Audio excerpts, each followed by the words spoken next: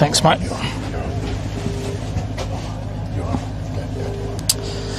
Well, here we are. 1922 was the first Great Southern Carnival here, and we're back here in Lake Grace. Fantastic opportunity here. Joined in the commentary by Rod Buckets Thornton. Buckets, good morning to you, mate. How you going? Yeah, g'day, Cam. Great conditions here. I'm well. You well? I'm well. Bit dusty, you're all right?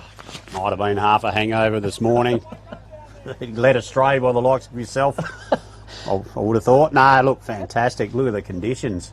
How good is it, mate? How good's footy? And over your right shoulder is Jason Kipper, Robin's the other caller. He'll be no doubt throughout the morning as well. So Robin's trio, mate, only two of us. Travelled up from Perth yesterday. Great hospitality by Johnny Douglas and the film and footy there. And Johnny O'Neill, the name John O'Neill, he is unbelievable in country footy in the Great Southern, isn't he? Absolutely. Synonymous.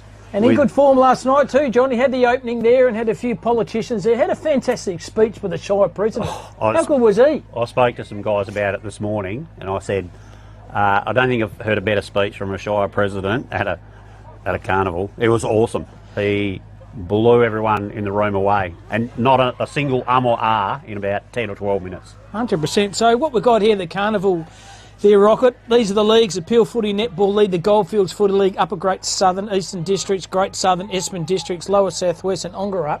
Come here for a grand packed day. Here's the toss in front of us. Who's going to win? Goldfields are in the yellow, and Goldfields will be kicking to the left of the dial, and Eastern Districts will kick to the right. No bias for you, Rocket. What team do you want to win?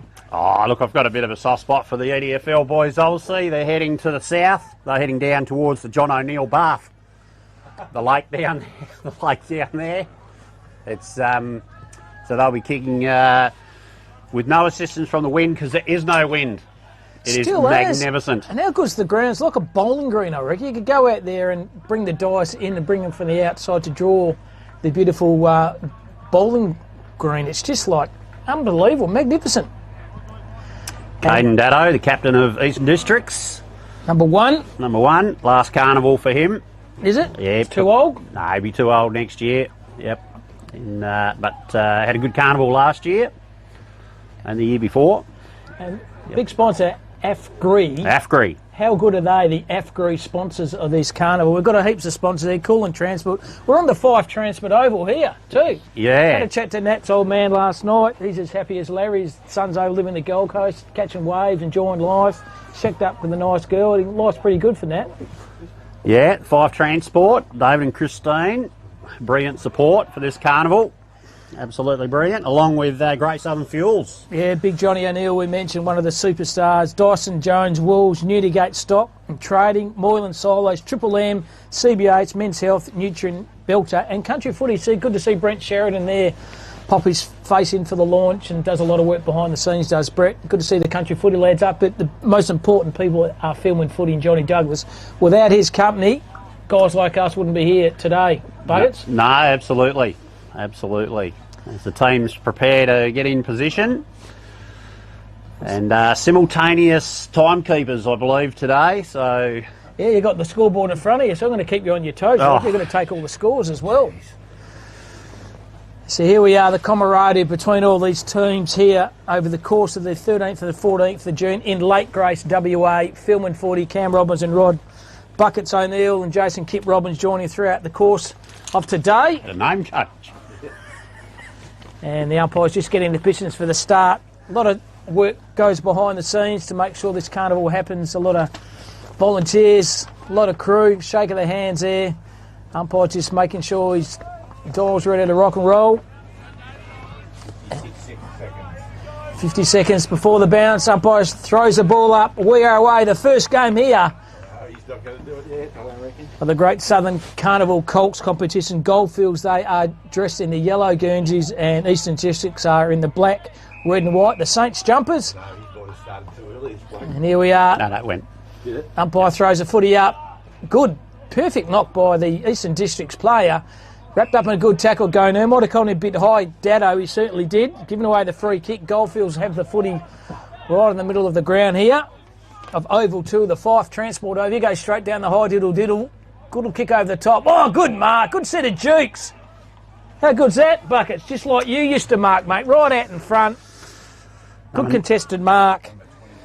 And 20 Shishy Clark. Yeah. The Clarkster. About 45 metres out. Do you back him in? Do you take it to the bank, Buckets? Oh, conditions, you'd think. Here is Tish Clark. Kick it. Only 35 seconds off the clock. Left footer. Ooh. Leans back. There's a Barry Crocker. And Yes. no score. Commentator's curse, Buckets. That's what happens. Your pumper plays tyres up. They let you down. Yeah, that looked like one of my golf shots early on. Use that the 3-wood instead of the 4. So Eastern Districts go down that defensive wing. Bit of mongrel punt off the kick. Can stay in play. Can draw the play over the top. Intelligent kick. Juddy Major marks it. Goes through the corridor. He's been challenged though. Goldfields have the number. Sock off the ground pretty intelligently in the end by Failer. Go back rather than forward. Go laterally. Can draw the play here to the defensive wing. Good use of the body by Davidson. He's been challenged and tackled. Thrown off the footy. Umpire said he had enough time. Through the corridor was sensational. Ollie Martin, good hands. Over the top there. He found Withers. And Withers off the right. A minor score. Blow the siren. Buckets at Eastern Districts win. Call it early. Damn, call it early. Umpire waves the flag. Corey Hilda, umpire for the Eastern Districts Football League, goal umpire. One behind. So Mulder skilled here. Buckets. He can take this kick by the Goldfields. Fullback comes out of the square, launches it. Got a bit of air there. Go at it. Man on the ground. Eastern Districts. Chips it inside the 50. Slippery ball straight through the mitts of the Eastern Districts player. Coming towards the commentary side. Contest for the ball. Well done by number 1 from Thomas Coughlin. Brought it inboard. Dangerous. Davidson from Eastern Districts kicks it into the 50. Taken by the defender from... That's Evans. Evans goes on that Great defensive kick. wing, finds his teammate. He goes down the left. Little Chisler, great mark. Zeki opened Shaw. He opened that up right to himself, did open Shaw. He kicks the ball down the left half forward flank. Over the top defensive ball by Eastern Districts, okay. Had to go back rather than forward. Good chain of handball here by the Goldfields through traffic. Lowers his eyes to the point of the square. Over the top, there's that man with the jukes. Big Tishy Clark. Surely this is the first goal. 25 out. You'd think he has a chance. I'll put the curse on him again. The left footer. He's a big lad, isn't he? Remember last time he used the 3-wood? Hopefully Bucket's going to use the 2-wood this one. You'll be right. I think he'll put it through. Oh, gee whiz, he's tried his hardest. He's He's just got it. squeezed that through. So first goal on the scoreboard goes to the Goldfields. They are 1 straight 6. Eastern Districts are 1 point.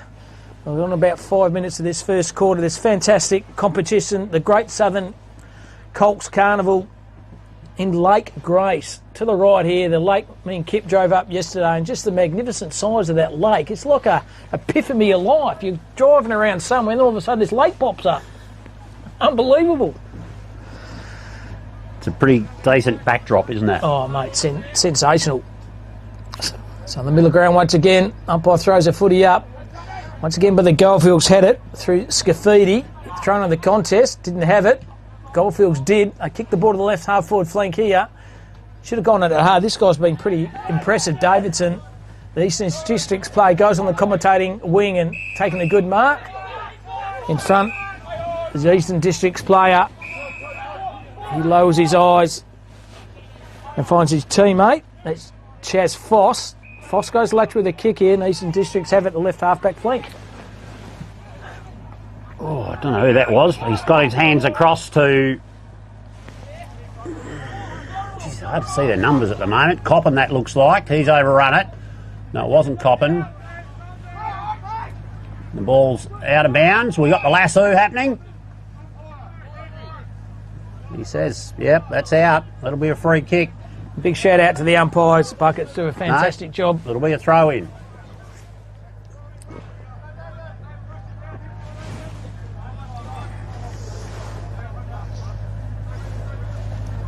Blake Gardner in the ruck.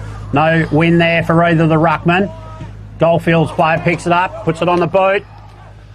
Chas and Foss drops the mark. Oh, that's holding the ball. Good tackle. Coden Dado. He's kicking it from 50. Is it 50? It might be 45, the line. Launches it. He's got enough on it, but accuracy is the issue. Out on the full. Do you reckon he's in relation to Cameron Dado, the actor, or not really, the commentator for 10, 7 or 9, whatever? No idea. So the Goldfields have it. Out of bounds on the full, and this backdrop of Lake Grace. Thanks for your company here. Rod Bucket, Thornton, Cam Robbins doing the calling for you for Filming Footy. And Johnny Douglas and his crew. So Goldfields is, that's a Barry Crocker. He's missed absolutely everything. Going to come back with a bit of interest through Will Prosser here for the Eastern Districts. Oh, the son of the accountant. I reckon he balances his books every night, Rocket. For sure. Will Prosser right on the 50-metre mark. What does he do? Does he go low? No, he kicks it to the point of the square here. Numbs with the goal, was over the top. Vincent McCormack, he's taken one for the ages. Good grab, McCormack. It reminds me a lot of Johnny Douglas when he used to play back in country Victoria. He used to get good hang time. And tell you what, McCormack could square the ledger here for the Eastern District side. Just read it better. He did. Can he capitalise with the kick? Buckets. He's just crept that in. McCormack kicks his first. Eastern Districts kick their first. And already, Buckets good game of footy. Absolutely, end-to-end stuff. It's looks to be a little bit short, the oval. Makes it for covering some distance. 2 solid kicks and you can go from one end to the other. So the game can turn very quickly. You can't afford to make mistakes out of defence because you're going to get burnt. Anything inside the 50 and conditions today is a scoring opportunity. Back in the centre, Ruckman will go at it.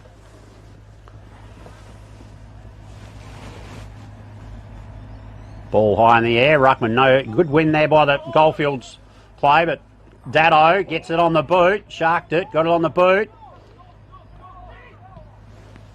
Inside the 50. Ooh, good body contest there by both players. Ball out wide. Kabules, is it? No. Oh, it's a hot potato there. No one wants it. Good hands. Shark by the Goldfields player along the boundary. Oh, yes. Good one-handed grab, but he's taken it over the line. It'll be a throw-in. Says Lincoln Withers looks like he's in the Karate Kid movie. Wax on, wax off. Number 17 with a headband. Headband happening.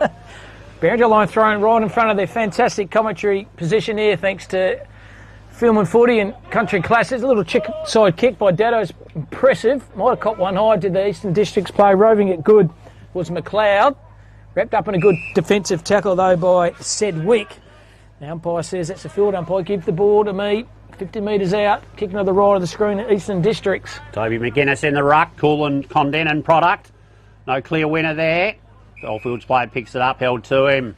Umpire says, give it back to me, gentlemen. Again, McGuinness. Big lad he is.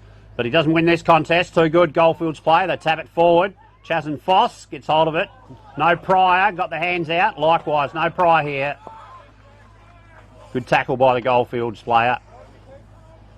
Number 6, Seth Del Caro. Rucks go at it again. She's tight in there. There's not a lot of room. Play brought to the ground. That's holding the man. Davidson will take the kick. Nick Davidson. Have to be nicknamed with Davo, wouldn't it? Oh, for sure. Nickers, Davo. He'll drive it into the 50. Gets the lead from Kabules, or is it Coppin? It was Coppin over the top of the pack. Goldfields recover out in front of the AFGRI equipment in the forward pocket there. Lad with the orange boots. Pumps it to the wing. Up they go. No grab there. McGuinness, I think it was. Boot on ball. Kicks it forward. Eastern District player. Oh, he's there's well done. Karate Kid. So Ethan Evans has it. Right half back feint for Goldfields. Decides to play on because no one's on the mark. Run a little bit further. He kicks the ball in that defensive wing. Over the top, big pack of players. Numbers of the contest here. Trying to burst the way through is the Goldfields. Eastern Districts kick the ball forward. Fickle bounce, but did well to track the footy off through traffic. Sensational. Good effort by Coughlin. He found his teammate. He's been challenged, but the Goldfields go down to the right half forward flank. Dropping a mark in there was the Goldfields player there in Crogler. Come to the contest. Good defensive pressure here by Eastern Districts. Trying to get the ball out. They find the teammate. Oh, you're gone. Childs wrapped up in a tackle. Umpire said, give it to me. I reckon Goldfield's a bit stiff there. We're only 150 metres away, but it looked like it was holding the ball, but the umpire was right there. Ball up. Players go at it. Eastern Districts, Foss, quickly on the boot. Moves it forward. Good hands there. They've got to get it moving. Oh, he's dropped it. Foss. Holding. Free kick. Goldfields. Number 21. Hurricane Clark. What a great name. And he's kicked it to that man again. What's he calling his son Hurricane? How good is that? Tija. Do you reckon he listened to Clark. Bob Dylan too? Hurricane. Yeah, what a great name. Here he is. Tish Clark. Already kicked one. Leans back on this. Oh, He's yep. pulled that through. Clark's kicked two. Goldfields has two. Boy, oh boy, have a good game of footy in this first game of the 2026 Great Southern Colts Carnival. Once again, big shout to our sponsors, Kimberley Accommodation Group, Filman 40, Classic Clashes, Dartfizz, Archie, Macron, Delta AG, Delta Ag, Great Southern Fuel, UTA Supplies, Lake Grace Hotel, Tyre Power Lake Grace, Ag Free, Wild Gravy, Gallagher and Premium Grains. All without sponsors, you would not have this fantastic carnival. So good effort so far. Good contest. 12 minutes. 12 minutes in, 3 minutes to 4:15s they are. Someone's running into the square there. Might be the Goldfields player, was it, in DeCarlo? What's happened there? It might have been the 6-6 rule. Might have been given their warning. Umpires are right onto it.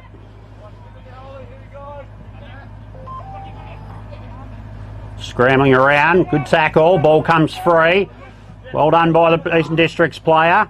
Broke free, Charlie Kilminster gets it on the boot just before the tackle. It's down into the 50-metre line. Ball in the air, well done. Player from the Goldfields, quick handball out. Chain of handballs, he's gone. Set his fate up there, holding the ball. Inside to Prosser. Prosser can go further. Chooses to go into the 50, push there. Nothing coming from the umpire. Hands out wide. Back indoors. Kabules. Shanks it. Out on the full. How good's the backdrop here at Lake Grace, Buckets? How good is that? The lake to the right. Just magnificent. So the wax on, wax off. It's Evans here for the Goldfields. Looking at his option, there's none, so decides to play on, kick on that defensive side of the ground. Spool comes through the player there. Goldfields have the hand, might have been a throw, might have caught one high. Umpire said, no, you didn't. In trouble now and holding the pill. Good defensive tackle here by Will Prosser. He decides to play and kick the ball to the right, left half forward flank. Oh, good courage by the Goldfields player. That was sensational effort by that young lad in that back pocket. So has the footy here. Gets a bit of metage with the kick. Decides to pull it in the middle of the ground here. All up, none down. Dado but quick to pick up. Knocks it forward. Ineffective. Contest on the ground. Dado again. Shanks it out off the ground. Falls into the hands of a Goldfields player. Didn't want it enough. Chaz and Foss picks it up quickly onto the boot. Forward, good grab. Eastern Districts player. Lincoln Withers, I think it is. Drives it forward, over the back, and out of play. It'll be a throw-in. Deep forward pocket, Eastern Districts, southern end of the oval.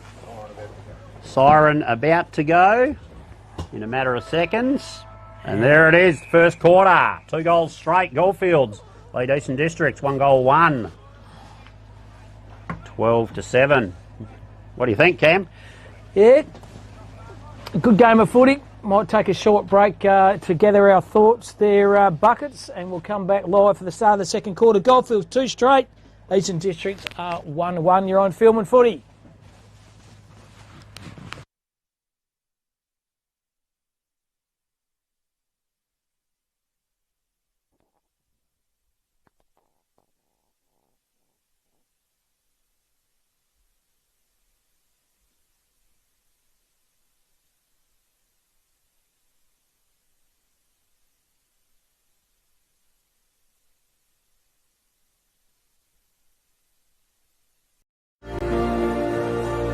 CBH connects people, and we want to build a bigger and better community for our kids.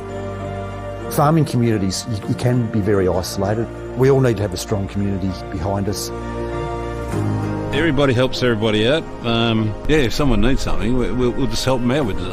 Half the time they don't even have to ask, we'll just go and do it. Our community, that's something to celebrate. Shane and Lynette welcome you to the Lake Grace Hotel. It's a family-friendly hotel with great meals and accommodation. Meals are cooked by 2 high-class chefs. And if you would like to follow us on social media, just look up Lake Grace Hotel.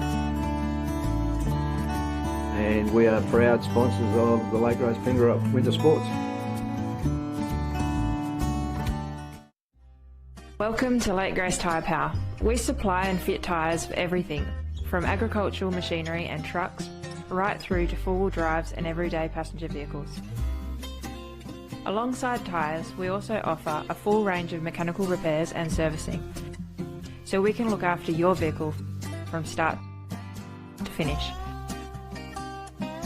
Feel free to give our office a call on 9865 1023.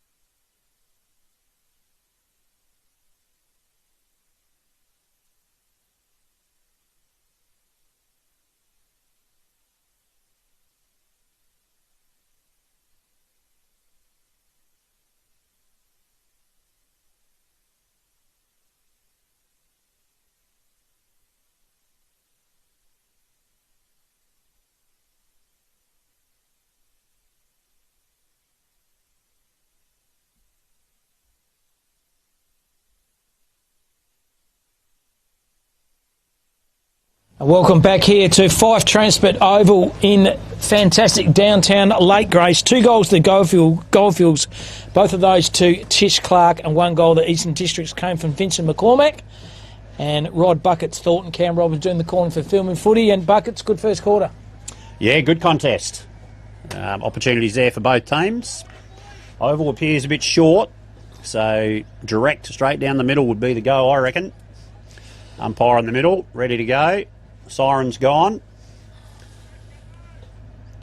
Just waiting for one of the spectators to make his way off.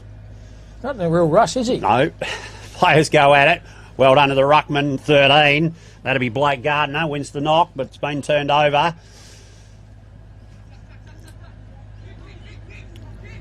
Player from Goldfields gets the handball out. His teammate now on the boot, drives it to centre half forward.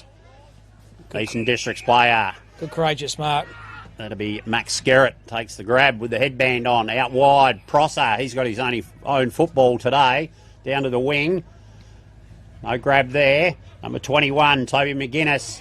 He's taken and holding the ball. Zachy Openshaw. Looks a bit like Harley Reid from the West Coast Eagles, doesn't he? Openshaw, Zach.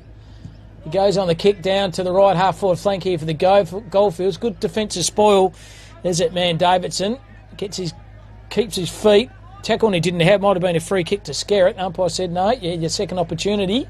Goldfields trying to get the ball out. Good defensive pressure by Eastern Districts. Now the Goldfields can pick the pill up.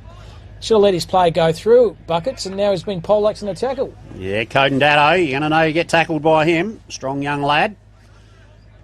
Playing for the Burracoppin Football Club. Ruckman go at it.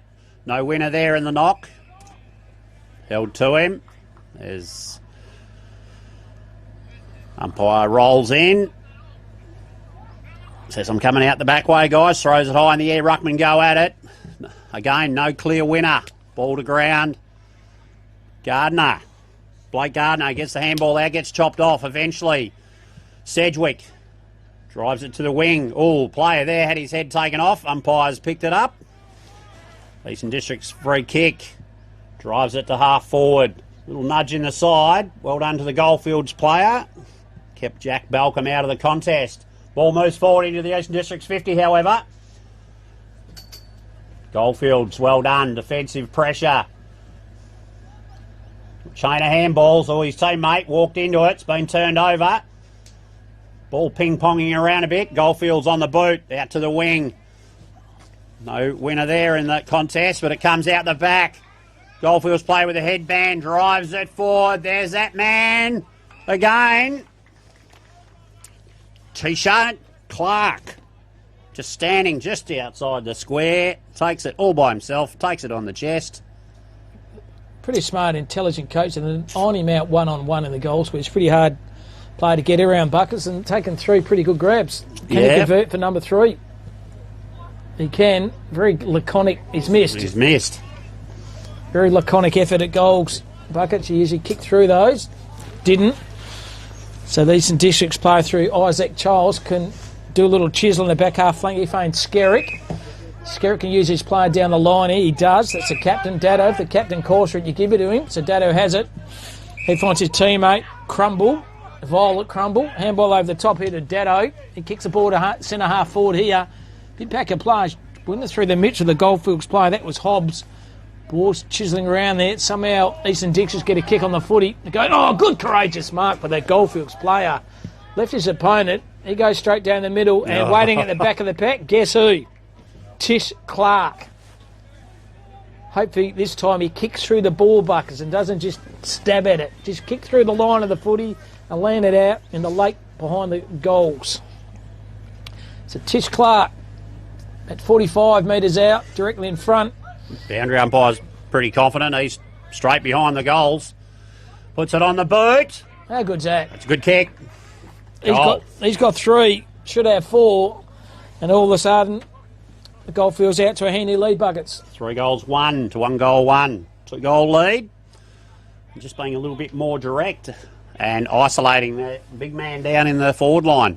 Hopefully Subi recruiters are here looking at, obviously Goldfields is their zone. This looks like a very promising forward, Tish Clark. Like the look of him, Buckets. Moves well, good kick, good set of jukes and good footy awareness.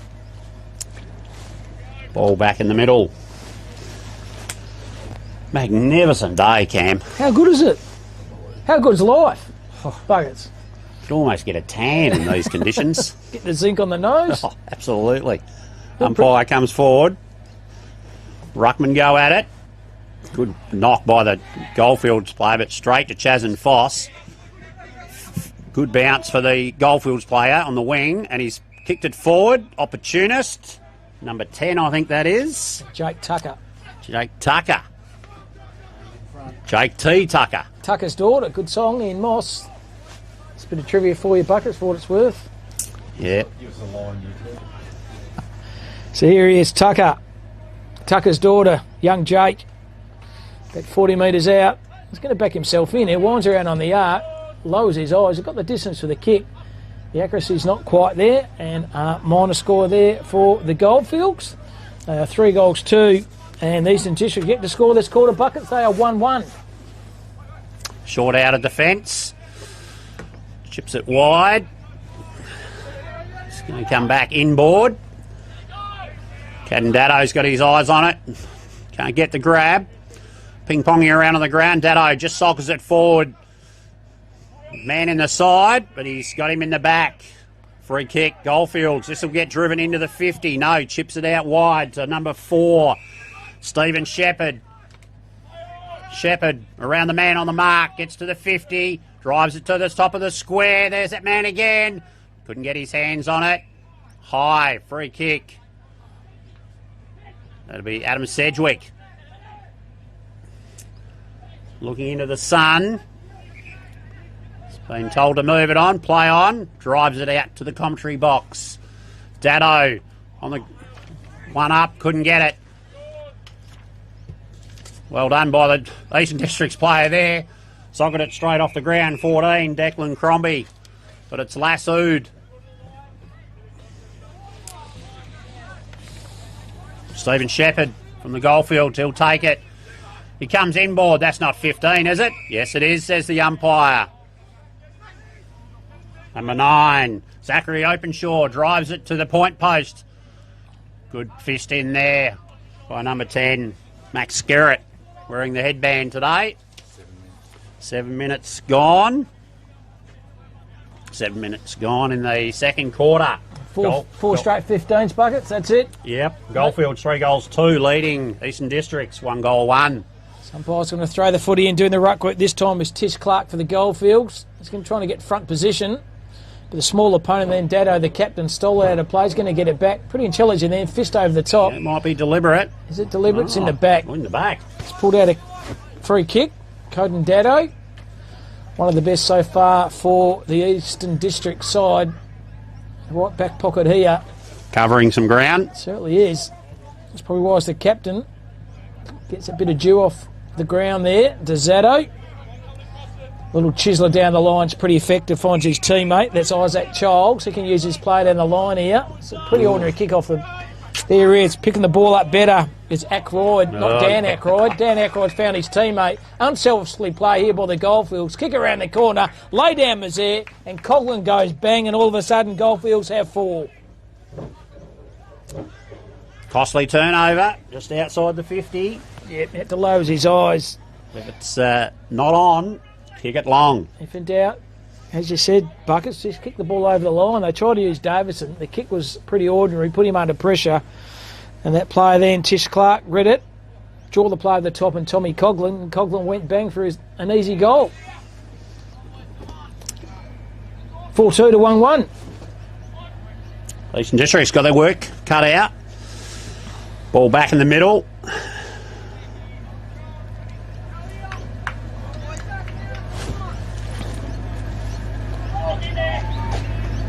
Ruckman go at it. Clear winner there, Goldfields. Daddo picks the ball up for Eastern Districts. He's tackled by 2 Goldfields players. Umpire says, give it to me, we'll throw it up. I think that's Kabule's in the ruck. Give me the shortest ruckman going around. That's a high tackle. Free kick, Goldfields.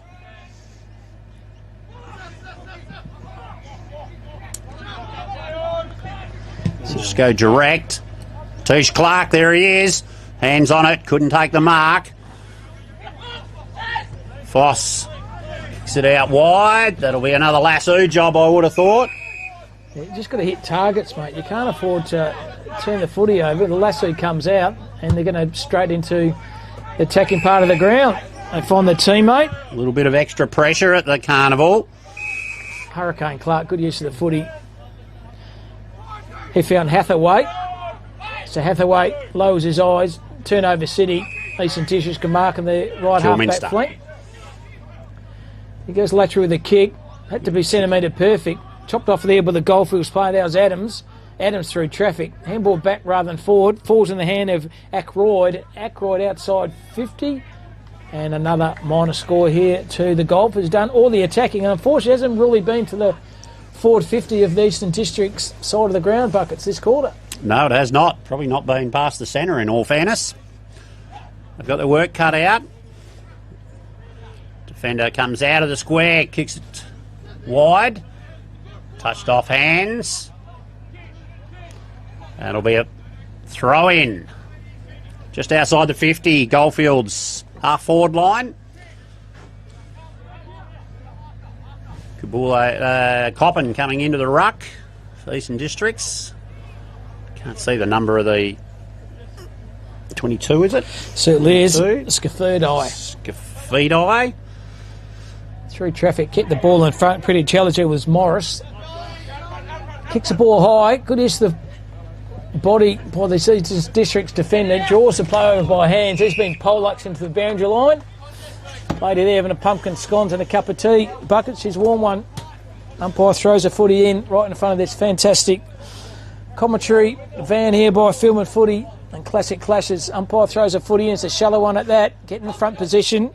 Stood down the ground was Coppin. He's wrapped up in a tackle with the Goldfields have. They kicked the ball for Roden. While roving front and centre was good by Coghlan. Already kicked one in this quarter. But well done by Dado. Little chiseler down the line. Had to pick the ball up but didn't. Openshaw got tackled. Threw the footy out. Umpire said didn't have it. And Openshaw, Zach Openshaw, the Harley Reid lookalike for the Goldfields, has a footy on the commentator wing. Chips it forward. Teammate drops the ball. Play goes on. Eastern Districts through Dado. Quick chain of handballs. It'll come into the 50. He's kicked it deep, but I think he might have kicked it straight to the great grab, Goldfields defender. Changes direction out to the far side of the oval, and that'll be a lasso job. Free kick, Eastern Districts. That's a mark by Karate Kid Evans. It's a good grab. Good, wasn't it? Courageous. Backing back, not knowing what's coming. Chips it forward. Dado on the end of that. He's playing well, the captain. Chips it inside. Great kick. Corbaus, Zaki Corbaus. Corboulais. French. Couldn't look a croissant. Yes, Corrigan lad. Don't mind the old croissant. Bit of jam and bit of butter. Filming footy should be on the menu, I would have thought. Yep. I was waiting for Johnny Douglas, the host, to give us bacon and eggs this morning, mate. He gave us nothing. Cup of tea and it was cold. Yep. Slipping.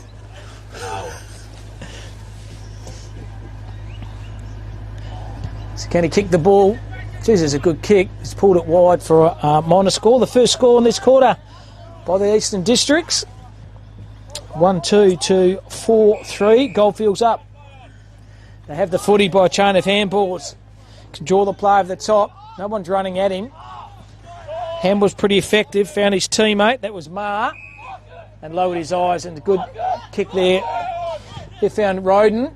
He kicks the ball to centre half forward. Numbers here with the Goldfields though. Through traffic. Had his own footy and lost it. Now he's buried in a tackle. No prior. Umpire said give the ball to me for a ball up.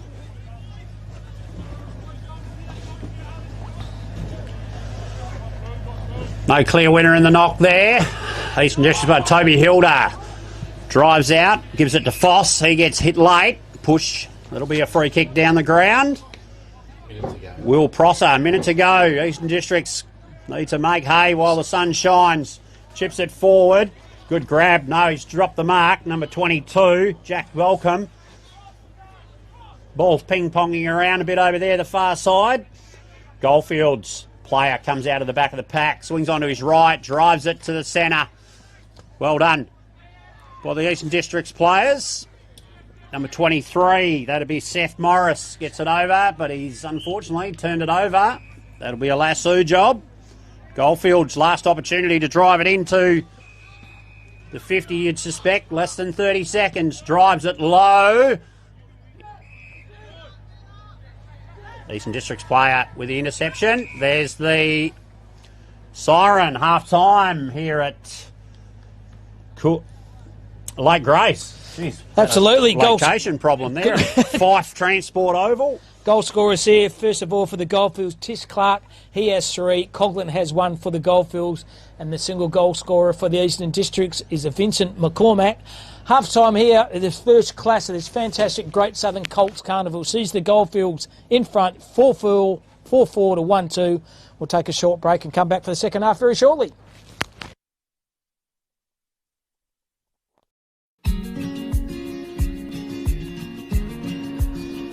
The relationship with Great Southern Fuels started with my father 50 years ago, delivering fuel in drums back in the day, which has progressed into large tanks now. They've been very reliable and efficient on time with service. We run a mixed farming operation here on Chapman Valley, just north of Geraldton, managing about 5,500 hectares. We've been with what is now Great Southern Fuels for in excess of 20 years. There's always challenges and situations that catch you out, and they've been really, really good at accommodating that for us. We've been with Great Southern for 28 years now. Look, they've given us exceptional service and they're price competitive. So it's wonderful. They're a great company to work for. They're a family-owned business. They will support you and whatever is required. I've got Alan's phone number, I've got Steve's phone number, and I know if I ring it I'll get an answer, which is really cool. The relationship's great and the service is second to none. So I ring up and it doesn't matter if it's Saturday, Sunday or whenever I ring up, I'll have fuel. So we've never been held up or had a problem with them. So my theory is that's what I'm about. It's about service and the relationship, and it's been fantastic. It's very important to maintain long-term customers' loyalty and give back what you can when you can. Great Southern Fuels is one of the few companies that I've been involved with that gives so much back to the local community. We support so many different organisations and country, sporting clubs, field days, farming organisations. We endeavour to give back. The community looked after us by dealing with us, and we just gave it back in what we can do. Footy club needs a hand, well, it's because they need a hand that you give it to, not the other way around. When you look at how they conduct themselves in the community, they've been a great supporter of the Livestock Transporters Association. Just incredible what they do. They do a lot for the community, which is good. And not only Lake Race either, it's right through where all his outlets are all over the state. He's been excellent with that. We tend to sponsor major events, the Great Southern Football Carnival, Colts Carnival. Across the board, I think sponsorships are a very important part of any community. I grew up in Lake Grace and footy was my life down there for a long time. Great Southern sponsored Lake Grace back then, and along with many other footy clubs and hockey clubs and tennis clubs, and we might not always be making a big deal out of it, but the people that get sponsored, they understand and they relate to it. They do a lot for the town, so I can't fault them. They've been brilliant. Great Southern Fuels have got strong values, and that shows in what they do. They walk the talk and they do what they do. You deal with people that are there and care about your business, and these people have been absolutely wonderful. I'm very proud of what Mum and Dad have achieved in their life and how they've structured the business, and it's all structured around our customers and looking after people and being in the right areas where we need to sell the fuel and have the support there and sponsorship. Being part of the community, even though we're not in that community, but our workers are there and that's part of us.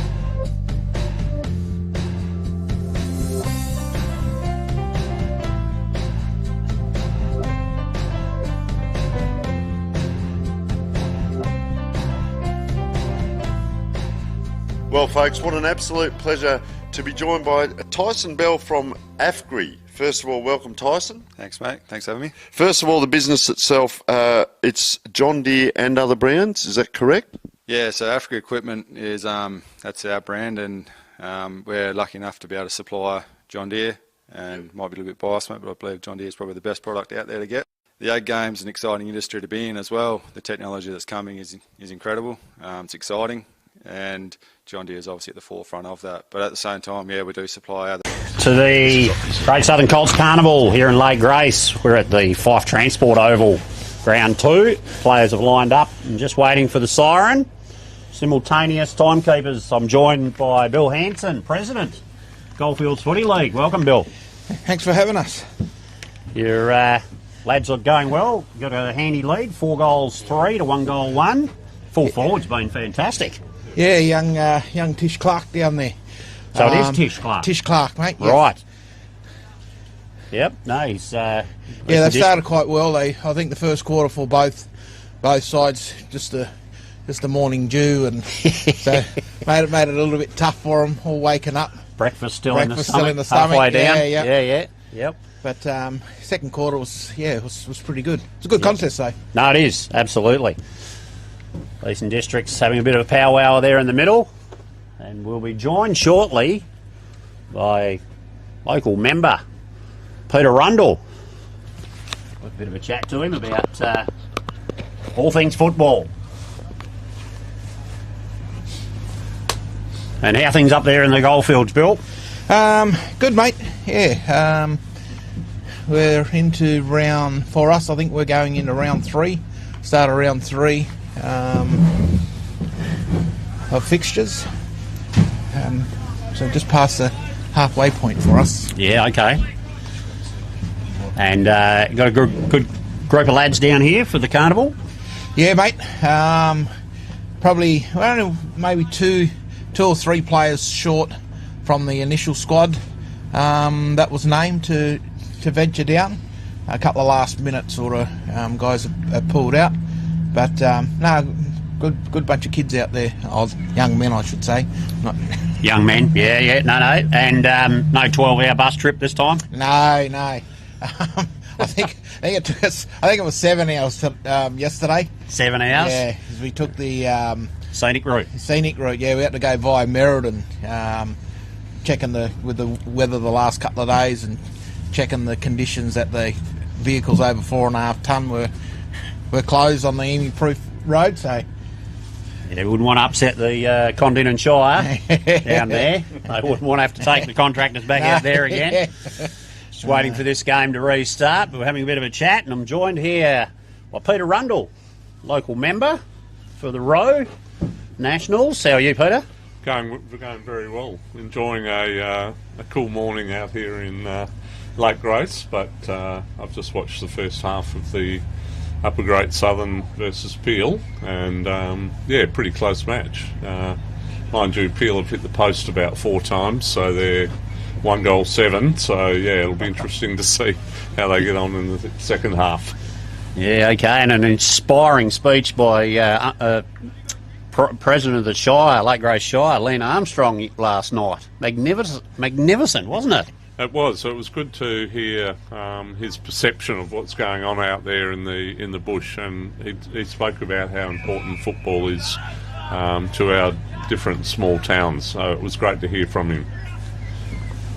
As play restarts, Ruckman go at it. We'll do more talking about all things football. We'll let the viewers just watch. Bill, your thoughts on the future of the carnival? Look, this is actually my first Great Southern Carnival being at, and I remember playing back in 1998 when our seniors was in the carnival as well down in Esperance, and it just, as long as we can keep it ticking the way that it's going, good for some of these young guys to get up to the next level with their footy, that's for sure. Yeah, and we've got fantastic support. Coolin Transport, Fife Transport, Great Southern Fuels, Dyson Jones, Peter Howie and the team there, Newdigate Stock and Trading, Corey Moylan Silos, huge supporter of the carnival, Triple M, CBH, Men's Health, Nutrien, Ag Solutions, great leap there by the young man, didn't get his hands on it, but Ball breaks free. Here's an opportunity for Eastern Districts. Player pumps it into the diving mark. Couldn't get his hands on it. The Goldfields player recovers. That's a left-footed shank, and it's been saved on the line. Well done, Goldfields player. A little outlet pass. Young Nick Grogler, that one. Nick Grogler, was it? Yep. Good play. Ball ping-ponging around inside the 50. Kabule's, there's no Coppin. Hands it over. Shot on goal. Eastern Districts, first one of the second half. They'll move to 2-2. Trailing Goldfields, 4-3.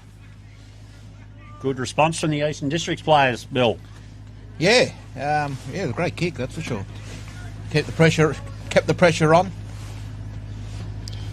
So, Peter, everything down at... what about the Esperance Football League? You get down, obviously that's your patch. Yeah. How are they going down there? Absolutely. No, they're going pretty well. My electorate of Roe actually takes in 5 different football leagues. So, and recently, Eastern Districts, of course, have been added with the likes of Hayden coming into the electorate. So, yeah, but certainly Esperance is always a pretty solid performer, and they go well. And it's great to see. This Carnival's been going for over 100 years, so great to see some of the great talent that's come out of here. Play goes forward into the Eastern Districts forward line again. Goldfields player took him on. He's been caught. Eastern Districts will have a shot on goal. 25 metres out, 45-degree angle. Kabule's it is. Corrigan product.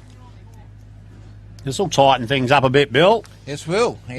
The lads have fallen asleep after half time. The old half-time curse. He's still got to kick it. Kabule's stepping in. It's a good-looking kick. Oh, he's hit the top of the post. Right on the top. That is like a hole-in-one in golf. You couldn't draw a picture of it. Goldfields get out of jail there. Fullback looking at his options. Pushes it out wide to the half-back flank. Contest there. Players go at it. Good grab. Eastern Districts player in front. Tato, that is. Oh, he steps around the man on the mark. Takes on 3. Drives it forward. Players contesting over themselves. Eastern Districts. Kabule's gets some quick hands over. It's on the boot. Oh, he slipped through his hands. Out of play. It'll be a throw-in deep inside the Eastern Districts forward line. Seems to be the scoring end at the moment. Maybe some of the lads are a bit scared of the sun down the other end.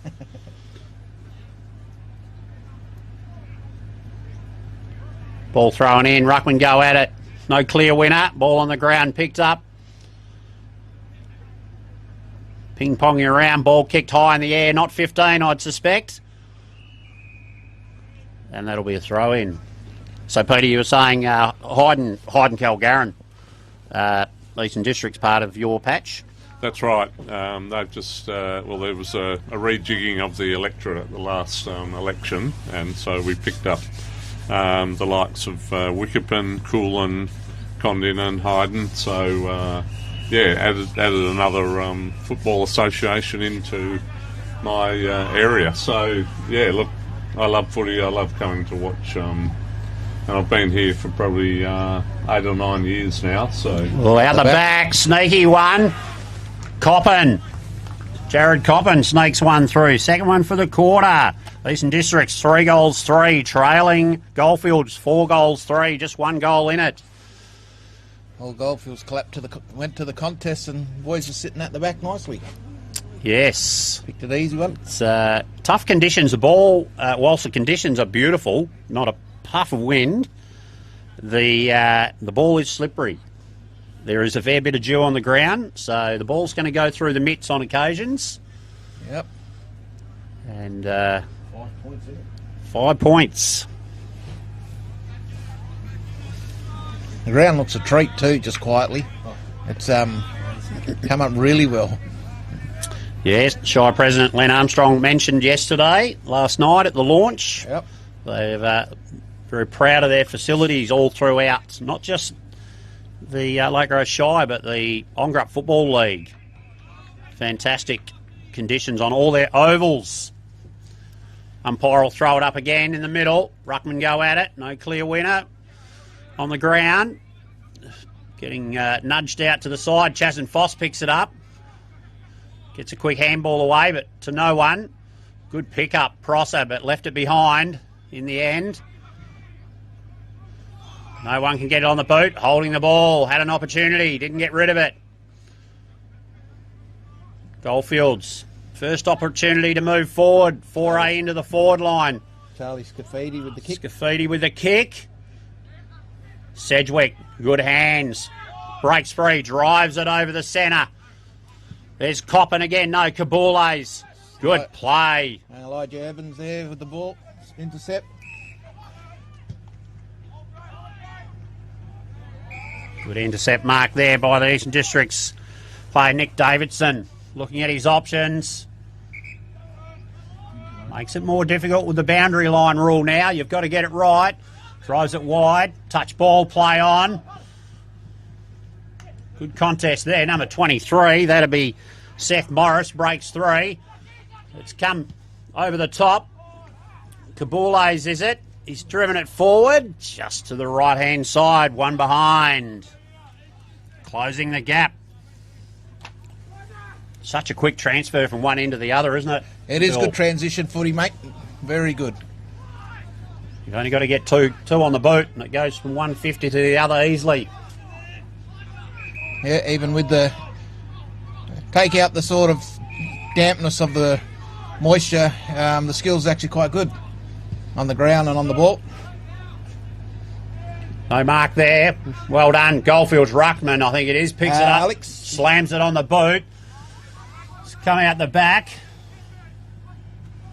Players dive on the ball. Knocked out. Intelligent football by the Goldfields player. In the back. His teammate's been rewarded with a free kick for in the back. High. Tommy Coughlin with the kick. He could kick this. The 50. I'm not sure it's 50. It looks more 45. Little intercept there. Well done by the Eastern Districts player, but he's held onto the man. That'll be a free kick. Goldfields. Definitely there. Jake Tucker.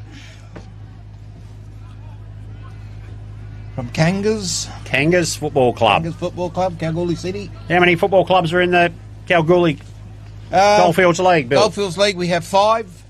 Four teams in Kalgoorlie, Kalgoorlie City, Railways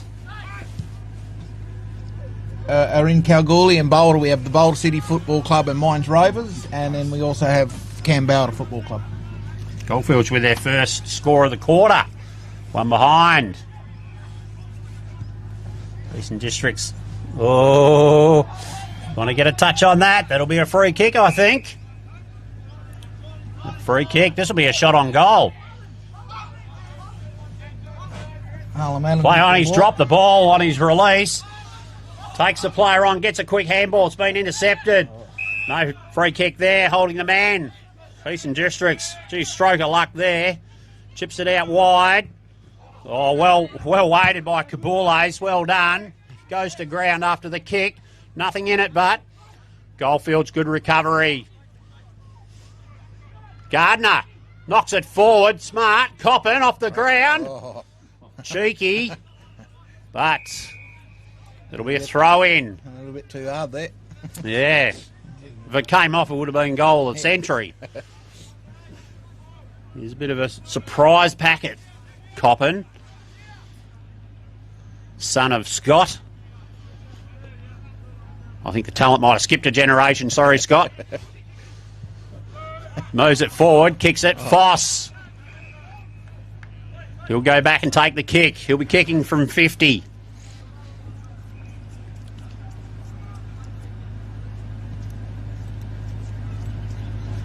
This will put them in front, which will be a massive turnaround from half-time. Yeah, they've had a good quarter in this third quarter, that's for sure. You might have to head down, Bill, and give the boys a rev up. Yeah. Foss. Chaz and Foss kicking from 50. Comes around.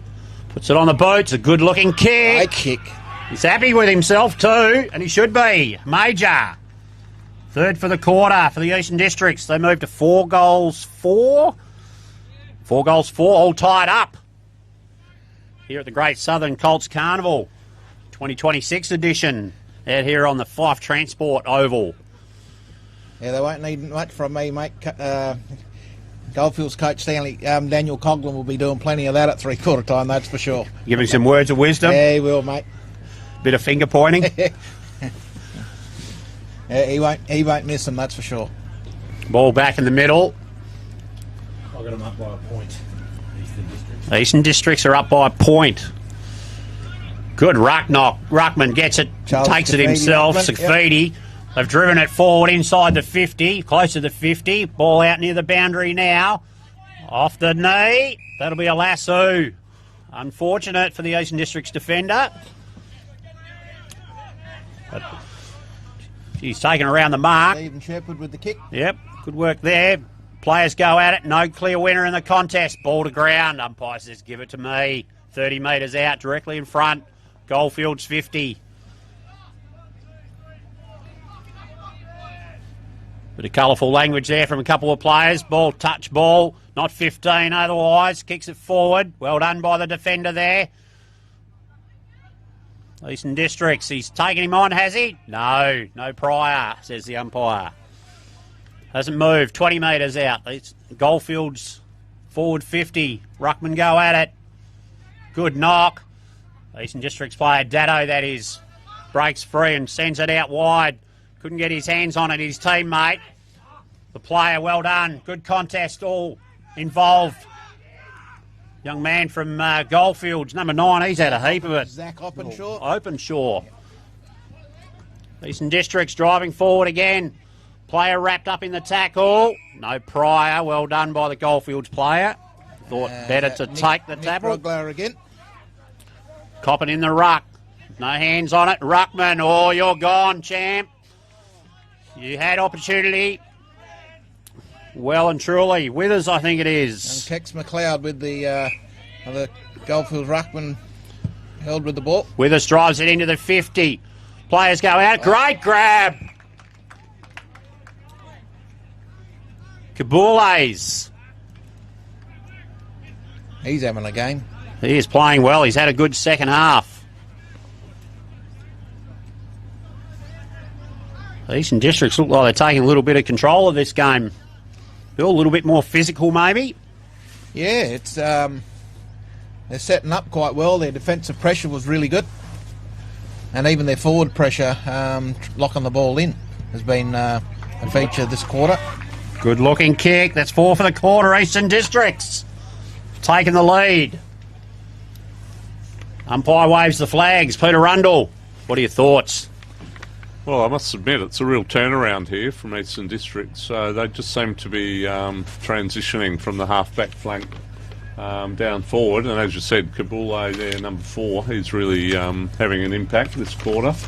And yeah, I'm quite impressed with the way they've come back, having been down by 3 goals at half-time. So well done to them.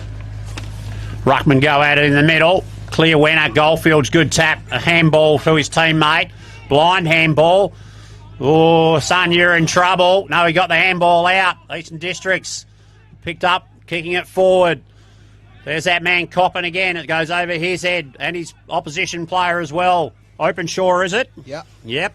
Turns around, spins on the ground, gets a handball out. Well done. Play comes out into the middle of the field. And there's the siren for the end of the third quarter. And the momentum has changed. Goldfields, 4 goals 4. Eastern Districts, 5 goals 4. Yeah, so to the right of us, it's a goal scoring end. So we'll see what happens in this last quarter if the Goldfields can claw it back again. So we've got a couple of minutes before we go off air for the little break. Peter, thanks for joining us, and we'll catch up with you, no doubt, the rest of the day. You're around? Look, I'll be around for a little while, but have to. We've got Parliament next week again, so I've got to get back to Perth and catch up with a few things there. But do a bit of homework. Yeah, that's it. Yeah, we've got some legislation, the Sport and Entertainment Trust Bill, which is all about the 14 venues in Perth that are looked after by Venues West and Optus Stadium, RAC Arena, and so forth. Joondalup Oval and Yep. So I'll be dealing with our sport minister, Rita Safiotti, the treasurer. So yeah, look. Aside from that, I just want to say well done to once again all of the organisers, Graham Taylor, John O'Neill, WA Country Footy. As I've said to the WA Football Commission and the AFL, this carnival, there's so much talent out there and they really need to take notice, and it's been going for 100 years, and well done to everyone involved. So enjoy the rest of the weekend, Rodney, and the great facility here with filming footy for sure. Yeah, thanks for joining us, Peter, and obviously Freightlines Group, fantastic sponsor of the weekend, the carnival.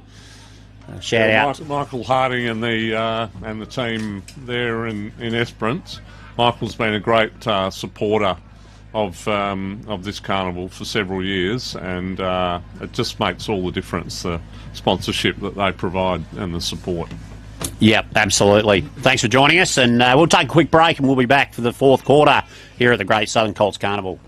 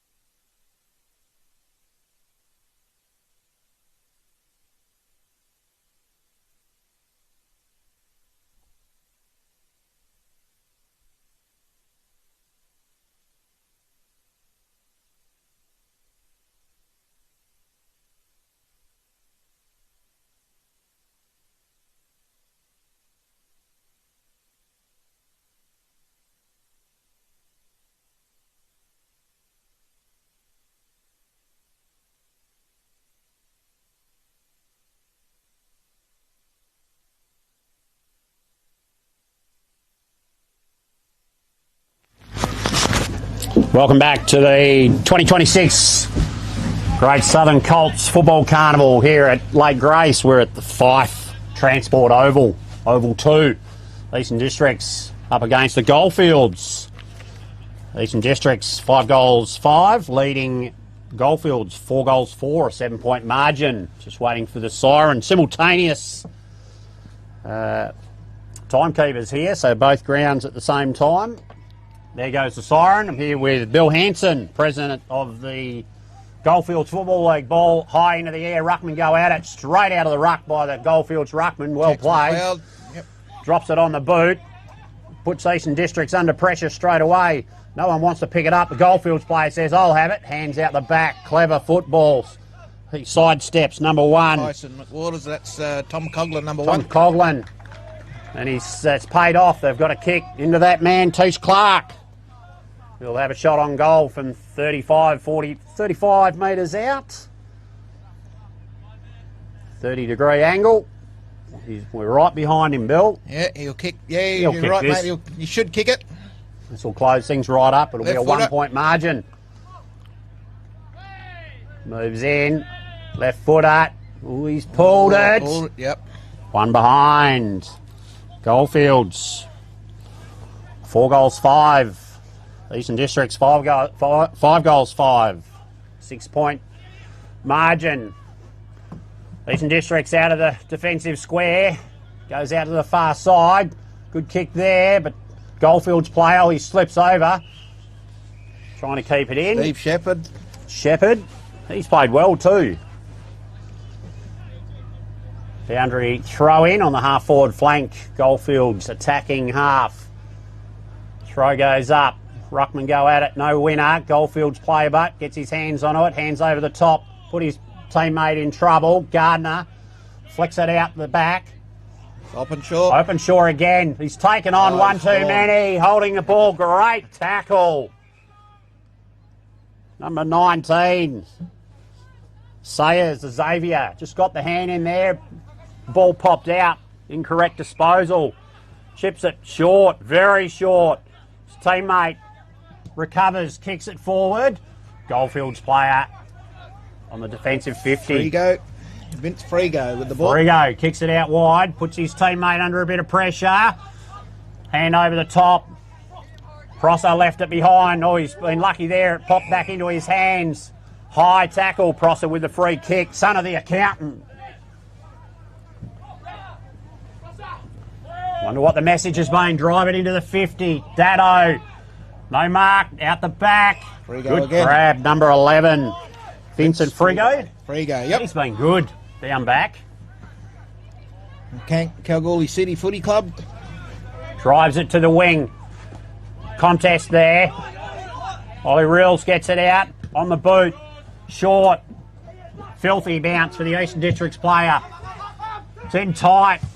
Frigo, is it? No. Del Caro. Caro gets the ball. Caro. Good punch there. Goldfields player wrapped up in the tackle. No prior. Well done, umpire. Good call. Umpiring's been very good, consistent. Ruckman go at it here. No winner there. Eastern Districts player had it, got rid of it. Well done, Goldfields player. Marcus Sedgwick. Roden, number 5. Sweeping across half back. It's a bit ginger when he got up.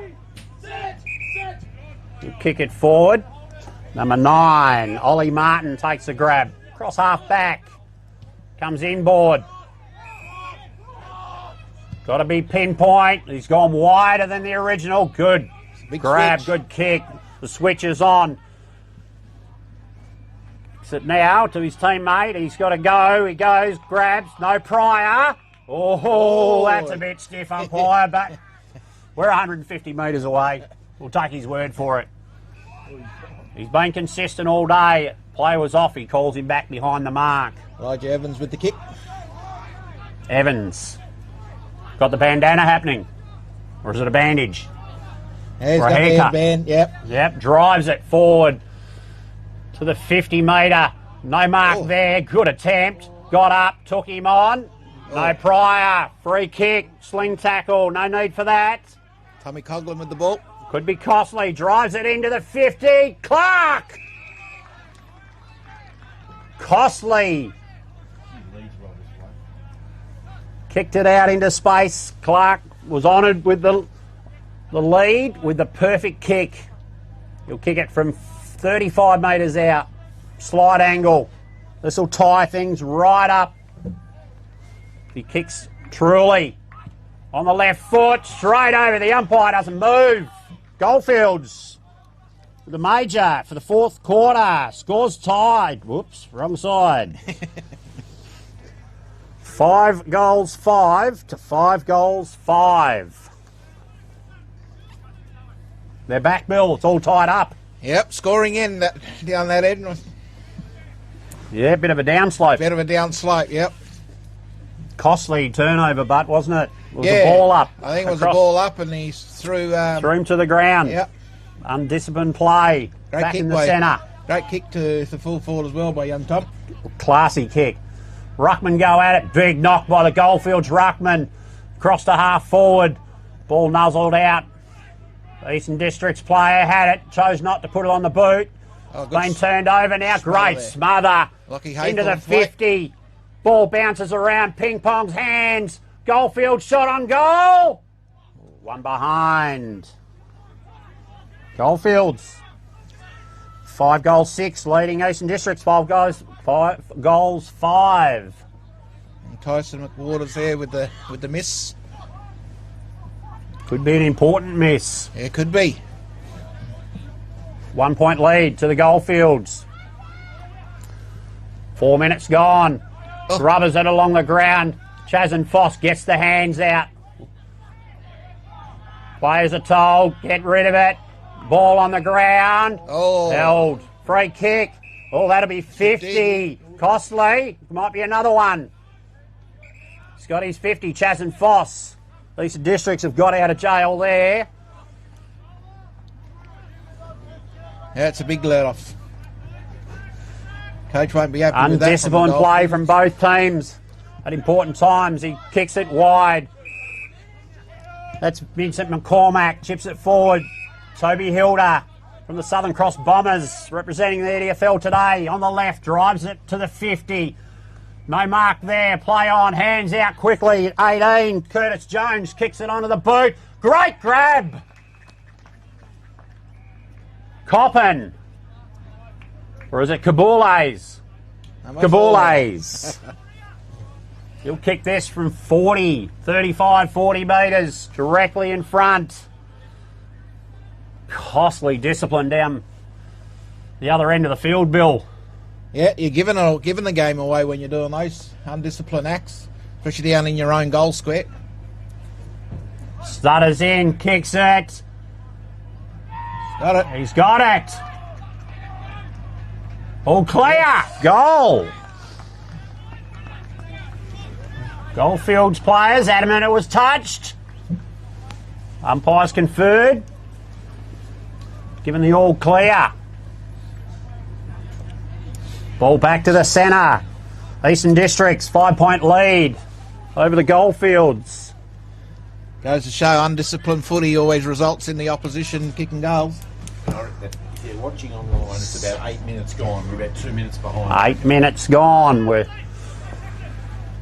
5 goals 6, trailing 6 goals 5. Eastern Districts. Ball back in the middle. Again, Goldfields, good knock. Player takes it, teammate drops it on the boot. Good smother. Eastern District play, quick hands. They drive it into the forward lines. Dribbling kick. Goldfields recover. Well done defence from Goldfields out wide. Carlin Adams with the ball there now. Adams takes a bounce, drives it into the forward half. Turnover. Eastern Districts. No mark there. Yes, no. Touch ball. Yep. No prior. It'll be a throw up on the far side in front of the players' boxes. Ruckman go at it. No winner. Ball spills free. Goldfields play. He's brought to ground. Umpire straight onto it. Says no prior. Tex McLeod and ruck for Goldfields. Good hands. Got it to his teammate. The Goldfields player. Chipped it forwards. Good hip and shoulder. Eastern Districts player. Bangs it on the boot, but straight down the throat of the Goldfields player. Quickly onto the boot. He was getting run down. It's out the back. Goldfields. No. Chaz and Foss. Eastern Districts chips it out wide. Another chip kick. And that will be to an Eastern Districts player. Cross half back. Told to play on. Chips it inside. Dado always presenting. The captain. Chips it. Oh, it's been chopped off. Well done by the Goldfield player. Swings onto the right-hand boot. Good. Good mark. Mark by the Goldfields player. 45 metres out. Harrison Tarazinski. Tarazinski with the orange boots. Number 7. Good grab. 10 minutes in. He's done well to hold it with the opposition player coming in.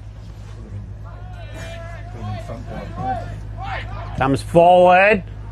Has it got the legs? Punch. Touch ball. One behind. Goldfields, 5 goals. 7. Trailing Eastern Districts. 6 goals. 5. 7 goals, 5. Ball out wide for Eastern Districts. Chips it over the top to Foss. Good hands. He's played well, this boy. He has. He's had a good second half. Comes around the man on the mark. Drives it long. Torpedo. Haven't seen one of those. Great hang, Withers. Didn't take the mark. Dado with the ball. Turns into traffic. No prior. Umpire says, give it to me. Right in front of our commentary box. On the wing. Ruckman go at it. Good knock. Behind the umpire. Ball spills onto the ground. Ruckman from Eastern Districts picks it up. Zach Kaboules turns out of trouble, throws it on the boot. Sedgwick can't get his hands on it the second time. Spins. Good fend off. Turns around. Kicks out goal. It's a cracker. Sedgwick dribbles it through off the right. Great goal. Great goal. Eastern Districts. 8 goals. 5. 47 leading. Goldfields 5 goals. 7-37. A 10-point margin. Here at the Great Southern Colts Carnival 2026 version at Lake Grace. Possibly the sealer. Fife Transport, Oval. Could be the sealer. Could have that taken the wind out of the Goldfields players. It's been a tough tussle all game. Freightlines Group. Great Southern Colts Carnival. First game of the day on ground 2. Ball back in the middle. Umpire throws it in the air. Goldfields need a quick response. Ball tied up. Comes out. Again, Ruckman, Eastern Districts, throws it on the boot. It's moved forward. Goldfields player, need to get it moving. Hurricane Clark. Well done. Oh, he's dropped it, unfortunately. Had it. Players tied up. Eastern Districts, they won't mind that. Goldfields, we've got to get this down the other end between the big sticks. Ruckman, good knock. Sedgwick again, rides the bump. Oh, he's broken free. Hands, no. Holding the ball. Goldfields an opportunity here to drive it to the half-forward line. Good kick. There's a punch, no. Pushing the back. Freedom Tarazinski. Tarazinski comes around the man on the mark, drives it into the 50. There's a ruck, goes up. Player at the back thought he had possession. No prior. Umpire says, I'll throw it up. 30 metres out. Goldfields 50. Umpire says, who's going up? Ruckman go at it. No winner there. Ball comes out the back. Goldfields player steps aside. Throws it out. Kicks chopped off again. Smothered. Pressure's high here. Ball comes out wide. Well done by the Eastern Districts player, forcing it out of play. Goldfields desperate to get it inside their 50 between the big posts. Ball goes up. Ruck knock. Player got rid of it incorrectly. Held to him. Time ticking away. Ball up high. McLeod with the tap. Good tap by McLeod into his 50. Eastern Districts player throws it on the boot, relieves the pressure. Good ruck knock, great hang. Pressure there, has to be a free kick. No need for that. He will turn it over. Young man throws it on the boot. It's high, this will bring rain if nothing else. Ball comes to ground. Goldfields player throws it on the boot. Roger Evans. Evans out on the full. Eastern District, Sedgwick breaks free out the far side. Good kick. Good mark. They've taken their game to the next level this quarter. Eastern Districts absorbing the pressure. Drives it out to the wing. There goes the siren. Eastern Districts. 7 goals 5. Defeating Goldfields 5-7. In a hard-fought match. I'm joined here at the end of the first game. Great Southern Football Colts Carnival. It's proudly sponsored by Freightlines Group, among others. Here we're at Fife Transport Oval. Bill Hanson, Goldfields. What are your thoughts? Good start to the carnival. Great game of footy. Unfortunately for our guys, they didn't take the opportunities that were there. But full credit to Eastern Districts who fought on, especially in that second half. Yeah, they turned it around, didn't they? They certainly absorbed a lot of the pressure, and maybe a couple of those misses early in the first half. Yeah. Might have been the difference. Your guys kicked 2 goals 3 in the second quarter, which could have been 4 goals 1, 5 goals straight. Yeah. Eastern District's off to a good start. And we've got the Classic Clashes beanie and the Archies for best on ground. Bill, your thoughts on who might be a worthy winner? I think I heard plenty of his name, especially at the second half, was number 4 for Eastern Districts, young Zach Kaboules. Kaboules, yes, absolutely. I couldn't agree more. He was very, very influential all over the ground, but in particular late, deep inside the 50. Took very some good great hangs. Yeah, great that grabs. third quarter, he's in the forward line. He was brilliant. Yep. So we'll present them to the young man at some stage, Zach Kaboules. He's the winner of the Classic Clashes beanie and the Archies thongs. Yep. Yes. Yep. And we'll be back for the second game in just a little while here at the Great Southern Carnival, Lake Grace 2026. Thanks, son. Good on you. No, thanks. So 5 goals 7:37.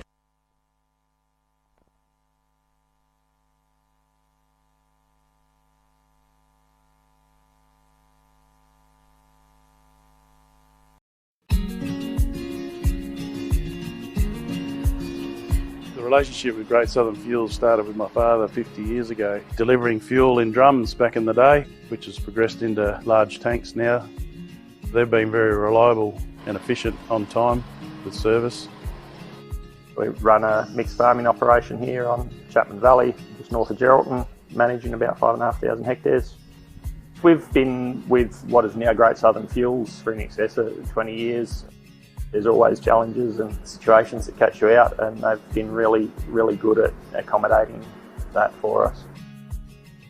We've been with Great Southern for 28 years now. Look, they've given us exceptional service and they're price competitive. So it's wonderful. They're a great company to work for. They're a family-owned business. They will support you and whatever is required. I've got Alan's phone number, I've got Steve's phone number, and I know if I ring it I'll get an answer, which is really cool. The relationship's great and the service is second to none. So I ring up and it doesn't matter if it's Saturday, Sunday or whenever I ring up, I'll have fuel. So we've never been held up or had a problem with them. So my theory is that's what I'm about. It's about service and the relationship, and it's been fantastic. It's very important to maintain long-term customers' loyalty and give back what you can when you can. Great Southern Fuels is one of the few companies that I've been involved with that gives so much back to the local community. We support so many different organisations and country, sporting clubs, field days, farming organisations. We endeavour to give back. The community looked after us by dealing with us, and we just gave it back in what we could do. Footy club needs a hand, well, it's because they need a hand that you give it to, not the other way around. When you look at how they conduct themselves in the community, they've been a great supporter of the Livestock Transporters Association. Just incredible what they do. I do a lot for the community, which is good. And not only Lake Grace either, it's right through where all his outlets are all over the state. He's been excellent with that. We tend to sponsor major events, the Great Southern Football Carnival, Colts Carnival. Across the board, I think sponsorships are a very important part of any community. I grew up in Lake Grace and footy was my life down there for a long time. Great Southern sponsored Lake Grace back then, and along with many other footy clubs and hockey clubs and tennis clubs. And we might not always be making a big deal out of it, but the people that get sponsored, they understand and they relate to it. They do a lot for the town, so yeah, I can't fault them. You know, they've been brilliant. Great Southern Fuels have got strong values, and that shows in what they do. You know, they walk the talk and they do what they do. You deal with people that are there and care about your business, and these people have been absolutely wonderful. I'm very proud of what Mum and Dad have achieved in their life and how they've structured the business, and it's all structured.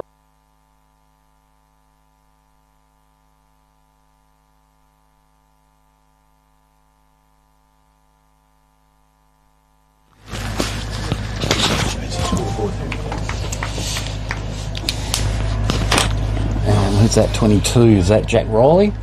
Ruck? Yep. Okay.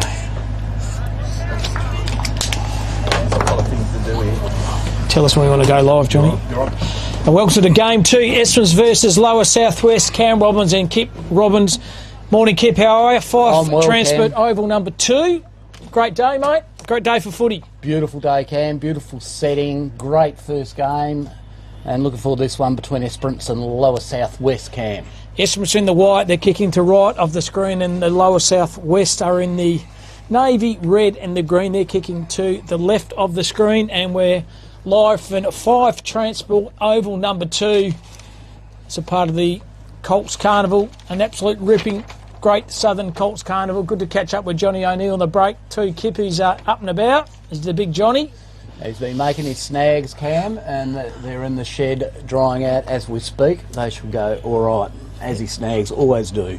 Certainly do. Good game of footy, the first one, wasn't it? Ooh. The Districts came back from behind against the Goldfields. And good hunting ground for recruiting for Subiaco once again is Esperance. Kip Colin Tholstrup, who plays for Melbourne, went through a development path for Subiaco and is found on Melbourne's list and is playing some pretty good defensive tagging roles for the D's. And I would have picked that from his junior days, Cam. He was really a pressure forward. Yeah. The old, what's his name, Steve, the Melbourne coach has turned his game around and gone, no, you're going defensive, you're going back. He's done very good too.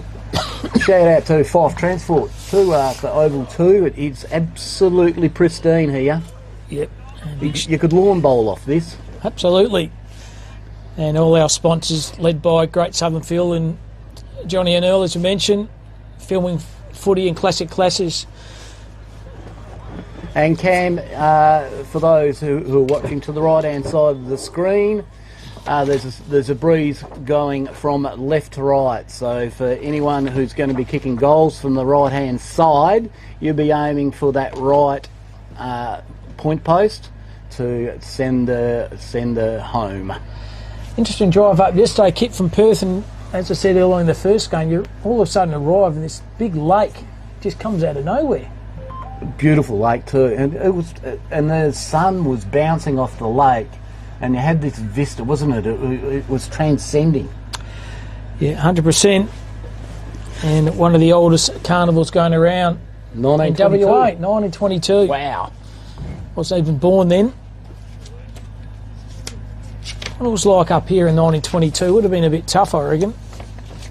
Just getting out of here would have taken a few weeks, I would have thought, Cam.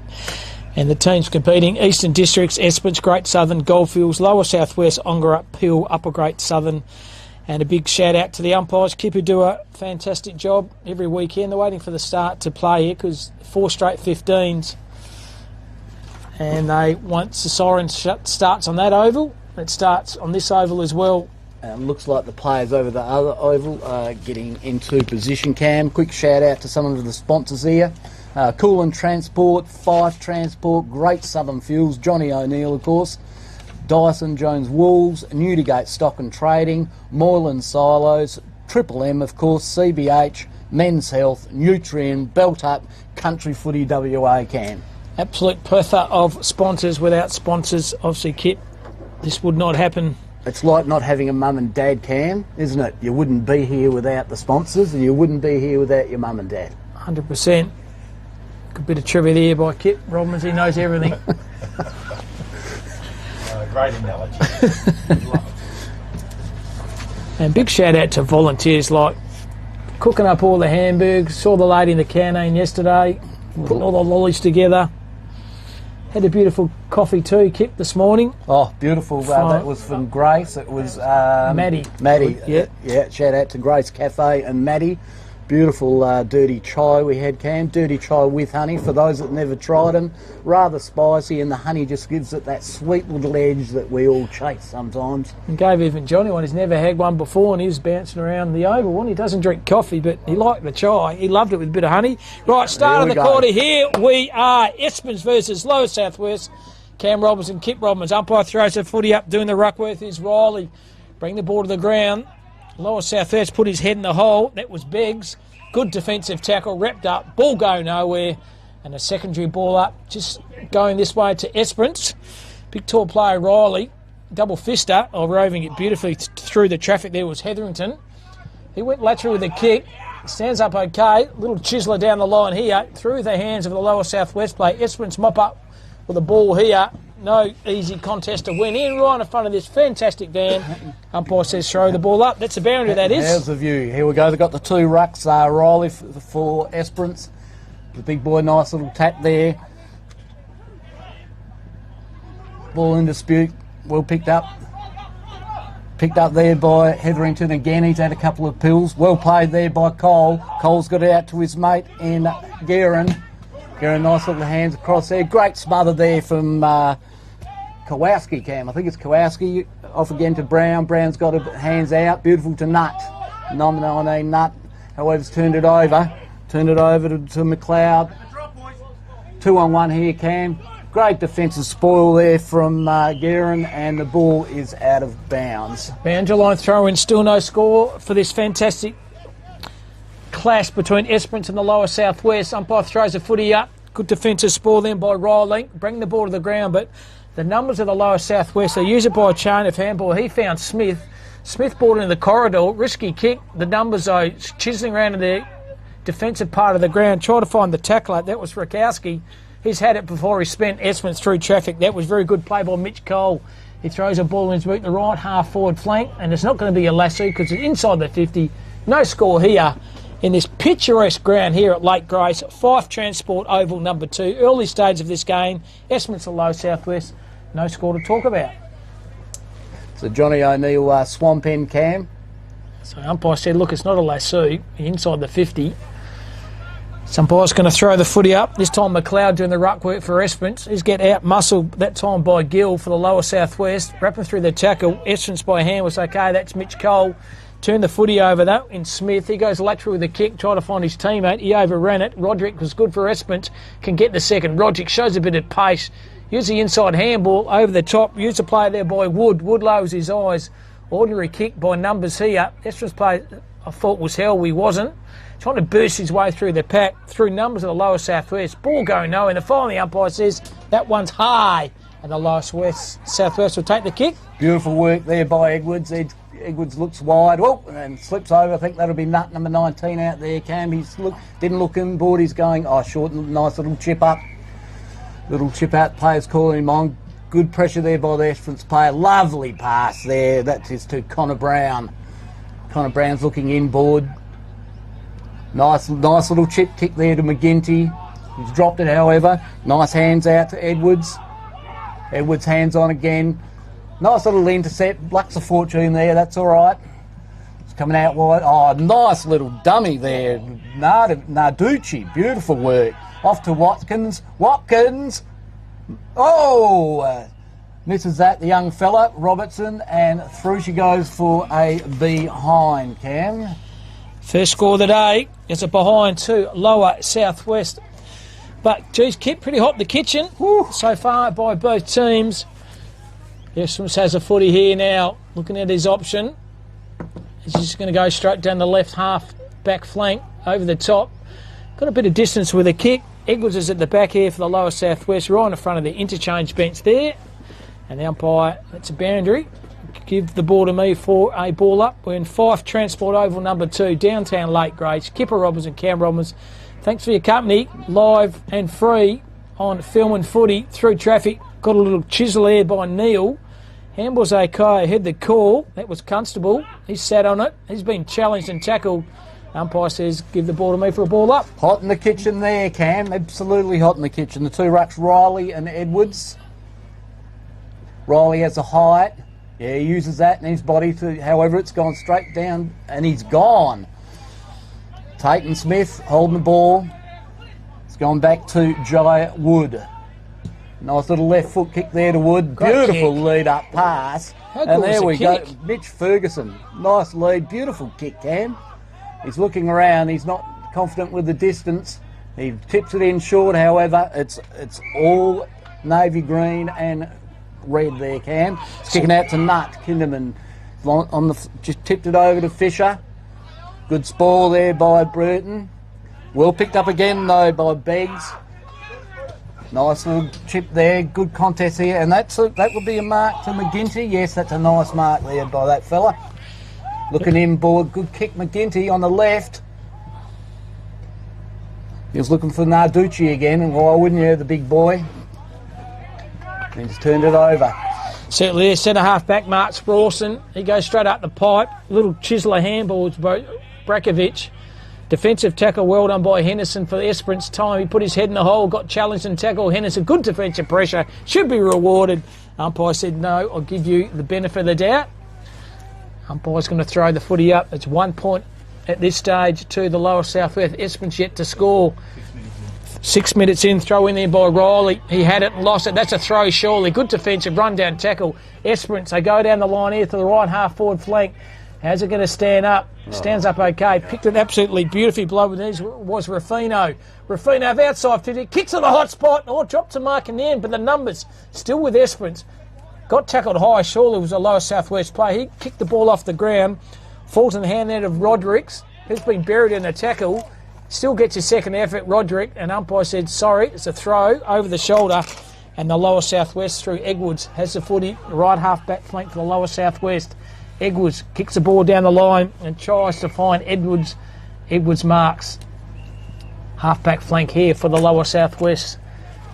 Edwards has the footy. Chewing up a bit of time. Little slow kick. It's gone over about 3 or 4 players though. Good defensive tackle by Maloney for Esperance. Ball worked up in the contest. Chain of handball's okay. He found Kirchner. Kirchner, beautiful slips catch taken by Murphy. Murphy sells a bit of candy. He's going to kick the ball straight down the pipe. A mongrel kick off the boot. Lower Southwest have the numbers. Handball's pretty effective. That was by Cordius. Trying to find his teammate. That was Brown. He's wrapped up in the tackle. Good effort by Drake. And all of a sudden, Lower Southwest are out. But through the hands here of Hoffner. Esperance has it. They kick the ball to centre half forward. And defensive mark's been taken by Edwards at the true centre half back position for the Lower Southwest. Edwards goes laterally. He can find Nutt. He's had a few possessions already. Nutt goes, kicks the ball down that defensive wing, but good set of jukes from behind is Rickaby.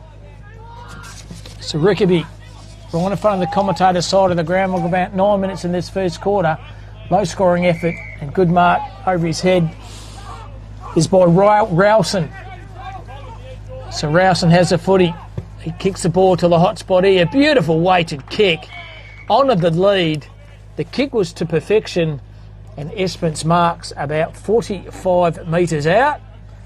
And just want the player to turn around so you can see his jumper number. Here it is, and it's number 11 there in Edwards here.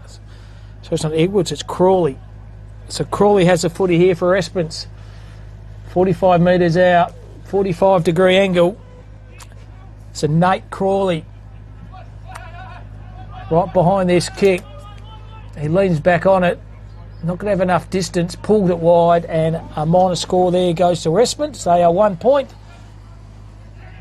And Lower Southwest a 1 point. Kipper even Stevens.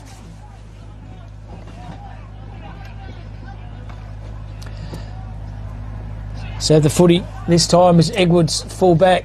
He kicks the ball down the right, half back flank over the top. Good defensive spoil.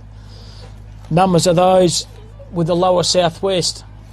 There's another Edwards out there. He's been challenged and tackled and got a push in the back here for the Esperance side on that defensive wing. He kicked ball to centre half forward through the hands of the Esperance key forward and Drayton. Numbers with the Lower Southwest. Good defensive contest then by Robinson. Bring the ball to the ground. Handball over the top, try to find Tate. He's been challenged, still kept in play here. And the boundary umpire says, give the ball to me. I've got about 9 minutes of this first quarter. It's a point each. Lower South West and Esperance. Game 2 on Fife Transport Oval, number 2.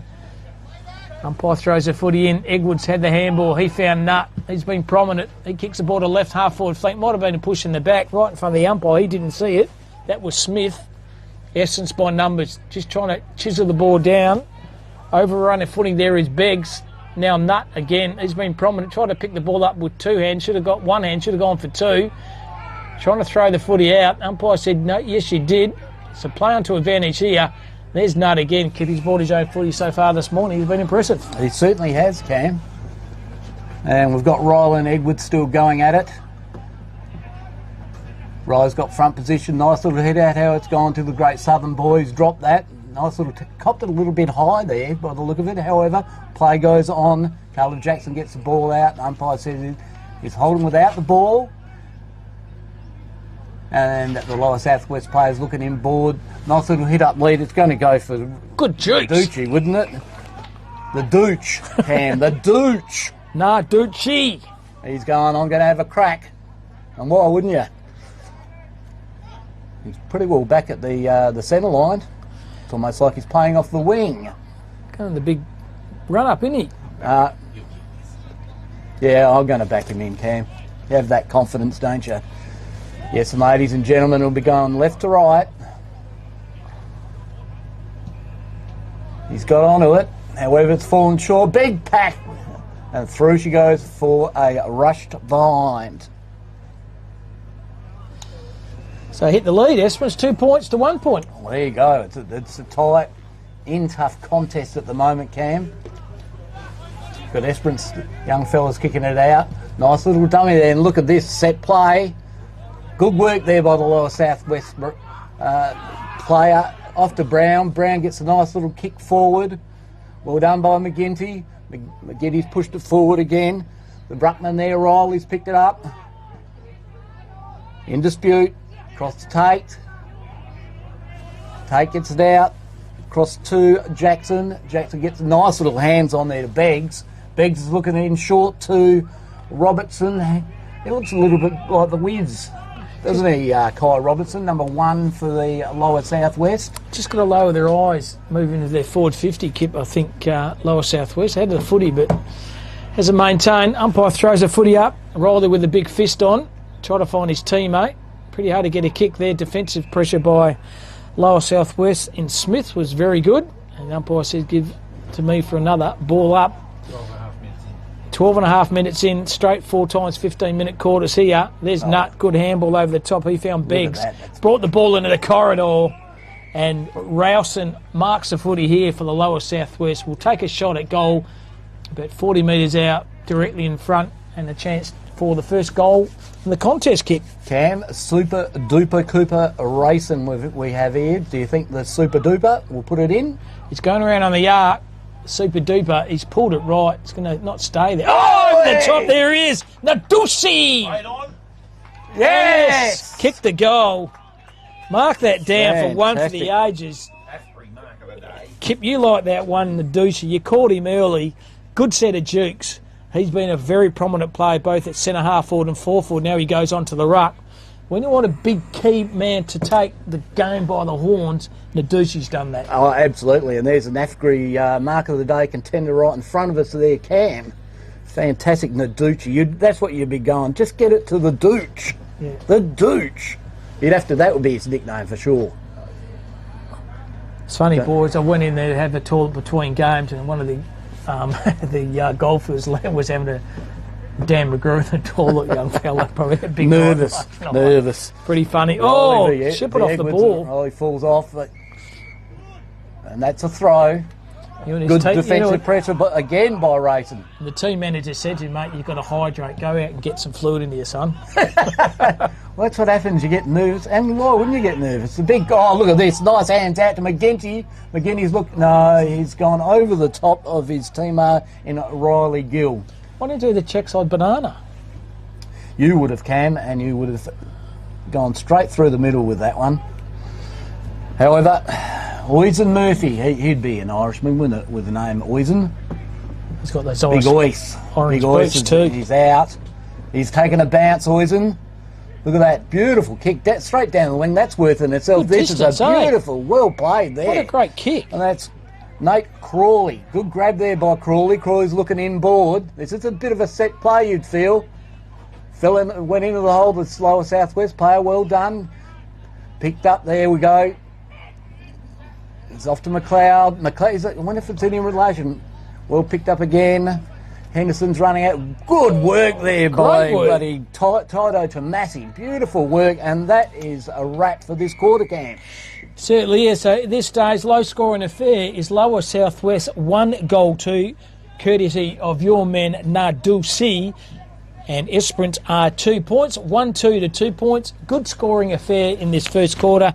We'll take a short break and come back for the second, but Lower Southwest up by 1 sausage roll.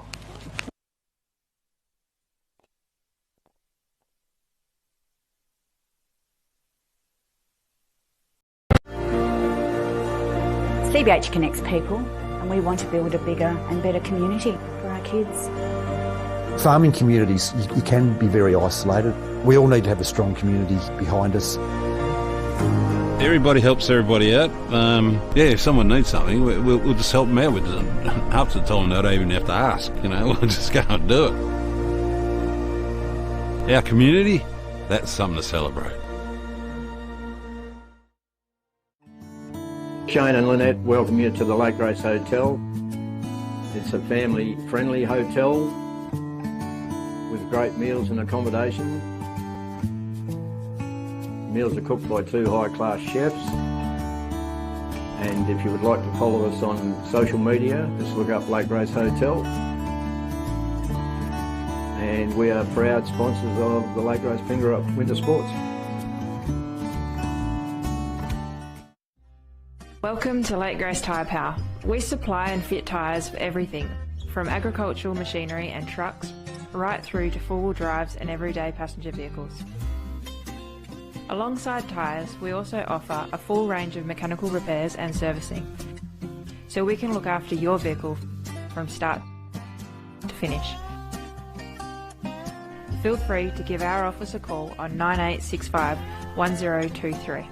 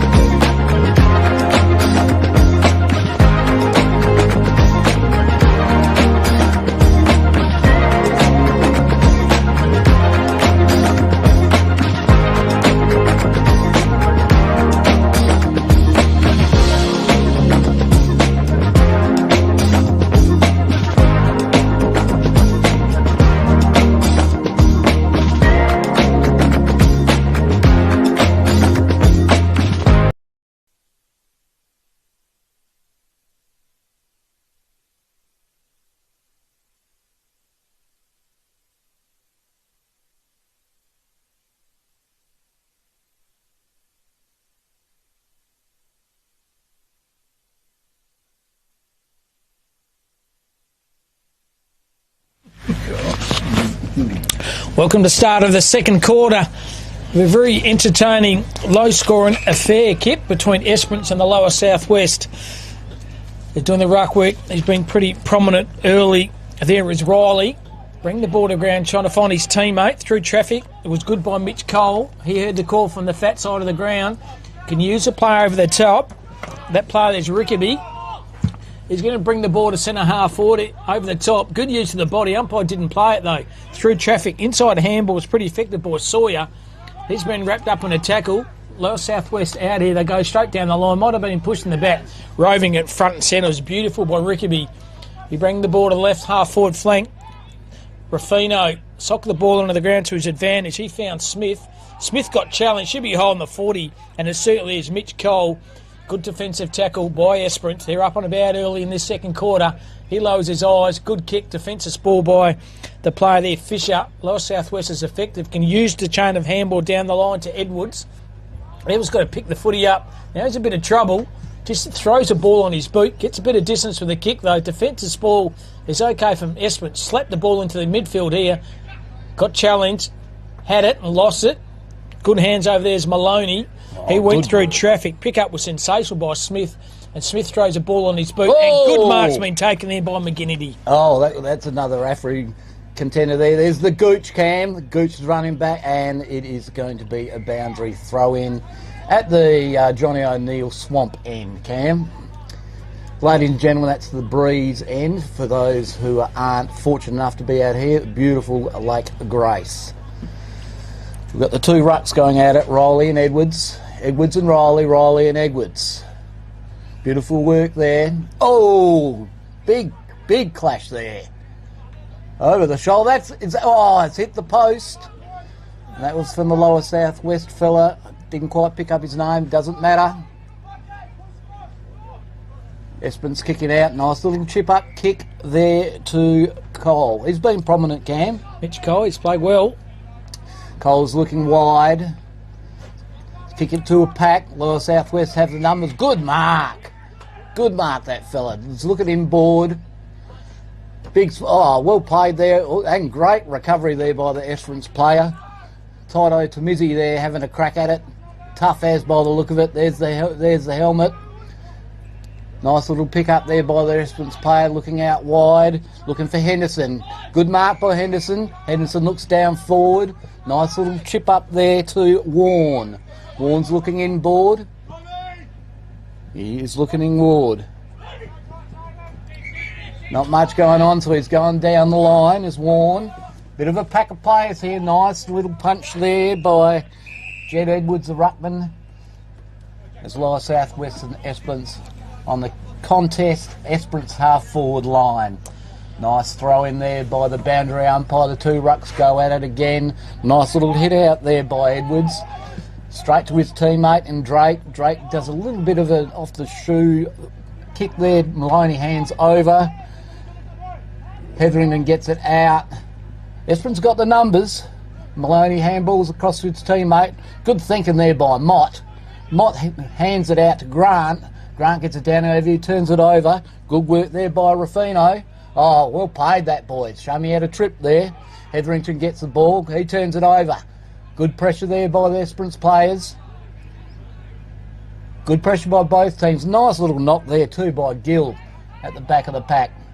That's play on. Hetherington gets the ball. He's been prominent as well, Cam. Done very well, and James is quite happy for that ball to go right in front of the boundary line area. It's an early stage of the second. 1-3 are the Lower South West. Esperance are 2 points. Rutten was in the contest here.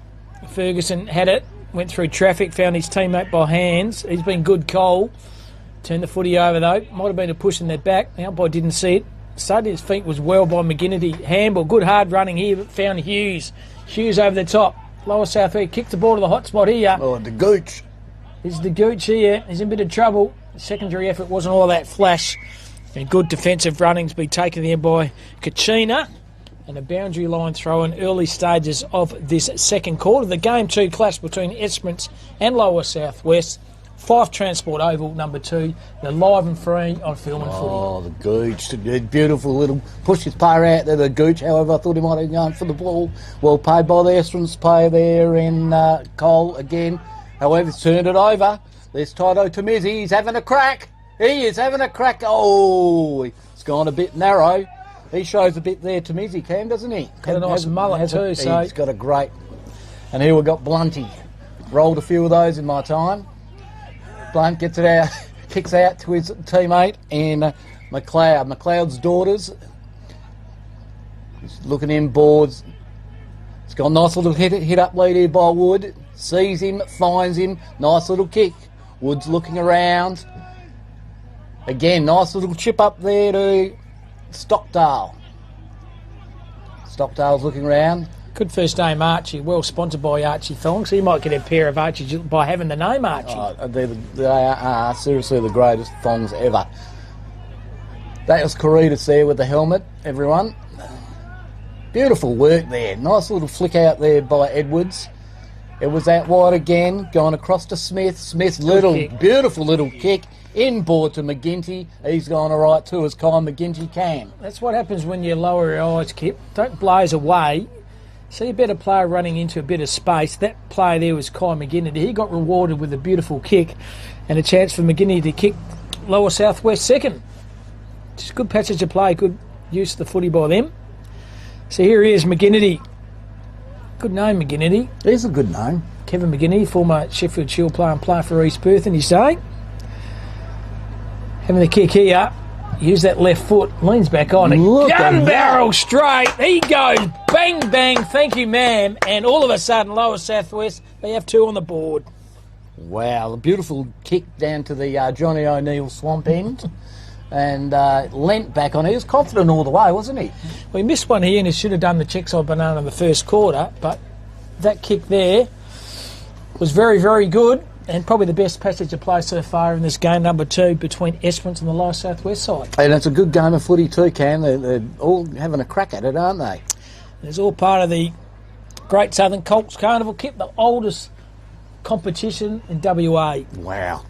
Through traffic here, got challenged with the Esperance player. Defensive pressure, might have held it or didn't have it. And Tommy Tate, the Tate master, is going to have the kick right in the bullseye here of Fife Transport Oval number 2. So Tate has the footy.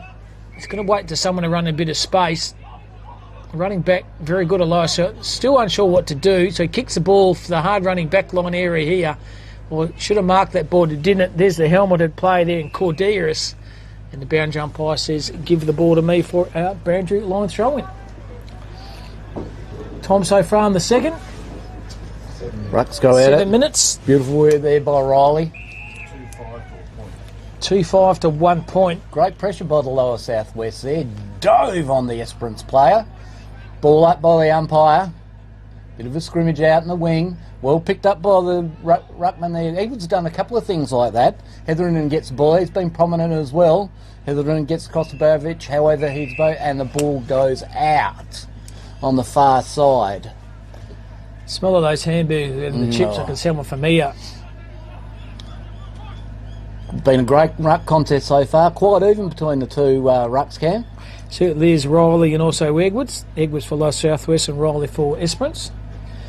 Through the traffic, half-forward flank. Good use of the body there by Robinson, right in front of that beautiful Johnny Deere tractor. How good's that tractor?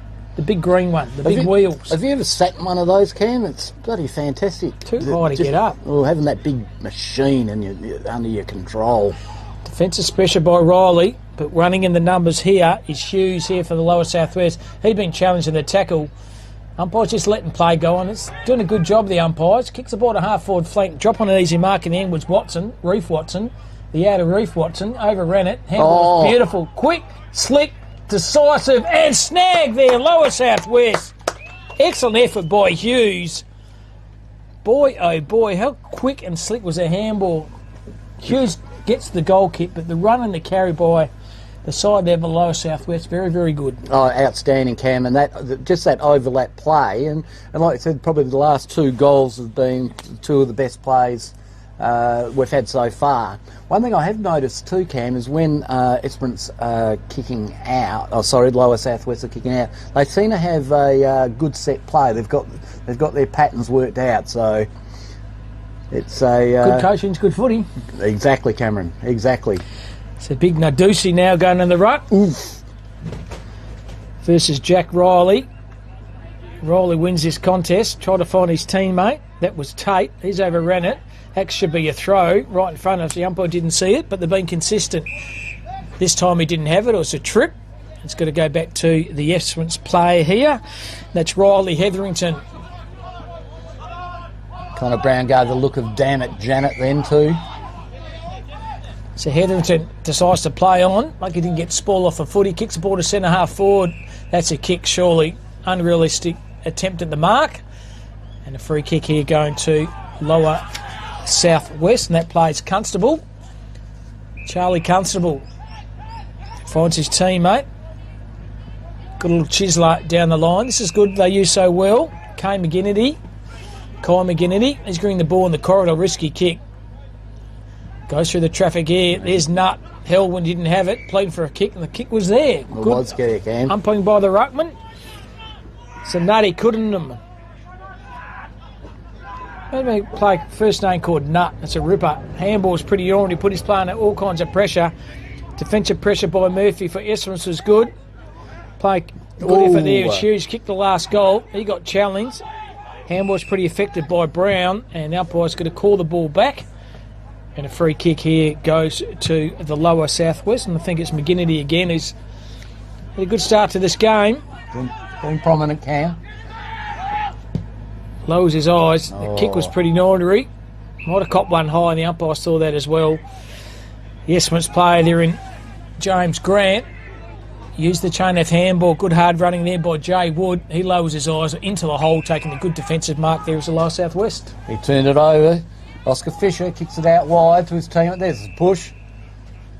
Unfortunately, and well played off there by McGinty again, Cam. He's getting a fair bit of the ball, that fella.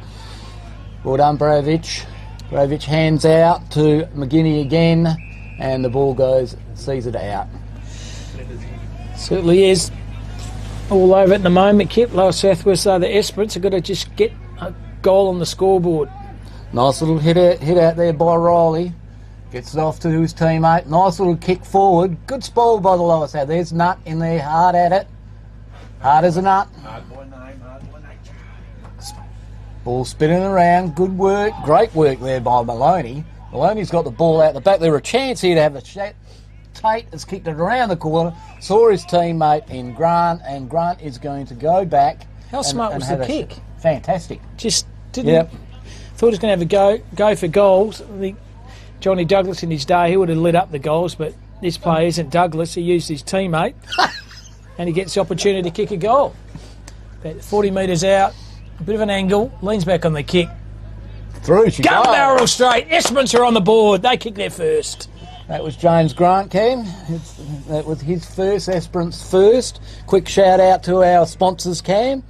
Kimberley Accommodation Group, Filming Footy, Classic Clashes, Dartfish, Archies, how good are the Archies? Macron, Alan Lube, Delta Ag, UTF, Great Southern Fuels, Johnny O'Neill, Lake Grace Hotel, Ripper Place Lake Grace Hotel, Tyre Power Lake Grace, Afgri, Wild Gravel, Omnibus, Gallagher and Premium Grains, Cam.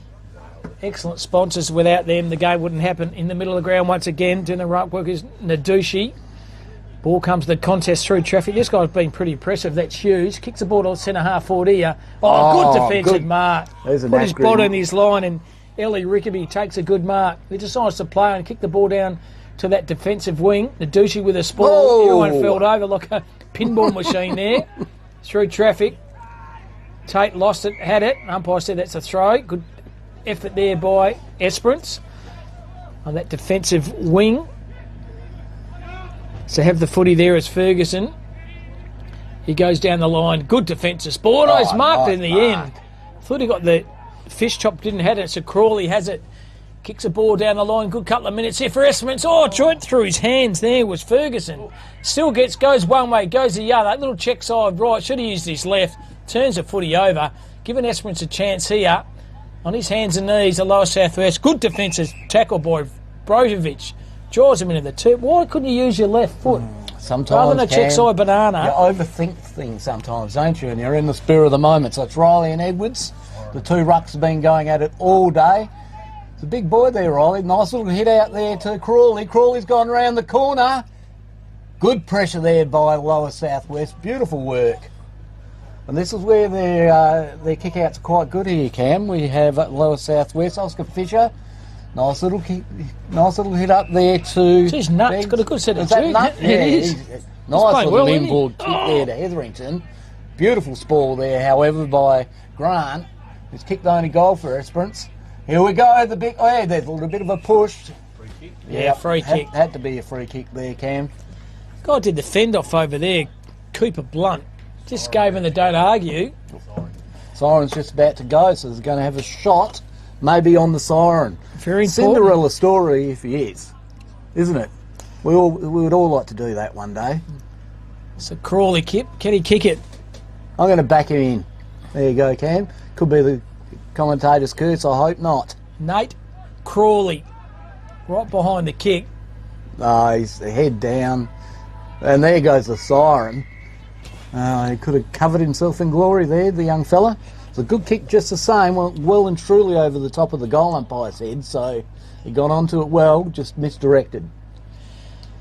So major goal scorers, well, there haven't been too many. First of all, for the lower southwest, Nardushi, McGinnity and Hughes for the lower southwest. And the single goal scorers for Esperance, that came the courtesy of James Grant. So half-time here, lower southwest, they are 3-3. Esperance are 1-4. And we might take a short break and come back for the second half of this Game 2 clash between Esperance and lower southwest. 5 Transport Oval, number 2 from fantastic location of Lake Grace.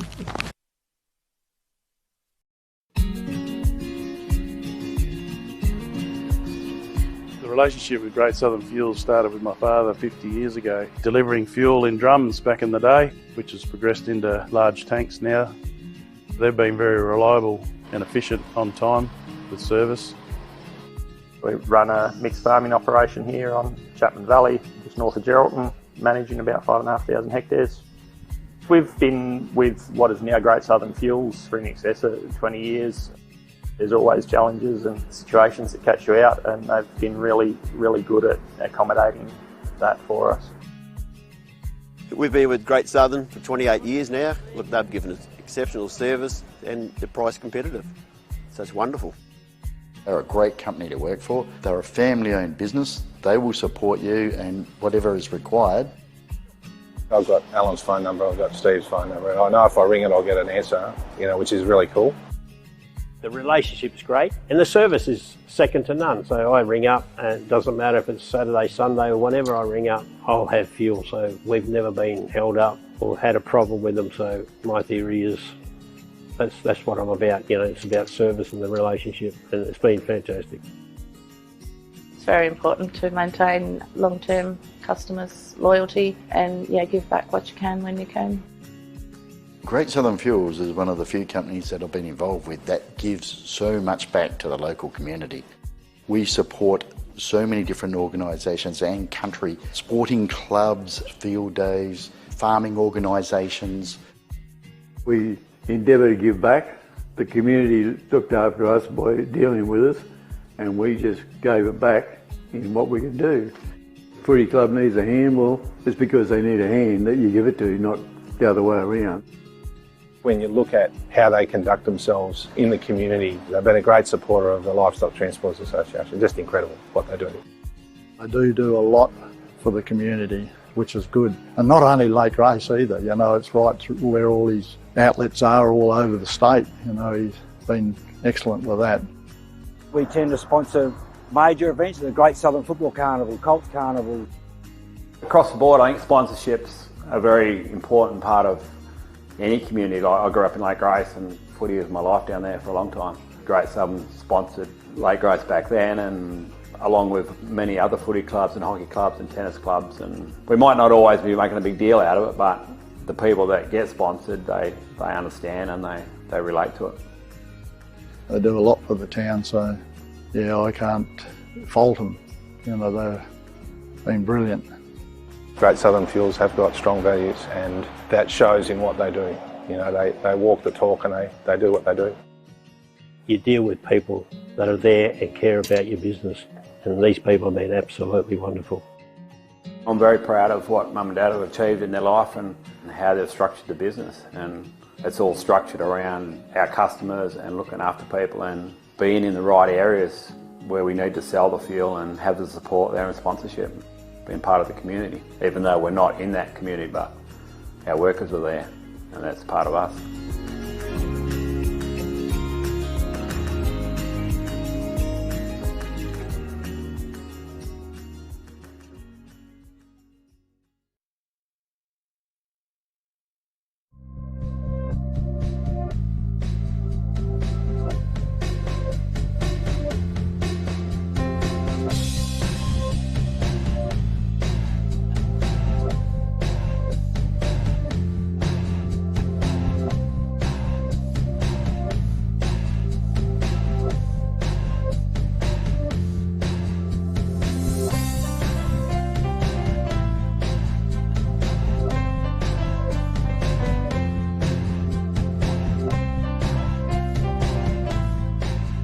Well, folks, what an absolute pleasure to be joined by Tyson Bell from AFGRI. First of all, welcome, Tyson. Thanks, mate. Thanks for having me. First of all, the business itself, it's John Deere and other brands, is that correct?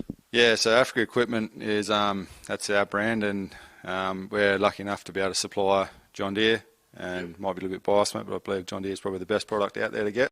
The ag game's an exciting industry to be in as well. The technology that's coming is incredible. It's exciting, and John Deere is obviously at the forefront of that. But at the same time, yeah, we do supply other brands. We've got Borgo, Manitou, Horsch, to name a few. Seed Terminal and Redicop on board as well. We go out into the yard. What is some of that machinery out there that you sell?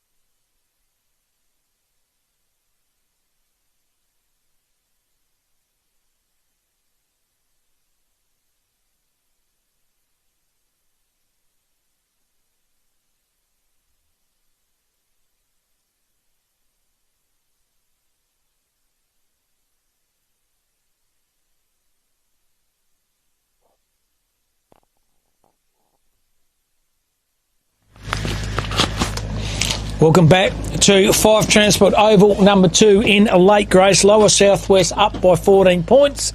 They're up by 6 points a quarter time. 3-5 to 1-3. Jason Robbins, Cam Robbins doing the calling for filming footy. Classic clashes. Kip, what a fantastic day in Lake Grace. Oh, Cam, I cannot believe how nice it is. So blessed to be here. Umpire throws the footy up. Good knock then by Riley. Handball is good. The run and the carry from the far side. That's Mott.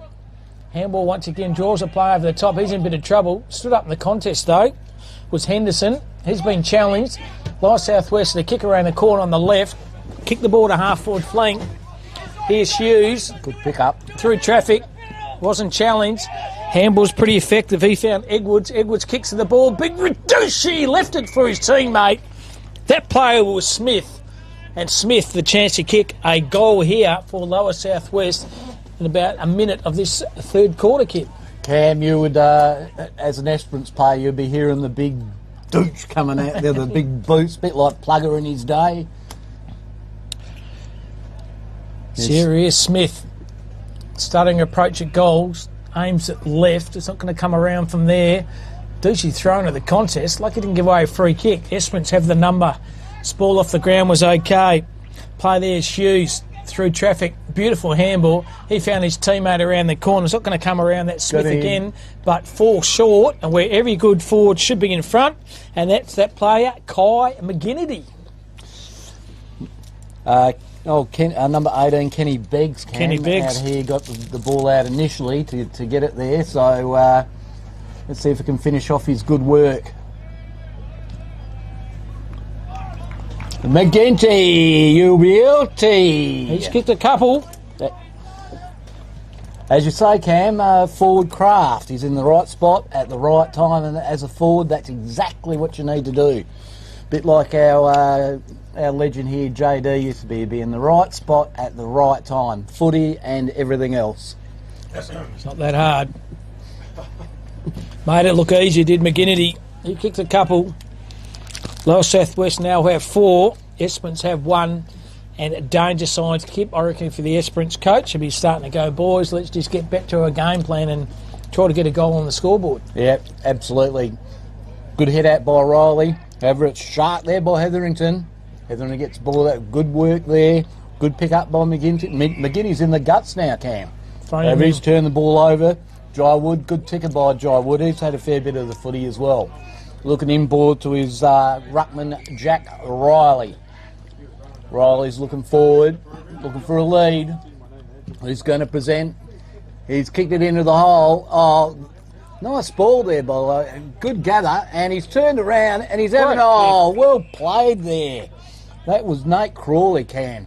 Dropped the mark, recovered beautifully, got the ball around the corner, and Luke Maloney sitting there, nice little chest mark. It's going to go back and straight through the high diddle ditty at the Johnny O'Neill swamp end, giving Esperance their second goal, Cam. We'll go to see the coach from Esperance. I think he had his microphone tuned into this fantastic caravan over here and heard the call. Let's get our system sorted. That's what they did. Kick around the corner was very good by Crawley, and Luke Maloney in the right place, right time. Kicked the goal into the Johnny O'Neill swamp for the first one for this quarter for Esperance. So throwing the ball up. Once again, it's Edwards versus Riley. Riley won that decisively. Trying to find his teammate by hand. That was Cole. He went through traffic. Once Esperance kept got a little purple patch here. Should draw the play over the top. Challenge, that's holding the footy. Good decision by the umpire. Should have the first option is the best option. Kip didn't get the handball off. Turnover City, the lower southwest can have the footy. They go on the defensive side of the ground. Good set of jukes. Big Jack Riley takes a great mark. It's an Asbury mark of the day contender. Kicks the ball to the half-forward flank. There's Nut by hands. Has been solid. Two players didn't talk. Now they did. In a bit of trouble though. Tackle from behind. Just got the handball out. Was Fisher. And running out for a boundary line throw-in. This second half, Kip, I reckon the standard and the level's gone up. We're up and about. It's taken a step up, Cam, and we're at the lower southwest end of the ground, the Johnny O'Neill swamp end. Beautiful hit there by Cooper Rayson.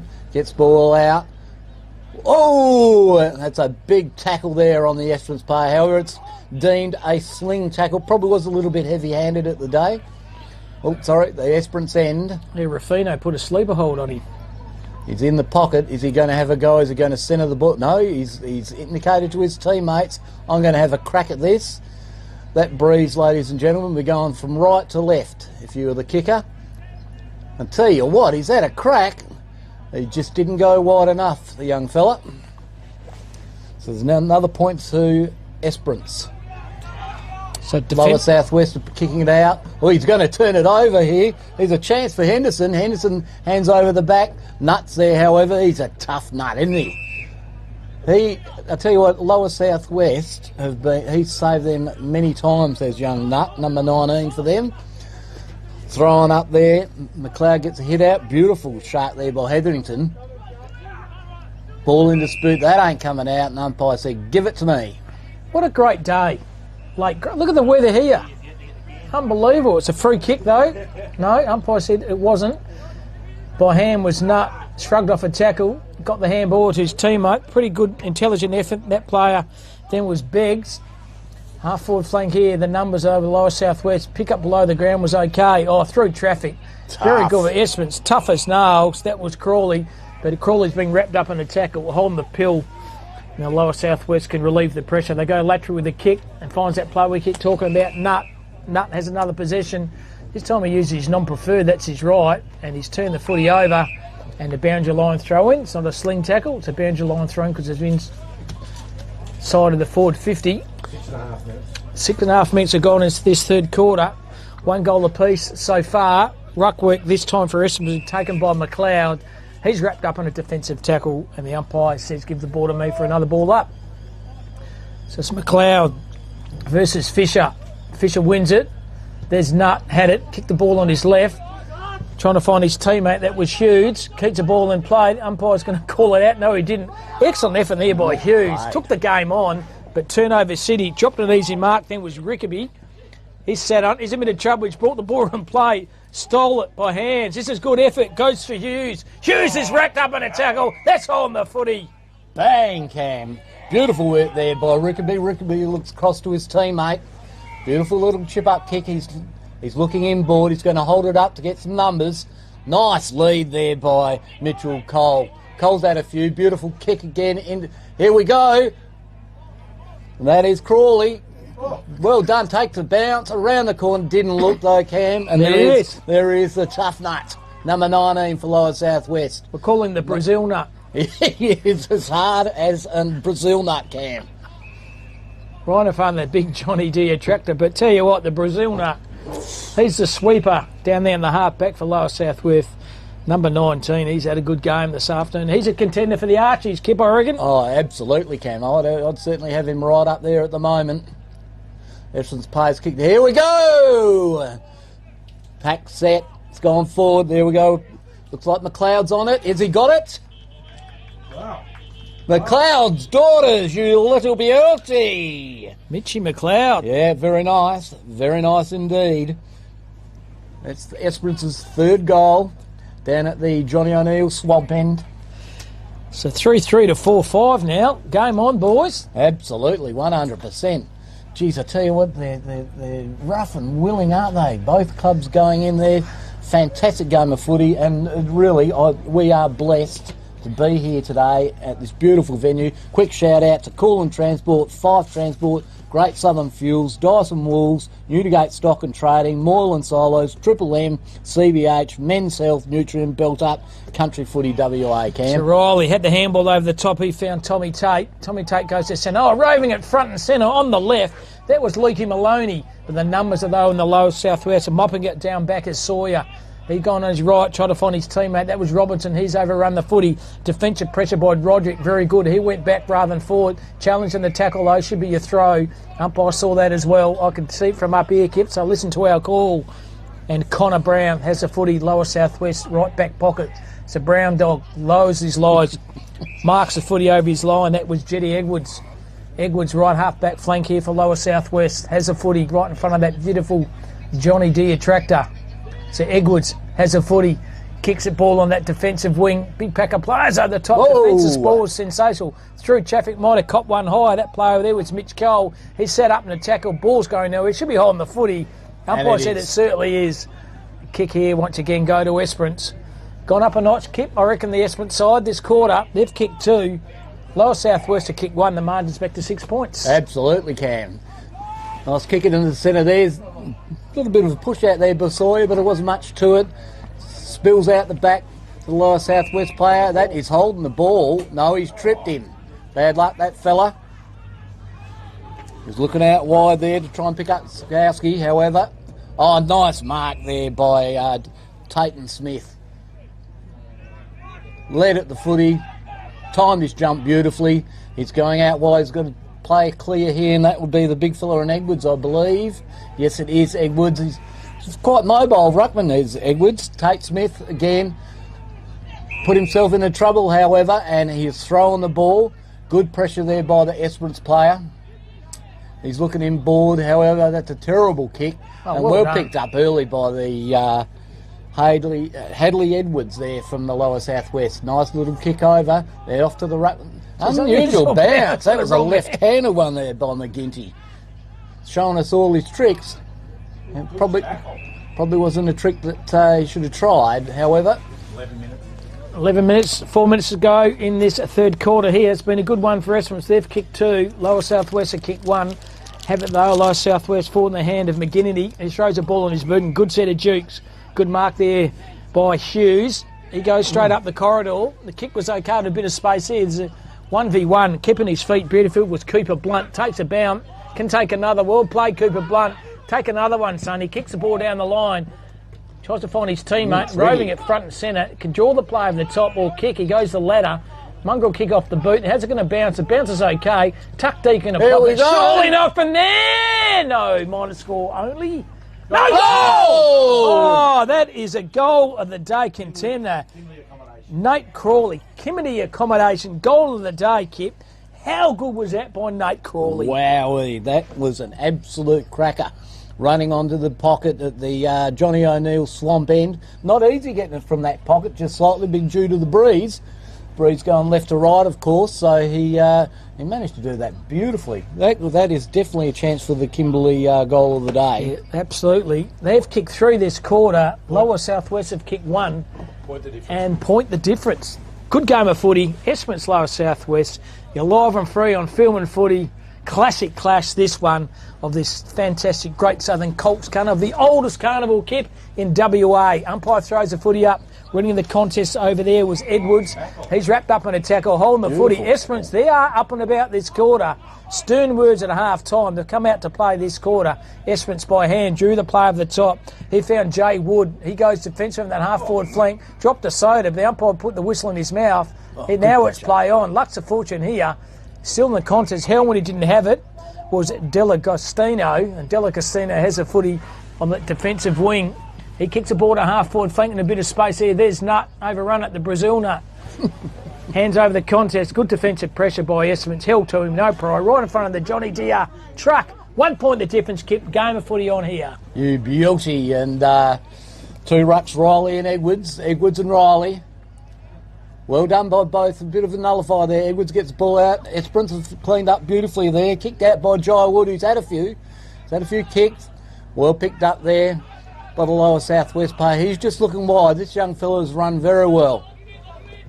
Oh, well play. It was a little bit high, was it? It was over the shoulder there by Rodrigues. Nice little lead. Terrible kick. Same time, he's done well there. It's Tate and Smith. Ball in his boot. Well played there by Rodrigues. He's gone on the outside of his right boot. And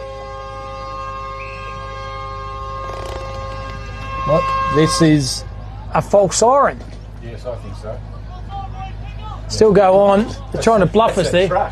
The truck's going off here, but we'll keep going off here in the commentary box. I was lost. We were lost. They were all lost out there.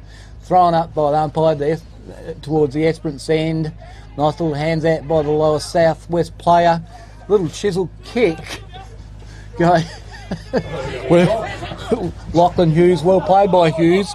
Well played by McGinty. Back to Hughes. Well played those two. Good pressure by the Esperance player. However, it spills out to Drake. Drake around the corner.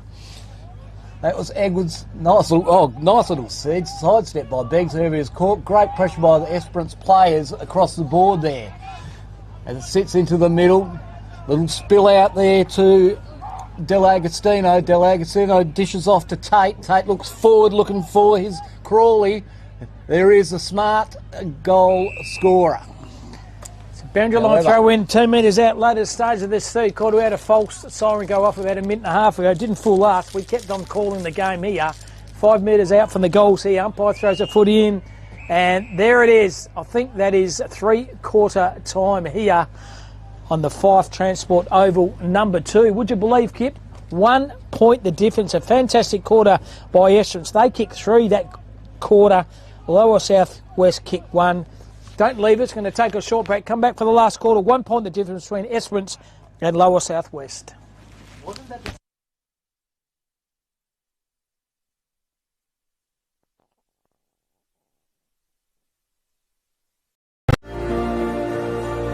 CBH connects people, and we want to build a bigger and better community for our kids.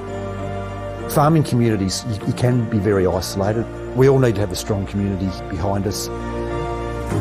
Everybody helps everybody out. If someone needs something, we'll just help them out with it. Half the time they don't even have to ask, we'll just go and do it. Our community, that's something to celebrate. Shane and Lynette welcome you to the Lake Grace Hotel.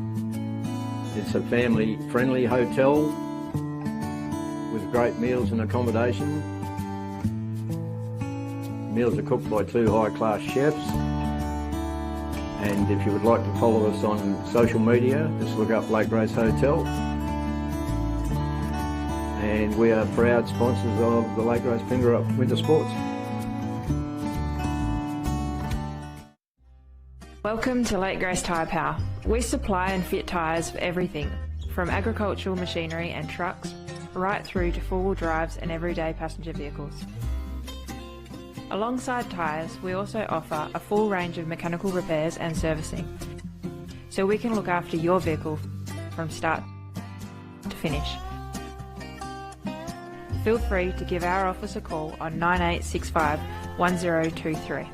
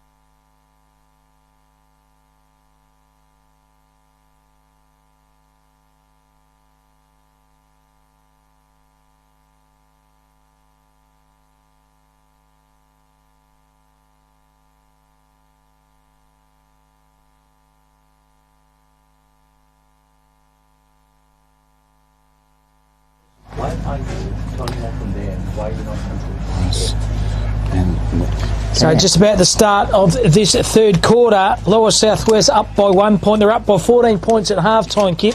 A fantastic quarter by Esperance, 4-5 to 4-4. Anyone's game here. Absolutely. Game 2 of Esperance versus Lower Southwest. Part of this fantastic Great Southern Colts Carnival.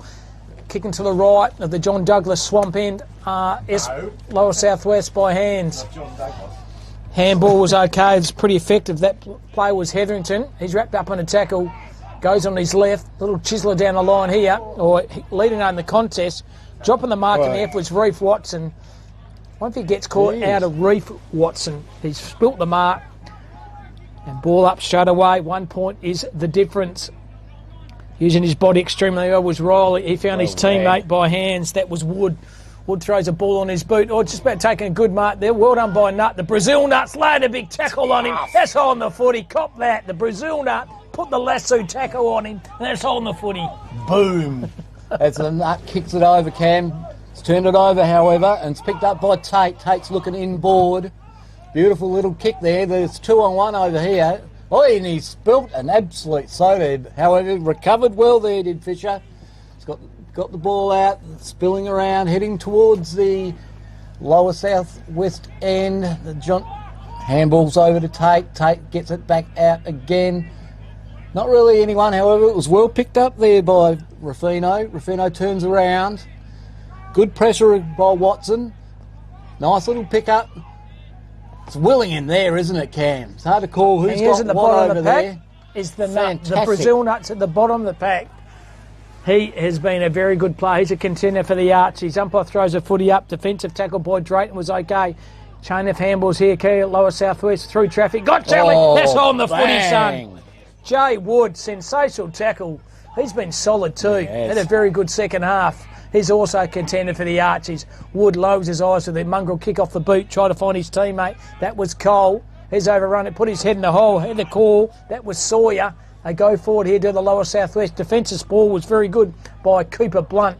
Cooper Blunt just putting a bit of pressure on the play.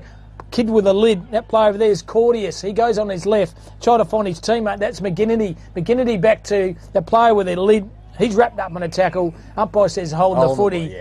And once again, defensive pressure by the Esperance side. Sensational. That's Murphy. He goes down the line and finds his mate Mitch Cole. Might be 50. And 50. Certainly is. The Cole. Mitch Cole. It's a little bit heavy-handed with Hetherington there. Heavy-handed Hetherington, they call him at training. Well, nice little kick by Cole. Nice little. Thought Guerin was interfered with there. However, doesn't matter. Out to Maloney. Maloney around the corner. Here's the big fella. Nice little... No second effort, though. No, unfortunately not. Ashman's still digging in there beautifully. It's got out to Mitch Cole. Cole's gone around the corner, however, it didn't look when he kicked it. Well, Southwest players kicked out wide. Whoa! It's almost a good effort there. Maloney's running onto that, picks it up and runs it over bound. And Kip, if it's a draw, don't forget, 2 points each, no time on, that's only in the finals. Is that the rules? Correct. Competition's been going since 1922, Cam. Riley versus Edwards, well done by Riley, Esperance player. Beautiful pick up there by Cole. He's been everywhere today, Cole. Another one in line for the Archies. Nice little tackle there by the Lower Southwest player. That was Nut again, I believe, Cam. Tough as hazelnut, any type of nut you like. He is the nut. I prefer the Brazil Nut. You're given nothing. Handball over the top was effective. That was Riley. Tried to find his teammate. It was the non-ruckman from the other side. Oh. Slammed him in the tackle there. Thought it was a World Championship Wrestling. Put the sleeper hole in. The big Mario Milano. The umpire throws a footy up here. Edwards versus Riley. Riley's been good as well. The numbers here, though, with the Lower Southwest. Can the ball stand up in the contest? That it does. Heard the call from the fat side of the ground. That was Cordius. He might have copped one high then. He certainly did. So the kid with the lid has it. No, it's not. Ball up. So there it is, umpire. Once again, well done by Riley. Had the call on the fat side of the ground. He's been pretty good 2 years on that fat side of the ground. Look at that fantastic Johnny Deere truck. And big shout out to Big Tyson Bell too. A local manager here does a fantastic job. A legend of the area, Cam. His umpire, a little bit of push and shove there. The two rucks been going all day. Riley and Edwards. Been a great contest between those two. Ball spills out. It's the Esperance player. Esperance player's looking in for the big fella here. Is he going to bend down? That's Fisher. However, there he is. There's a tough nut, Cam. Bang! He doesn't mind, does he? Here's a crack. Actually, that's Fisher who's just kicked that. Beautiful. Came in beautifully there, the lower southwest player. Took quite a comfortable mark.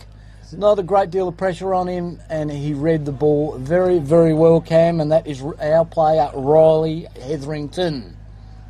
He was over zealous early, and he's made up for that. He slipped into the hole. He's going to have a crack. I'm going to back him in on this one, Cam. Lovely kick. My fault. Sorry, mate. What can I say? That is gone into the swamp. That's gone back 30 metres. Well, they extend the lead by another point. 2 points of the difference now. Lower Southwest up. And defensive kick-out's going to take it by Rickaby. So Rickaby really consumed the effort by Narducci. Started the game pretty well, Kit, but I think over the last quarter, Rickaby's held that contest pretty well. So has it now. Mungle kick off the boot. Try to find the teammate. That was Beggs. He's overran it, though. Little kick to the hot spot. Running under the contest this time is Cordius. He's been challenged by Will Kirchner. And the boundary umpire says, give the ball to me for a boundary line. Next goal wins. There you go, boys. Next goal wins. That's a good call, Cam. A very good call. 6 minute mark. Why not? Why not, Cam? Now, Ducci's put himself, trying to get himself in the game. Kick around the corner by McGinty. And through she goes. That's got to be a sniff for the old the Kimberley accommodation goal of the day. Well, he's kicked. Thank you very much. He's kicked 3 now. Wow. Round the corner goal to the Johnny O'Neill swamp end. And I made the call early. Next goal wins. And I had a right little look on by my producer and cameraman Johnny Douglas. He goes, what the hell you been smoking, son? It's only 6 minute mark of the last quarter. But once you make a call, you can't go back. No, Cam, and he's not the first person to say that you go early. However, quick shout out, Kimberley Accommodation Group, Filming Footy, Classic Clashes, Dartfish, Archie's, Macron, Alamlu, Delta Ag, UTF, Great Southern Fuel Supplies, Lake Grace Hotel, Tyre Power, Lake Grace, Afgri, Wild Gravel, Omnibus, Gallagher and Premium Grains. Through the traffic there, very good by Lower Southwest player and Smith. Kicks the ball to centre half forward, little kick, running through the traffic, a play very good by Murphy. Had the call from the fat side of the ground, saw his teammate Rickaby. Rickaby through traffic, held up the contest. Good run and carry here by Esperance. Defensive pressure though, very good by Bregovic on that far side of the ground, the Lower Southwest. The margin is 8 points. Keep Lower Southwest up. It's actually the longest football carnival, the oldest football carnival in the Southern Hemisphere. John O'Neill said. He just texted me. Southern Hemisphere. So Great Southern Hemisphere is the longest running competition. That was Hetherington around the corner. There's a nice little mark there by that fella. Spills out the back. Oh, well done, Robertson. And off the boot, you beauty! Wow. He'd been threatening that all day, Kai Robertson. Been threatening it all day, Cam. Beautiful, right off the pack. Blind turn, dummy. Round the corner goal. Thank you very much, ladies and gentlemen. And what did you hear? The call, next goal wins. And what's happened? They've kicked 2 just like that. See, when you have a bit of memento with the team, might get a wry smile by the producer, but when the next goal wins, if they kick 2 in a row, is all she wrote. Lower Southwest kick. They've up and about. I agree with that, Robinson. Beautiful front and centre crumbing goal by that young fella. Some guy throws the footy up, and once again the 2 goals have come this quarter in the Johnny O'Neill swamp end. Comes to the contest here, through traffic was racing, overran the footy. Esperance quick hand was good, heard the call on the fat side of the ground. That was D'Agostino. Through traffic, took the game on with a chiselling handball. That was Smith. Smith found his teammate. That was Brown. Brown goes to left half forward flank here. Spall over the top. Excellent effort. Roving it front and centre. There he is again. McGinnity from outside 50. Not short enough. And Esperance can relieve the pressure here. They have the footy here. That's Rickaby. He goes down the line. Good way to kick. And good mark then by Tommy Tate. Tommy Tate takes the bounce, takes 2 bounce. Take another, son. He kicks the ball to centre half forward here. A way to kick over the top. Oh, just about taken up, but spilled it. That was Maloney. Falls into the hands there with Sawyer, and Sawyer's kicked it to the netball courts. That'll be Latsu, won't it, Cam? Certainly will. And the wing defence of the netball court's going to bring the play into ground, and that's James Grant. Kick one in the second. No, it's not. He's going to pick up a cheap possession, Grant, there. Unfortunately, he didn't. Fell in the hole there beautifully to Hadley Edwards. Edwards looks around, sees his teammate here. There's going to be a good contest. Tough as a nut. There he is again. Bang! Hands out. Straight off to Connor Brown. Connor Brown's looking for the gooch. Oh, well played there. Hetherington's gone into it. It's gone around the corner again. You bloody me, okay! Oh, God, cop that. Riley Hetherington. He's kicked one right over the Johnny O'Neill swamp. They need a boat to get the ball out. Great kick, Hetherington. It's all over Red Rover, Lower Southwest. They are on this afternoon. Absolutely fantastic. So that last goal, does that mean that team wins? Which team did you say? No. Lower South. I think the next goal wins. Had a wry smile from the producer. He looked at me sideways, and since that point of time, they've kicked another 2. 11 minutes in. And in the and picked up by Cole. Cole gets the ball out down to the Esperance end. Well smothered there by Stockdale. Stockdale gets the ball out, heading down towards Riley Gill. Gill turned it over, unfortunately, to Del Agostino. Del Agostino looking for his teammate on the wing. Beautiful spoil there by the Lower Southwest player. Kicks around the corner, and that is to Connor Brown, who spills it. Nice little hands out. Recovers well. Nice little mark there. Nice little kick. Here we go, going in board. Good spoil there by Murphy. That's Oyster Murphy. Good shepherd by Murphy as well.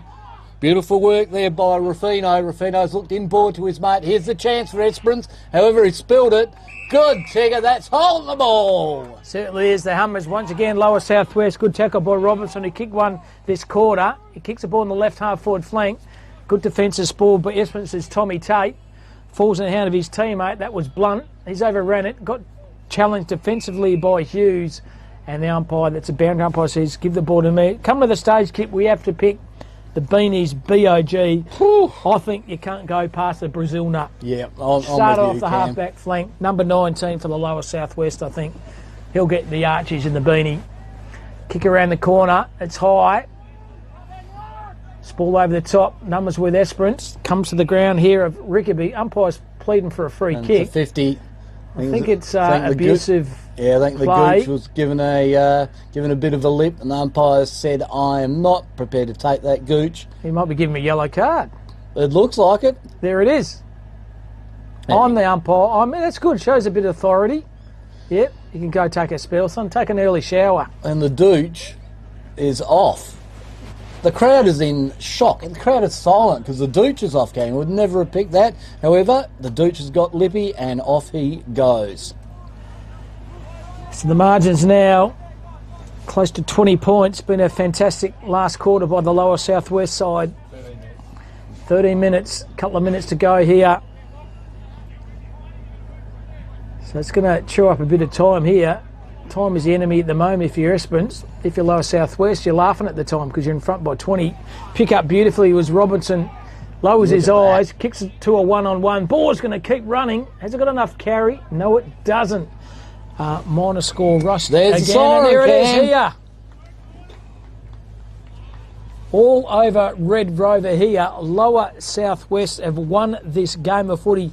3 goals to McGinnity, single goal scorers to Hetherington, to Naducci, also caught a yellow card.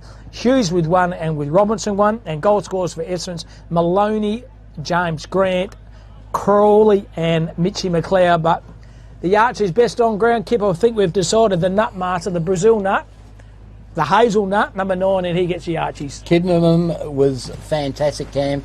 Tough as nails. Reminded us a lot of JD in his heyday. Tough. Takes big speckies. What else could you ask for a player? Now he's got filming footy and doing this as a service for the greater community out there. It's just fantastic. The young fellas warm up here. So signing off here, we'll go down and get the Archers to number 19 for the Lower Southwest and the Brazil nut.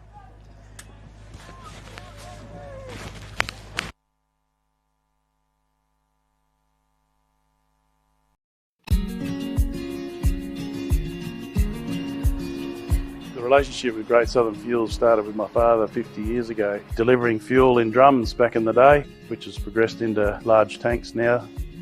They've been very reliable and efficient on time with service. We run a mixed farming operation here on Chapman Valley, just north of Geraldton, managing about 5,500 hectares. We've been with what is now Great Southern Fuels for in excess of 20 years. There's always challenges and situations that catch you out, and they've been really, really good at accommodating that for us. We've been with Great Southern for 28 years now. Look, they've given us exceptional service and they're price competitive. So it's wonderful. They're a great company to work for. They're a family-owned business. They will support you and whatever is required. I've got Alan's phone number, I've got Steve's phone number, and I know if I ring it I'll get an answer, which is really cool. The relationship's great and the service is second to none. So I ring up and it doesn't matter if it's Saturday, Sunday or whenever I ring up, I'll have fuel. So we've never been held up or had a problem with them. So my theory is that's what I'm about. It's about service and the relationship, and it's been fantastic. It's very important to maintain long-term customers' loyalty and give back what you can when you can. Great Southern Fuels is one of the few companies that I've been involved with that gives so much back to the local community. We support so many different organisations and country, sporting clubs, field days, farming organisations. We endeavour to give back. The community looked after us by dealing with us, and we just gave it back in what we can do. Footy club needs a hand, well, it's because they need a hand that you give it to, not the other way around. When you look at how they conduct themselves in the community, they've been a great supporter of the Livestock Transporters Association. Just incredible what they do. They do a lot for the community, which is good. And not only Lake Race either, it's right through where all these outlets are all over the state. He's been excellent with that. We tend to sponsor major events, the Great Southern Football Carnival, Colts Carnival. Across the board, I think sponsorships are a very important part of any community. I grew up in Lake Grace and footy was my life down there for a long time. Great Southern sponsored Lake Grace back then, and along with many other footy clubs and hockey clubs and tennis clubs, and we might not always be making a big deal out of it, but the people that get sponsored, they understand and they relate to it. They do a lot for the town, so I can't fault them. They've been brilliant.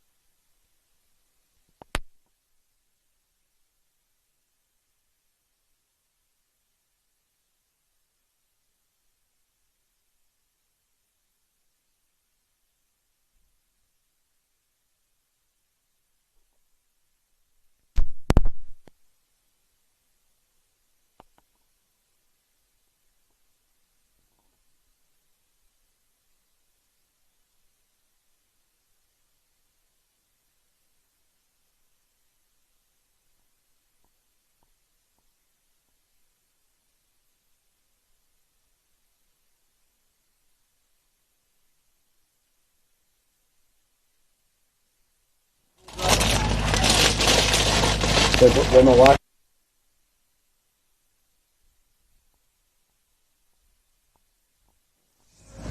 How nice is that though?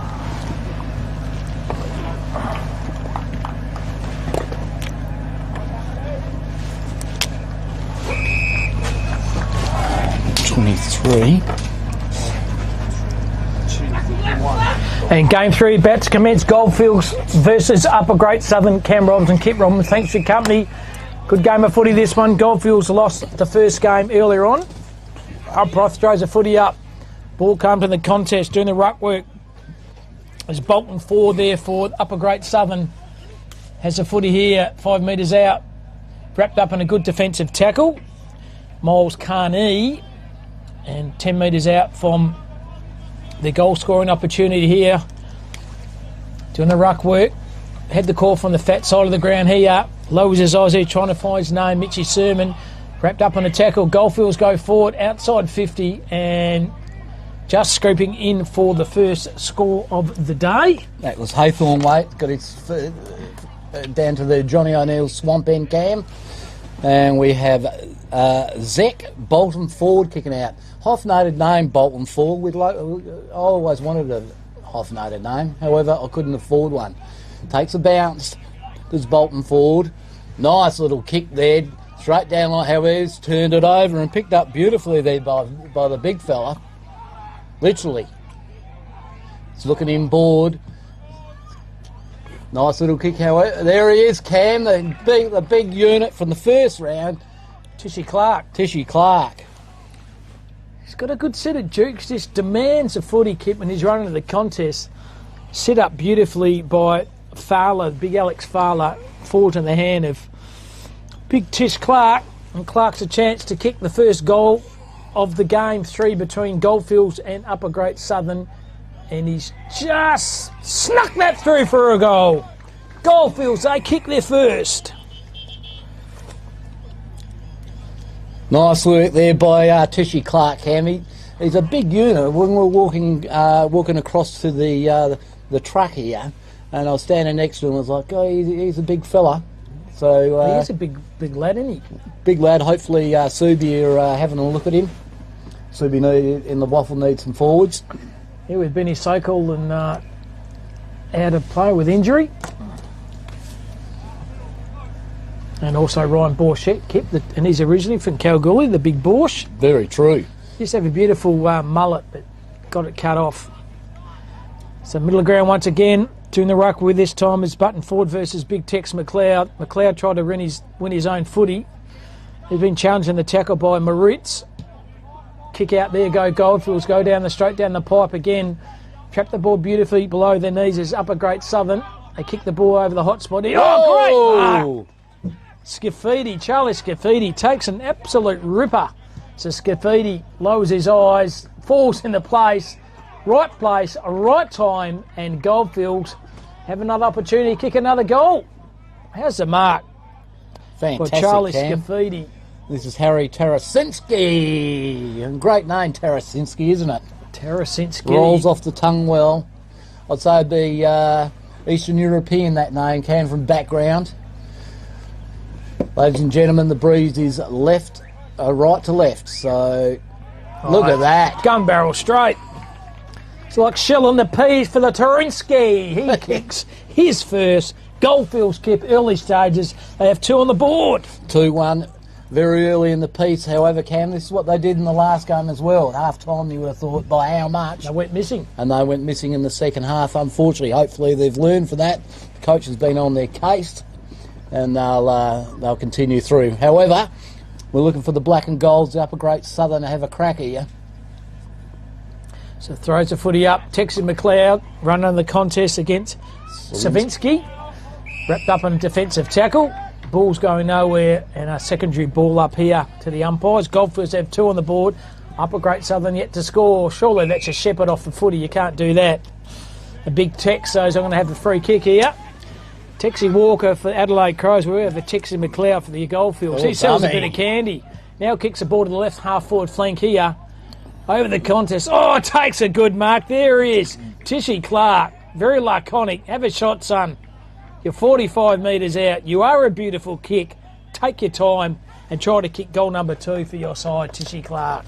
And I think, Cam, this is probably his best range. From the last game I picked up that he's a little bit edgy, a little bit nervous on the 20 metres out. However, he's at 35-40 at the moment.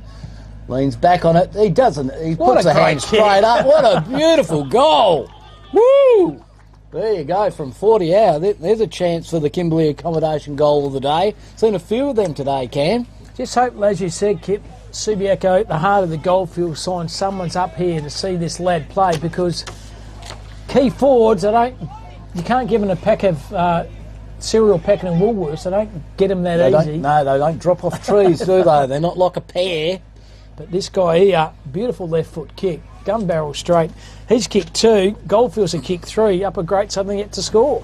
Slawinski, he's crossed the line, I think. No, umpire's gone, listen, my ball up was very poor there, and so we've got McLeod and Slawinski again. Nice hit out there by Slawinski to his teammate Moritz, however, well picked up there. He's recovered well as the goal paved. Nice little hands over the top. It's in. It's all congested in tight there. Beautiful little Ollie Horrocks. Nice little tackle there. Up again. Slawinski was a little bit early. Nice kick around the corner by McLeod. Beautifully done. Oh, well played.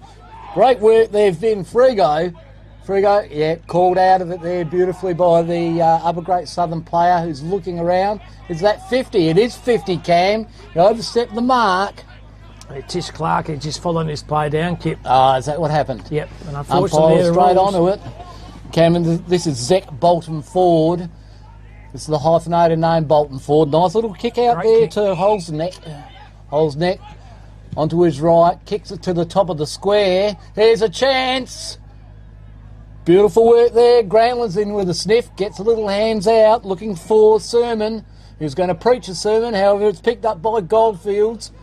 Turns around, Tommy Hammond off to Tremaine Way, and Tremaine Way has kicked a nice little goal. Beautiful work there in the right place at the right time. Well played, that young fella. But Kev, how's the nous of him, right? He had kicked it high. There's a guy on the goal square.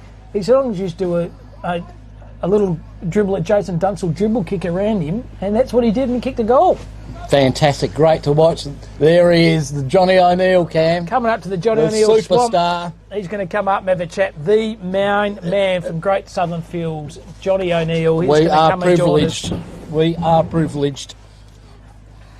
So start. Umpire throws a footy up. Hands was okay. Goldfields should have found his teammate. There's Bolter. We're going to half forward flank here. Chipping the ball hard. Numbers here through the ground. Trapped it beautiful. Half and weight. He found his teammate. That's Coughlin. He's wrapped up in a tackle. Should be holding the foot in. It certainly is. Defensive pressure by Jax Moffat. Has a footy here. There's Moffat. So Moffat has a footy here. Chisel that down the line. Good mark there. Good mark there by Cooper Bryant. Another hyphenated name. Bryant Smith. Bryant Smith looks to the centre. Nice mark. There we go. There. Umpire's no, it has to go off to Ollie Horrocks. Ollie Horrocks turns around and finds his teammate, and his teammate is going to have a shot from 25 out, Cam. And I reckon I'm not going to put the commentator's curse on this young fella. Howie Clegg, he deserves his own space for this kick, doesn't he? He deserves his own space. We'll leave it to Cleggy. So Howard Clegg, 20 metres out, directly in front, goes around on the arc. He's got gun barrel straight. Well played. Upper Great 7 now have 2. Goldfields have 3, but more importantly, we have the main man of anywhere here in Lake Grace. When you think of Lake Grace, Kip, there's only one person you know from Lake Grace, and that's a one and only Johnny O'Neill. Johnny, good afternoon, mate. Good afternoon, Cam and Kip. Great to see you, mate. Great to be here. What a fantastic day. What a crowd and some beautiful footy. Hey, Johnny, we've named the swamp to your right. We've called that the Johnny O'Neill Swamps, and the ball kicked over there. We've mentioned your name about 10,000 times, the Johnny O'Neill Swamp. Yeah, no, hope you don't mind, mate. We should ask your permission first. Been down there a few times and misspent youth days, but anyway. John, just behind the scenes, mate, how good is it? Obviously, the oldest country carnival in the Southern Hemisphere. How many months out do you take your time to organising something like this? Oh, I just can't put a time on it, Cam. It starts virtually when we leave. on Sunday, and then we just work our way through, and it comes pretty heated up in about January, February. Yeah, right. Yeah, you book an accommodation 12 months ahead because and all that sort of stuff. So no, it's a continuous thing. We've got a few helpers around. How many years have you been doing this, John? 25. 20? Wow, 25 years, and there was another. I've been involved with the Colts for probably 35, with coaching and selecting in coaching our own league. Ongerup did that for 6 years, and then coached the combined side in Perth for 4 years that we pick out of this, and with the Great Southern Council. But no, I've been probably about 35 years. I played it years ago when I was 17-year-old. So yeah. John, we went to the opening last night, and one of the most inspirational speeches by the Shire President, just about grassroots, about people being there for each other, and just a really heartwarming speech from the Shire President, late Grace. Oh yeah, that's why he's the Shire President, mate. He's very passionate about our district and about our towns, and you can see the ovals. He's like not only him, the Shire and the community, but mainly Len leads it, and that's why we've got probably the best ovals, in the whole OFA, and Newdigate's here, and Lake King, the Shires that Len looks after, and it's a credit to him and a credit to the community and credit to the bloke that does it. Old Bruno, he's a professional guy that does it all, and And I know the biggest piece of steak I've had, mate, about the size of a cow last night, mate. One of the best feeds I've had ever, mate. It was just absolutely sensational. Got home last night, had a couple of reds, and I just slept beautifully because I had a good feed of tucker and had a couple of beers and reds under my belt, mate. So once again, thanks for your hospitality last night, mate. Brilliant. You're most welcome, but out here, mate, unless you give them half a cow, the boys go hungry.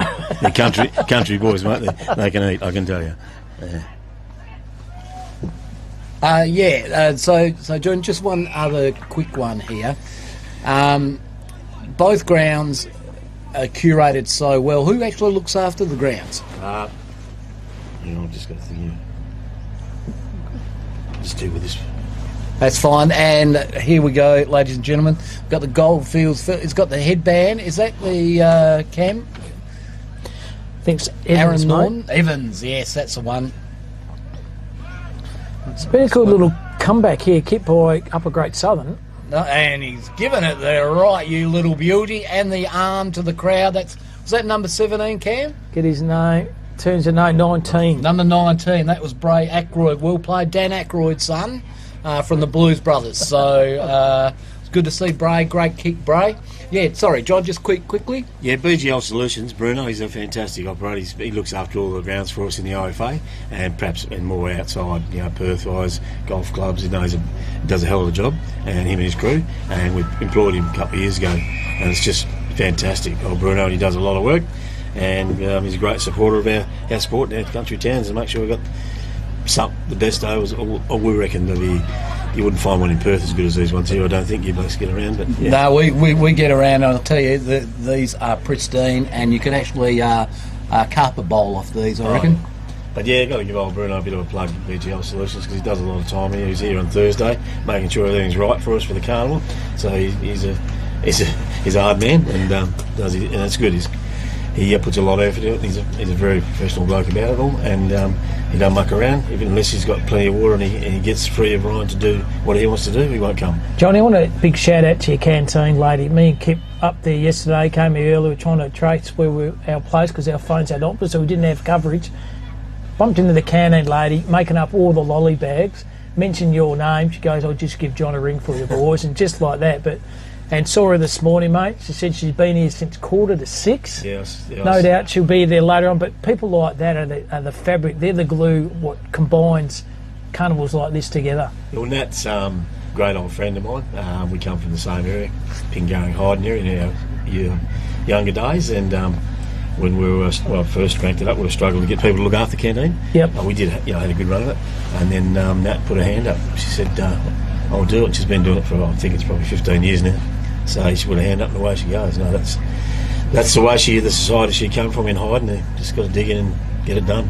And you know what I noticed too about it? She had a smile on her face. Yep, that's the thing, like, buddy, if you're doing something like that and you're not enjoying it, the kind of you exude that non-enjoyment, but she was just beaming and a smile and having a good laugh with us. And that's just fantastic. I love that. Yeah, it comes from a family in Hyden, the Maritzes. Ben Maritz is a dad, and family of 9. Wow. junction, and the pecking order, you got to be in quick. So no, they're fantastic supporters of the Ritz families and Hyden, and Nat's here in Lake Grace now, but she does a lot for us. John, me and Kit were walking over between the games, and obviously we come from Perth, but we just realised how exciting coming out to the country people. No disrespect to people from the city. Country people are more hospitable, more friendly, and make you feel more welcome. It's been a magnificent day or two so far here at Lake Grace. Yeah, my old dad used to say that. I went to school in Perth, obviously, at Aquinas, and as Dad said, the further you get east, the better the people get. Yeah, and that was I'm not saying there's some good people in Perth, but we just out in the country, mate. We thrive on hospitality because we need to. Yep. And when you come to our towns, we want you to feel welcome. So one day you might come back and stay, and come and work here. So, and that's why we've got facilities like this. Yep. If you come into a town that's a shithole, you're not going to stay here. Yep. Excuse the expression, but that's it. No, it's true. The first thing people do when they drive into town, because I employ a few people over the times that I've been in Lake Grace in retail businesses, and the first thing they do is look at your facilities. And your hospital and your schools and all that. If you haven't got them, you go. Well, it's a pleasure, and Perth can be impersonal because of the weight of numbers of population. Whereas you come here, it's personal, and that's what we love about it. Cam, I don't know about you, but I'll keep coming out here to the end of time. Yep. Till I'm pushing up daisies, I'd be love coming out here and doing that. It's been fantastic. No, we appreciate you guys, coming in, Cam and Kip, and like Rowett and JD and Macca and all that coming out to, and it makes it, it's good for us. It really promotes the town, promotes the game, promotes everything in country, You know what relates to when you asked if we could call the game a few months ago, it was like a kid in a lolly shop. Do we have the clinkers? Do we get the caramel button? Do we have the milk bottle? I want it all, mate. So I really appreciate the opportunity for us to come call the game for you, John. It's been a good day and a couple of more days to come. No, I appreciate it, boys, and it's a bit to go and some good footy. And if you're not here yet, come and have a look. It's just a fantastic day and some fantastic footy. Yeah, fantastic. Thanks, guys. Okay, Johnny. Thanks, Johnny. On there. We'll catch up for a lemonade later, no doubt. We will. Very famous name, Johnny. They've got a swap name in to the right here. So start of the second quarter here, 4-1 to 3 points. Caden Ward wins the footy here. Upper Great Southern, but the hands here for Goldfield, went through traffic, heard the call on the fat side. He found the opponent, Scafidi. Scafidi kicks the ball to centre half forward. Fickle bounce, trapping the ball beautifully. Got a bit of pace too, can take it back, draw the play over the top. That he does. He finds his teammate, that's Paulie. Paulie kicks the ball the right half forward flank here. Defensive ball was very good by the Goldfields. The 1% is Kippy happy with that, and that's Mitch Hodas. And the boundary line throw in, early stage of this first quarter, 4-1 to 3 straight. Thanks, Cam. While we're going on to, I've got as president and chairman of this, I've got a big thank you to make to Fife Transport and Coolin Transport, Grant Robbins and Nat Fife, David Fife for their sponsoring the broadcasting on both over. So thanks to these guys. And another one to my old mate of mine is from Freightlines Transport in Mick Harding. Without his support, like I said last night, these don't happen. So to those three guys to make it, this filming and all that happening, thanks a lot, guys, and thanks for the opportunity. We'll catch you throughout the day. Good calling. Thank you very much, mate. And shout out to all those sponsors. But like I said, without a mum and dad, we wouldn't exist, and this competition wouldn't exist without those sponsors. Yeah, well summed up, Kip. And once again, don't underestimate the workers, Johnny O'Neill. The name of the swamp out here at Lake Grace, probably they'll get a statue with him by end of the year, I would have thought. Defensive tackles very good. Balls in the contest, held to him, holding the footy, it certainly is. So pressure personified here. Falls a ham of Kickett. So Alan Kickett right in front of us here.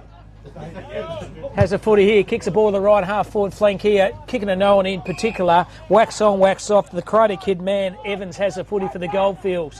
So Evans, unsure what to do, chooses a bit of time with a kick. It's pulled on around. That's going to come out with a lasso. It's going to come back here. And Kickett's going to have the same kick he was about 5 seconds ago. Well, let's hope he learns from that last kick, Cam, and he should do. That's a better kick, and it's a nice little chip-up lead there too. However, Cody Hayward spilled it, recovered it well. It's gone into the... Yeah, Shepherd was shepherded out. Unfortunately, Howie Clegg got in the way of the Goldfields players, kicked out beautiful. Oh, look at that. Nice little juggle effort there by Tarasinski. However, beautiful, oh, nice little pick up there by Rushton, turns around, a misdirected kick, picked up by that was number 9, that was Openshaw, Cam. He had a good game in the first round. Good defense. Well over the ball, and beautiful tackle there by Alan Kickett. And umpire says, give it to me, let's have the ball up. Umpire's going to throw the footy out 20 metres out here. It went early though with the ruck, not the Scafidi. Now he's wrapped up in a defensive tackle. Umpire said no prior. It's another ball up here, 25 metres out here. Umpire throws the footy up. Full in the hand through the traffic. That was a good effort by Ackroyd. Dan Ackroyd, look-alike. Handball was okay. Falls in the pack here. Pretty hot in the kitchen there. Hit the ball hard. Well done. Rates up in a defensive tackle. That play was Ward. He was good through traffic. Found his teammate Horak. He went back through traffic. Well done by the Goldfields. Should be holding the footy, or it's a throw. It's the ladder. And a free kick here goes to Upper Great Southern through Caden Ward. So Ward has it, lowers his eyes. The kick's no good, but pick up beautiful below his knees was Garland. He kicks the ball to the hot spot here. Going to rush through for a boundary line throw in early stages of the second quarter. Upper Great Southern versus the Goldfields. Yeah, down at the Johnny O'Neill Swamp End, Cam, for the throw-in. And we're very blessed to have the great man sitting next to us at the moment. Here we have it, McLeod. Oh, no, nice little hit out by McLeod there again. Nice little dish off by the Goldfields. They've cleared it out well. Nice. Carne, I think it's Carne, however it's Carn. Beautiful pick up there by Adams. Adams pushes the ball forward. It's going out wide. The Goldfields player, Maxie Duff, ran onto that bloody beautifully. Turns around and nice little grab there in front of the Goldfields player, and 50 ran across. Oh, that's a cardinal sin in modern footy. He's doing the right thing. He's following through, Cam, but the umpires, you know, that's modern footy. What can I say? So it looks like the binoculars on him, Kip. Yeah, and it looks like Gramlin is going to. I think he's going to have a shot. Why not? Down at the Johnny O'Neill Swamp End. So 45 metres out. Looks pretty confident. The kick. Kip will see him when he goes off his boot. Leans back on the kick. Tell you what, it's not bad. Oh, his mark over the end. That's got to be a grab. That has got to be a grab of an AFGRI mark of the day. Surely that has got to be in there. Howie Clegg. There's number 2, Cam. Goal number 2 for Clegg. Mark of the day and goal. Thank you. Thanks for coming, everyone. That is fantastic. What was that? He kicked 2 years. He kicked 100 goals in this. Wow. Timmy Clegg. Tim Clegg. No relation to Dougie Clegg? Don't know. And once again, the ball to be relieved from the Johnny O'Neill Swamp out the back here to the right. Good start of the quarter here by Upper Great Southern. Howie Clegg kicked a couple. Paulie's kicked 1 and Wade's kicked 1. And Upper Great Southern looked pretty good early stage of the second quarter. Of this. Both clubs hard at it, aren't they, Cam? Certainly are. Charlie Scafidi. What's going on here? The 6v6v6. Yep, 66 just worn. Cam. And doing the ruck work is big Tex McLeod. Is out ruck this contest by Ward. Bursting through the pack. Got challenger holding the footy. It's the throw. It's the ladder. Read him a sermon. So Del Caro has a footy here. He kicks the ball to the right half forward flank. Bit of distance with a kick. Jumping in a hole and taking a good defensive mode is Bolto. So Bolto goes lateral with a kick. It's a risky kick. It's not going to come off. Oh, yes, it does. Good juggling mark them by Upper Great Southern. They kick the ball down the line. The kick's okay. He found Johnston. Johnson through traffic. Can use the player. Can draw the 1-2. Good hard running by Johnson. Can take it down. Got a bit of pace, this kid. Kicks the ball to the right. Forward pocket here. Beautiful kick. How's it going to go? That is a goal of the day. Wow. Come on down there. Campbell Johnston has kicked one from the clouds. Wow, Cam, that's got to be a contender for the Kimberley Accommodation goal of the day. We've had that in the space of 2 minutes. Mark of the day possibility and goal of the day possibility. Ladies and gentlemen, this is champagne footy we're watching here at Lake Grace. And that Johnny O'Neill Swamp End, that seems to be where the action is. Is that the scoring end? Johnny O'Neill, the John O'Neill Swamp End to the right of the screen? Is it? No. But that's a good goal, John. No, at the Pacific Ocean. That was a fantastic goal. Great goal. Great running out from here. Right in front of us. Yeah, beautiful. So through traffic. The light fantastic is okay. There's Katie Highwood. Well, Over the cop, trying to take a good mark. Ball comes to the ground. That was Way. Oh, he's done it straight off the point, you beauty! So raining goals Truman here. Way for his- Truman Whale now's kicked a couple. And it's raining goals here at Fife Transport Oval here in Lake Grace. And Upper Great Southern they've kicked 3 in about 2.5 minutes. Wow, and you know when the player turns around, kicks it and puts the finger straight up to go, there she goes, ladies and gentlemen. He's not even watching, he'd already turned around and is celebrating. Why wouldn't the young fella? That's his second Truman Way, number 15 for the Upper Great Southern. Umpire throws the footy up here. Tex McLeod trying to win a contest. Handball's okay. He found Coughlin. Coughlin heard the call from wax on, wax off. Evans, Karate Kid 2, through traffic. Handball's okay. Trying to find his teammate. That was Kick It. He's overran it. Defensive pressure got the core point. Clegg, don't tell me he's going to go again. Down back. Good defensive pressure. Ball still in play here. Handball over the top was pretty effective by Mahey. Hitting the ball hard. Karate Kid's wrapped him up in a tackle. It could be wax on, wax off, or it's a throw on. It's the latter. And the umpire says, I think you had prior to give the ball to me for a ball up. Absolutely, Cam. And that certainly tough and willing in there. The umpire's going to throw it up. It's not going to throw it in. That's a big knock there by Texley McLeod. Got it forward. Oh, there was after the ball hit. Coughlin's got the ball. Kicks down. Probably should have called it back. However, beautifully done there by off to Horrock from Upper Great Southern's kicked it forward and it's intercepted there nicely by the Goldfields player. Kicks it out and we're looking here for Harry Tarazinski. However, couldn't take the ball and it's held to him, ladies and gentlemen, as the umpire goes to throw it up. John, what's I noticed about the umpires, mate? This isn't letting play go on at all times. It's really good umpiring, I reckon. Just let the flow go on. You've had a little chat to me before, you noticed. Oh, really? I know how to do it. Yep. Let it flow. Oh, that's exactly what's happened, isn't it? Oh, that was high. That was high. Yeah, On that's why I let it play, Yeah. Especially in Colts, Cam. Yep. Got to let them excel themselves. To a degree. Yep. Ball's out there, copped him in the back. Umpire said no, he didn't. Play onto it, still gets his own footy. Excellent play, goes on his left foot. Little chiseler, he finds Moles Carney. It's a Carney, little kick down the line, good kick. Found his teammate Paulie. Bryce Paulie touched off the footy there. Thrown up in the tackle. Wax on, wax off, dropped the footy. He's claiming it though. Kick was okay. That was by Ward and find his teammate Lace out. Dalton Gooding. Good tackle here by Ward. Has a footy here. Oh, he's kicked his own foot then. Picked up beautifully by Charlie Johnson. He kicks the ball to the forward pocket here. Or bounced off his chest of his teammate. That was Johnson.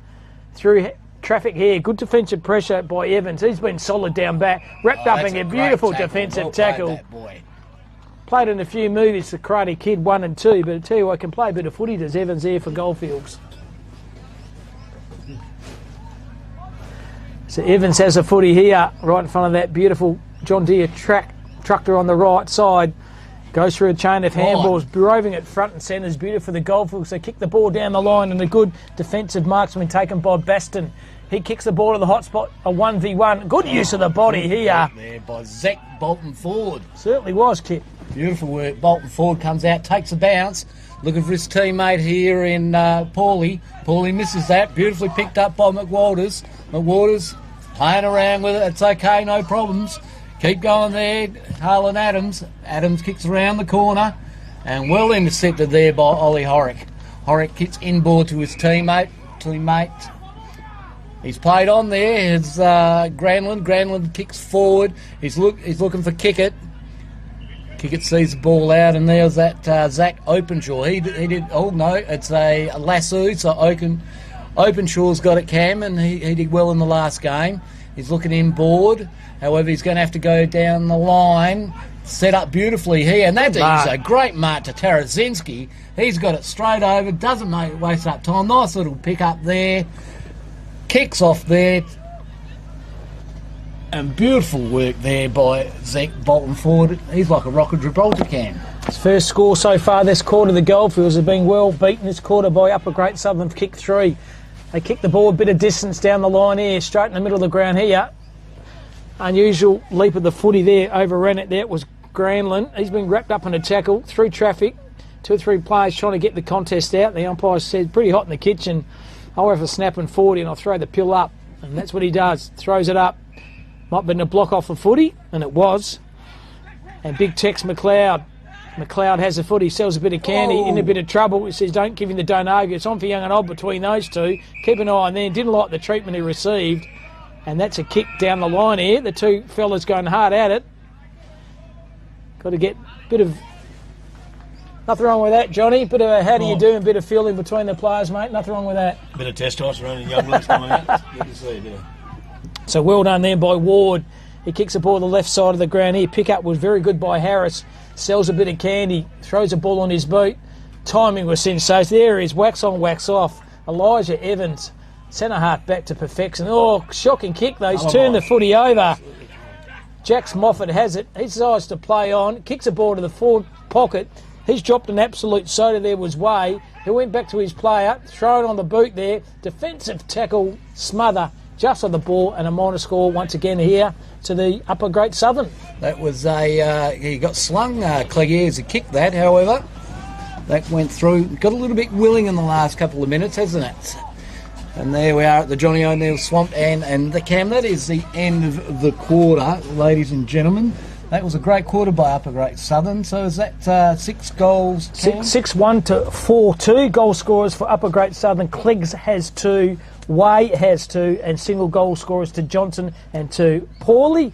And also for Goldfields, 1 to Tarasinski. Love saying that name, Kip. Great. Dan Ackroyd. Dan Bray Ackroyd's kicked 1, and Tish Clark has kicked a couple. 6-1 to 4-2. Half time here of this clash between the Goldfields and Upper Great Southern. And with the man of the moment, Johnny O'Neill. Johnny, how many years is this carnival? Can I just repeat? 122 years, the oldest carnival in the It's 102 years. It 102. started, 104, sorry. Yep. The actual council was formed in 1922. Yep. Yep. Yeah. Wow. Like a few fellas down in the south, in Mount Barker and in the Great Southern. Yeah. And they had a meeting and organised a couple of games that year, and then away it went. It's been. We've had a few people already ring up. And they're saying they didn't realise they did have a swamp named after you to the right. And they said next time they drop into town, they'll wave you the big hurrah and saying, hurrah to the Johnny O'Neill swamp to the right of the screen. Yeah, thanks, guys. I really appreciate it, mate. Like I said, I wanted the Pacific Ocean, not an old swamp. Quite humorous. Yeah, no, I've got a few texts too, so yeah. Thanks a lot, boys. Yeah. No, very good, John. Well, thanks for your company, mate. We're going to wrap it here at half time here. Sees Upper Great Southern, Charles Goldfield 6-1 to 4-2. And before we wrap up, thanks again to old Mick Harding from Freightlines. I really can't push the fact that he had his support 10 years ago. Like I told the story last night, he promised me only 10 years ago. I never forgot. That's funny, he only tracked you down too. Yeah, no, it's good. So thanks to Mick and all his crew and all the other sponsors, but particularly Mick. It's what he does for it is for country sport everywhere. He's just a community man, a great sporting man. So thanks, Mick, and thanks, guys. Good on you, Johnny O'Neill. Enjoy the rest of your time in our great town, Lake Grace. Definitely would. Thanks for your hospitality. Thanks very much, mate. Good day.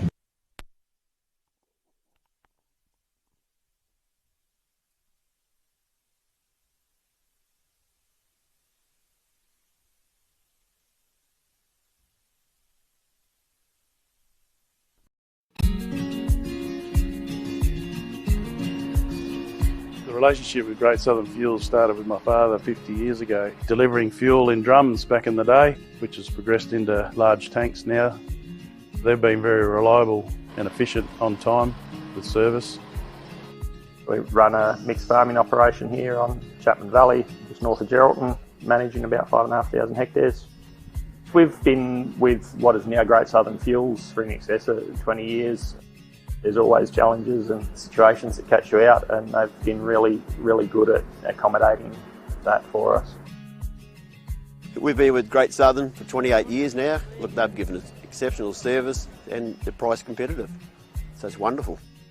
They're a great company to work for. They're a family-owned business. They will support you and whatever is required. I've got Alan's phone number, I've got Steve's phone number, and I know if I ring it I'll get an answer, which is really cool. The relationship's great and the service is second to none. So I ring up and it doesn't matter if it's Saturday, Sunday or whenever I ring up, I'll have fuel. So we've never been held up or had a problem with them. So my theory is That's what I'm about. You know, it's about service and the relationship, and it's been fantastic. It's very important to maintain long-term customers' loyalty and give back what you can when you can. Great Southern Fuels is one of the few companies that I've been involved with that gives so much back to the local community. We support so many different organisations and country, sporting clubs, field days, farming organisations. We endeavour to give back. The community looked after us by dealing with us, and we just gave it back in what we could do. Footy club needs a hand, well, it's because they need a hand that you give it to, not the other way around. When you look at how they conduct themselves in the community, they've been a great supporter of the Livestock Transporters Association. Just incredible what they do. They do a lot for the community, which is good. And not only Lake Race either, you know, it's right through where all his outlets are all over the state. You know, he's been excellent with that. We tend to sponsor major events, the Great Southern Football Carnival, Colts Carnival. Across the board, I think sponsorships are a very important part of any community. Like, I grew up in Lake Grace and footy was my life down there for a long time. Great Southern sponsored Lake Grace back then, and along with many other footy clubs and hockey clubs and tennis clubs, and we might not always be making a big deal out of it, but the people that get sponsored, they understand and they relate to it. They do a lot for the town, so yeah, I can't fault them. You know, they've been brilliant. Great Southern Fuels have got strong values, and that shows in what they do. You know, they walk the talk and they do what they do. You deal with people that are there and care about your business, and these people have been absolutely wonderful. I'm very proud of what Mum and Dad have achieved in their life and how they've structured the business, and it's all structured around our customers and looking after people and being in the right areas where we need to sell the fuel and have the support there and sponsorship, being part of the community, even though we're not in that community, but our workers are there and that's part of us.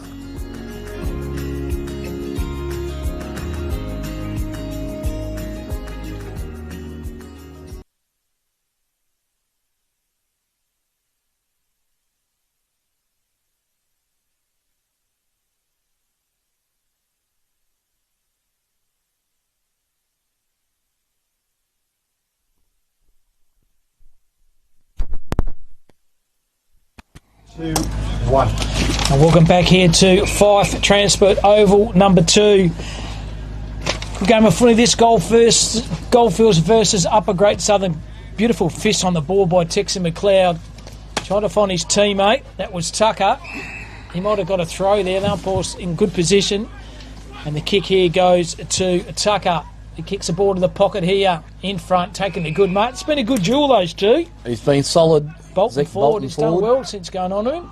So Bolton Ford has a footy here for Upper Great Southern.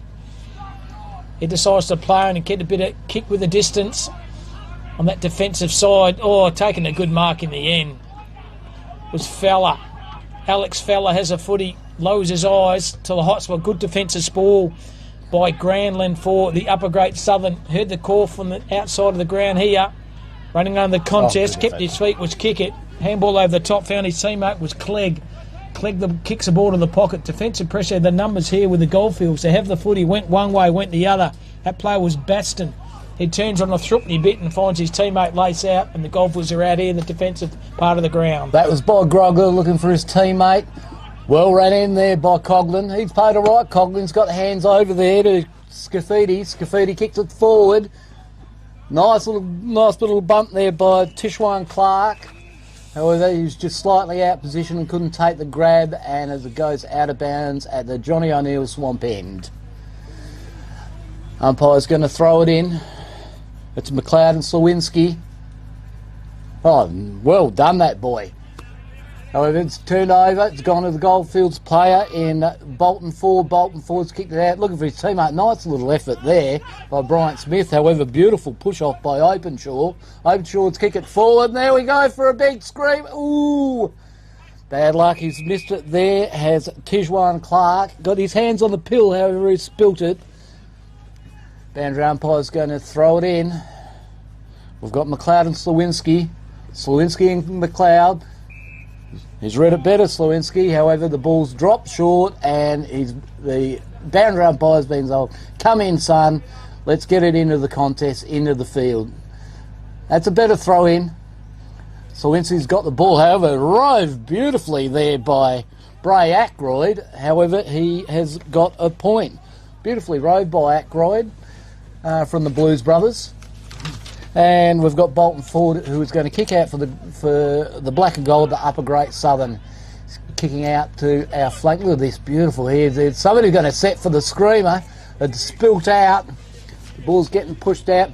Good effort, good tackle, well played by those boys. That was Maley from Upper Great Southern. Nice little tackle as the boundary is going to throw it in. The half-forward line. Beautiful work there by Texie McLeod. The Texan, however, he's turned it over and Miles Kahn has picked it up. Carney's taken a nice little kick out there to his teammate in Holtzneck. However, he was overzealous, that fella Holtzneck, and he's dished it off to the Goldfields players. Looked in, beautiful kick. That was a little chiseler, and the young fella's going to turn back and have a shot down to the Johnny O'Neill swamp end. No, he turns around, nice little chip-up lead, and that would be Tommy Coughlin, surely it would. He's been all over the place as well, Tommy Coughlin. He's played a bloody cracker. Certainly played a good game, hasn't he? Number one with a wiry orange boots there. But Cam, that kick from Harlan Adams on the wing, what a cracker. He's got it. Thanks very much.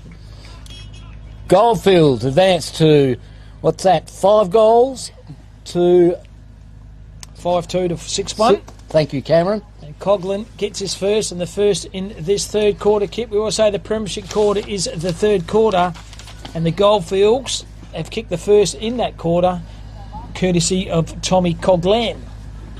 Yeah, it was certainly Cam. Quick shout out.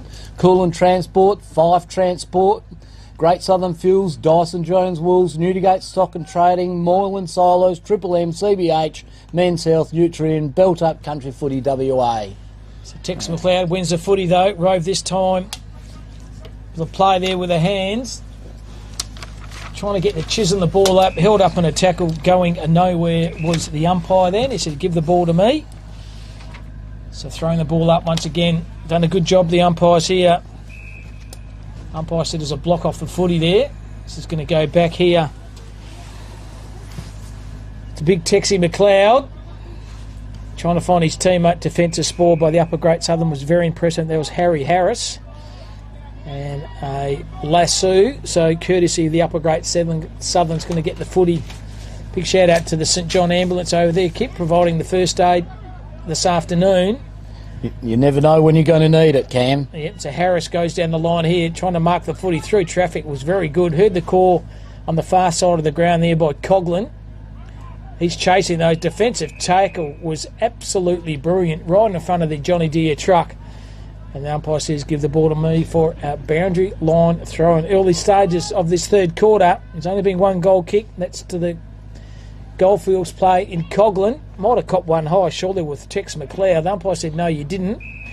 And the Goldfields player definitely got one behind the side of the eyes there. And an opportunity here for the Goldfields to have another shot at goals. I'll get his number in a minute. Just when you want the player to turn around, they turn around the wrong way. But into the it's a Goldfields kick. And the Goldfields opportunity to kick another goal here. 45 metres out, leans back on this. And he's pushed that left for a minor score there to the Goldfields. And just pegging away the opportunities they are. It's 5-4 to 6-1, a margin of 3 points. Here he is, Cam Bolton forward. Been a rock of Gibraltar down back. Kicks down to the wing, however, intercepted beautifully there by Mitchell Hobbs. It's a nice kick. There's a chat. That is a beautiful grab by Elijah Evans with the Karate Kid bloody headband. Elijah Evans. It's almost like the crane. He did the crane, Cam, and He's about 35 out, I'd suggest. Directly in front. He's kicked it to the right, unfortunately, and that is a point. He deserved better out of that because it was a beautiful grab. Upper Great Southern had kicked out from the Johnny O'Neill swamp end. Bolton forward. Nice little chip kick there to Maxie Duff. Duff turns around. Oh, however, he's turned it over. He was overzealous. He's gone to Openshaw. Openshaw looks forward. It's spilled out behind the back. Tishwan Clark has got a chance. Nice little tackle there too. Just quite. No, he's carried him forward. It must have been high initially to start with. And that'll be a kick for Bolton forward. Oh, they're halting up play. I think he's a little bit hurt, is Bolton forward, unfortunately. Hopefully the young fella's okay. He pulled up a little bit lame. It was a heavy tackle. And he's a big boy, Tishwan Clark, so having him fall on you would definitely hurt. He's up. That is good ticker by Zach Bolton forward. Great ticker. He's coming off.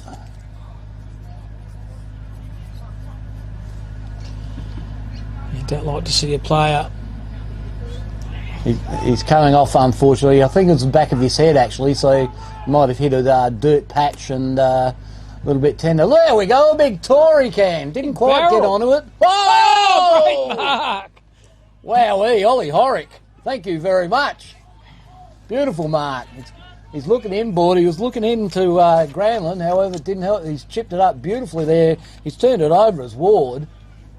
Goldfields players picked it up. However, he's recovered well as Wardy after letting go of a soda. However, literally centre of the field, well, just slightly off centre, depending on which side of the ground you're sitting on. So 5-5 to 6-1, Kip. Pretty close at the moment. Good mark below the knees of the Goldfields player. Dive for the mark, Kip. They're going to go lateral here to 50. Yep, ran through the lines of the mark. Don't like the rule, Kip. The rule is there for a reason, and the reason is you can't run through the mark, and is exactly what happened then. So, chance here for the Goldfields to register a goal. It's about 25, probably 30 metres out. Slight angle here. Leans back on the kick. Gun barrel straight to Johnny O'Neill swamp, and that is the kick, a goal to the Goldfields. And the Goldfields, would you believe, have kicked a goal 6-5 to 6-1. So they've hit the lead, Kip. Score change here. Goldfields at the minute are all over Upper Great Southern in this third quarter. And Cam, this is what happened in their first game, didn't it? They came out like a bullet at a gate and they've stopped. Let's hope they can pick it up because they deserve to have a win at some stage, that's for sure. Yeah, Stevie Shepherd, fantastic goal. Umpire throws a footy up once again. Big Tex McLeod tries to find Shepherd again. Challenged that he push off the footy here. Clegg put his head in the hole and got tackled and challenged and hold the footy here. Good defensive tackle by Howie Clegg. He's kicked a couple of goals himself. Clegg goes lateral with a kick. He folds Miles Carney. So Carney has a footy back pocket. He also pulls the kick and finds Cam Sutherland. Great first name. Sutherland has a footy here. He kicks the ball down the line. Bit of a weighted kick. Reading the ball extremely well with Big Texie McLeod. He's been a good player this afternoon for the Goldfields. Big Tex, the Texan. Tex McLeod kicks the ball to the right half forward flank. Good distance with a kick. Great mark. Good set of jukes. Stevie Shepherd has taken an absolute ripper and has started from that ruckman right in front of Big Texie McLeod. He found Shepherd, the 24 to number 4, and Steve Shepherd, chance to kick his second goal this quarter, Kip. Yeah, it's the age-old thing, isn't it? Right behind this kick. Tex Shepherd, gun barrel straight. Goldfields kick another. They are on song.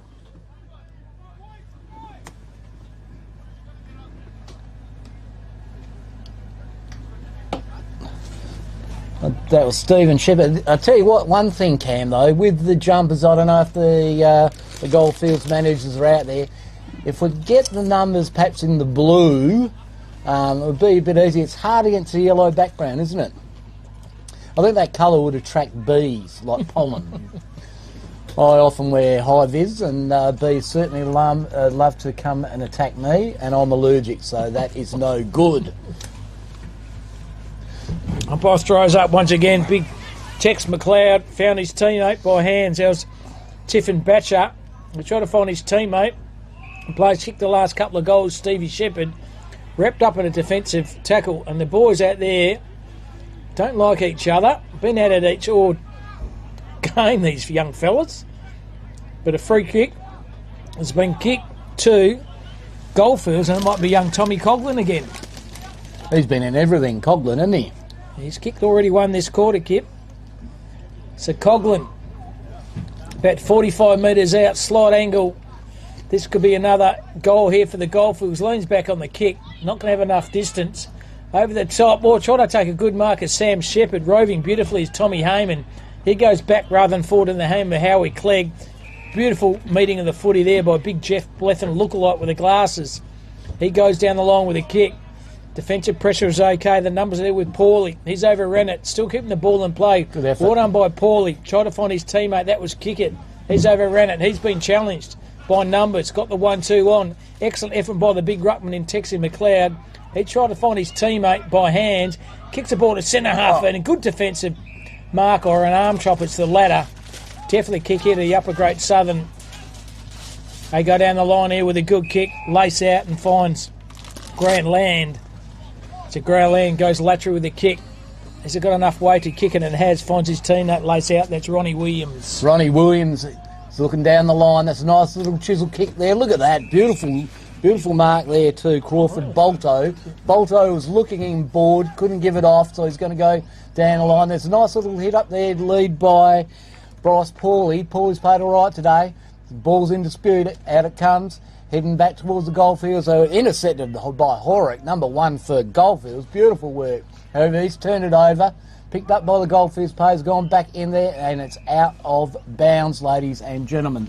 Just update the other ground as Eastern District's Kipper up over Peel in oval number 1. So a bit of a surprise there by the Cavaliers losing at this stage to the Eastern Districts. Wowee. A little bit of a push out there by the big Texan. And that's the end of the quarter, Cam. He's going to have a shot. Take a shot. And the umpire said, yes, you can. 55, does the old-fashioned barrel. The marksman have got there. So half-time here is 7-5 Goldfields and Upper Great Southern are 6-1, a margin of 10 points. The turnaround in that quarter, Kip, sensational by the Goldfields. Outstanding quarter for the Goldfields. They needed to come back too, just quietly, because they started to fall in the hole after the first quarter, a bit like the last game, but they came back well. So three-quarter time here, margin is 10 points. We'll take a short break and come back for the last quarter very, very shortly.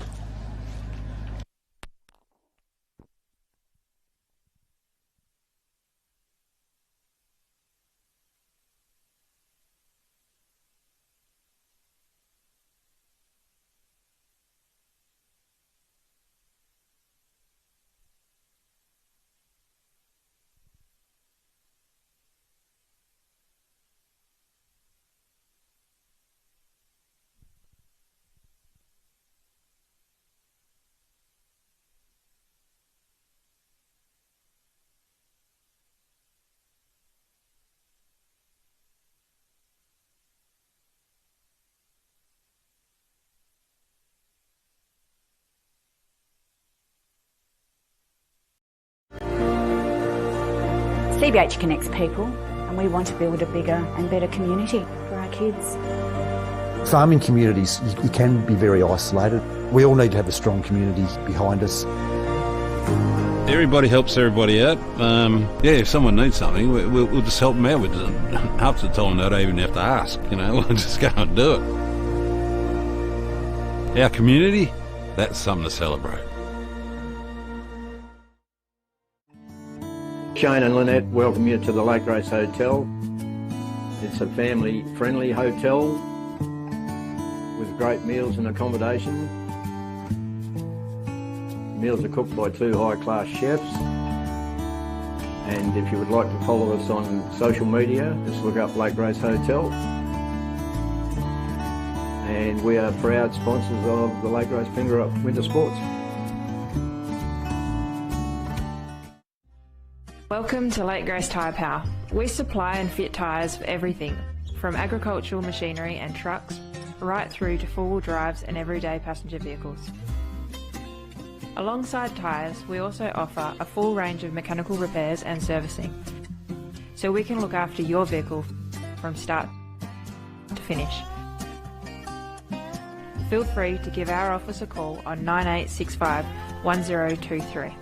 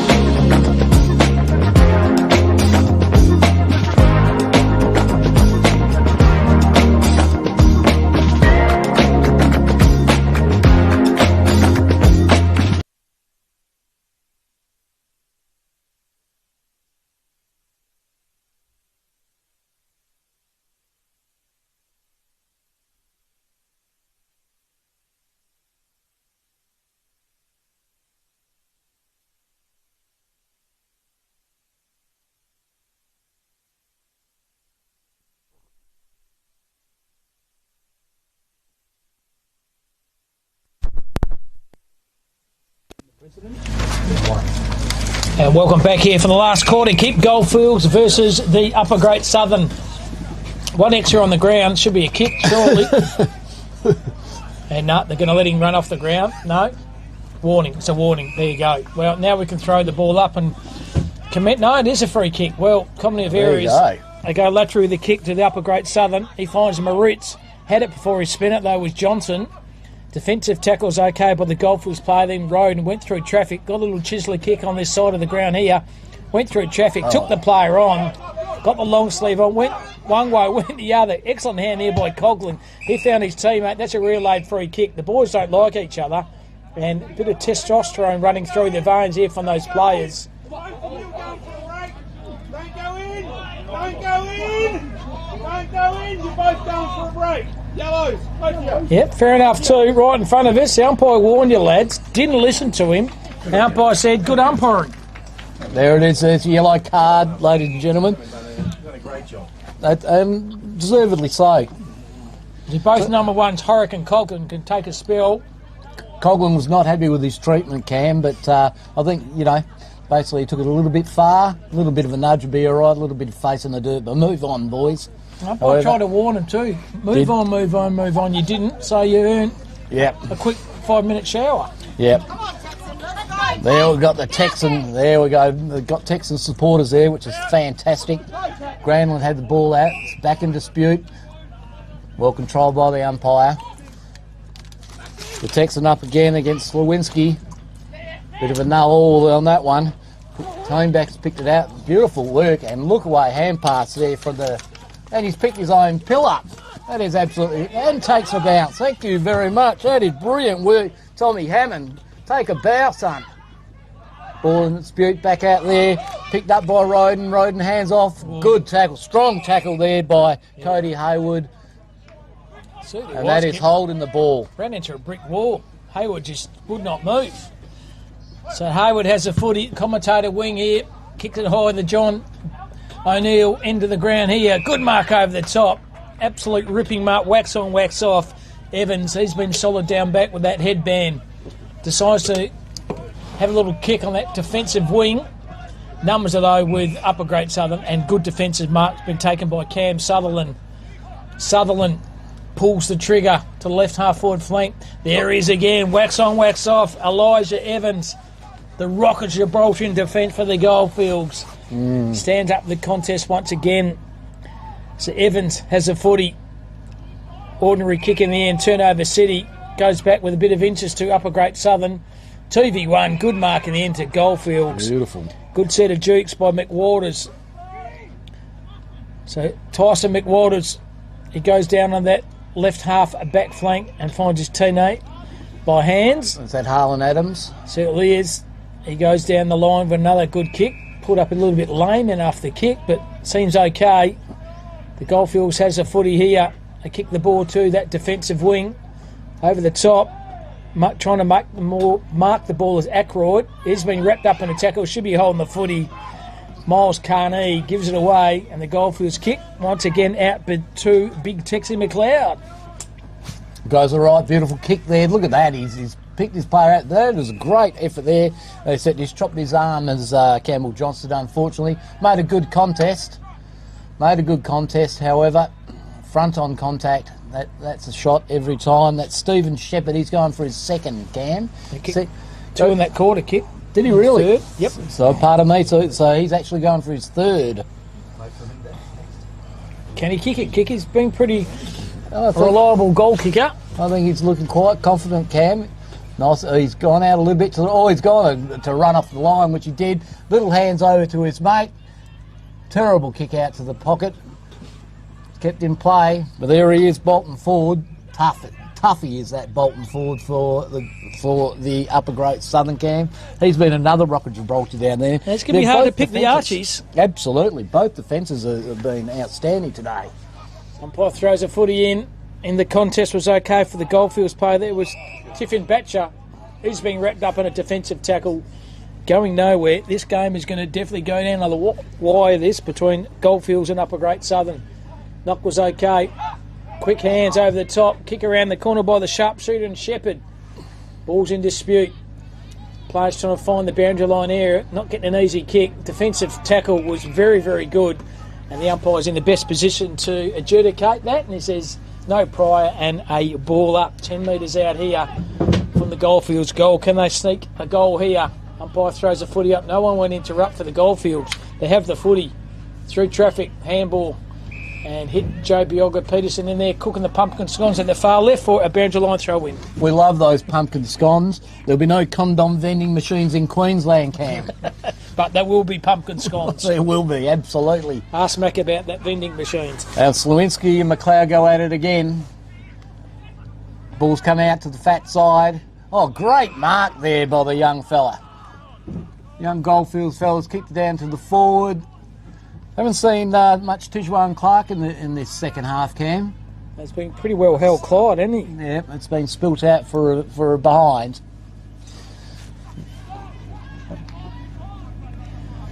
So having the footy here has been good. Bolton forward. 2 kicks in it. He kicks the ball straight down the middle of the ground here. Oh, good mark in position. Excellent use of the body. Well, a player from the Goldfields there in Baston, Luca Baston, goes lateral with a kick right in front of the interchange bench to both sides. A little chip down the line. It's not going to come off. It's turnover here.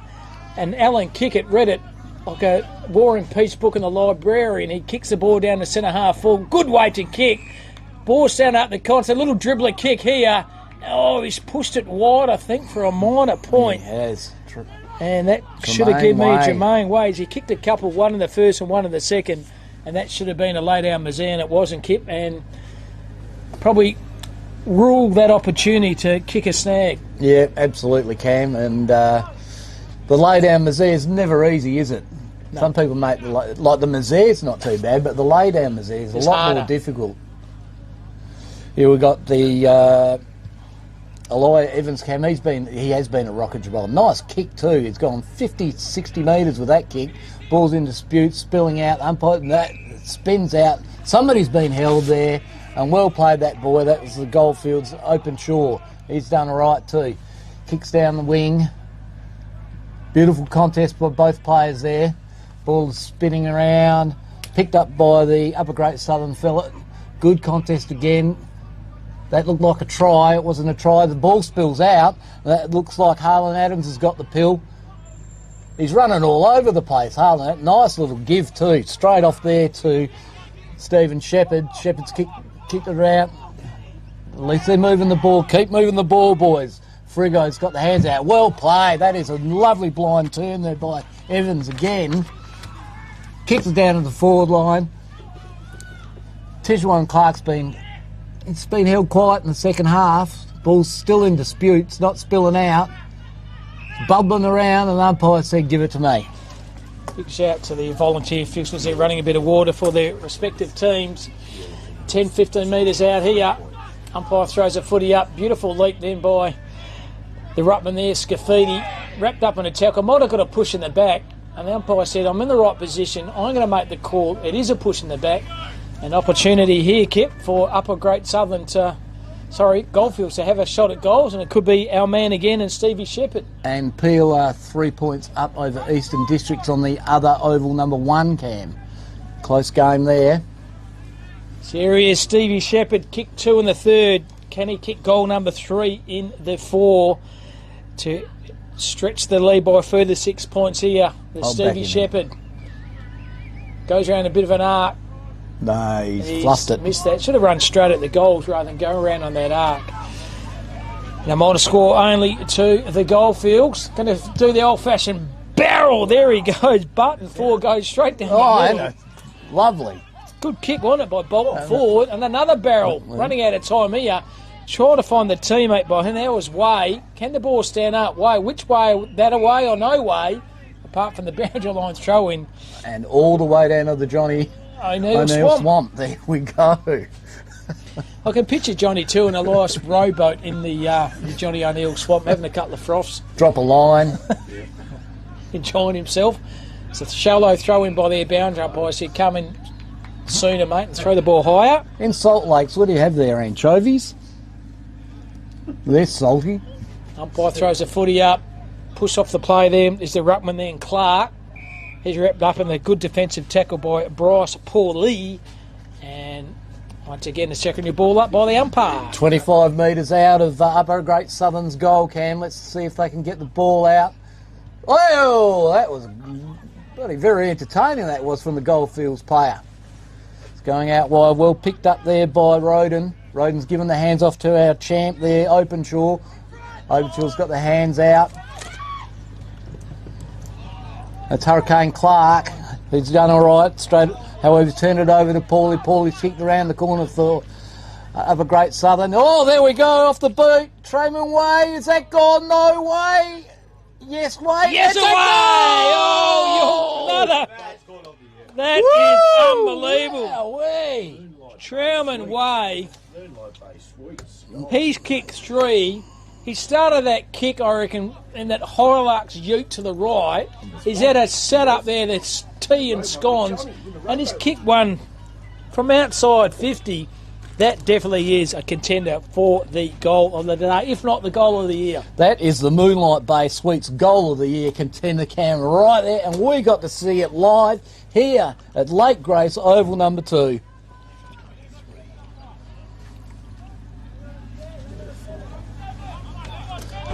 What an absolute cracker. Oh, there's a 666 rule, Cam, and it's come out to Slowinski. Slowinski! It's a nice kick up in there. They're going to have another go here, Upper Great Southern. Good on it. Oh, he's read it off the pack beautifully there. Ricky 90! Ooh, Ninyette has kicked a point. Wow, that's 7-7 to 7-3, Cam. 4 points of difference. 12 minutes gone, 3 to go. Elijah Evans, wax on, wax off. Karate Kid 2, he hoits the ball a bit of distance with a kick. Oh, it's about taking a good mark. Climbing mark there was Duff. He's wrapped up in a good defensive tackle. That's a game-changing tackle, and the crowd clap him. Excellent effort by that defender player for Upper Great Southern, Bryce Paulie. Ball's going to throw. Umpire throws the footy up right in front of that beautiful green. Big tractor. Trying to reach the ball out of the play is Texas McLeod. He found his teammate. Little inside banana kick. Goes to the centre of the ground here. Sun's in the eyes of everyone here. Good defensive tackle then. Goldfields punch the ball out. How's it going to run up here? Takes the game on through traffic. Kick the ball to space. He's done that. Kick down the line is Clark. How's it going to run? How's it going to run? It's going to keep running. Oh, good defensive spoil. Oh, Bolton Ford. Bolton Ford saves the day for Absolutely. Upper Great Southern. He's a rock. He's kicked it out to Tommy Hammond. Well, Tommy Hammond's, almost a Barry Cable style play on there, Cam, from Tommy Hammond. He's kicked it too far over. He's spooled it. It's young Adams. Can they get a goal to win? They're down by 5. He flung him around. It's a shame because he's only lightweight, so he wouldn't have flung him too hard.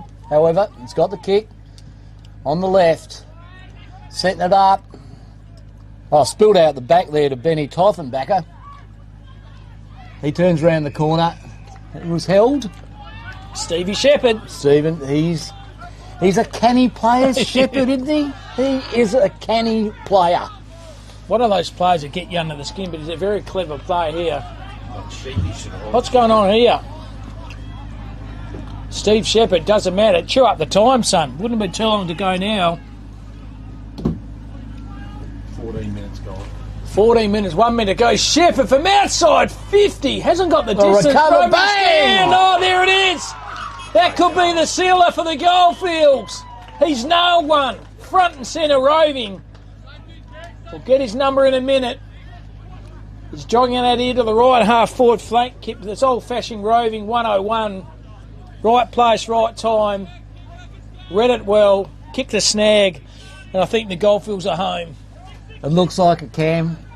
That was absolutely beautiful, Reed. Can't quite get the number. I think it might be McWater's, Cam, is it? No. Marcus Roden, I think number Roden. 5. Well played there, young Marcus. You may have. And all won comes the down game. now, Kip, to the Archies. Who gets the Archies? Ooh. Is it wax on, wax off down back? Elijah Evans? Or is it Steve Shepherd? Or is it the big ruckman? Big Tex? Old-fashioned barrel. That's it. Siren's gone. She's all over Red Rover. Goldfields What a have great won game. an absolute clanger. Good game of footy, that one. Final scores 8-8, 56 to 7-3, 45. A margin of 11 points and good win to the Goldfields. Yes, Cam, absolutely. Well, who's going to win the Archies, Cam? I'll leave it up to you, Kip. You're going to leave it. I'll back you in. I'm going to give it to the leading goal kicker, number 15 for Upper Great Southern, Tremaine Way. I thought he played a terrific game and 3 goals. In not really trying conditions, but such an intense game. I think he deserves the Archies. Number 15. Number 15 gets the Archies. Tremaine Way. Good game of footy, this one. We'll have a little bit of a break and then come back for another game of footy. You're live here, filming footy, country clashes all the way from Lake Grace.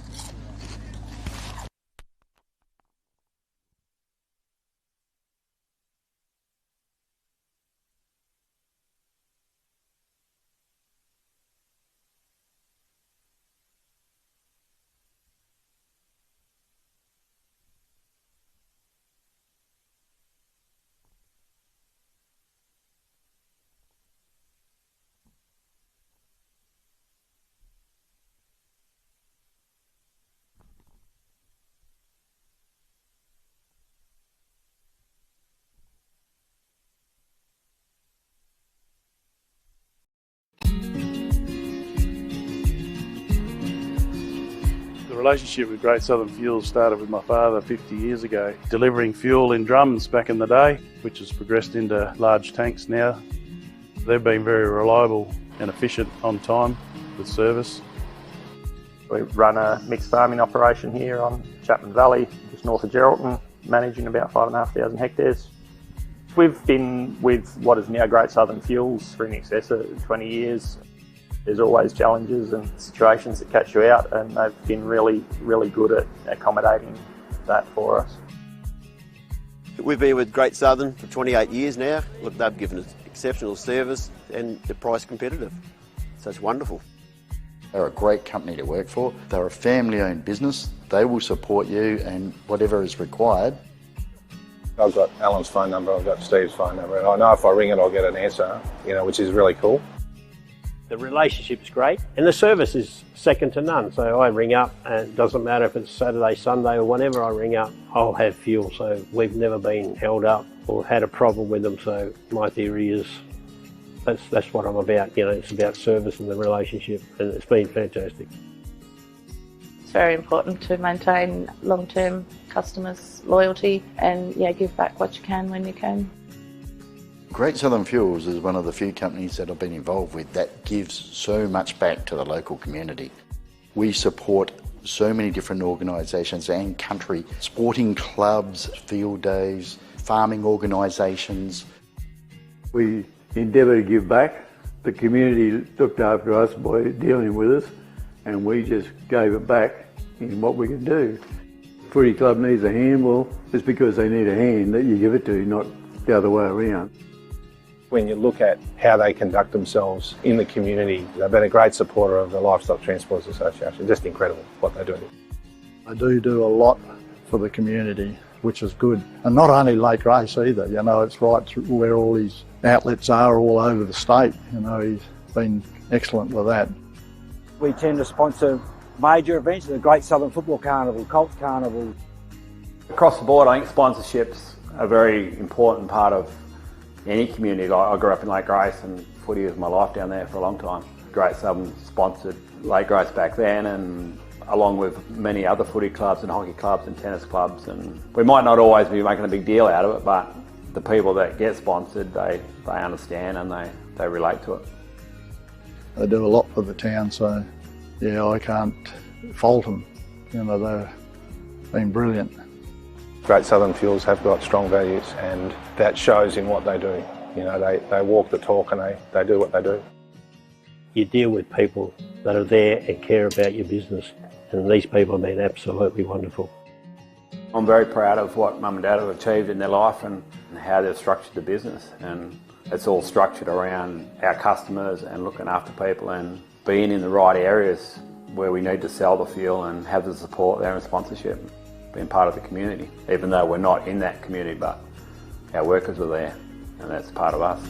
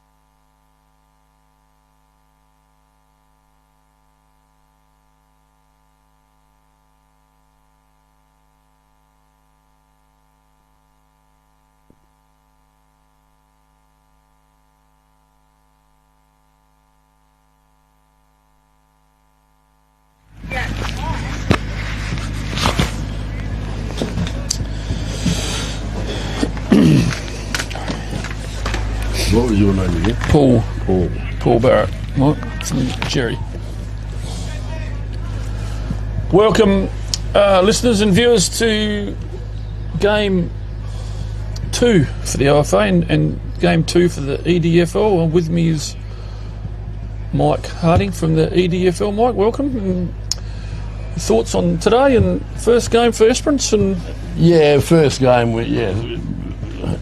Howdy to you, Paul, and to listeners. Like Lower Southwest looked pretty polished, and I think it was level pegging at 3/4 time, but they kicked away in the last quarter and won by 18 points, I think. So, okay. Yep. The boys had a dip, which is all you can ask. Yes. I think OFA's first game over on the other oval this morning. It's a bit the same. I thought the OFA had a fair bit of footy, but Storm were just a little bit too polished and a bit too trained together. Got it on the outside a bit and give the OFA boys a 8-goal margin in the end, but I thought the OFA held their own, so it'll be interesting to see how this game goes, mate. The weather's warmed up from 8 degrees to 10.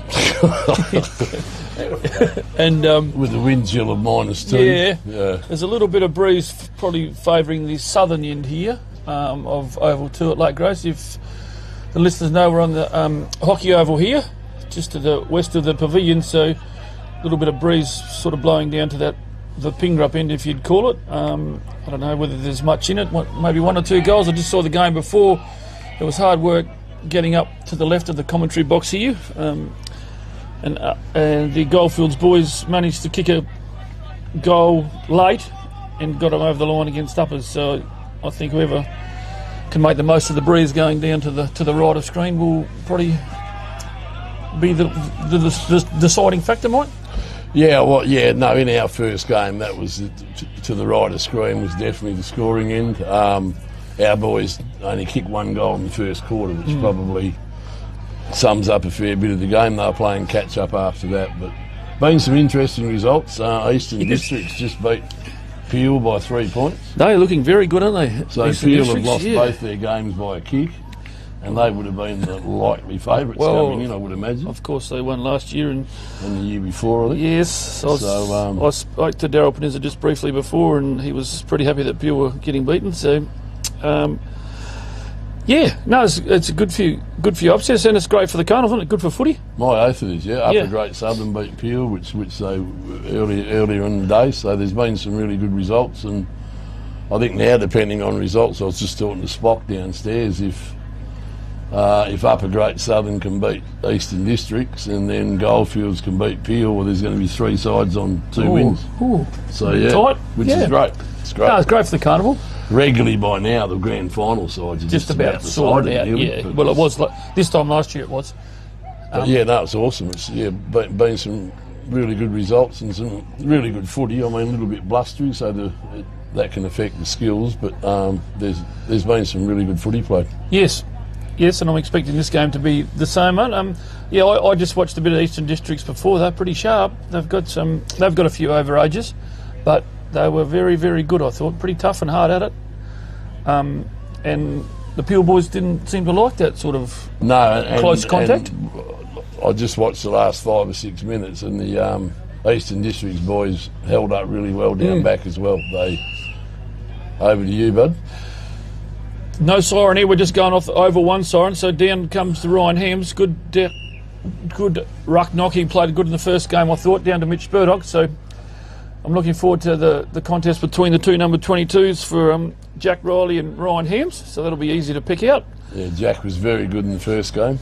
Good. Yeah, no, good couple of tall big lads, and there'll be it's been held to the Esperance player, and the umpire is going to ball it up. I'm pretty impressed with the umpires so far. Mike, what are your thoughts, mate? I haven't. Of the Carnival? I haven't noticed them, which is always a win. Good sign. Yes. Always a good sign. No, the last game here, I watched a bit of it too. They did a good job, I thought. A few scuffles with the Goldfields boys and uppers, but they did a good job, I thought. So credit to the umpires. They've got a good crew together for the Carnival. Yeah, I think the Ongerup umpire went down for the game, didn't he? He blew his calf in the first 10 minutes, Ryan did, yeah. So he'd be sulking a bit over there, I'd reckon. But the ball's gone. It's going to be brought back to the wing position on the outer wing on the netball side. That's Jai Wood bringing it infield for Esperance. Yeah, nice kick inwards, and it's been cut off. The OFA spilt down. Down it comes Darcy Barrett over the top to Hamish Medway. Looks a bit proppy from the first game. He needs to get rid of it now. Good tackle from the Esperance boys and Luke Maloney. And there'll be another ball up. Esperance 35-40 metres around from their goals. Opportunity to score. No clear, concise winner of the ruck. Down it comes Esperance. Well done around. He's been tackled once, twice. The umpire says play it on. Jai Wood again. Yeah, round they go again. That's his second touch. A little 12-metre kick. Ferguson puts it up. He's got a couple of good mark from Murdoch there. In front of the number 11, needs to pull his shorts up. Mitch is going to come out the commentary side. We like this so we can see it. Good kick over the back into Borgwood. In front of the big Esperance ruckman. The OFA boys don't play the stand rule, so they're a bit miffed. Down it goes. This is where they fell down in the first half, this position. Down it comes to Brock Duckworth. Needs to be meted a bit better than that. Through Murphy. Over it goes. Good kick. Jeriah Rodrigues. Yes, he liked his first game too. Little worm burner in. Good pass. Esperance got control of the ball. RFA boys bit sluggish at the start. Good kicking was good mark from the RFA boys. Wheels around. Up it goes. They need a mark from McLeod. You know what's going over the back? Oh, he spilled it through. There's a whistle on play, and he's just been. Oh, that goes through for a goal? See that one? What happened down there? Did it go through for a goal? He's brought it back. No, he hasn't called play on, so he's brought it back. That actually went through for a goal. Oh, he didn't pay the advantage? No, he didn't pay the advantage, so now he's got to have a kick. Yeah, he's got to have a kick from, he's 30 metres out. Who has got the ball? It's coming back up from, I see. From down the Chuckleberries. down in the Salt Lake down there. It's Harry McLeod, I think. He's going to have a shot for the OFA.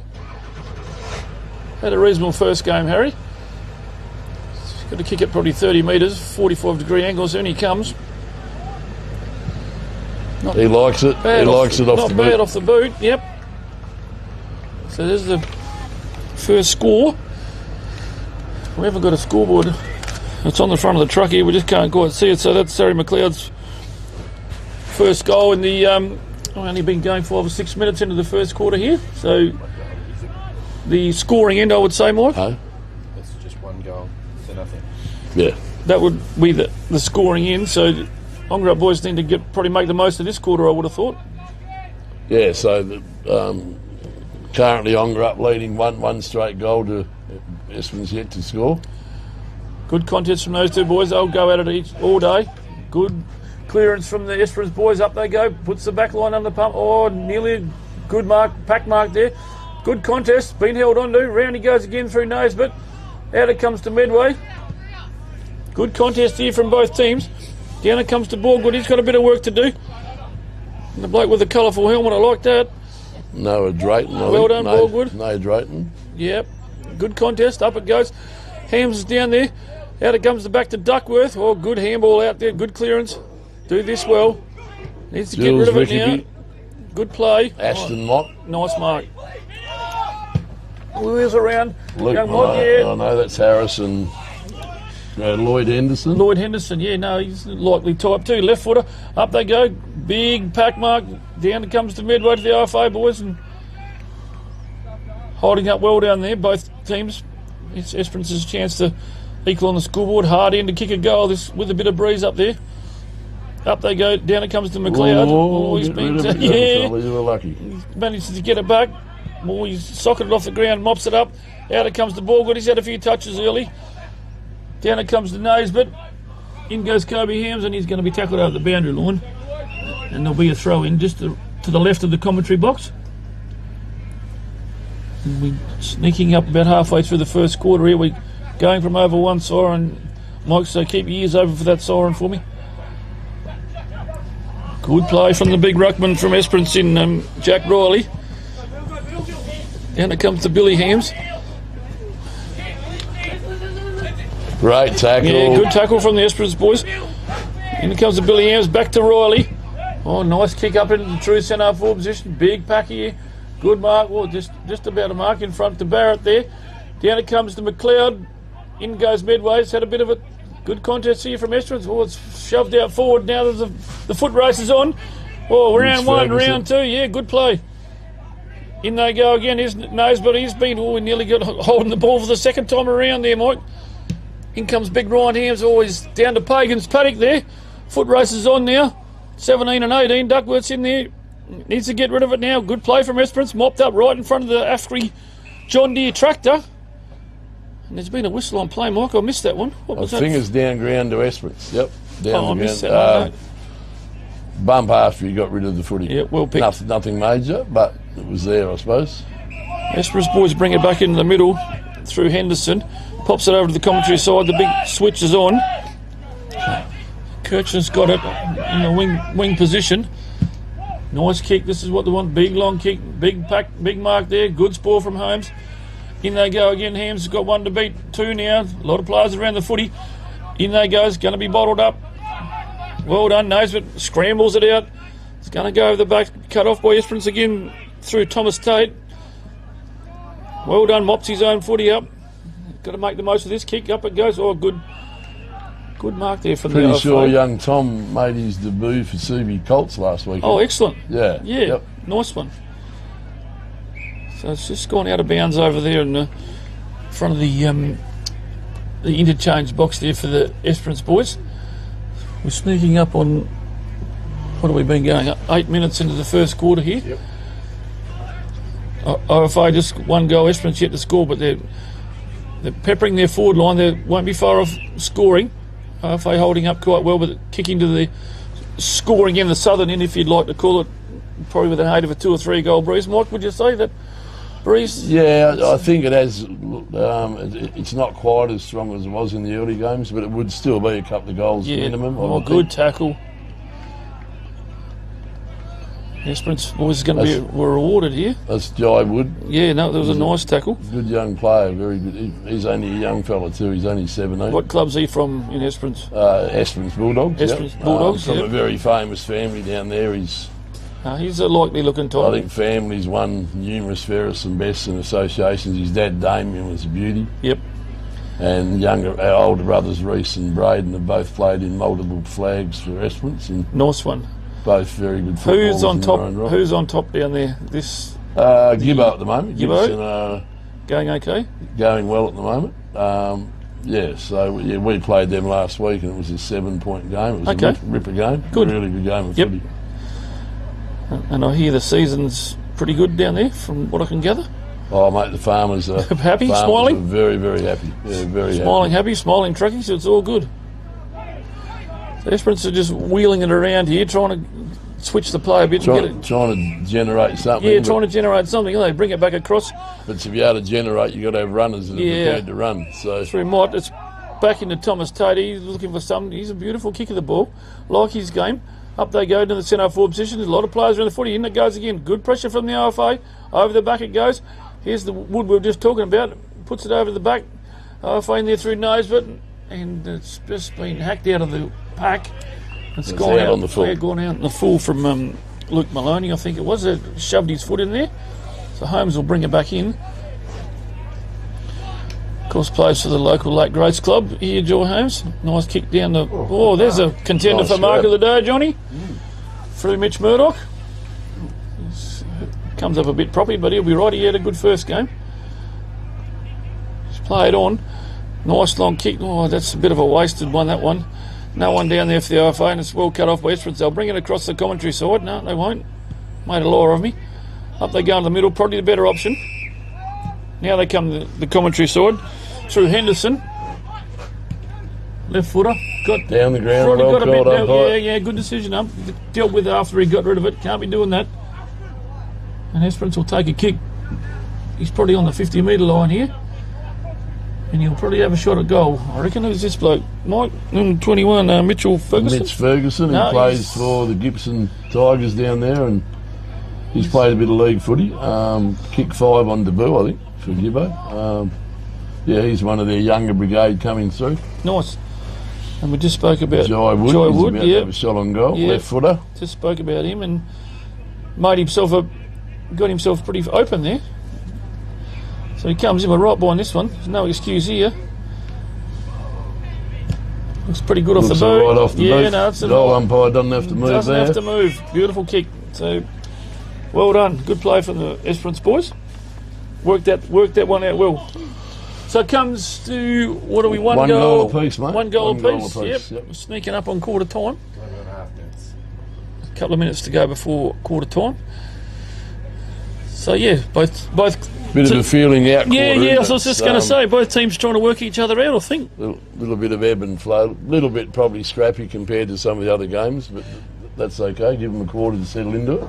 Yeah, I thought the Esperance boys, the Eastern Districts boys, the game I watched before, they're pretty fast, pretty quick. Yeah, very good ball movement. Eastern Districts, I've noticed. Neil's gone into the ruck. And got a couple of nice targets down forward. Yeah. There'll be a ball up, restart just about where it was.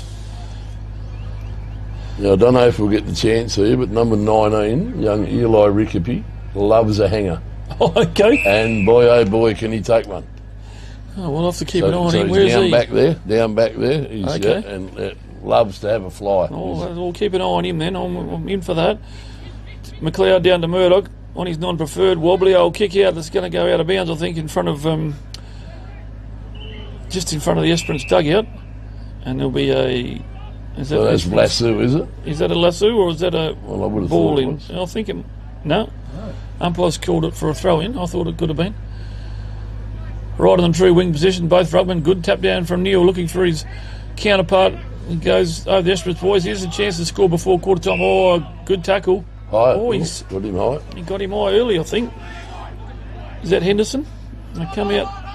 Yep, Henderson. Come out this is Jace D'Agostino here. Good little kick. And that's over to Kirshner. Jules Rickaby running by, ignores him. Good kick, and they go. Good contest from everyone down there. In goes nose, but wheels around on the right foot. I think it's going to go out on the full, yep. So Esperance will probably. Yeah, it's out on the full. I think Esperance overshot a goal here through. Mitch Ferguson. Mitch Ferguson, yeah, that's Ferguson. Yeah, he's had a pretty good first quarter too. He have a deliberate shot at goal. He's taken his time. Photo opportunity. Yeah, he's in the car park. Can't quite see around the corner of the truck here. I can now it's better. And he comes. It's going to take a good shot from there. There wouldn't be much daylight. Goal umpires. I think it's only a point. Point. So across the face. Whose scoreboard is it? Is it yours? Freightline's group scoreboard? Oh, that'll do. Okay. Yeah, we'll call that one. That's what I did last time. We'll have that. All right. So yeah, Esperance 1 goal 1 to Ongerup. Districts one straight One goal. straight. Yep. Naismith's gone back where it's come from across the midway. OFA boys play on always. The bloke's just run straight off the bench and he's got his first touch in the pink boots. Big Hoff. Yeah, Big Hoff. The pink boot, boy. And there goes the siren, I think. Yeah. Umpires haven't heard it. We're going to keep playing. Up they go. Someone better tell them. Someone better tell the umpire that it's quarter time. Someone want to tell the umpires? No, I think he's he's worked it out now. That's quarter time.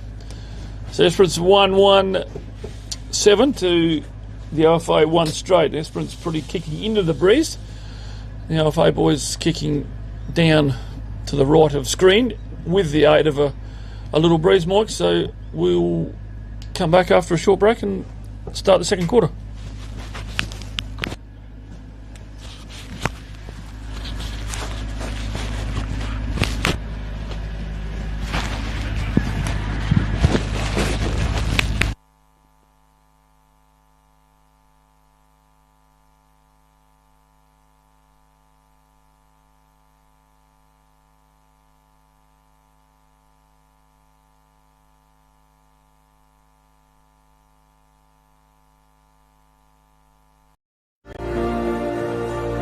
CBH connects people, and we want to build a bigger and better community for our kids.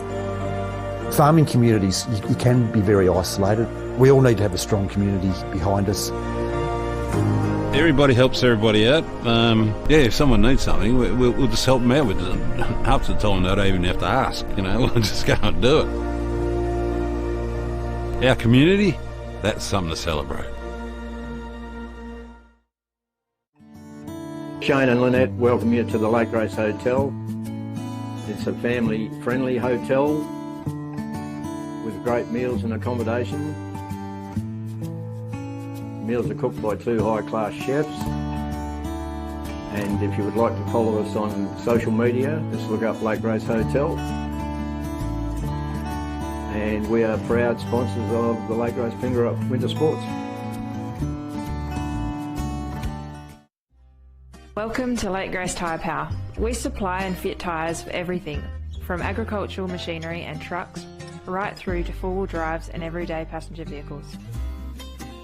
Alongside tyres, we also offer a full range of mechanical repairs and servicing, so we can look after your vehicle from start to finish. Feel free to give our office a call on 9865 1023.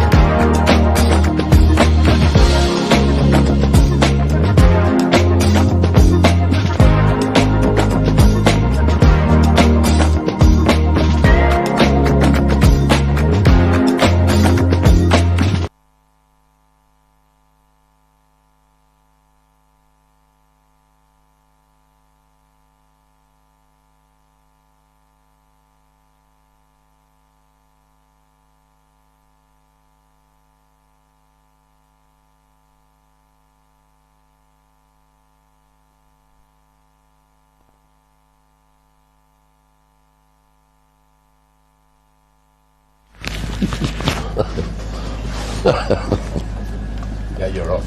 You're on. Okay, well, welcome back to Fife Oval here at the Great Southern Carnival.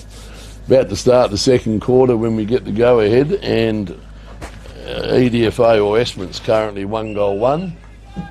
And here we go again. Thanks, Mike. Good. The OFA boys 1 goal kicking against the breeze. Esperance boys kicking with the aid of a couple of goal breeze, we think, here in the commentary box. And down it goes. Esperance's chance to score here. In goes Henderson. He had a few touches early. Nice kick back into the middle. Tries to square it up. Good spoil from Nose, but around Esperance go over the top. Here's the big Hoff. The Hoff with the pink treads. It looks pretty sharp. Round goes Maloney. Wheels back in the middle, and it's going to be cut off by Nose. Well, no play on, the umpire says. Down to Barrett, puts it up there looking for Hams. Big right, Neil tries to get in the road. In they go Esperance with the numbers around the ball here. Need to make the most of this one. Oh, he has a bounce. That's confidence. Wheels onto that right foot. Up they go. He's got a spare man here. Over the back it goes. In goes Hams on his hammer. In goes Duckworth. Tries to get a free ball, and it's going to go. No, there's a whistle on play. I think he's been held without it, the Esperance boy, and Jeriah Rodrigues, Mike. Yeah, he's from our club. Yeah, he's going to have a shot at goal. Probably needs to put a few kilos on, but a very skillful and quick young wingman who is going to be a very good player. He's just sort of playing his first full year of league this year. Yep. He's gone for the screw type punt, and he's just missed. Dave Shelton is quite affirmative of that. Oh, he's very affirmative. Minor score. 1-2 to 1 straight. The score. Esperance just kicking to the scoring end, Mike, so we'll see what happens this quarter. Yeah, I still think you're really going to have to take it in properly, though. I mean, you can't just... bomb it in. You can't just bomb it in thinking it's all going to take care of itself. It comes out of OFA's back line up to McLeod. He hits big Ryan Hams on the chest. He's played on. Nice kick up there. He's a good size. Yeah, 22 for you, blokes. He's plays league footy for Newdigate. Goes quite well too. Oh, great chain of handballs. Yeah, good handball from the Esperance boys. In they come now. He's got a couple of metres looking around for another one now. He's got to get rid of it. Big blokes shouldn't try and be clever. Just kick the bloody thing. Yeah, he tried to do a bit too much he there. Didn't know what he was doing. No, he got lost, didn't he? Through the nose, but up it comes to Billy Hams. Now he is. Great chase. Great footy. That's Eli Rickaby. Well done, Rickaby. So yeah. Hopefully he gets a chance to. I want to see him stand on someone's shoulders. Yep. Down it comes the man we just spoke about, Rodrigues. Wheels back in the middle. They like this. Oh, he's overcooked it a bit. McLeod picks it off. Now he needs to make sure of this one. Here's OFA's chance. Up goes to forward into the path of Brock Duckworth. He tries to put it over the back, but it's been cut off well by the Esperance boys. They're playing well back there through Kirshner. Yep. Mentioned his name a few times. Oh, nice grab. Oh, here we go. Now just kick it this time. Just kick it, big fella. Yeah, that's right. No, that's better. Comes out the commentary stall. We lock it out here. Use him. Mitchell Cole, 60 metres out, tries to work one into the pocket, over the back it goes, and it's just always a fickle bounce on the ball. Oh, the big Hoff. Yeah, the Hoff couldn't quite get it with the pink boots. Out it comes the back line through Barrett. Oh, and he's coughed it up. Mitch Cole's playing well. He's out to Rodrigues. Yeah, now Rodrigues right on the plane to 50, wheels in, and beautiful pass. Good mark. Good play from the Esperance boys. And who we got here, Mike? Jerome Hudson? Guerin Hudson? Hudson Guerin. No, Guerin Hudson. Yeah, okay. He's I'm not even sure who Guerin plays for. He likes his chances here. It's a beautiful kick off the boot. He hasn't made sure of that. That's another goal. Straight through the middle. So Esperance go to 2 goals. 2 goals 2, leading the Ongerup 1 goal straight. Yeah, good play there. Gone about 4 minutes into the second quarter. Good play from young Rodrigues down here. Wheeled in and hit Hudson on the... Well, it was a good mark from Hudson. Good grab above his head and managed to convert well. So and a very polished finish. Yeah, nice play from the Esperance boys. So we'll restart here. Neil's in the ruck. We've got no ruckman for the Red. This bloody 6-6-6 thing. Who cares? They're a bit concerned about it, aren't they? Oh, mate. Who cares? Murdoch's gone in the ruck against Neil. Oh, it's no concise winner. Murdoch mops up, bashes it up into the forward line for the OFA boys up there. No one's reading to the balls where the OFA have slipped down a bit. Even in the first game, they had no target up there. And Esperance have rushed it over the boundary line, just from around where the 50 meets the boundary. He'll be thrown in from the boundary umpire. Doesn't waste any time. No one in the ruck for the OFA. Neil grabs it. So that's Jules Rickaby, Yeah, Eli's cousin. We've called his name a few times. Down it comes. Not solid great footy contest. there from both Great clubs. contest. And there's a whistle on play here.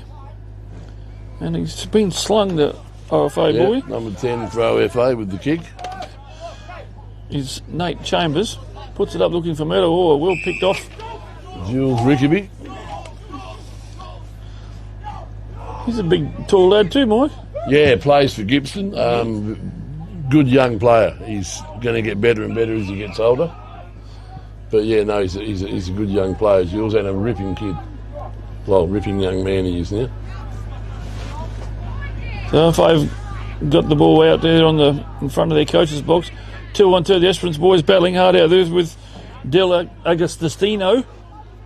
In it comes there, he's round one, round two, he needs to get rid of it now. There's Thomas Tate, wheels onto the left foot, up it goes, and it's going to be cut off with the OFA. It's not going in anyone's forward line, it's between the two back lines here. Playing between the arcs, yeah, they just got to slow things down a bit, I think, and be a bit more methodical going in. Big kick up for Barrett up to the wing there. Neil's in there. Hey, Josh, I should get a photo. You running water. Yeah. In they go. And there's going to be a ball up. Mitch Murdoch gets off the puck. Had a good first game for the OFA. Up they go. Neil, he's a big, tall lad. Wins every ruck knock. Down they come through the Esperance boys. Here they go into the forward line again. Put the OFA under pressure. Oh, good play from, is that Woods? Yeah, that's young Jai Wood. No, he's had a good game. No, he was very good the first game as well. He's read the ball well there coming in. Good young footballer. He's a very good young footballer. And he'll have a deliberate... Only left footer in his family.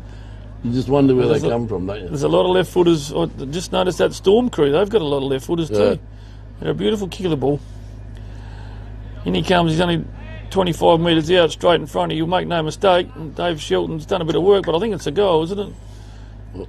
Yep, it's a goal. So good kick from Woods. Like his game. I'm assuming we've got to select some Archies today there, John Douglas. So I'll put a little cross next to Jai Wood's name. He's probably my best player on the ground so far. So here at the Fife Oval in Lake Grace, we have at the 7.5 minute mark of the first quarter, Esperance 3 goals 2, leading the OFA 1 straight goal. Up they go, the two ruckmen and Neil and Hams. No clear winner. Esperance boys get it out. He's probably got one on the back there. The umpire put his whistle to the mouth. Play on, he says. Mitch Murdoch comes out with it. Round they go. Big kick up into the forward pocket. This is where they're falling down the iPhone. Well picked off. Oh, yeah, nice mark. Well done. Nice mark there in defence from Blunt. So young Cooper's from our club, and he's played a couple of games, or one game with CB Colts this year. Yep. He's up there having a go. Likely looking type he is. Down it comes right over the other side of the ground there. It's hard for a couple of old blokes commentating to see who's who over there. Not a bad crowd here either in attendance today, John, considering the Arctic conditions in downtown Lake Grace. It's just been pushed over the boundary line from Murdoch, and there'll be a throw-in. Beautiful sunshine. Yeah, the sun's out now. I pity you staying here tonight, but it could get a bit fresh again. In it comes again through Neil. Couldn't be any worse than last night. No, it was pretty white this morning. Bloody hell. Good mark there from Nosebit. Of course, plays for the Lake Grace Club. Been a good contributor for them through time. Oh, turned it over. Yeah, picked off well by Murphy. Murphy, yeah. He's had a good game too. Nice long he's kick. going well. He's a good player. Good defence. Now these three boys have managed to get the oval out through Ferguson. Keep it in front of you, lad. In they go. Oh, handball out play, to Nate Crawley, and that's a goal. Made something out of nothing there. Well done to Nate Crawley there. Was that Crawley? Yeah, Nate Crawley, yep, number 11. Yep. No, good play there. Read the ball well, didn't he? So here at Fife Oval, Esperance have just kicked another goal. So at the 9.5 minute mark of the second quarter, Esperance 4-2, leading Ongerup 1 straight goal. And yeah, young Nate's playing for our club. His family's tangled up with our club, but he's been in Cal for about the last 7 or 8 years. Yep. Played for Kangas up there, but yeah, no, he made his league debut this year. He's only 16. Read the ball well. And he's going to be a really good player as he gets older and learns the game. Good tap down from Hams, but getting beaten out of the middle of the RFA, boys. It's Hoff. The big Hoff man with the pink boots. Look out. He's trying to get hold of someone. Wheels back in the middle, but it's been cut off by Taj Neal. Wheels around on that right foot. Just puts the RFA boys under the pump again. Over the back it goes. Oh, there he goes again, Crawley. He won't miss. Crawley, he's very clever around the goals. Little worm burner, but rattles it through past umpire Shelton. And there's another goal to the Esperance boys. And they've stacked on 4 goals this quarter now, is it? Yeah, so currently 5 goals, 2 to one straight goal to the OFA. OFA boys haven't sort of got it past their centre forward line, and Esperance boys have managed to kick. Like you said before, Esperance at the moment dominating the middle, and as we all know, centre clearance nowadays, you're more than halfway home, really, don't you? I've liked young Toby Warren in the middle there too, Mike. He's had a few good clearances, number 14. You said, the budget. Toby. I'm not even sure who Toby plays for. He's been good. There's another clearance from Warren. Up it goes, big high mark. Good. Oh, nice grab. Not good mark to Naisbet there. You've mentioned his name pretty. Yeah, he's been under the pump well. a bit. Yeah, he's down playing centre half back, I think. He's had a pretty good first half. Up he goes. This is where they fall down. That next kick from there. In RFA boys go through Medway. Out it comes. Barrett bursts through the pack. He's dropped the ball, and he's going to be. Yeah, the umpire said he's. Now it's. Yep, I think. Yep, he's pointing towards Esperance's kick here. Oh, okay. Yeah, well, he changed his mind, I think, halfway through there. Little short kick up the Esperance on that outer wing on the netball. I think that's Kirshner there with the footy now. Players on. Big long kick, puts the defence under pump again. Oh, he tries to fly. Was that our man who... No, that's not our man. Our man would have got up and got that. Wobbly old kick from Esperance, but it's been cut off from Tom Hams. Wheels are out to the commentary side. This is better. We like it out here. Through the hands of the OFA boys. Jules Rickaby. In goes Rickaby, being slung around. OFA spilled the ball. Need to be a bit cleaner than that. In goes Borgwood. Whacks it on that right boot. Now this is where they fall down. Where's the help here? In they go. Well done to Cooper. Shane Murphy. Yeah, wheel around one. Puts it on the right foot. Oh, he's found our man again. Is this Mitch Ferguson? He's going to go he's gone across to Jeriah Rodrigues. To Rodrigues, so it's very unselfish play. He's probably a little bit further out from goal too, is he? He might have the yips. He might be a bit worried about having a crack. I think he might have got a bit nervous there and saw Rodrigues on his own, didn't he? Yeah, he was in front. He's passed it off and very unselfish play to Rodrigues, so chance for not Esperance. very good for a full forward. No, I'd be going back and having a shot, don't worry. Rodrigues comes in, it doesn't look too bad off the boot. I think he might have pushed it across the face, has he? Yeah, it's only a minor score.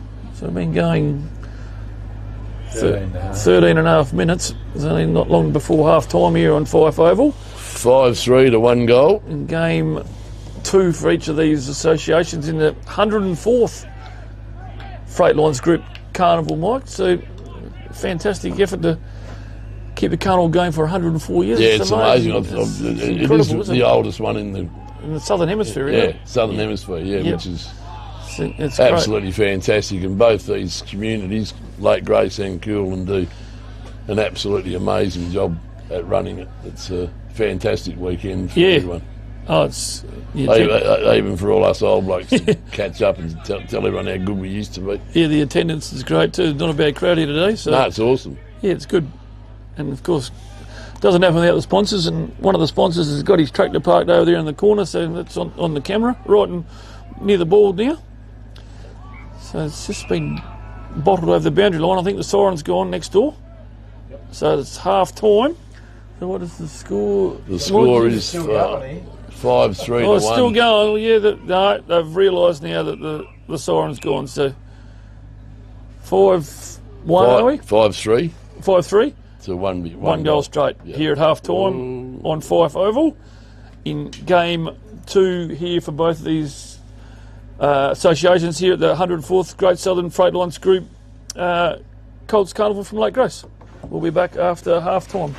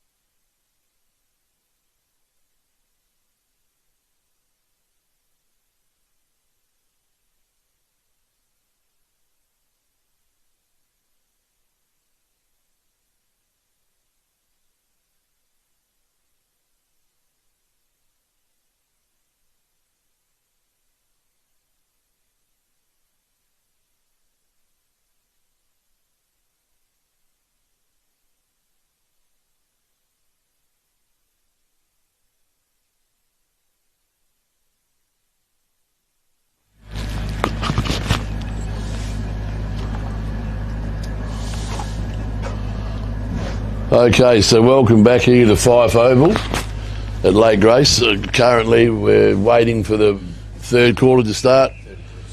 32-6 in Esperance's favour. Here we go again. Up they go, the two ruckman hands. Tries to grab it out of the ruck. He's probably could have been done for holding the ball there. Can't grab it out of the ruck and play on. Up against Neil. Needs a good stake in him by the look of it, Mike, doesn't he? He needs the whole bull. Don't worry about the stake. He just said his dad can't feed him enough. He looks all right. He's a likely looking lad. In they go again. OFA trying to shovel it forward here. In goes Murdoch. Probably been OFA's best.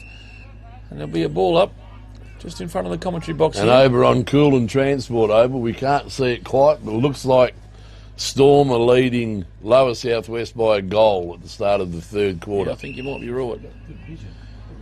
Yeah, I think it's 5-3 to 4-2, is it? I can see. Something like that. 7 points or a goal, but another really close game, which is awesome. It's been a great carnival for that. Fantastic game so far. And some great skill on offer from all associations. Up we'll go again. No, can clear winner. Thomas Tate tries to burst through. Tackled without the ball, and he's going to get a free kick. Is Mitchell Cole. Wheels onto the right foot. They're out there. Weighted numbers here. Esperance have got players to burn here. Cooper Blunt with the pink boots. Wheels in. Jai Woods liked his game, probably nearly BOG. Beautiful left foot kick into the full forward. Bounced off his chest. Put him in the ruck, not down the full forward. Yeah, bounced off his chest. Knows that Wheels on the left foot. In it goes to the big Kirshner. Wheels back around to the right. Puts it back into the hot spot again. Joy Hayes. He's taken. Now this is the ruckman. The ruckman that I just said to put back in the ruck. You can talk me through this one. See what your thoughts are here. Oh, he's a ripper kid, but I'm just not sure that I can back you in, Jack. I'm not sure that I can back you in. He's the captain of Esperance at the Carnival, and he's a ripping young man, but... You're not that confident with him? No, I reckon he could make a law of you. He's only 15-20 out. Stabs at it straight through the middle. I think he's kicked it all right. Yeah, no, he's made a law of you, so well done to the big ruckman down there. Jack Riley. Jack Riley, yeah, good kick. Good start for the Esperance boys. Takes them to 6-3. 6-3 to 1 goal. Leading the OFA 1 goal. So the OFA boys need to try and stem a bit of the bleeding here just to make it a bit more really respectful. Seem to have their run going at the moment, and they're spreading really well. Yeah. And people right are running from behind. So, that goal started from right over on the back flank, didn't it? Up they go again. Now OFA getting beaten out the middle, but Tellalai Mitch Murdoch. Tate. Yep. Good play from Thomas Tate. Over the top it goes into the Esperance boys. This is the run we're talking about. Aston Mott. Yeah, the run we're talking about. Up they go again. He's our man with the blue boots with the long shorts on. He looks a bit out of place. Down it comes the nose, but again he's played well for the OFA. Backs his own kick up. Stacks on the middle, and there's been a whistle on play. Naismith's free kick. Yeah, I think it might be Naismith's free kick. It's been Plays slung. on quickly. Down to Mitch Murdoch. He pops a little one up, makes it hard for Tom Hanson. Over the shoulder, I would say. Yeah, good decision, umpire. Into Thomas Tate. He's had a bit of the footy too today. Yes, Mike. he's had a pretty good game. Good young player, Tom. Puts it onto that right foot. Cooper Blunt. Into Blunt. Yeah, he's got the trendy pink boots on too. In they go into Woods, I think. Yep. He's our contender for the Archies. Gives it back to Blunt. Up they go again. Where's that big ruckman you're talking about? Oh, he's picked off the little number 5 in Burton. He doesn't know what to do. No, he's got to get rid of it now. He's popped it up. For the ruckman again. Big yes. He's got a kick. Have a look at him. Ruckman turned into a full forward. Over the shoulder there. He's got a sleeve on his calf and his right leg's taped up. Yeah, he's a big lad. Yeah, he's John. a big boy. Yeah. He's going to come in. He'll have to kick from 40-odd. He's on a 45-degree angle here. Not a bad spot to have a look at it. Oh, it's not bad off the boot. But I think it might have just pushed, the wind might have just forced that over to the right a bit, so umpire Shelton says it's only a point. A bit of a let off there for the OFA, but he's had a good start to the third quarter, Mike, the big ruckman. Your man, Riley? Certainly has. He's had a really good carnival so far. Yeah, he's played well. He was probably nearly our best player in the first game, dominated the ruck. He's a big lad. And I think our boys have got Storm next up, so I'd Yep. say they're probably just trying to give him a little bit of time out in this game. Yep. Yeah, they'll need him next game. Yeah. I need more than him. Great Carnival. Anyone can beat anyone. Down it comes. McLeod's in there for the RFA. There's been a whistle on play, and wasn't much in that, umpire. Now he needs to get rid of it. Get it down there, Harris. Wheels into Mitch Murdoch's going to be cut off. Good play from the Esperance boys. Yeah, Mitchell Cole. He's had a good game too. You're right, John. He's had a good Carnival. Yeah, Runs his fair distance down to Tom Hams. Oh, he's been slung, and it's. Don't know about that rule, but umpires have a little talking to him about a bit of a would you call it a sling tackle or just a? I wouldn't have called that one. I thought he controlled him when he got in close to the ground. I don't think it was a sling, but the RFA boys have coughed it up again, just about in the middle of the ground. Now, where's that big ruckman you tell me about before? Here he comes. Oh, he's over his back now. It comes down to running around like Mackay Diva. Nate Crawley. He needs a new pair of shorts, I reckon, Crawley, because they're a bit long for him. In it comes. Oh, good kick into Mitch Ferguson. Mitch Ferguson, that's him. He's a lightly looking type too. He's pointing towards the goals. He's going back to have a deliberate shot here. Good sized targets up forward. Yeah, the big fella's up there. I like him. In number 22. What do you say? He's a ruckman gone full forward. In he comes Ferguson. Oh, it's a big high kick. I reckon he's probably pushed it a bit hard to the left, but it hasn't gone. Yes, it has. No, it's only a point now. Umpire Sheldon says it's only a point. Esperance giving the non-scoring end a fair crack this quarter. Just tells them they're playing a lot better this quarter than they've done in the first half there, Mike, I reckon, the Esperance boys. Yeah, they are. They're controlling the footy quite well. OFA skill errors have let them down this quarter. Yeah. They've turned it over 3 or 4 times. Yes, and regularly in dangerous spots. There'll be a throw-in just around from the right-hand point post to the Esperance boys in attack. Here's your ruckman, Riley. Clean missed that one. Down it comes to Lloyd Henderson, and I reckon he's kicked the goal. Yeah, he has. On the left. On the left foot, beautiful. Snap around the body. It was a great finish. Well done, Henderson. Nice little goal. So from the Newtown Condi Footy Club. Nice kick. Young kid. Yeah, no, he's playing some really good footy this year. So here at the Fife Oval on Oval number 2 here at Lake Grace brings Esperance to 7-5 to the RFA one goal. One straight goal. Going 7.5 minutes, so we're halfway through the third quarter. So thanks to the Freight Lines group scoreboard, so if I need to get a couple of goals on the board here to stem the bleeding a bit. Hams wins the ball, but down to no one. Murdoch pinches out of his hands down to Kobe Hams. In the RFA go again, tackled, the ball up here. Now, boys, just give it to me, boys. We'll have a little restart just forward to centre to the northern end of the oval number 2 here in Fife Oval. Good tap down from Hams. Straight through the RFA's boys' hands into the Della Agostino. Agostino. Sorry, Mike. Thanks Farmers for the out east of Esperance. Nice. Up they go. A lot of players around the footy again. No clear winners in there. There'll be another ball up. The wind sort of backed off a bit and the sun's come out. It's not too bad sitting in here. 4 o'clock comes around. It could be a bit fresher. Well, they might have the fires going over at the bar, I reckon. Yeah, Paul, I reckon that's where I'll be heading. They better have the bar going too, because that's where I'll be And I heading. won't be going there for the beers, just the fires. All right? Yeah. No. Commodity Temple, I know that. Well, Last night. 8 Ks before breakfast. Fantastic to hear mine. It's not that far to the toilet. So there's a free kick here. The OFA going to get it. They need to get a couple of goals on the board here. Coach Hams will be drilling it into him. I heard him yelling before. The Esperance boys, they do this well. Switching it well. Up they go. Where's Over that? the back, Ferguson. Yeah, good mark. That's pay that one up. Yep. Good mark. Fair enough. He's a very skillful player, young Mitch. Very skillful. He moves well, doesn't he? He can have a shot at goal here, is he? He doesn't quite know what to do. Umpire's going to call him to play on you if he doesn't hurry up. Oh no. He's gone back now to have a deliberate shot. And take a good kick from there. The jumper's blowing and the boys around. He goes. Watch out the road, Goodness, He's not a roosted bad up. effort. Has he kicked the goal? Yeah. Certainly has. Yeah, no, good play. Sort of gained that 4 or 5 metres on the mark, didn't he? Ran around the bloke on the mark, and I'm not sure about that stand rule. yeah, to be I'm honest. just a bit miffed about the stand rule too. So anyway, that's what the stand rule's for.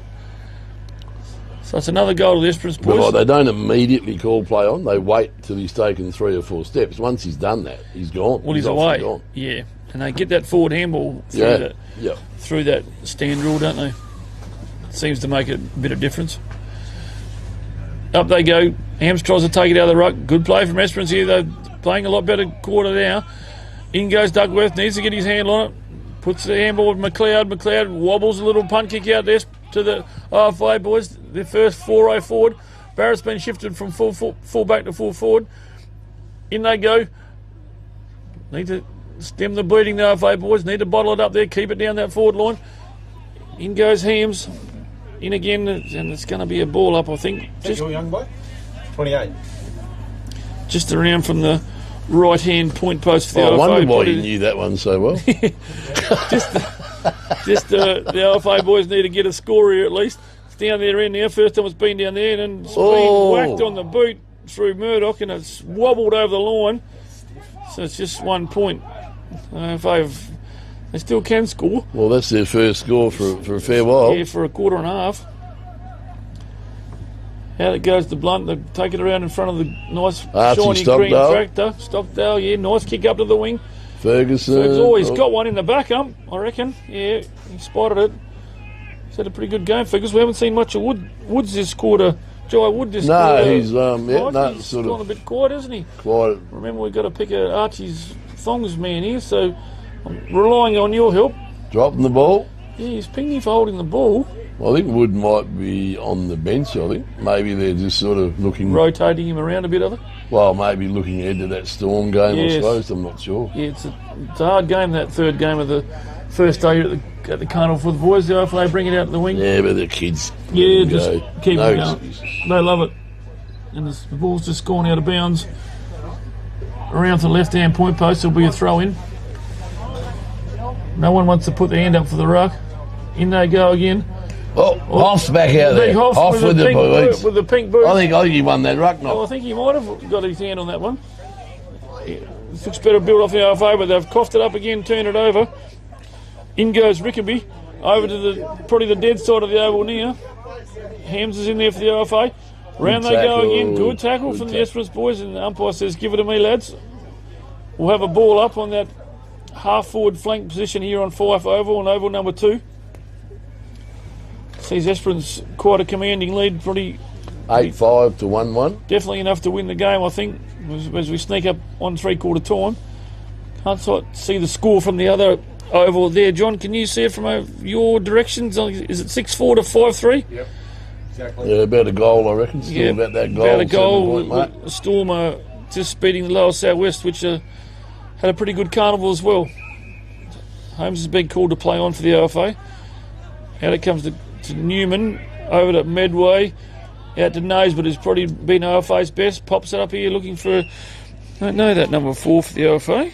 And it's Wesley Boyce, I don't think it's him. Up they go, good mark. This looks better from the OFA, better build up. Needs to get rid of it now. Oh, it's a worm burner. Oh, well cut off from the Esperance defence. Gene Murphy. Yeah, nice mark. Brings it back up here into looking for Maloney.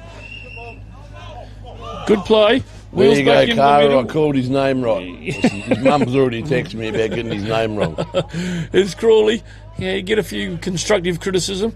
In it goes. Oh, good position there from Ferguson. He's had a reasonable game too. I liked him. That's a nice tackle. That should have been ball, umpire. I'm just tipping you. He played on. Oh, is this bloke he gets? He doesn't know what to do with it. He's a big fella. Just kick it. He lost. Oh, it's gone over the back. And Crawley. Oh, it's picked off by Crawley, is it? That's like picking one off your mates, isn't it? Yeah, he just picked his pocket, got one over the back of Medway, and just misread it a little bit. And Crawley's going to have a. Well, I think he's brought him round directly in front, has he?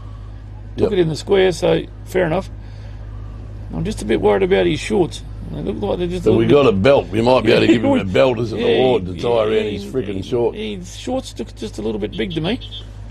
Anyway, No, Esperance it's like that. It's how he likes to wear them, the little bugger. Esperance have kicked another goal here against the I've asked Breeze. him a few times. I've had a few chats to him. So Esperance are 9-5, leading the RFA 1-1. So pretty commanding lead here as we sneak up into the... Well, it's only a We've few been playing seconds. there any time now. There The goes, side. There it is. Look there at that. goes the Well siren. played. So that's three-quarter time. So Esperance boys had a pretty good, productive third quarter, I would say, Mike. Especially to that non-scoring. Yes, They probably kicked 2 or 3. To the left of screen. And the OFA just with the solitary behind. Yes, and they're just lacking someone up forward. So we'll be back for the last quarter here from Fife Oval at Lake Grace for the 104th Freightlines Group Colts Carnival.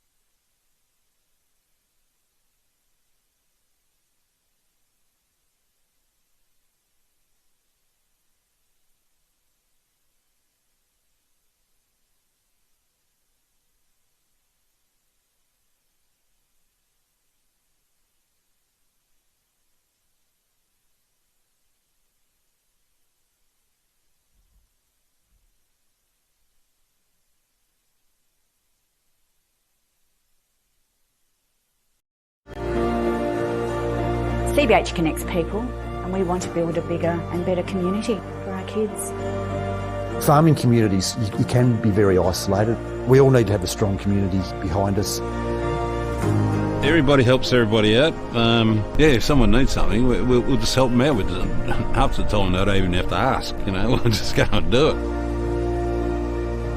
it. Our community, that's something to celebrate. Shane and Lynette welcome you to the Lake Grace Hotel. It's a family-friendly hotel with great meals and accommodation. Meals are cooked by 2 high-class chefs. And if you would like to follow us on social media, just look up Lake Grace Hotel. And we are proud sponsors of the Lake Grace Ongerup Winter Sports. Welcome to Lake Grace Tyre Power. We supply and fit tyres for everything, from agricultural machinery and trucks, right through to four-wheel drives and everyday passenger vehicles. Alongside tyres, we also offer a full range of mechanical repairs and servicing, so we can look after your vehicle from start to finish. Feel free to give our office a call on 9865 1023.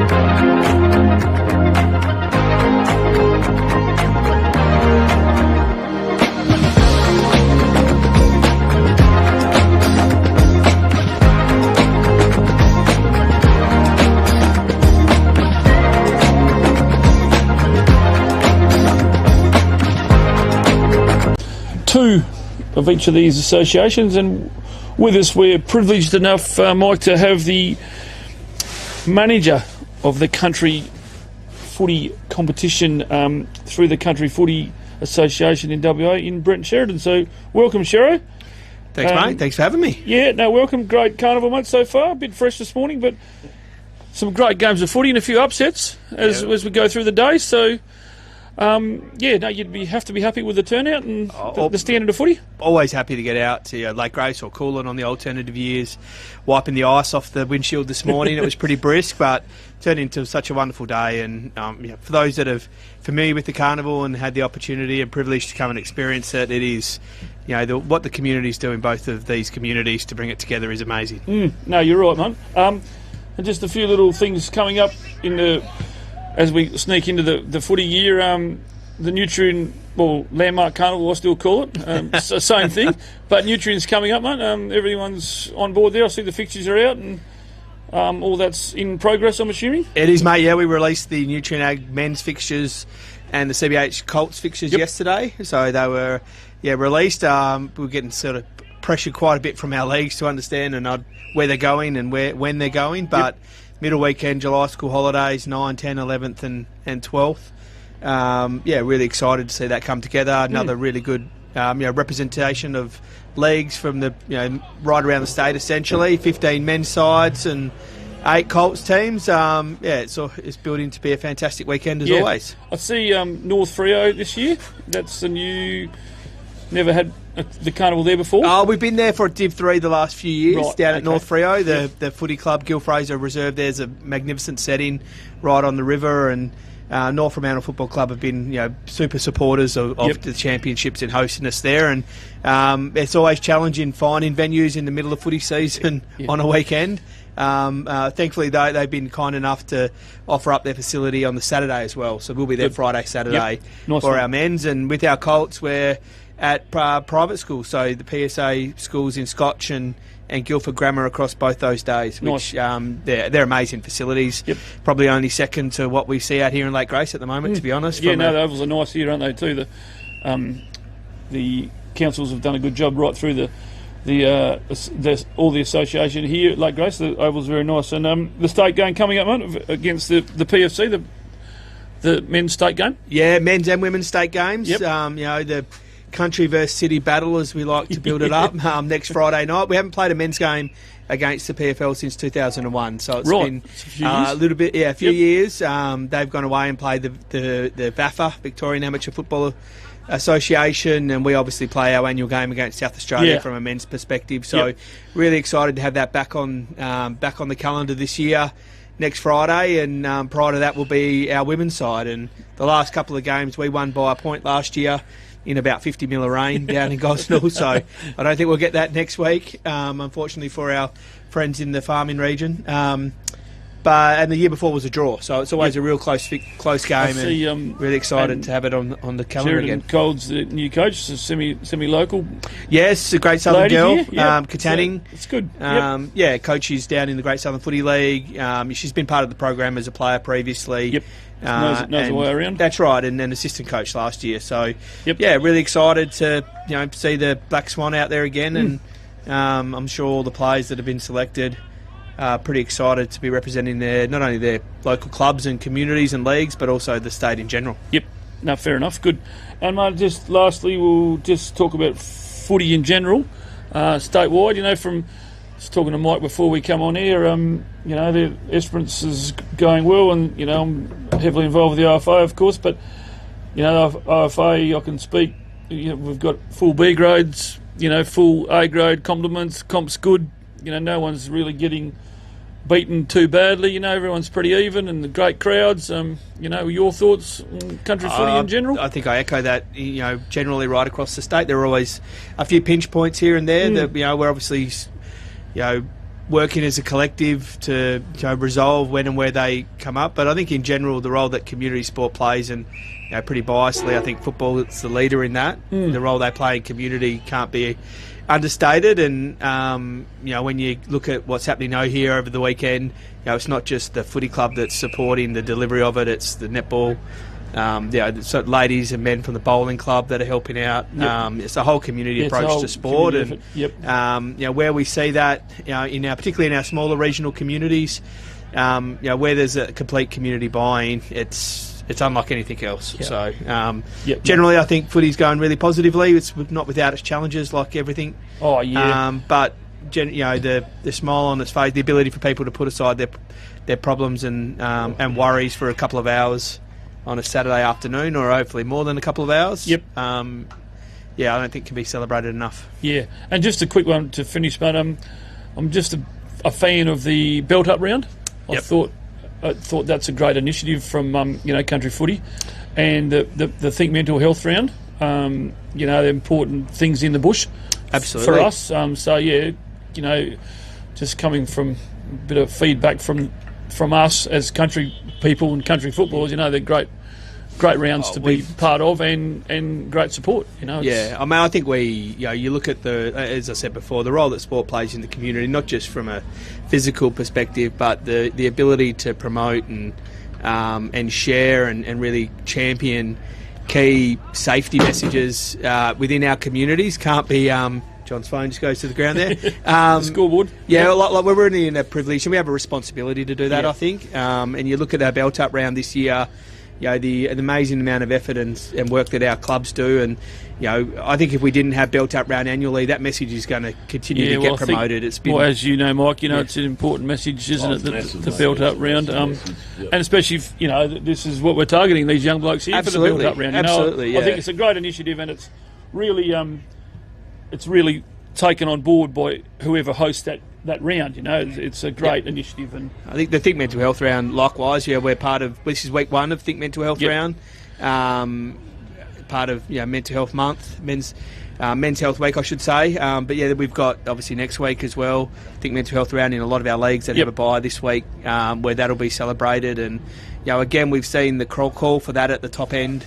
With some of the challenges that our professional players are facing. Yeah, it's being more and more exposed, isn't it? That's right, and we certainly see that regionally through our clubs, and our clubs really are hopefully the safe place for all of our young men and women, and of all ages really, I should say, throughout our local communities. And like I said, we have a great responsibility to continue to promote that, and we're just so thrilled with the buy-in that not only our clubs but the broader communities bring to those messages, and like I said, we're privileged to be able to promote them. Fair enough. All right, thanks, Brent. Great to catch up with you, mate, and we'll see you around somewhere. Certainly will. It's exciting footy. A couple of upsets early on, and they don't look like upsets now after we've seen a little bit more play come forward. But the Carnival's shaping up well, isn't it? It's good to share the winnings around a bit. Oh, absolutely, it's really exciting. So and thanks again for everyone who's from not only the Lake Grace community, but from everyone who's contributed in some way to the Carnival continuing 104 years is pretty amazing. All right, thanks, Brent. Well done.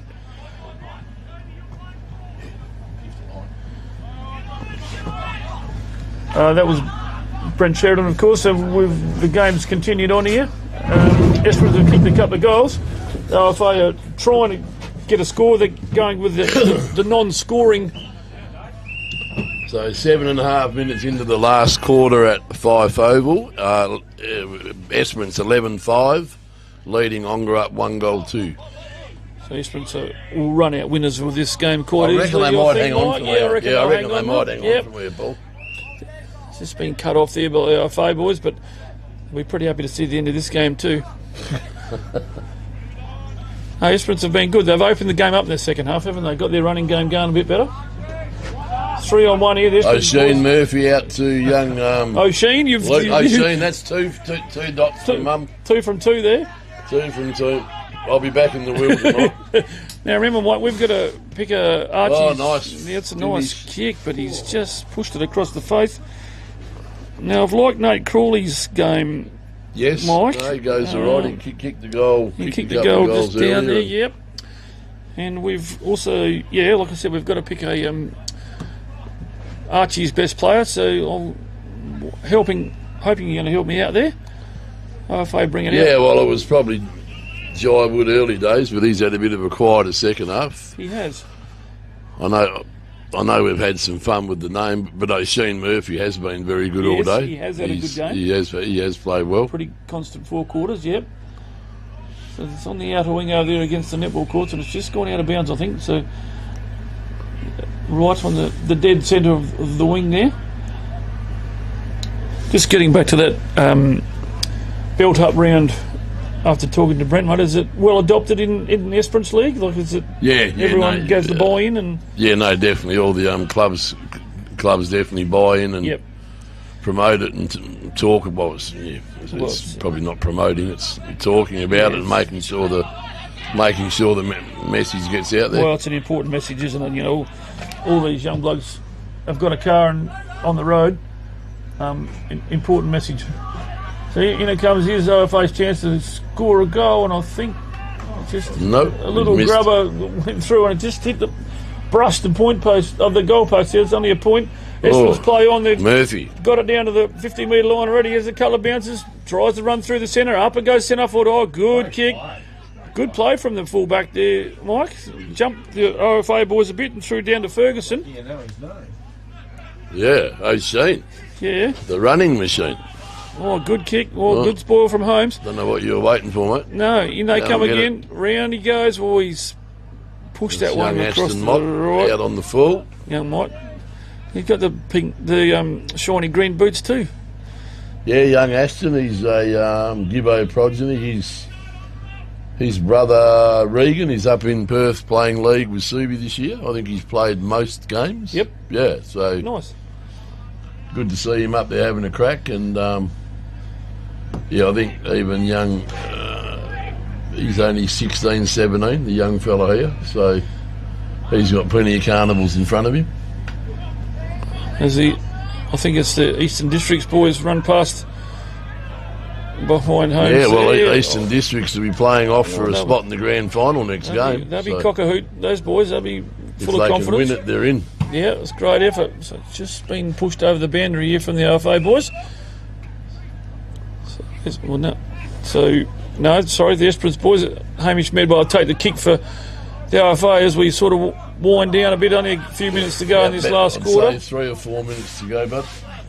Up they go, over the back it goes down to Carruthers, got a bit of pace, gets it through into Harris. It's been cut off well from Esperance boys. Yeah, he put his head over the ball and probably nearly earned a free kick there. Up they go, it's going to go over the back and it's been marked, has it, by the OFA boys in 18. Yeah, is that Reese Duckworth? I think it is Reese, yes. And here's a chance for the score the OFA's second goal for the game here. Bloody Duckworth, is Yeah, it? there's a few of them around up this way, don't worry. Simon's still I was looking at the honour board in Lake Grace. No, Duckworth and Bairstows, the place wouldn't live.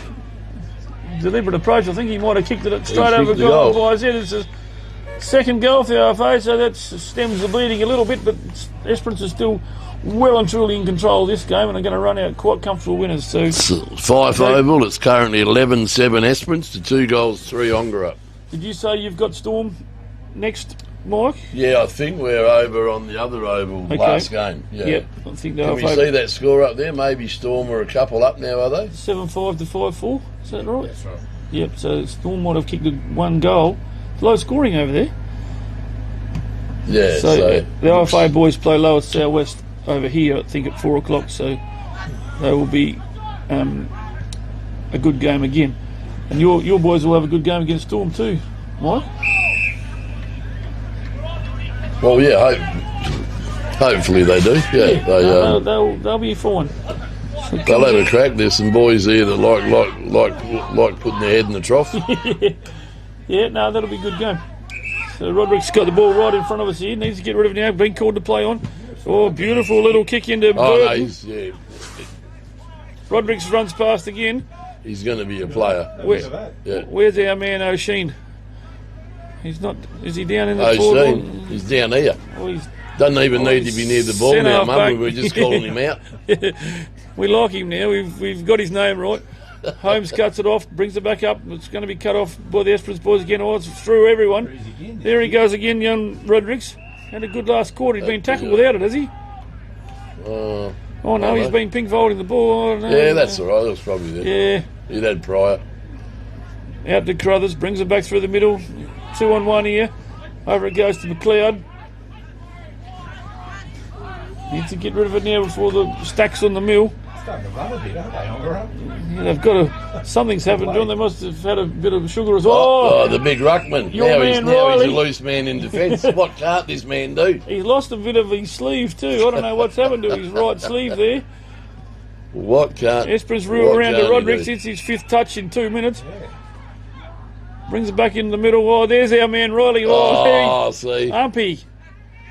Oh, he's turned it over. In come the OFA through, is that Naisbitt, I think, or Newman.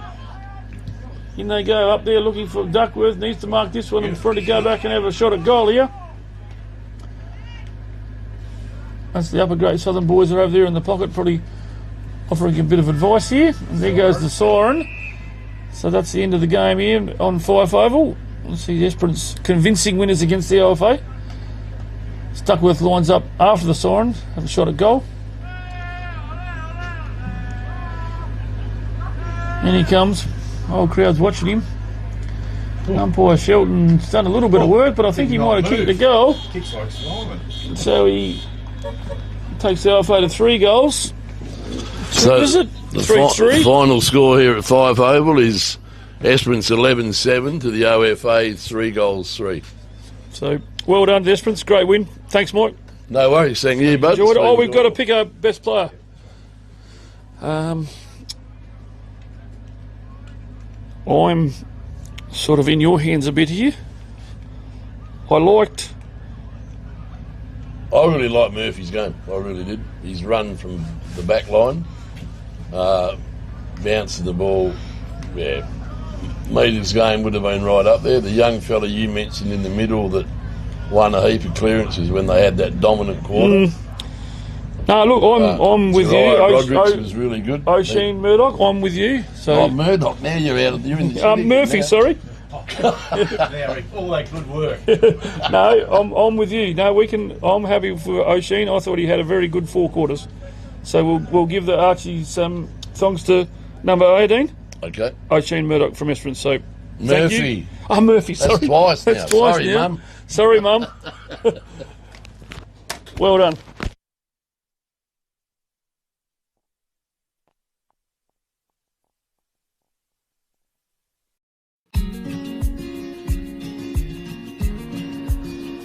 The relationship with Great Southern Fuel started with my father 50 years ago, delivering fuel in drums back in the day, which has progressed into large tanks now.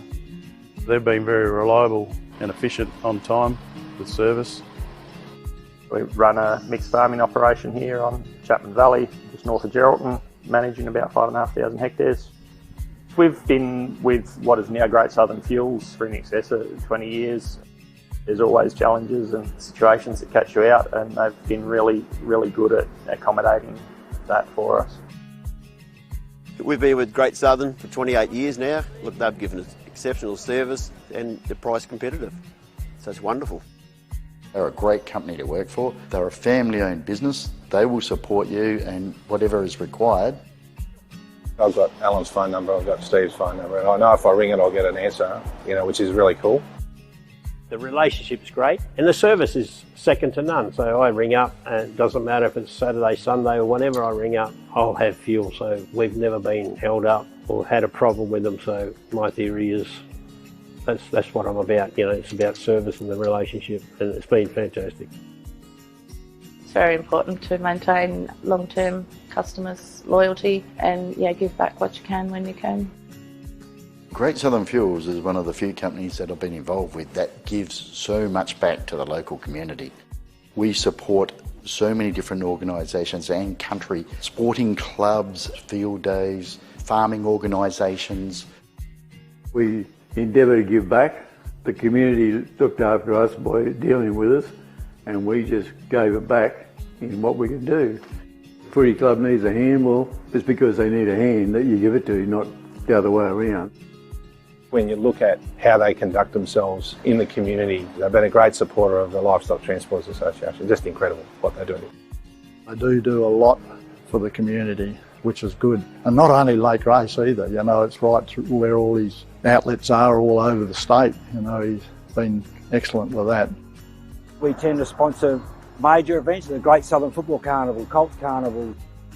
Across the board, I think sponsorships are a very important part of any community. I grew up in Lake Grace and footy was my life down there for a long time. Great Southern sponsored Lake Grace back then, and along with many other footy clubs and hockey clubs and tennis clubs, and we might not always be making a big deal out of it, but the people that get sponsored, they understand and they relate to it.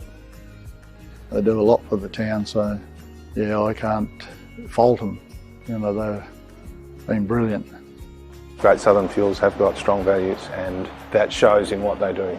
They walk the talk and they do what they do. You deal with people that are there and care about your business, and these people have been absolutely wonderful. I'm very proud of what Mum and Dad have achieved in their life and how they've structured the business, and it's all structured around our customers and looking after people and being in the right areas where we need to sell the fuel and have the support there and sponsorship, being part of the community, even though we're not in that community, but our workers are there and that's part of us.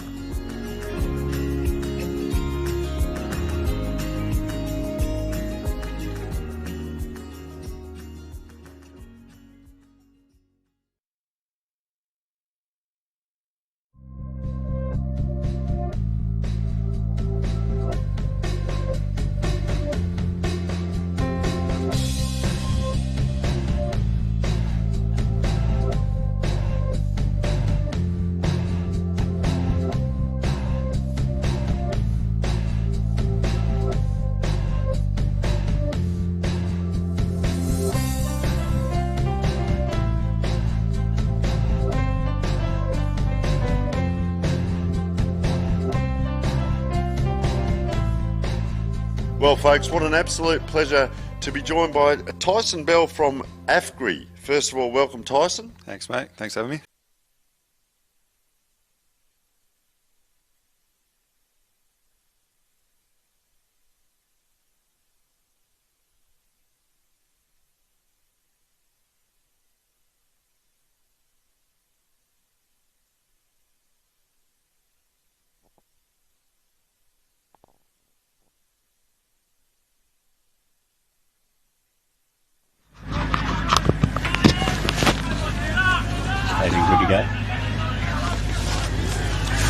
Welcome everybody to the Great Southern Colts Carnival 2026 at Lake Grace.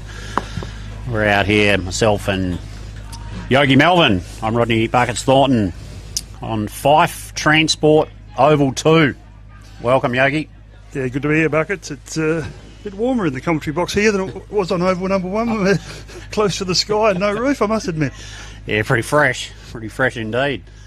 Any injuries from the Upper Great Southern guys? Yeah, Tommy Hammond, one of our key ball movers, he's out of this game. Got a bit of a corky, and yeah, but other than that, I think Fletcher Ball's come in to replace him. So yeah, that's probably about it, I think. Yep, I think the EDFL boys are all fit from what I've heard. Anything different? Obviously, Secret Squirrels. Yeah, and well, it should be a good game. Obviously, you guys have had a win by 10 and 1, and Uppers won by 5 and lost by 10. So it's been a very even carnival this year, one of the more even ones I've been at. Yeah, absolutely. And the conditions, it looks like the wind might have dropped a little. Got up a little bit in the last game and a half. It just feels like there's not as much breeze over here. No, I see Uppers have won the toss in this game and have kicked to the left of the TV screen. So that's, well, earlier on that was into the breeze, so maybe it's not affecting the game, or shouldn't affect the game too much. Yeah, a bit of flapping over there on one of the sponsor banners, so it's sort of heading across the field, if anything. So, who do we need to look out for from the Upper Great Southerns, do you reckon? Who's had a good carnival so far? Zach Ford at fullback's had a really good carnival. He got a bit of a knock in the last game, but he's been good. Kylan Ground and number 14 has been very serviceable. Cameron Sutherland down back's been a very good player, and Howie Clegg's kept up his form from Upper Great Southern. Has kicked goals this afternoon, so he's been pretty handy. But he's gone into the middle by the look of it to start this game. Eastern Districts, I think Captain Coden Dado has been solid. The big fella McGuinness he's been solid. Last game he was outstanding. Toby McGuinness, cool and Condinin product. Looking forward to this clash, an important game. Yeah, if Eastern District can get up, they'll be in the A final tomorrow. So been a while since that would have happened, Buckets. Whew, not in my time, and I'm older than dust. So no, this will be a real opportunity for them, and likewise, you boys get up with a bit of percentage. And even the other game, Goldfields, they've won by 10 and lost by 10, so if they can get over Peel there in the mix as well. So yep, that's what we like. With one game to go, there's 3 of the 4 teams in the mix to play in the big final tomorrow. Yep. Just waiting on the game on oval number 1 to get organised because we use the same siren, so no time on, 4 15-minute quarters, and we'll be underway. Is it Ryle? 13 in the ruck for Eastern District, Blake Gardner up against Max Slawinski. So we'll be away in a second. Umpiring's been pretty good. Yeah, haven't influenced the games from what I've seen. I've heard a few complaints, but they're from the same people every week, as you can imagine. So siren's gone, umpire throws it in the air. Gardner gets the ball off the ruck knock. He's had it taken out of his hands by his teammate. He's been wrapped up by number 1, Ollie Horrick. Back up into the contest. Ball spills free. No one's keen to pick it up for some reason. And again, it's been tied up. Number 23, Seth Morris. It's tackled by 2 Upper Great Southerns. Ruck knock there. So Lewinsky wins this one down. It's Shark Boy. Could have been held without the ball there, Crombie. He's got the free kick. That's the way the umpire sees it. So Crombie, first real possession of the game, forward of the centre. Oh, not his greatest kick. It was an inside-outside worm burner, but went straight to Grandland. He's had a good carnival. He goes to half forward, kick it's in the van. Can't pick the ball up. He taps it towards the boundary line. Being pursued there by Skerritt. Kick it, eventually wins the ball back, goes down the line. But I think he's gone too far. Out of bounds on the full. So it'd be Isaac Childs to bring the ball back in the play. He comes in from left half back, goes down towards the left wing, up they fly, plenty of numbers at the pack. Back of the pack there's Bolton forward. He goes with the bump, eventually picks the ball up, but he's over the line as well. And we'll have another boundary throw-in. On the far wing, no real territory gained by anybody at this stage. Ball thrown in, rucks go at it. Dado gets the handball away. Blake Gardner smothered off the boot. No clear winner there either. Gardner again tackled to the ground. It's probably been a feature of Upper Great Southern the first 2 games. There's been their tackling, so it started a bit that way as well. So Savitsky wins it down to Clegg, goes towards Horrick. He's held without the football. Umpire says no, he wasn't, and we'll have a ball up. So plenty of stoppages in the first 2 or 3 minutes of this match. Up they go again. Gardner flicks it out the side of the pack. Dado runs straight into a brick wall. He loves it. And we'll have another ball up. Slavinsky goes up, wins it down. Shark by Eastern Districts. Comes in the direction there of, no, it wasn't Duff, it was Campbell Johnson for Upper Great Southern. Ball flicks out, comes to Granlund again. He gets it inside 50. He's Upper Great Southern's first. Holsneck's down there. He can't take the mark. He goes to gather, runs over the football. The kick's smothered by Clegg. Holsneck goes back and lays a tackle. And there's no easy possessions, Buck. No, there is not. On the half forward line for Upper Grade Southern, Gardner. Ooh. Morris, I think that is, number 8. McCormack had his head taken off, got the free kick, drives it out wide. Good grab, good kick. Ollie Martin chips it forward, out in front of Lincoln Withers. We'll chip it over the top to the leading. Who have we got there? That's buddy Jared Coppin. Him and his twin mate, Kabule, they look the same, front on. He's ignored him this time, but on the lead. He says, I'll kick this from 40. It's on a pretty tight angle. It's a good-looking kick. They're pretty happy with it. Straight over the goalkeeper's hat. First one to the EDFL. Good goal there from Coppin. Coppin, number 3 for the EDFL. They strike first blood. Moved the ball nicely from back to forward and resulted in a very fine goal. Max Slowinski, where's he from? He's a Wagen boy. Wagen boy? Yeah. He's had a good carnival this afternoon and this morning, so he's back in the ruck up against Gardner. So we'll see what happens here. Gardner wins it down, has to go and gather his own football, goes through, no one can get the crumbs. Eventually it flicks out to Horrick in the direction of Slavinsky. Horrick's got to go back and get it, but guess what? He's tackled, and we're going to have a secondary ball up. So up they go again. Slawinski wins this one down. No one can gather. Socket off the ground by Granlund. Out in the kick it direction. He's got Prosser for company. Kick it gathers or goes back inboard. Does a bit of a turn at the back of the pack. Who can grab it for Upper Great Southern? Eventually comes out to Holsnick. He goes on the right boot. Didn't have a left. Down there is Childs. Close to the boundary line. Gathers. Flicks a dangerous handball over the top in the Clegg direction. But it's sharked by the Eastern Districts player in Prosser. Gets it down towards centre wing. Up they go. And we'll pay that mark, says the umpire. And Crombie taking the mark on centre wing just about.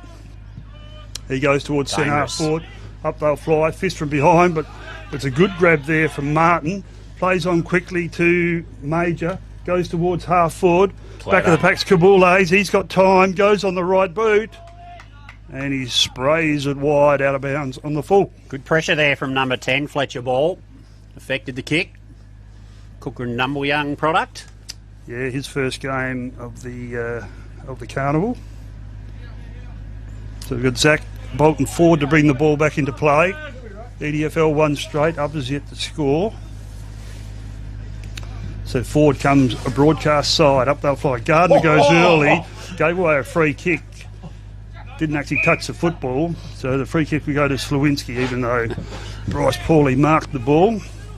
He goes off one step and just mums it towards centre wing. No one can mark it. Ball was in there.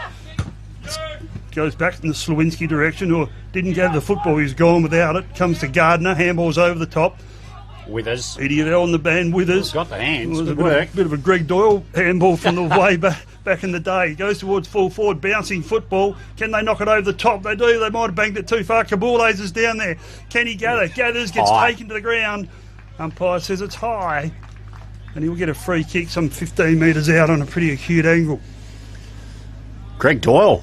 There's a blast from the past, the great man. When he played, he had a couple of years at Wickerman with myself, and the old hand in the air and the fist punching the ball. And anyway, Kabules comes around. He likes it, but the goal umpire says no, it's over the post.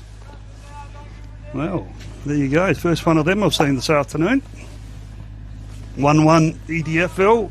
One goal, 1-1 I should say, and Upper Great Southern yet to get on the board as Bolton Ford. That full back runs he's out of the square. Oh, not a great kick to Sermon. He's got to go and gather, tries to palm, does a handball in the Pauly direction. The two Wickerman players combine. Oh, Pauly does well. Gathers the ball, goes on the outside of the right boot towards half forward. Oh, they all talked about it. Kick it, bursts through. He says it's my football. Goes on the right boot, gets it towards half forward. Wasn't a great kick. Down there was Tremaine Way. EDFL get it out of defence, right in front of the commentary box. Gone about. It must be the lasso, is it? Lasso. Wasn't touched. Lasso. It was out on the full anyway. Slawinski goes in short. Not the greatest of kicks. Should have been marked by an EDFL player. Ball's in there for Upper Great Southern. Can't gather. Eventually gets out. He did pretty well in the end. Gets it out the back of the pack in the direction there of Prosser. Ball goes in again. He's still battling for the ball. He's had about 3 goes at it. It's going to be another ball up. No, it's not. Eastern Districts get it out. Big tackle laid by Brian Smith, and we'll have a ball up. Ruckman go at it. Slawinski, Gardner. No clear winner. Ball on the deck. Upper Great Southern player. Picked it up. It's gone nowhere. Fist in there. Handball out the back. It hasn't hit the mark. Eastern Districts player takes him on. Good fend off. That'll be number 9. Ollie Martin. He's driven it into the forward 50. There's Coppin. That man Adam Sedgwick had a very good second half in the last games. Just swooping around in the forward half. Rucks go at it. Taken out of the pack. He took it on. He had a step. He's a bit stiff there, I reckon. Well, unfortunately for him, it's right in front of goals. For the EDFL team, the player, when he turns around, number 21, Toby McGuinness, the big forward from Coolin Condinent. He'll be having a shot on goal from 25 metres out, pretty much directly in front, to push the lead out to 13 points. Just lays it on the boot. He's missed it. Pushed it to the far side. Opportunities going begging here for the Eastern Districts Football League. Upper Great Southern looking to rebound it out. Bolton Ford with the ball in the back square. Looking at his options. Breaks out of the square. Short to Caden Ward. Chips it inboard. Good kick. Kylan Granlin. He goes square again. It's a good looking kick. His teammates bobbled it. He's got possession of it. Kicked it to half forward. Both players go at it. Fists in there. Unfortunate for the EDFL player. He thought he had purchase on it. Play on, says the umpire. Comes out the side of the pack. The Eastern Districts been able to clean up. They've put it back out. Oh, lucky there. Geez, the pressure is hot over there from both sides. Umpire says we'll throw it in, out of bounds. One umpire said throw it in. The other umpire was about to say holding the ball, but must have gone out of bounds before. So the ball to be tossed in. Far side of the ground. Ball one down by Khan. Comes around to Horrick. He goes towards half forward. Kickadoos had a bit of the full ball early. Takes a mark. He's 55 out. He's got a player in the pocket, but Paulie comes out on the lead and takes a mark some 25 out at right half forward. So Upper's first real opportunity to score. Wickepin product.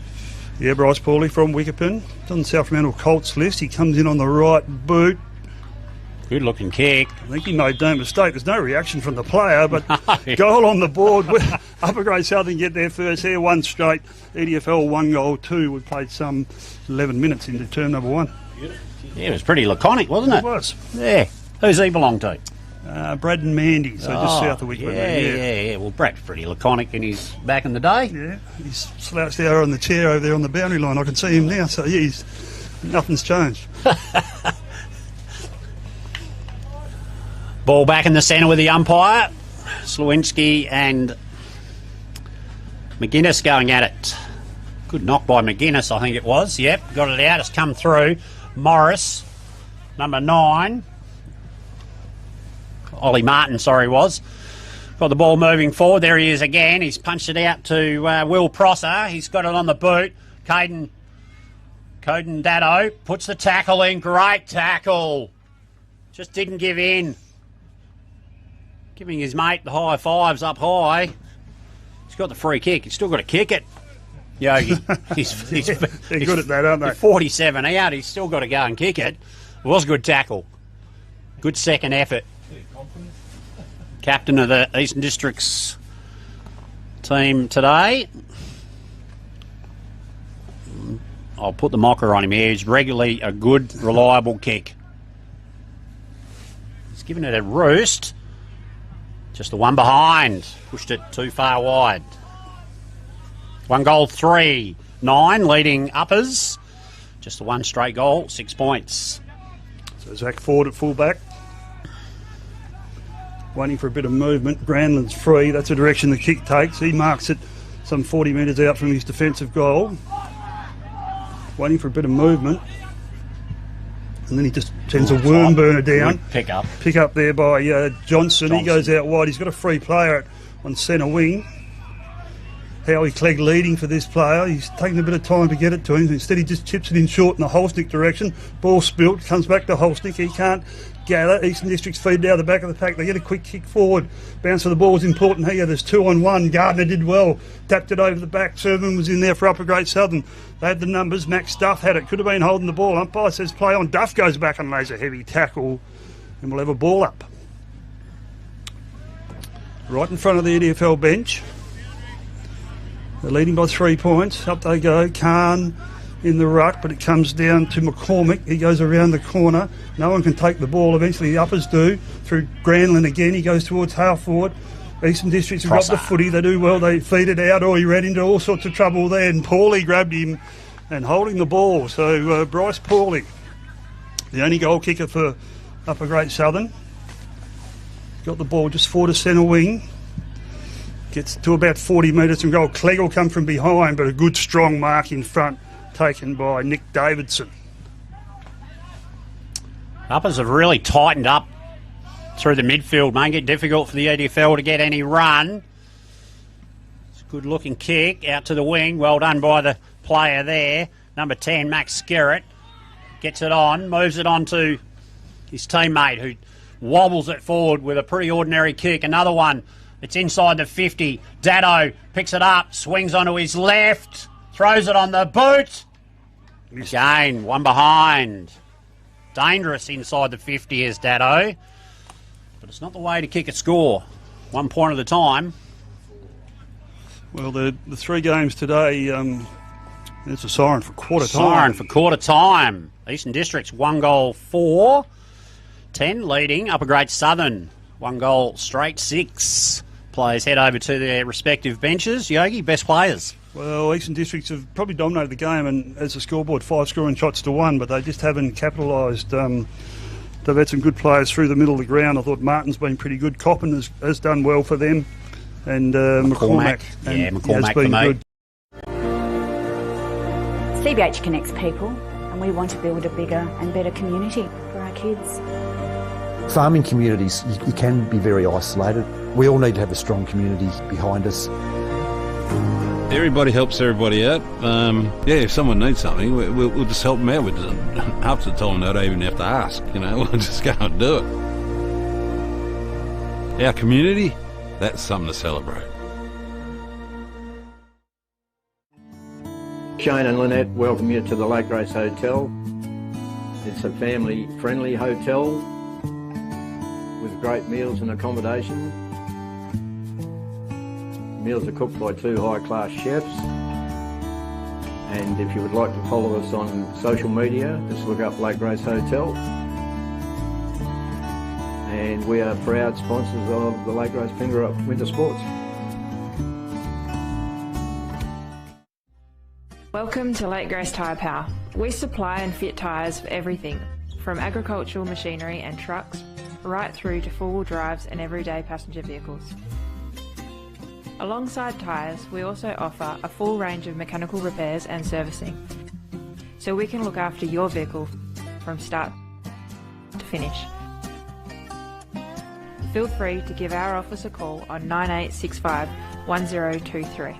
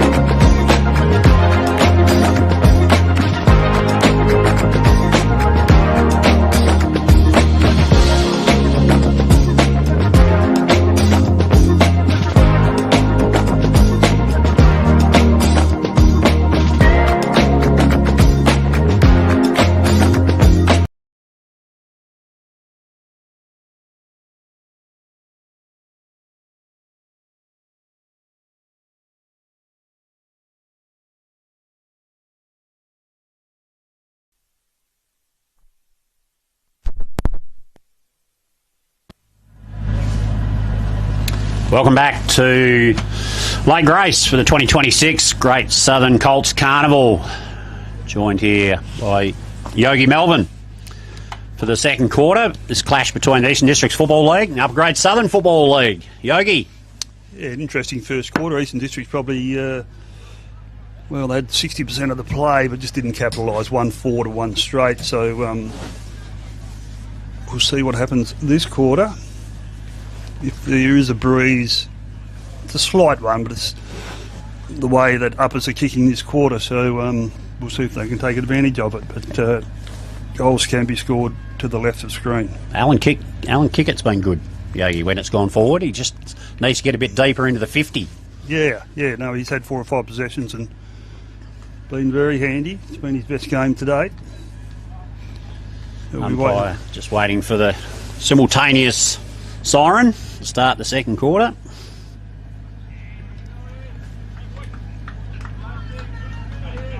Slawinski in the ruck up against Gardner. Chasn Foss moved into the middle. He must have had a bit of time on the pine, I think. Haven't seen him out here.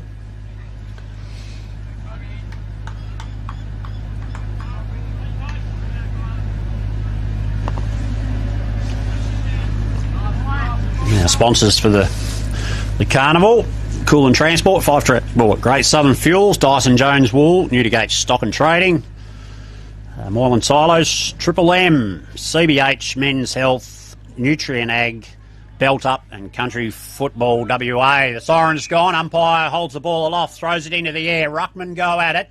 No clear winner. Ball falls to the ground, out to the wing. Stacks on the mill there. There's going to be a whistle. Umpire says, give it to me, lads. Just pushed out towards the far wing.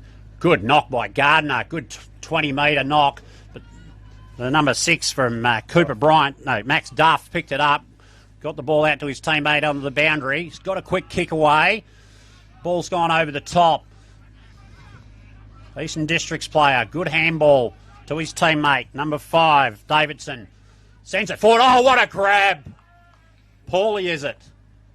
Might be Fletcher Ball, I think it might be. Fletcher Ball, great lead. Left centre wing goes towards a true half forward position. Out they come. No one can take the mark. Eastern District player was taken out when not in the contest. Umpire says play on.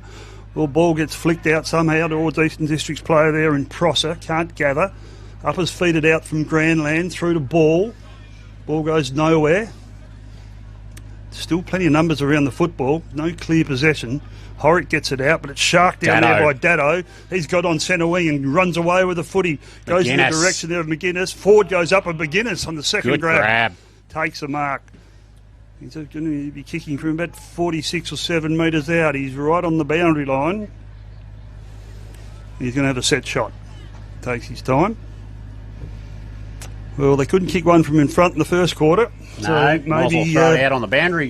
Maybe from the boundary line might be the best spot. Offside, check side, round the corner. Could be the way to go. Reverse Tory, you never know. Oh, in he comes and mums it. That's an absolute dog. That's the only way I can describe that. He kicked it 35, went about 6 metres in the air and straight out of bounds on the full. So full back, Upper Great Southern to bring the ball back into play. Over Ward, goes back to once it came, up they fly, back of the pack. EDFL have the numbers, they feed a handball through, it's a good one through the pack, but they couldn't gather.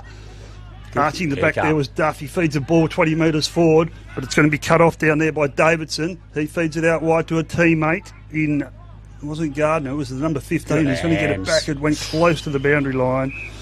It was Drew Hall, was it? And the ball's across the line. Score hasn't changed since quarter time. 1 goal forward or 1 behind. EDFL in front. Rucks go at it. Sharked off the tap by Foss. Kicks it forward. Number 18. I think he got his hands on that. Number 18. Good no, call. The umpire says, no, give it to me. You both got a bit of it. And then it was going nowhere. He's chosen to throw it up. Good decision, umpire. Rucks go at it. Again, Gardner, the big thump, goes nowhere. It's kicked out by Upper Great Southern. Fortuitously into Paulie's hands. He plays on. Throws it on the boot. A worm burner for his teammate. Makes it hard for him. Eastern Districts player, number 5. Davidson couldn't pick it up. Little toe poke from number 11. Bryce Paulie gets it moving forward. Eastern Districts player, number 2. Took him on. He's in trouble. Umpire says no prior. And Davidson takes it over the line. It's stiff there, the Upper Great Southern player. No remonstration from any of the Uppers boys, so they probably thought it was fair. So EDFL to bring the ball back into play. There's no one at full back, so Davidson runs his full measure. Gets it outside 50. Up they fly, 2 onto 1. No one can gather. Eventually they flick it out the back through Foss. Gives it over the top to an EDFL runner. He goes long down the line. Ford's in the van, but running back was Ward, couldn't mark it. Ford takes, shrugs a tackle. He's a strong lad. Feeds a handball over the top in the direction there of the number 18 in Haywood. He goes out wide. Good hands and a good grab from Campbell Johnson. Hits the ground running like a cat. Has one bounce. Has a second. Goes past centre wing. Gets it in the Clegg direction. He's at the back. Oh, the ball didn't get there. He was waiting out the back. Trying to get the cheap one. Didn't come. Eventually comes out to Skerritt. He flicks a handball through. Under a bit of pressure was the 15 for EDFL. Bursting through was Paulie. It's a matter of inches. He couldn't grab the football. Eventually Skerritt grabs it again. Flicks the ball through. Foss tied up in the tackle. tackle. Foss is tied up, and we're going to have a ball up inside 450. Rushton tied him up. Just inside the 50-metre arc for the Upper Great Southern team. Rucknock there. Number 14 takes it out of the pack, throws it on the boot. It was Kylan Granlin. It's out on the full. Good contest here. There's no easy goals. 1-4 to 1-1. EDFL waiting for a bit of movement, so they're going to go across the goals. Sees a free player out there in Hilda. He takes the mark, gives it off to Foss. Foss goes down towards centre wing. It was a good kick, but it might have been... it was touched inside the line, so it's going to be a boundary throw in, not the old lasso. Out on the full. Well, they have paid out in the full. Yep. Even the EDFL coach gave the ball back. His old man wouldn't have done that. Pretty diplomatic throwback. So he comes to Garlett. Sorry, it's Ninyet. He goes towards half foot. Oh, there's a Falcon. He's got a Falcon right on the noggin. Comes out to Skerritt. Skerritt goes towards centre ring. Not Haywood did well, got the fist away, goes back and gathers. Then flicks the handball out. Can't gather. Skerritt's back in there. Who's there for Upper Great Southern? The 21 in Rushton. He's on the bottom of the pack. Umpire says play on. Gardner tries to gather. Eventually EDFL come out. Everyone's in the road. The ball's smothered. It was Foss. He grabs it. Has he got a left foot? No, he goes with the right in front of the commentary box. Good hands. Grab, Withers. No one can take it. Feeds the handball through. Holding the ball. Old number 22 in Balcombe tried to take on Haywood. He sort of ran into a bit of traffic, didn't he? He had nowhere to go. To Haywood at right half back. Gets it down towards half forward. Up they fly. Gardner doesn't at the back of the pack. Taken by Paulie. Gets it on the right boot to the dangerous spot. Down there is a player in Tremaine Way. Can't gather. Close to the boundary line. Post. Might have hit the boundary behind post, I think. It does. You have a boundary throw in deep in the left forward pocket for the Upper Great Southern. Down there near the John O'Neill Bath swamp. Ball comes in. Ruckman go at it. Sharked off the tap by... It's a throw there. Upper Great Southern player. Good call. They don't pay that in the AFL, and they should. I agree. Number 18, Curtis Jones, gets it moving. Gives it to his teammate. He then launches it down the wing. It'll be out on the full or a lasso job. Same. Upper Great Southern player looking to bring it inboard. Around the man on the mark. Pulls his kick. Quality. Paulie, is it? Or Ball? I think it's Fletcher Ball again. He's got it at left half forward. Oh, not the greatest of kicks. Skerritt goes back. Couldn't take the mark. Paulie steals it off him. Eventually it comes back to Skerritt. Ex-Narrogin lad goes around the corner. It's a good kick too. And the mark's taken by McCormack, who's had a good game. Goes in short to Gardner. Oh, misses the target, but he had Foss's back up. Foss's got it. He's going to be tracked down by Harry Harris, but couldn't quite get him. He goes around in the corner. Push out. There's a bit of a push here, and it's going to go... Well, it was going up his way and then it went the other way. So Coden Datto, he got pushed out earlier the contest. He knew it straight away too. He gave the bloke a little bit of a clap. Goes out to Sedgwick. Good looking kick. He throws it on the boot. No real winner there. Oh, it comes off and it's sharked off the pack. Withers, I think it is. Or is it Jones? Might have been Curtis Jones when he turns around. No, it was Withers. It was Withers, 7-8. Pretty laconic about the way he went about it. 2 goals, 4. Plays 1 goal, 1. I think it might be for the 1 goal, 1. Yeah, might have. Yep. Ball coming back to the centre. It's sort of a bit too easy there, wasn't it, Yogi? Down from full back area. Certainly was, but Chaz and Foss seems to be getting a bit of it, getting a bit of movement through the centre of the ground, but I think he's back off the ground now. Gardner wins another knock to centre half forward. McCormack, is it? Number 9, Ollie Martin, sorry. He doesn't get to it, but lays a tackle. Upper Great Southern go forward. Good punch by number 2, Judd Major, out in front of his teammate. He's tackled. Good tackle. Gets the hands, however. Number 2, no prior. Upper Great Southern have got it now. They've kicked it inside the 50. Number 15, Trayman Wade turns. He's lost it, turned it over. Number 11, Jasmine Foss throws it on the boot. I think it'll be another lasso or it'll be a throw-in. 20-1 on the other ground. 20-1. Peel leading. No, Peel 1. Yep. Goldfields 20. On the Cool Transport ground 1. Score here. 2 goals 4 to 1 goal straight. Well, the free back of the kick pack, there, or is it a mark? Clegg's taken the mark, but he's paid the free kick to Paulie. Yes. For contact. Without the football. Without the football. He's kicked up his only goal. So a chance to get his second and up his second. His old man sitting up right now to watch this. Maybe slouch back, I reckon, Basil. In comes Paulie on the right boot, kicks it goal. Good. That's a good looking kick, it is too. You wouldn't know if he's kicked it or not when you're watching the player. Most players you watch and you see the hand in the air or the fist pump.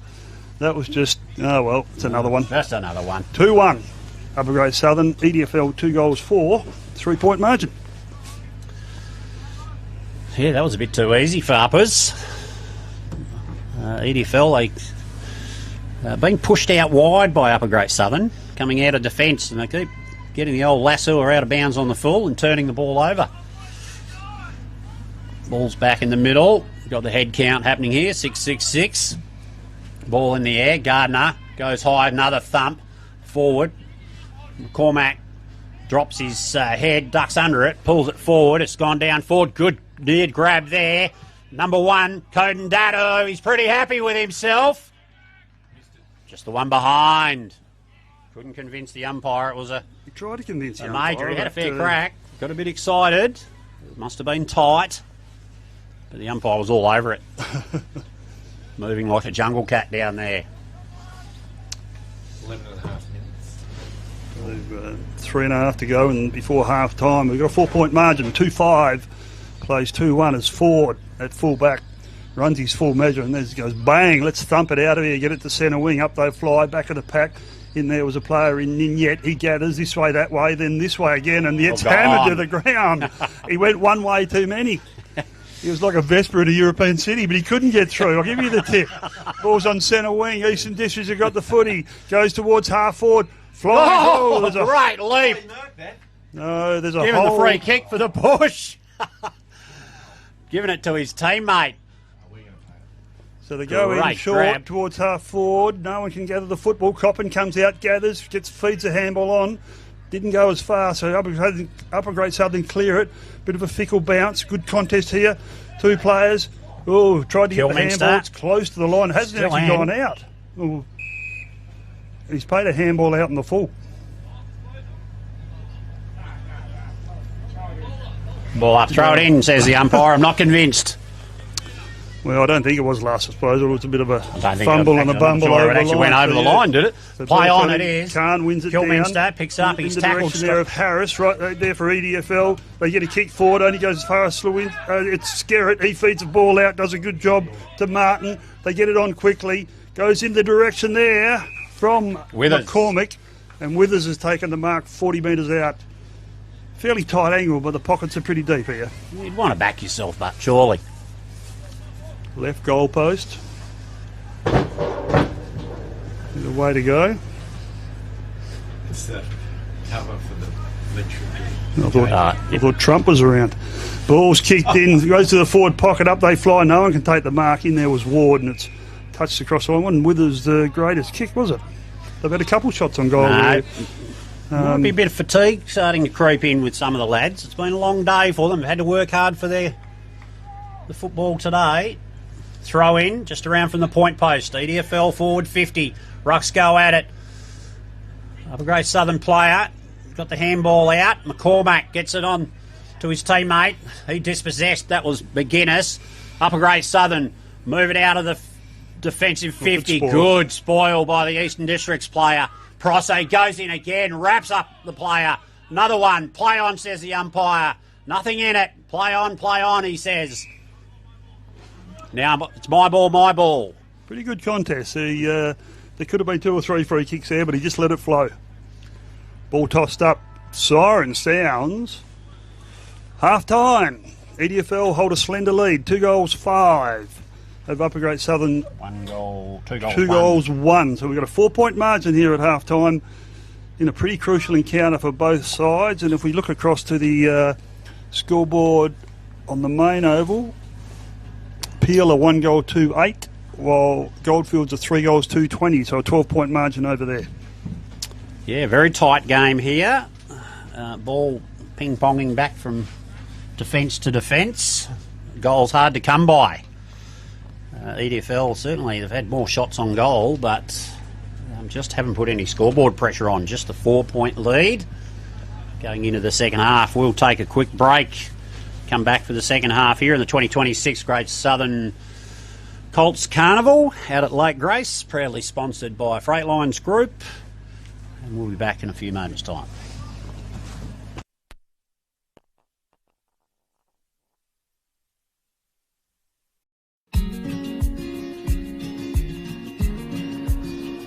The relationship with Great Southern Fuels started with my father 50 years ago, delivering fuel in drums back in the day, which has progressed into large tanks now.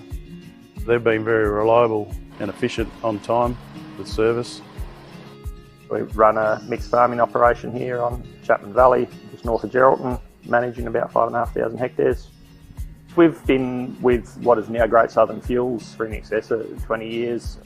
There's always challenges and situations that catch you out, and they've been really, really good at accommodating that for us.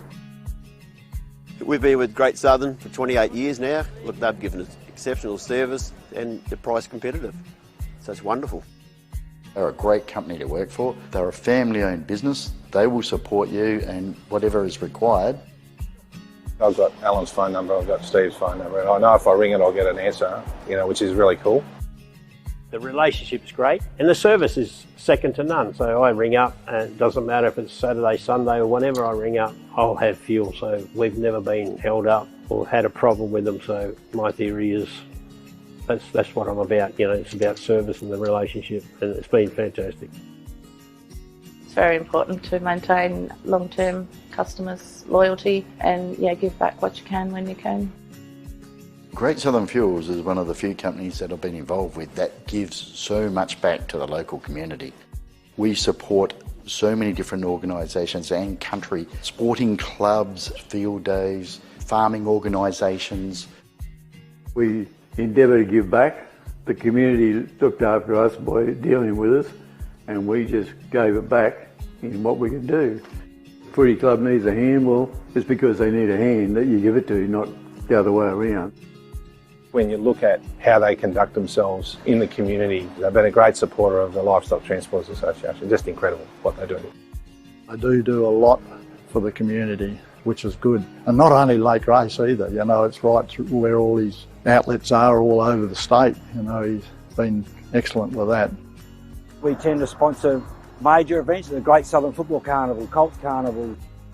Across the board, I think sponsorships are a very important part of any community. I grew up in Lake Grace and footy was my life down there for a long time. Great Southern sponsored Lake Grace back then, and along with many other footy clubs and hockey clubs and tennis clubs, and we might not always be making a big deal out of it, but the people that get sponsored, they understand and they relate to it. They do a lot for the town, so I can't fault them. They've been brilliant.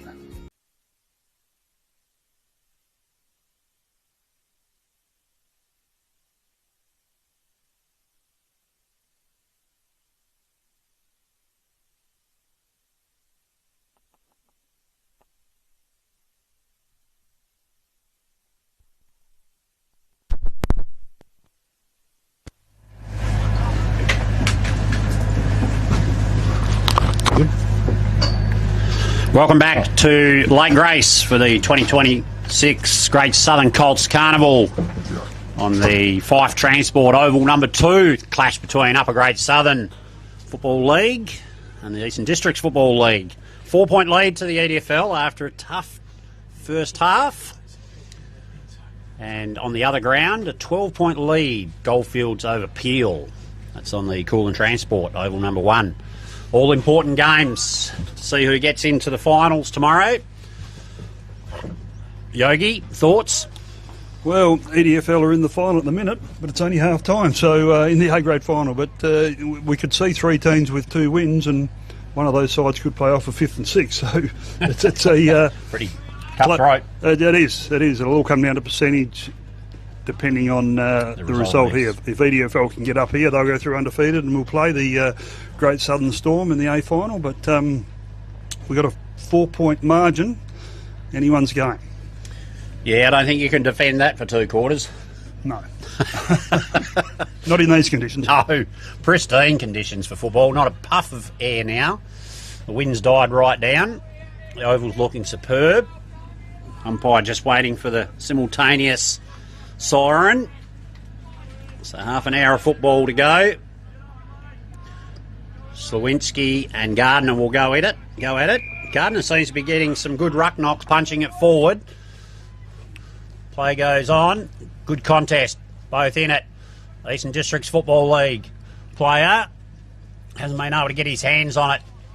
It comes back out to number 5. That'd be Davidson. Moves it forward, but he kicks it straight down the throat of number 12. That'd be Crawford Bolto. Chips it sideways. No territory gained. Datto comes up on the mark. Kicks it down to the wings. Good looking kick. Number 9. He's got his hands on it. Miles Khan. Non-contested mark. Oh, he's kicked it into the man on the mark. He's got it back. That's good play, but I think the boundary umpire might have said it's out of play. It's a free kick. Eastern Districts. Out on the far wing. He's chipped it over the top. That might be Withers. Again, chips it over the top. McGuinness. Good stretch. I think it is. Is it McGuinness? Yeah, I think it might be. He's kicked it straight down the guts to Kabules, is it? No. Number 5. Number 5. Davidson. Nick Davidson. He's been good. That was a little bit too easy, I think. Couple good passes though. Hard to defend.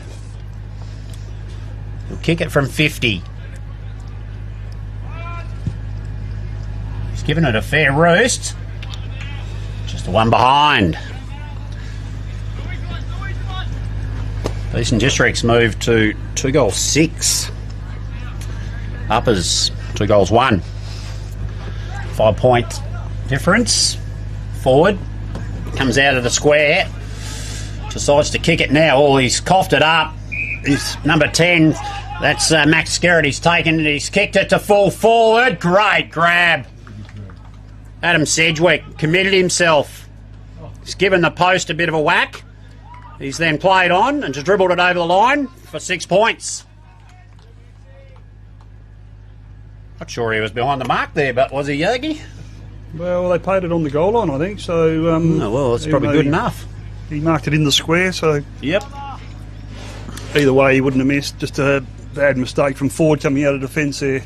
Yeah, he hit the opposition player right up, didn't he? It was a beautiful kick. Not a lot of movement up the ground, and it told, so. That could be the little mini break. Eastern Districts are looking for. Ball back in the middle. Gardner wins the knock, but it's been sharked by up a Great Southern player, number 13, I think that is, Mitch Sermon. Umpire says, no, give it to me, we'll throw it up. Gardner again, straight down the throat of Kylan Granlund. He gets it moving forward. Here's kick it. A quick hand, straight over the top. Paulie, he's missed. Just one behind from Paulie. 2-2, plays 3-6, so 10-point margin. EDFL bring it in. Broadcast side, it's not the greatest of kicks. And it's going to be forced across the line. We're going to have a boundary throw in. Balcom was in the van there, but with Max stuff. So the ball to be tossed in some 55, 60 metres around. Wasn't the greatest throw in. Umpire was going to call it back. Clegg knocks it forward. Can't gather. Gardner does. Goes around the right boot. And a great smother down there from Granlund. He's been one of the Uppers' better players in this game. Goldfields by 11 points. So 11-point margin in the fixture on 0-1. Goldfields leading Peel. So the ball to be tossed in. Gardner and Kahn comes out the back to Horrick. He feeds a handball through. Or he should have picked the ball up instead of a few tackles, push, shove. He does pretty well. Gets rid of two opponents. Then goes long down the line. Oh, great grab there from Withers. He takes it, goes off the one step. Forward there with the Bullets. Coppin. It's Coppin, is it? Yep. They look alike. Well, they sure do. The player like too. So Coppin to shoot on goal. They from the same town? Corrigan. Yeah, I think they're pretty chummy. They've done some good work together. Tigers struggling a bit this year, I hear. Yeah, a few injuries. Comes in on the right boot. But he's missed. There's a bit of yeah, trying to convince the goal umpire, but the umpire says no. So minor score. We're just wondering who's going to bring the ball in. There's two Uppers boys down there, and they parted the seas and says, no, Zach, you can have it. Bolton forward. So he's got the ball. He's not sure which way to go. Goes far side of the ground. It's a good kick, and Paulie's taken the mark. He's been one of the better players for Uppers in this game. Gets on with the right boot down towards centre wing. Up they fly. Horrick was in front. Big fist from behind, close to the boundary line. Uppers try and keep it in. Paulie's there. Can't gather. Has to lay the tackle, and the umpire says we will ball it up right in front of the EDFL bench. They'd be pretty happy with their 10 or 11 point lead at this stage of the game. Yes. Ball tossed up. Kahn wins it down. Plenty of numbers around this pack. No one can grab the footy. And we're going to have a secondary ball up. Tossed up far side of the ground. Gardner's in the ruck. Wins it down. No one can take it. Eventually Uppers feed it out the back of the pack. Granlund's fixed it over the top to Paulie again. He goes with a handball through. Oh, that was good football. Has a bounce. Runs from 40 metres. Goes long towards full forward. And misses to the left-hand side. Great passage of play there from Johnson and Paulie, but just couldn't quite finish off. And EDFL bring it in, and they've got players everywhere, and the mark's been taken by Morris. Got a player further down the field. Davidson feeds it by hand to Foss. Foss goes in short. It's a good kick and it's a good passage of play. Taken by Balcom. He feeds it back to Foss. He's under pressure, but gets his kick away. Running back with the footy is Coppin again. He goes out wide in the Kabule's direction. He's taken the mark. Tells the umpire where the mark is. The umpire says, you go back and kick it, mate. I'll umpire the game.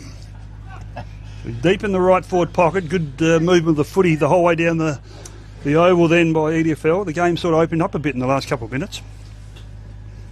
Kabule's outside the field of play on a tight angle. He's taking his full 30 seconds.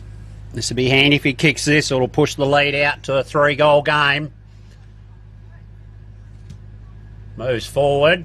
Pushed it across. I think that might be out on the full. No, umpire says throw it in. It's fisted into the behind post. Fisted into the post, was it? Rucks go at it. No clear winner. Shark throwing on the boot. And it's out of bounds on the full. Number 6 there. Adam Sedgwick. Couldn't get it on target.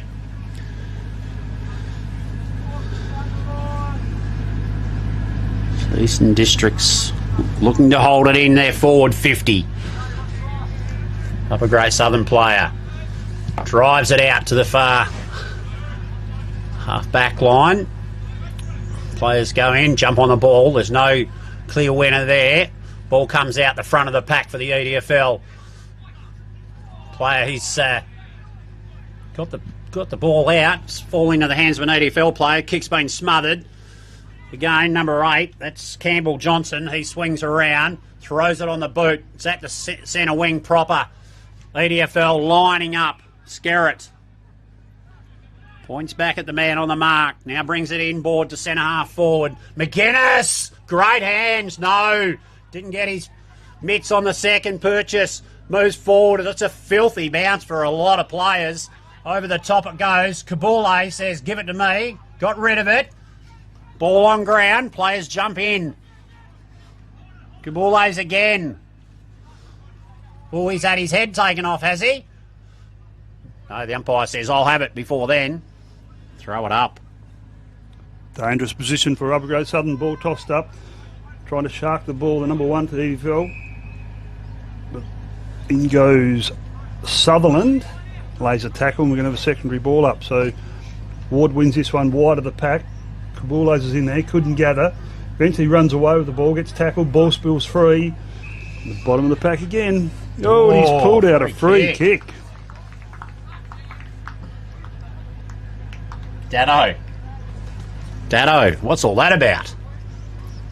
Didn't see what it was for, Yogi. No, a bit of remonstrating and I'm not got sure. Him high. Well, he should kick this one. They've kicked a few points this afternoon, so he's only 20 metres out. No angle to speak of. And he slots it through for their fourth. 4 goals, 6, 7. 4 goals, 7? Yep. Plays 2 goals. 2 goals, 3. Peel are within 5 points on the other ground. Peel within 5 points over on ground number 2. The Cool and Transport, ground 1. Peel just 5 points behind. We're about 2/3 of the way through the third quarter here. Upper Great Southern need to respond. Ball gets thrown in the air. McGuinness in the ruck now. Foss lays the tackle. McGuinness follows up, picks the ball up, drives it into the 50. Coppin! Can't let that man in front. He's a beast. He'll kick this from 35, 40 metres out, directly in front. McGuinness, second effort, grabbed his own knock, just threw it on the boot. Very laconic, but he's pretty happy with the result. Another one for the EDFL. Third for the quarter. Coppin. Look like they want this grand final berth, Yogi. It does. It's they have dominant third quarter. 3 goals to only 2 behinds from the Upper Grade Southern, so it's broken it out to nearly a 4-goal margin. Ball tossed up in the middle of the ground, up they fly. No one can really win the knock. Taken by Foss, but it was smothered off the boot. Comes back to EDFL, they feed it back to Skerritt. He gets tackled as soon as he grabbed it, so we'll have a ball up right on the 50. Players stream back to get in defence, so ball tossed up, ball flicked out, comes to ground and he just handballs over the top. Skerritt gathers and does well. Gets it on the boot towards half forward, goes for all and sundry. It was like a 10-pin bowling ball there for a second. No one can gather the footy. Withers. He gathers, flicks it out, only as far as Max Duff, but picked up by EDFL. They flick it out to Foss. Foss from 40, lines up the goals. No, he does. He pulls it back in the direction there of EDFL player in Sedgwick. He gathers, kicks back inboard. Oh, it's a good mark, and it was a good kick. It just had to be the right distance, and it was. Prosser's taken the mark, so he's going to have to kick from 47 or 8 out and a chance to kick their 4th of the quarter. Son of the accountant. He would have done the numbers. I can kick this. His father played a fair bit of footy down at Cookerandumyoung back in the day. And he comes on the right boot from 52.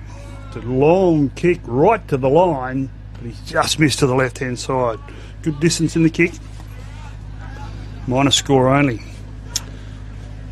So way on the full-back to bring the ball back into play. Goes straight down the middle in the direction there of Johnson. He can't gather. They tap the ball through. That was Johnson who gathered.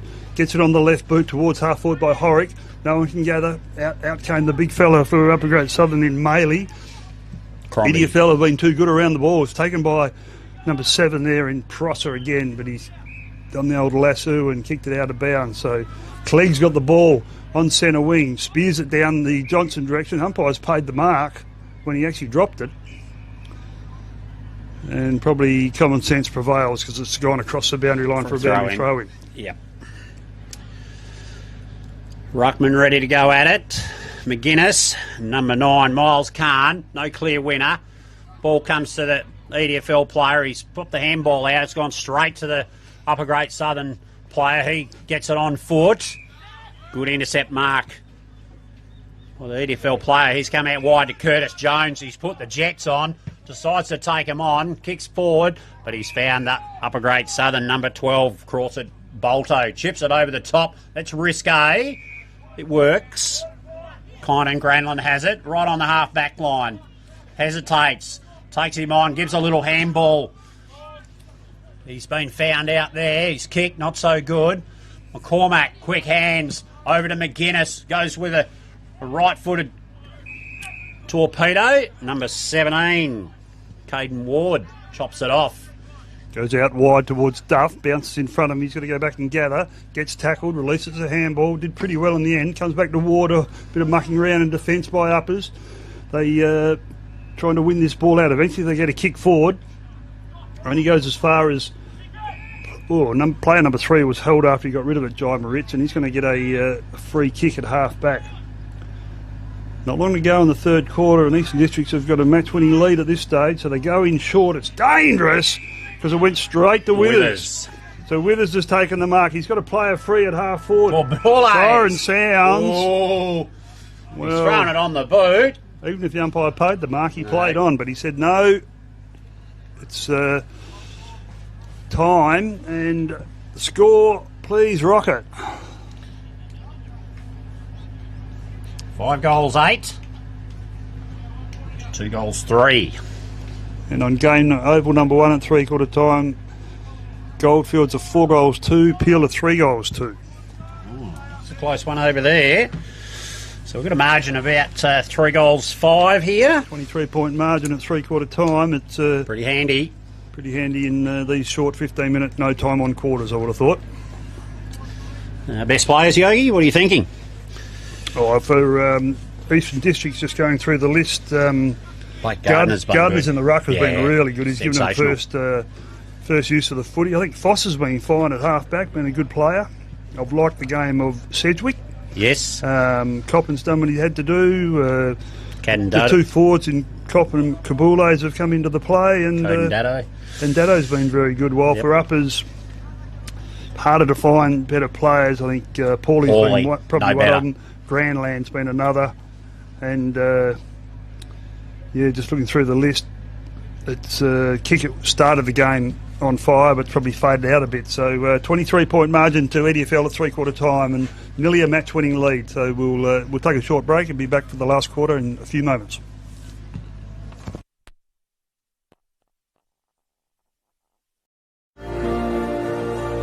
CBH connects people, and we want to build a bigger and better community for our kids.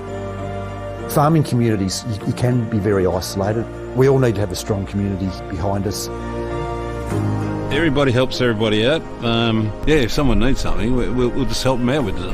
Half the time they don't even have to ask, we'll just go and do it. Our community, that's something to celebrate. Shane and Lynette welcome you to the Lake Grace Hotel. It's a family-friendly hotel with great meals and accommodation. Meals are cooked by 2 high-class chefs. And if you would like to follow us on social media, just look up Lake Grace Hotel. And we are proud sponsors of the Lake Grace Ongerup Winter Sports. Welcome to Lake Grace Tyre Power. We supply and fit tyres for everything, from agricultural machinery and trucks, right through to four-wheel drives and everyday passenger vehicles. Alongside tyres, we also offer a full range of mechanical repairs and servicing, so we can look after your vehicle from start to finish. Feel free to give our office a call on 9865 1023.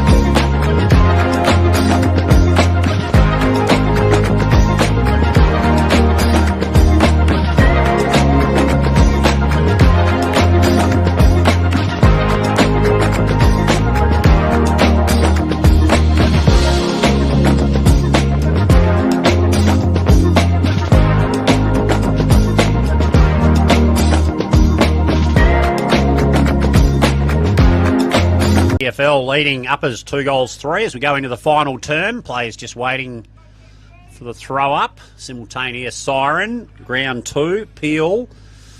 6 points behind. 6 points behind. 6 points behind Goldfields.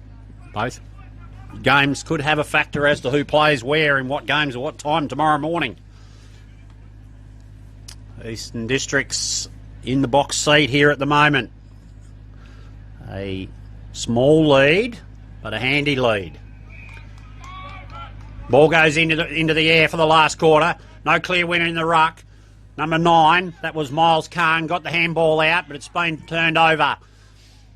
McCormack kicks it forward. There's a hold there. Got him by the arm.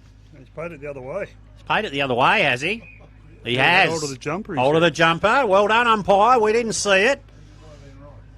No, that's... Kabules can't believe it. Kabules can't believe it, but it's Ripley's. If you see it, you've got to believe it. The umpire saw it. He's played on. He stepped around, put his teammate under a bit of pressure. Ford launches with a Tory over centre. Ball's high in the air. Bobbles free. Who's got their hands on it first? Well done. EDFL player number 9. That'll be Ollie Martin, came through. Ball spelt free. Kick it. He wants to make an impact. Wasn't seen last quarter. Ball bobbling around on the half back line for the Eastern Districts Football League. Umpire calls it and says, I'll have it, gentlemen. Just outside the 50, attacking for the Upper Great Southern. So 55 out. Uppers go up. Khan wins it down. The shark by EDFL. He might have got one high there, did player in McCormack. He ducked, but deserved the free kick. Sees Foss, who's been a fine player since he came onto the field, the true centre-half back position. Waiting for a bit of movement out right. He goes in short. It's not the greatest of kicks. It's cut off by Brian Smith. He probably could have gone then, Smith, too. Waiting for a bit of movement down the ground. He goes straight down the middle to full forward, but it's cut off by EDFL player in Dado. He goes out wide. It's a good kick and finds Kabules. He's got it. Goes down centre wing to Coppin.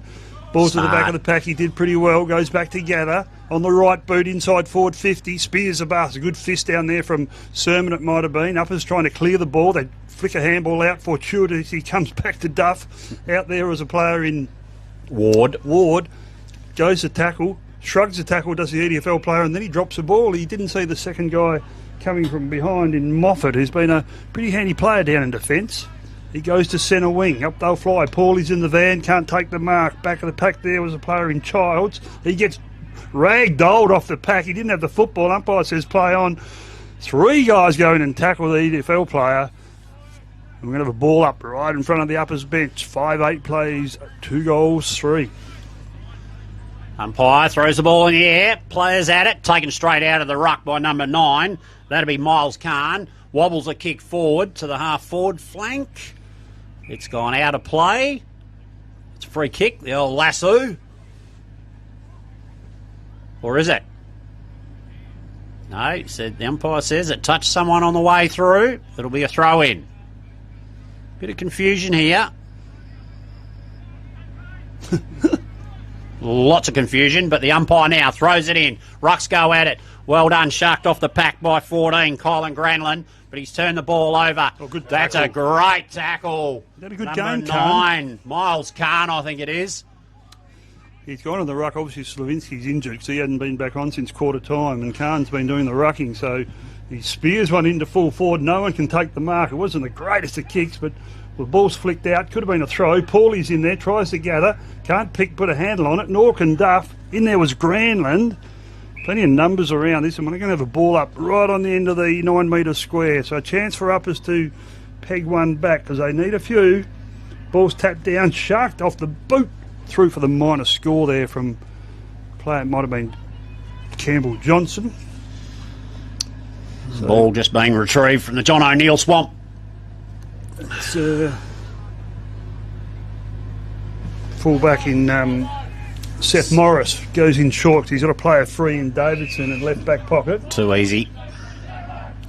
Goes back the direction. Wasn't that good? Don't give Clegg any air, but he couldn't grab the football. Eventually EDFL come through. He tackled there by a player in Paulie. And we're going to have a ball up. Look at the numbers around this ball up. Carn just belts it out wide, but he didn't have an Upper Great Southern player there to belt it to. Goes down towards half forward. Who's in there? It's taken by Haywood, flicks it over the top in the Duff direction. He gets it on the right boot and slams it inside forward 50. Sermon's in the van for uppers, goes to the back of the pack. It's close to the boundary line. Keeps it in, does he? He does do. Goes back to gather it and runs over the footy. He might have got a bit of a shove. Yep, that was it. From the number 20 in... Kilminster. Kilminster, is it? Yep. So 20. Oh, no. It was Childs. Toby McGinn. Number 20. Oh, Zach Child, sorry. Yep. Looking a bit sore there, the Upper Great Southern captain in Mitch Sermon. He's going to have a shot. From Yogi? He's at Wickepin. Wickepin? Yep. First year at the Warriors. Comes in on the right boot. Chance to lessen the margin. He's pushed it across the face. They'll fly from behind. No one can take the mark. Shark by Skerritt. Did well. Flicks it out and gets the ball back. Then he feeds a handball out. The old look away one. Didn't go far. Eastern Districts try to clear. It's an up and under. Anyone can mark the balls. Plenty of numbers around this. Goes to the side of the pack. Picked up out there. I think it might have been Foss, but he's wrapped up in a tackle. And we're going to have a ball up at half back for the EDFL. Umpires come in. He's going to throw it up. Ruckman, go at it. No clear winner. Well done by the Upper Great Southern player. No opportunity. No prior. Umpire says, give it to me. Back up again. 6 minutes into this final quarter. McCormack can't get it out. Oh, Foss sharked it off the Upper Great Southern handball. Well done. Gives it to his teammate in Seth Morris. He drives it to the wing. Well done by the Upper Great Southern player there against Coppin. He's done well. Moffat.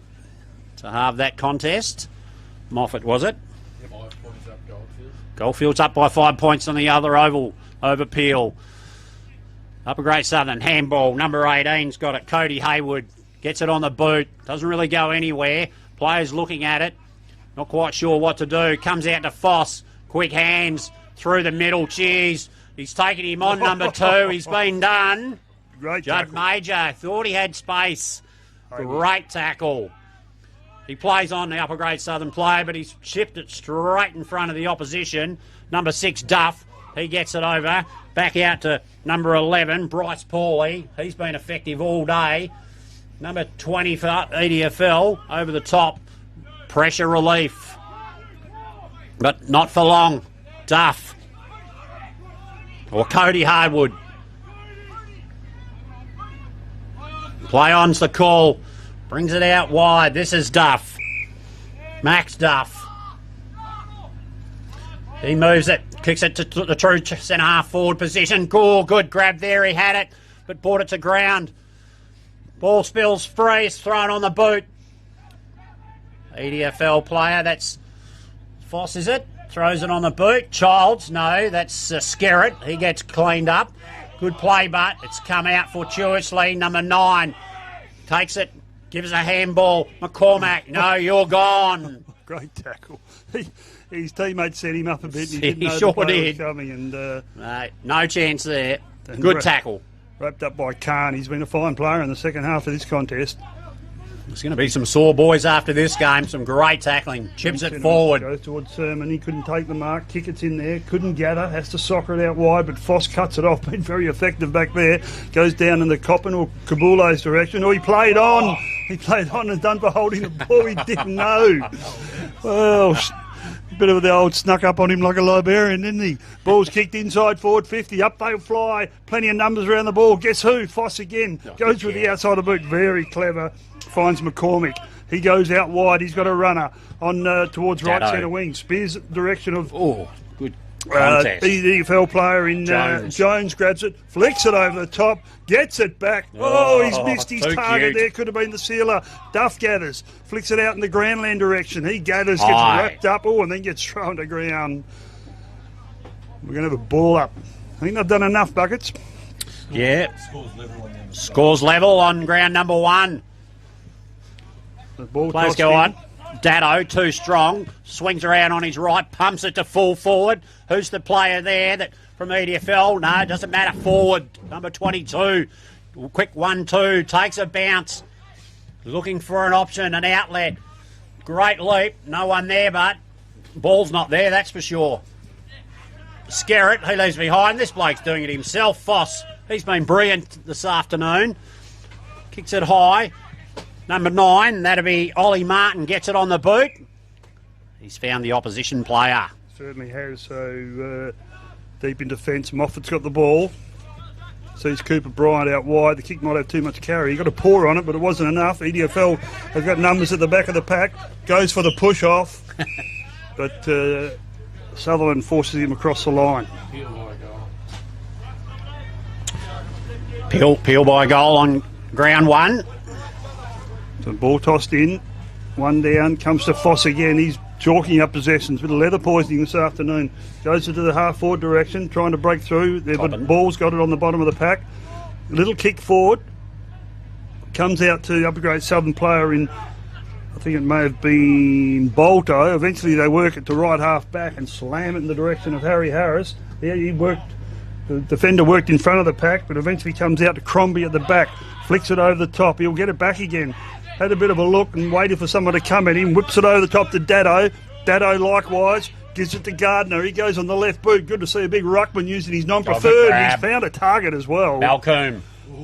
So Balcombe's taken the mark some 50 metres out. He'll shoot on goal. So Eastern Districts. 11 minutes in. 11 minutes in. So 5 goals, 8. Plays 2 goals, 4. There's only been a point scored this quarter so far.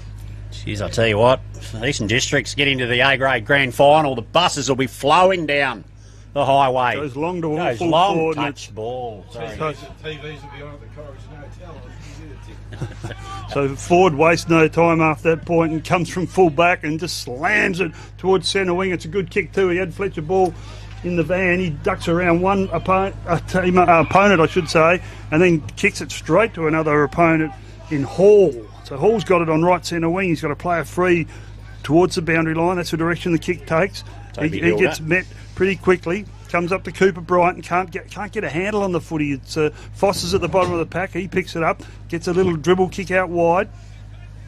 Uppers feed it out, but the kick doesn't go far. Misses poorly. Umpire's going to pay a hold, is he? No, he's paying a throw. 12 points up, Peel.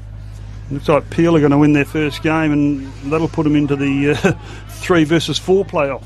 So they go long down in the Cooper Bryant direction. He can't mark it. Harris is in there. Shark by kick it. Goes around on the right boot. Long towards full forward, but guess who's getting back? Foss. Oh, he got a fickle bounce. He got a shocker. Oh. Shane Warren would have been proud of that. Oh, not everything can turn to gold. So it's actually bounced and gone out of bounds. It took a sharp left turn. A point each in the final quarter. So EDFL have done enough to get in the A-grade grand final tomorrow against the Great Southern Storm, which is a great effort. Ball's one down, kick it, grabs it, but he's wrapped up in a tackle. And we'll have a ball up. Great Southern Carnival 2026, late in the final quarter here of this game. Eastern Districts, Upper Grade Southern. Ball out on the far flank, just on the 50-metre arc, in front of the AFGRI tractor over there. Press a bit of gear. Peel 6-4 to Goldfields 4-4. I've got scores coming everywhere. Mosman Park 1-3, Thornley 3-2, if you're ever interested to see one score down there with my son's coaching. So, number 9 for EDFL, Martin, just ran across the line with the ball, so we're going to have a boundary throw in. Good performance here. EDFL, they've been able to clamp the forward line of Upper Grade Southern whenever it's gone down there. Kilminster, is it? Gets it boot on ball. Number 6, that's Duff. Well done, picks it up. His team gets it, throws it on the boot. It's near the centre of the ground. There's a contest there. Toby Hilda didn't take the first grab. Should have. Recovers. Now he puts in a little Shepherd, but the player from Upper Grade Southern, number 28, that's Harry Harris, has a shot on goal. Ball dribbling forward. Number 7, Cooper Bryant Smith.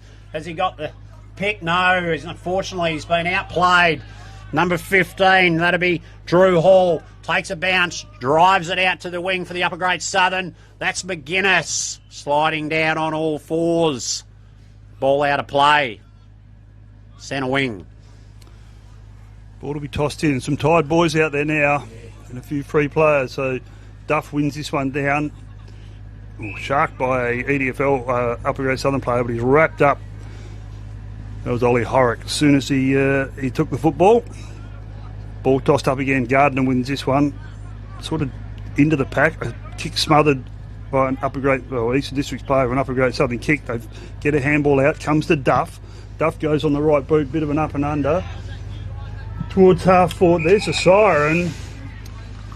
So final score here, EDFL have got up and have won all 3 games today. So they finish on 5 goals 9, defeating Upper Grade Southern 2 goals 4. So 23-point margin.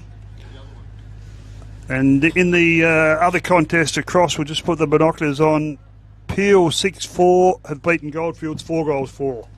So Peel get their first win of the Carnival overs there as well. So in this division, it sees Eastern District with 3 wins and all other teams having 1. So 1 win apiece. So it's been a good football carnival so far, and looking forward to tomorrow's games as well. Yeah, Yogi. Impressive effort by the Eastern Districts boys. Good effort by the Upper Grade Southern lads. Had a crack. And best players, look, there's 2 for me, 1 from each side. Chas and Foss, I thought he was fantastic, in particular the second half.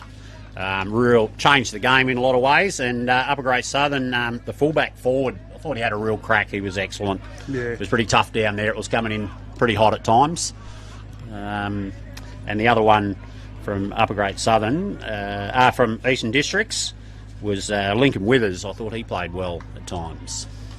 Yeah, but Eastern District had the footy all day. It was 14 scoring shots to 6, and that's probably that told in the final margin. So 39 to 16 is the final score. EDFL 3 wins out of 3, Uppers 1 win out of 3, and EDFL into the A grade grand final tomorrow afternoon.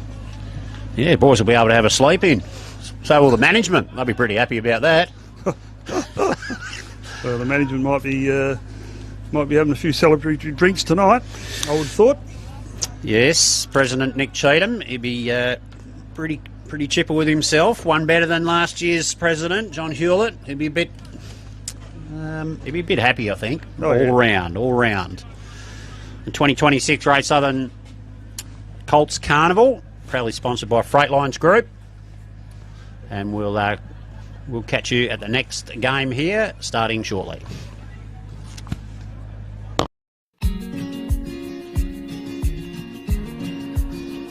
The relationship with Great Southern Fuels started with my father 50 years ago, delivering fuel in drums back in the day, which has progressed into large tanks now. They've been very reliable and efficient on time with service. We run a mixed farming operation here on Chapman Valley, just north of Geraldton, managing about 5,500 hectares. We've been with what is now Great Southern Fuels for in excess of 20 years. There's always challenges and situations that catch you out, and they've been really, really good at accommodating that for us. We've been with Great Southern for 28 years now. Look, they've given us exceptional service and they're price competitive. So it's wonderful. They're a great company to work for. They're a family-owned business. They will support you and whatever is required. I've got Alan's phone number, I've got Steve's phone number, and I know if I ring it I'll get an answer, which is really cool. The relationship's great and the service is second to none. So I ring up and it doesn't matter if it's Saturday, Sunday or whenever I ring up, I'll have fuel. So we've never been held up or had a problem with them. So my theory is that's what I'm about. It's about service and the relationship, and it's been fantastic. It's very important to maintain long-term customers' loyalty and give back what you can when you can. Great Southern Fuels is one of the few companies that I've been involved with that gives so much back to the local community. We support so many different organisations and country, sporting clubs, field days, farming organisations. We endeavour to give back. The community looked after us by dealing with us, and we just gave it back in what we could do. Footy club needs a hand, well, it's because they need a hand that you give it to, not the other way around. When you look at how they conduct themselves in the community, they've been a great supporter of the Livestock Transporters Association. Just incredible what they do. They do a lot for the community, which is good. And not only Lake Race either, you know, it's right through where all these outlets are all over the state. You know, he's been excellent with that. We tend to sponsor major events, the Great Southern Football Carnival, Colts Carnival. Across the board, I think sponsorships are a very important part of any community. I grew up in Lake Grace and footy was my life down there for a long time. Great Southern sponsored Lake Grace back then, and along with many other footy clubs and hockey clubs and tennis clubs. And we might not always be making a big deal out of it, but the people that get sponsored, they understand and they relate to it. They do a lot for the town, so yeah, I can't fault them. You know, they've been brilliant. Great Southern Fuels have got strong values, and that shows in what they do. You know, they walk the talk and they do what they do. You deal with people that are there and care about your business, and these people have been absolutely wonderful. I'm very proud of what Mum and Dad have achieved in their life and how they've structured the business, and it's all structured around our customers and looking after people and being in the right areas where we need to sell the fuel and have the support there and sponsorship, being part of the community, even though we're not in that community, but our workers are there and that's part of us.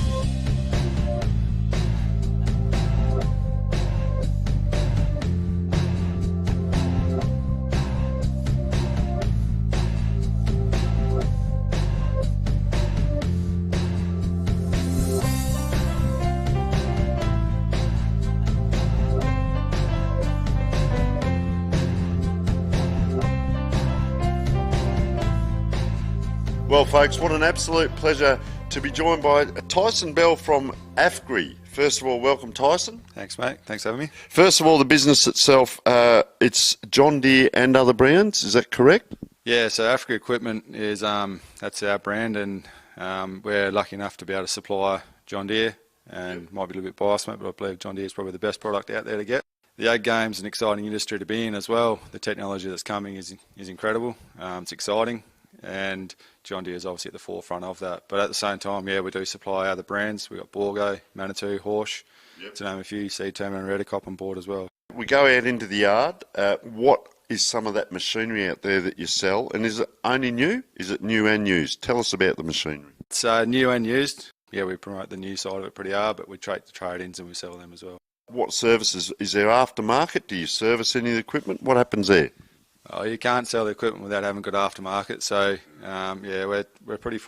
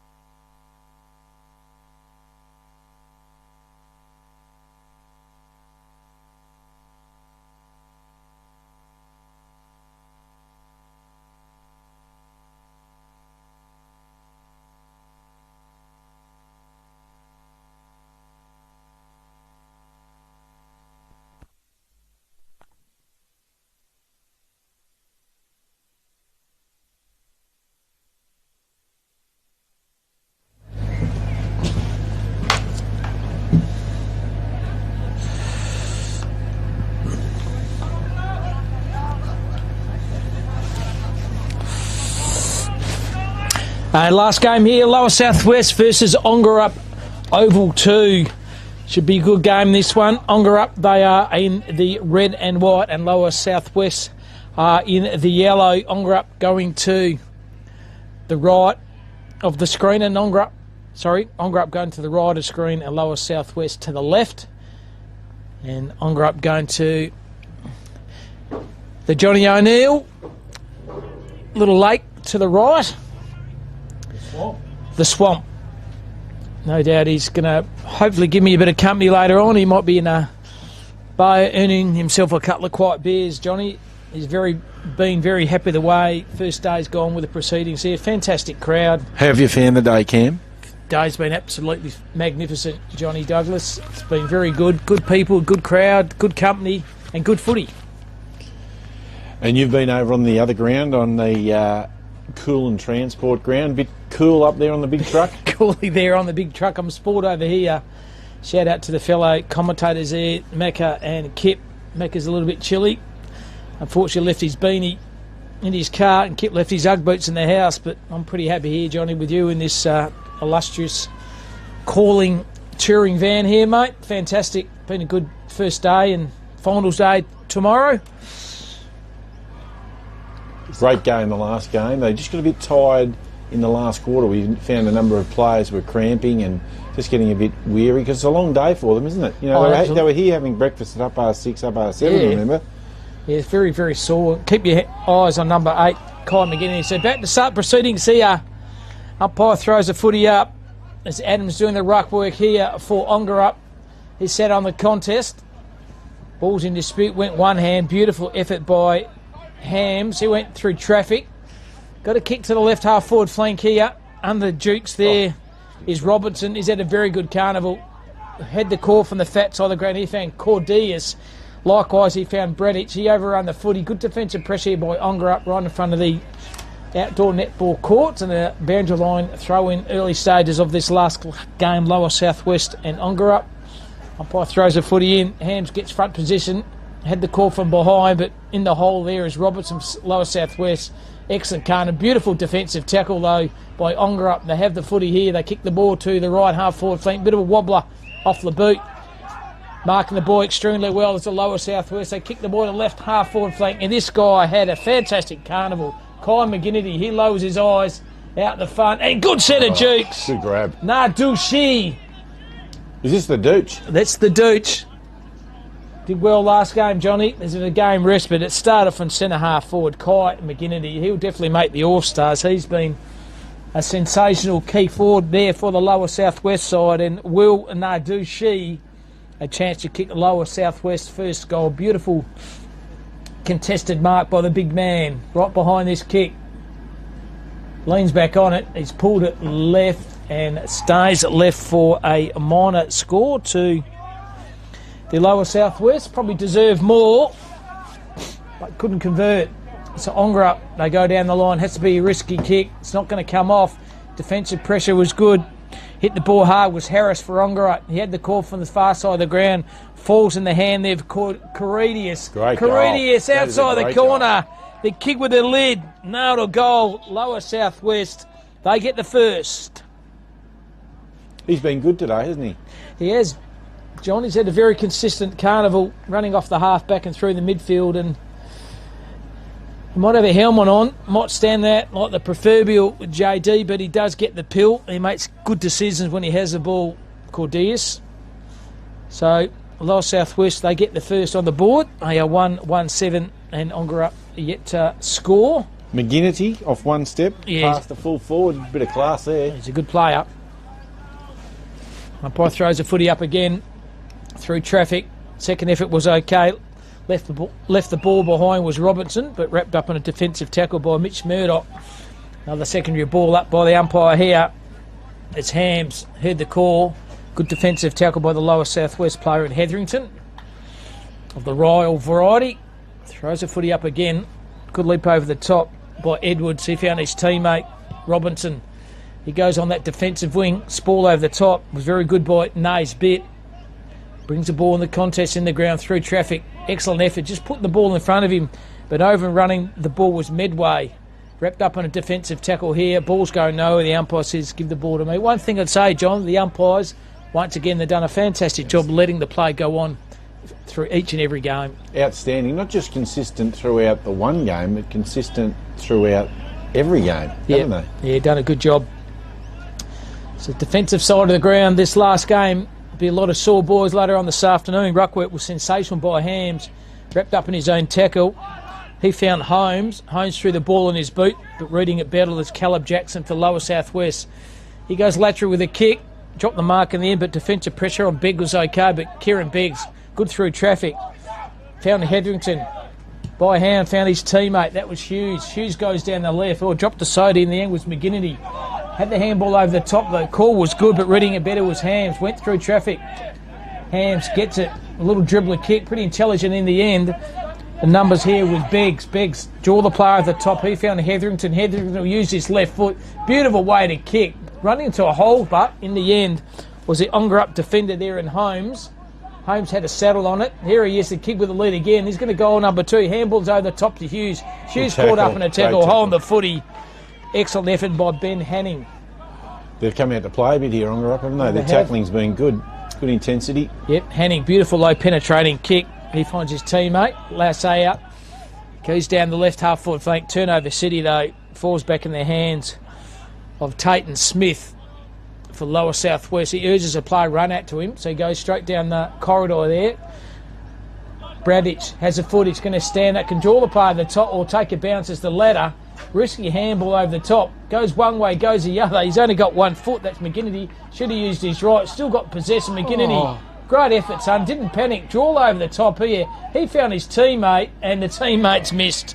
Did all the hard work, did McGinnity. Found Brown, and Brown missed an absolute soda for another minor score there for Lower Southwest. They were 1-8. Ongerup yet to score. They go down the line with a big kick. Ball still running. I think it's a lasso. It might have just been touched. Hear the call from the boundary umpire here. And he's going to let that play, I think, go on or throw in. It's the ladder. So Ruck Jules again between Hams and Edwards. Hams wins it. Had the call from the side there. Tried to find his name. Partner in crime and Herbert. He's also wrapped up in a defensive tackle. Hams again by knock. Here he is, the kid in the lead again. He's been everywhere. Coritas. He's been gang tackled again. And umpire said no prior. Another ball up. Hams outrun the contest. Try to find his teammate by hands. Defensive pressure was fairly good by Kobe Hams. 2 Hams brothers there. One of those Kobe. Other one's Ryan. They've been pretty consistent players for Ongerup. The first day of this carnival here at Lake Grace. Hands pushed under the contest. Lower Southwest trying to get the ball out. It's pretty hard to get a kick out there. Still trying to work it out. Well done by Robinson. He's wrapped up in a tackle defensively. Ongerup throw the ball on the boot. Umpire said play on, it's not 15. Handball was very good by Murdoch. He does a little dribbling kick down the line. This is good run and play. He found Billy Hams. Billy Hams out, stripped of the footy by Ruffino. See, that was good. He falls in the hand of Smith. Smith back to Ruffino. And the Lower Southwest go down the lines here, but good defensive pressure by Harry McLeod. He goes lateral with a kick. It's effective. Good hard running off the side of the ground here. How's it going to stand up? Risky kick. It's not going to come off. Well done by Ken Beggs. Put a little fist on it. Ball still in play. Still kept in play. And the boundary umpires pretty happy to see that one go over. Defensive pressure by Joe Holmes was pretty effective here. Midway through the first 1-8, they are Lower Southwest. Ongerup yet to score right in front of this fantastic commentating position here. Thanks to Classic Clashes and filming footy. Umpire throws a footy in. Knock was okay. Wrapped up in a good tackle. Might have copped a little bit high. Certainly was. So Cooper Rayson has it for Lower Southwest. They're trying to break to the right. Rowson decides to play and kick the ball to centre half forward. Over the top. There he is. The big Jukes. Didn't quite bring it in. Defensive tackle. Very good by McGinnity. And forward pressure. Very good by the Lower Southwest. 55 metres out.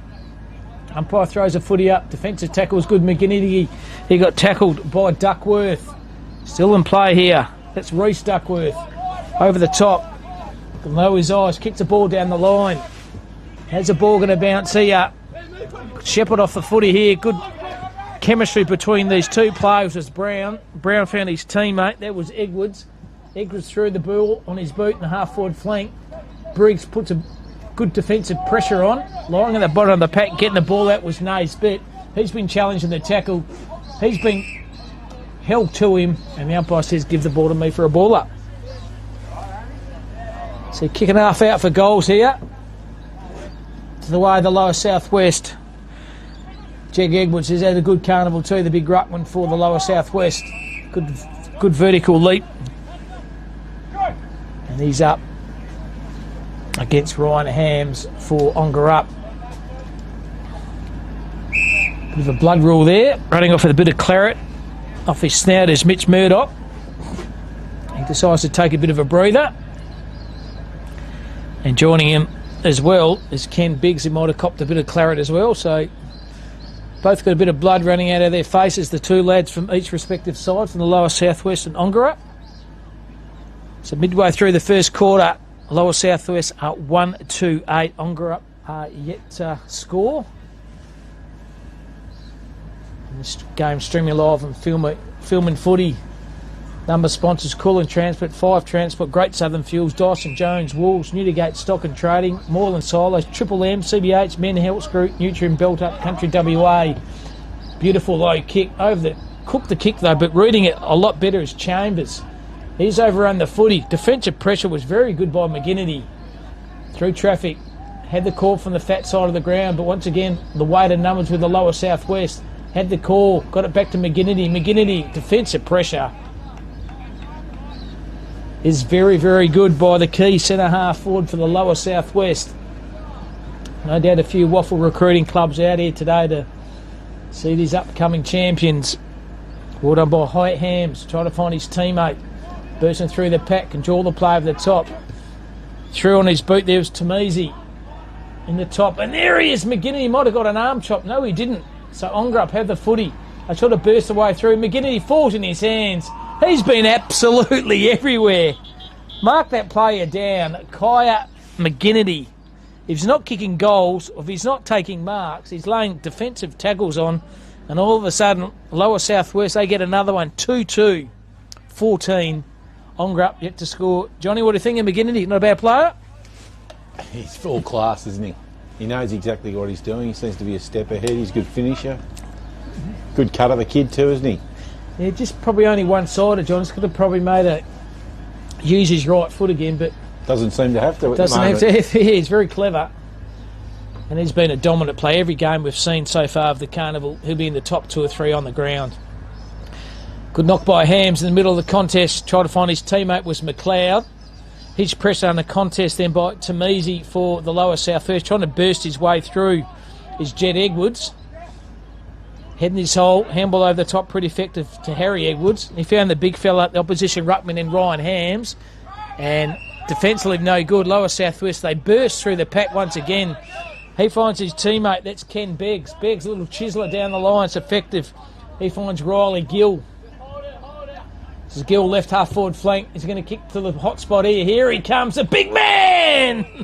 Naducci! The Dooch Takes a very good mark. Good set of jukes. He was never going to miss that. Nah. Out of the road, the big G train coming through, and Will Naducci, a chance for the lower southwest to kick number 3 on the board. Will Naducci, about 35 metres out, directly in front, right behind this kick, leans back on it. It is gun barrel straight over the goal umpire's hat for another goal to lower southwest, and it's raining goals here. An oval number 2. They've got 2 good targets, haven't they? They have. Naducci, you got McGinnity, you got Corridis, all kick goals, and got a very, very well balanced side. Are the lads from the lower southwest. 13 minutes in. 13 minutes in. Final 2 minutes. Good first up quarter. in the middle of the ground. Once again, Ham's doing the ruck work, try to find his midfield player in Hams. The two Hams boys, Kobe and Ryan. Bit of chemistry in the backyard of those two lads. Handball's okay. He found Hams, missed his target though. Roped off the ball then. Well done by Biggs. He goes down the line and good mark again. Just stood his ground, took the mark. It might be Lockie Hughes. He's a likely type, isn't he? Certainly is. It's Jordan Rakiski. Just very good positioning of the body in front of that opposition backman for Ongerup. So Jordan Rakowski, chance to kick goal number 4 in a very promising first quarter by Lower Southwest. Goal umpire does not have to move. It's goal number 4 on the board. Lower Southwest are all over Ongerup like a dirty singlet. Johnny Douglas. Well, it's been a wonderful day today, and I must admit, although we've said we've got the John O'Neill swamp to the right of screen, but he's pulled off something today that no one else has done across the region with his one timekeeper policy. It's worked. It's worked. It certainly is. We're a little bit sceptical about it, weren't we? But that's why Johnny Neal's the main man. John? Yep. No, he'll wink at us tonight and he'll go, that's how I roll, boys. I told you. Yep. And he's just said, suck it up. Yep. The umpire said, what if the goal umpire's not in position and what if this doesn't happen? He said, it will happen. And he just winked, and we have not missed a beat. It might be something that other leagues might implement for years to come. Absolutely, he's a trendsetter. John goes down the line, and good mark. And there it is. Quarter time has sounded here. A very promising sign by the Lower Southwest. 4 goals, 2 to Ongerup. No score. Goal scorers McGinnity, Caritas, Rakowski, and Nardushi has kicked one. But at the moment, 4-2, Ongerup yet to score. We're going to take a short break and come back for the second quarter very, very shortly.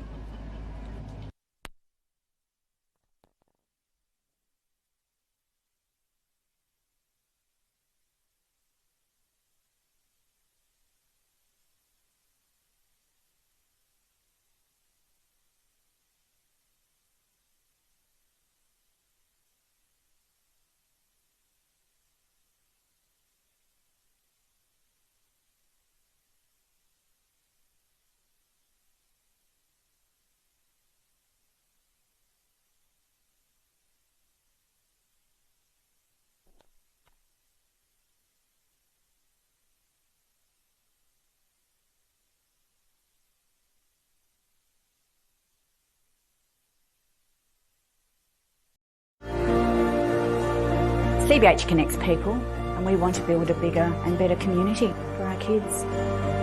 Farming communities, you can be very isolated. We all need to have a strong community behind us. Everybody helps everybody out. If someone needs something, we'll just help them out with it. Half the time they don't even have to ask, we'll just go and do it. Our community, that's something to celebrate. Shane and Lynette welcome you to the Lake Grace Hotel. It's a family-friendly hotel with great meals and accommodation. Meals are cooked by 2 high-class chefs. And if you would like to follow us on social media, just look up Lake Grace Hotel. And we are proud sponsors of the Lake Grace Fingerup Winter Sports. Welcome to Lake Grace Tyre Power. We supply and fit tyres for everything, from agricultural machinery and trucks, right through to four-wheel drives and everyday passenger vehicles. Alongside tyres, we also offer a full range of mechanical repairs and servicing, so we can look after your vehicle from start to finish.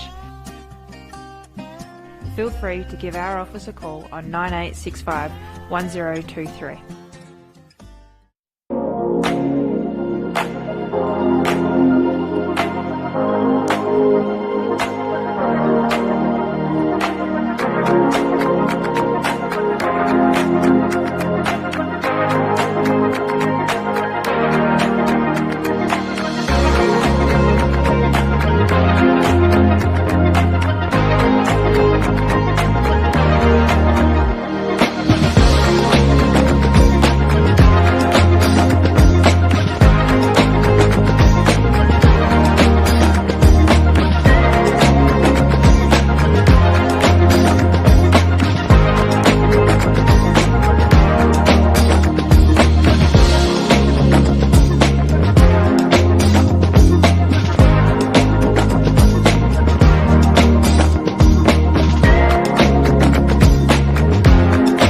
But as it's proved today, kicking with the breeze, we probably haven't done as well as we have kicking into the breeze. You probably, Move the ball better into the breeze, I think, yeah. No, you're dead right. As the sun just starts to go down a little bit here, starting to get a little bit chilly. As over the far side, your game earlier on there, Tristan, she was just pretty chilly, on that truck. Oof. Yeah, so no, it's been a great day for football. All the lads have enjoyed the games? Thoroughly enjoyed it, yep.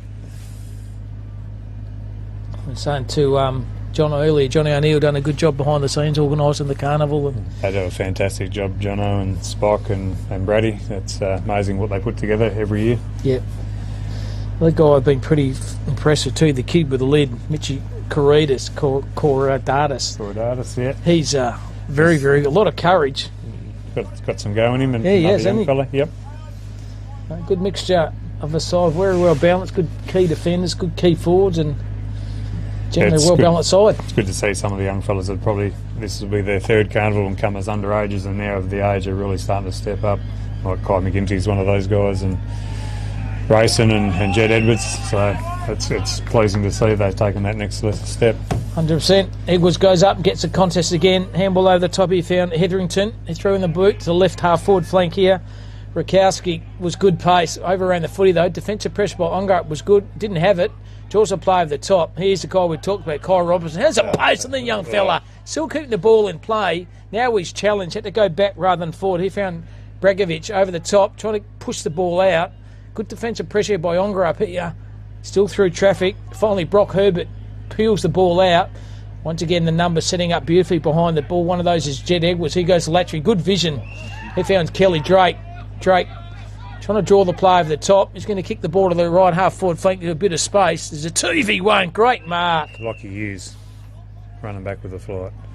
Good set of jukes, this fella, Lockie Hughes. He's had a good consistent carnival too, being one of your more consistent players. Yep. No, he's a great player at home for us. He's had a couple of opportunities at East Perth and the Colts, and he's starting to really show his class. And home club down there? Southerners Football Club, yep. His mum will be happy I gave him a shout out. She'll replay that over and over. Okay. Here he is, Lockie Hughes, 40 metres out, bit of an angle, right behind this kick. Geez, that's a great kick. Gun barrel straight. Hughesy goes. Thank you very much. Early chocolates already for Lower Southwest. They have 5 on the board. 5 goals too.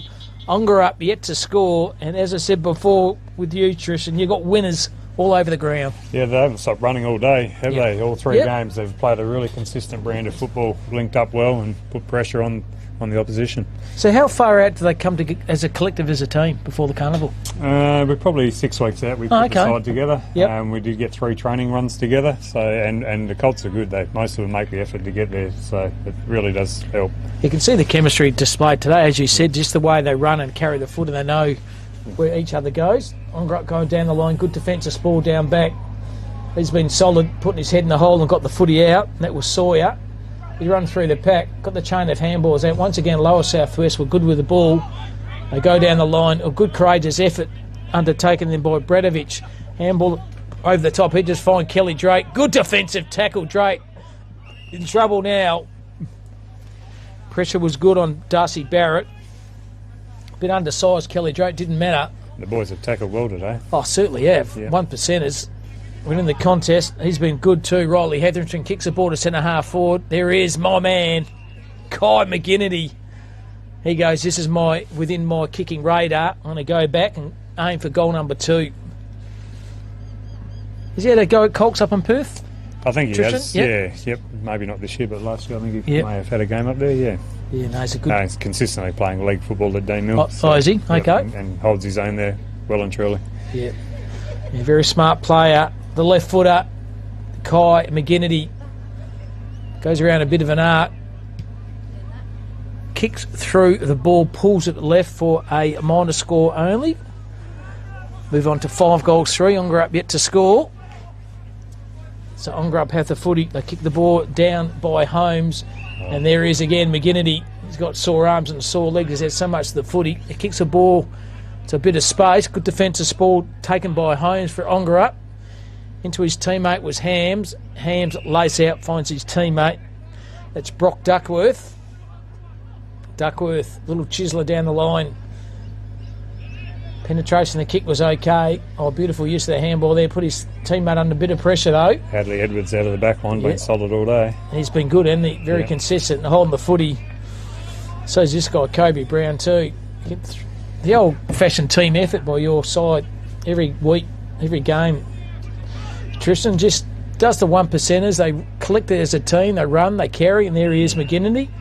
One of the best individual carnivals I've seen for a long time. Big fella. And there he is. Going to cut him off. Certainly did. Ran it with space. Lays a good defensive tackle. So look at that. That sums up Lower Southwest Carnival is a 2v1 at every contest. And tackling pressure in the forward line. Hold that ball in there. Yeah, it certainly did. Now Douchy doing the ruck work this time. Clever hit over the top, trying to find his partner in crime in McGinnity. Still got it. Trying to ragdoll the footy out. He's wrapped up by 3 or 4 players for Ongerup and still lays a defensive tackle on. And the field umpire says give the media ball to me for a ball up. Now Douchy brings the ball to the ground. Good defensive tackle on him with his teammate Connor Brown at the bottom of the pack. Umpire once again does a secondary ball up. Over the top was by Hams. He found his teammate. That was Murdoch. Little defensive tap by Robinson was pretty clever. He tried to find his teammate. Look at that. 1, 2, 3 again. 3 Lower South Wales players onto 1 player from Ongerup. So Hams now goes into the wrong ruck contest. No one in him. So grab the footy out of the pack. Now has been challenged to the tackle. Here's the speedster. Found his teammate. A little kick around the corner. He's missed. That was Connor Brown. But the elusive pace of Kai Robinson, mark him down there, number 1. He had to cut through the contest, wasn't it? Yep. He doesn't panic. How old's he? He'd only be 16. Fair income. Young ones, yep. Year 10. Got a lot of promise down the Lower Southwest, mate. Producing good footballers over your time down there. Don't worry about that. In front, trying to claim the mark. Wasn't there, was Tate Smith. Version through the pack is Jetty Edwards. Kicks the ball to the hot spot. Panic there by Holmes. He's quite happy to do a rush behind. Again for the Lower Southwest. They're peppering the goals, but they can't convert at the minute. Ongerup desperately trying to get it out of the back line. There's just nothing to kick to, is there? No, not a lot of movement up forward along the wing. There's Harry McLeod and a tackle. There's it, look, 2v1. Kicks pretty clever. Cooper Rawson around his boat. And who would you believe in there? In the hole, all boys, Pat Malone. Yes, you guessed it, Kai McGinnity. Given the beanies and the yachts, he's now had one last game, John. He might get another, probably need a briefcase or a trailer to bring all his awards. He's going to win the Carnival this afternoon. He's been a very, very good player. Kai McGinnity, 40 metres out, directly in front. Kicked it. Just gun barrel straight. Goal umpire does not have to move. Straight over his goal umpire's hat for McGinnity's second. And more importantly, goal number 6 for the Lower Southwest. 6 goals, 5 to Zippo. How much gone in this quarter, Johnny? 7.5 minutes go. Just the lads will be sore tonight. There was a few sore bodies after the game too. A couple of corkies. And I could see him trying to warm up over there, mate. The poor buggers look very sore. But always easy to rub out once you have a couple of wins. And, Yep. And where they stay, mate? We're out of the golf course, so... Okay. All the boys out there in swag, so it was good. Excellent. Throwing the footy up again. Well rucked this time by Jeff Edwards. His effort below his knees pretty impressive. He nearly won the ball back, Yep. Well, through traffic, that's good. Well read there by Duckworth. 2 out there, one of those is Brock. Found his teammate, Hamish Medaway. Once again, the ability to read the play here is a 2v1. Ball's going to not stand up. Shefford off the ball was pretty intelligent. Over the top is Cooper Rouse, and he goes the ball to centre. Forward, trying to McGinnity trying to take a mark. He's out position though. Defensive pressure, very good by Rakowski. Over his hands and knees. Sling tackle there. Still got it. McGinnity around the corner. In front. Taking a good mark. On the left. As easy as shelling peas. He's now kicked number 2. And would you believe the Lower Southwest now have kicked 7. He's a big boy. It's a hard body to get around when the ball comes in like that. He's got good juke. And side does he play for down there? He's at Boy Up Brook. Okay. Yep. Yeah, he's only 18 too. He's only a young lad. Yeah, very strong. He don't want to get in the road of like a German train, just running straight down the middle of the ground. It's pretty strong. So, geez, it's a good exhibition of footy by the lower southwest. Setting shadows are coming across quick, aren't they? We'll be under lights, I reckon, by the second half. I think you're right. It gets even more chilly when the sun goes out in the play there too. Well done by Ryan Holmes, straight down the throat of Mitch Murdoch.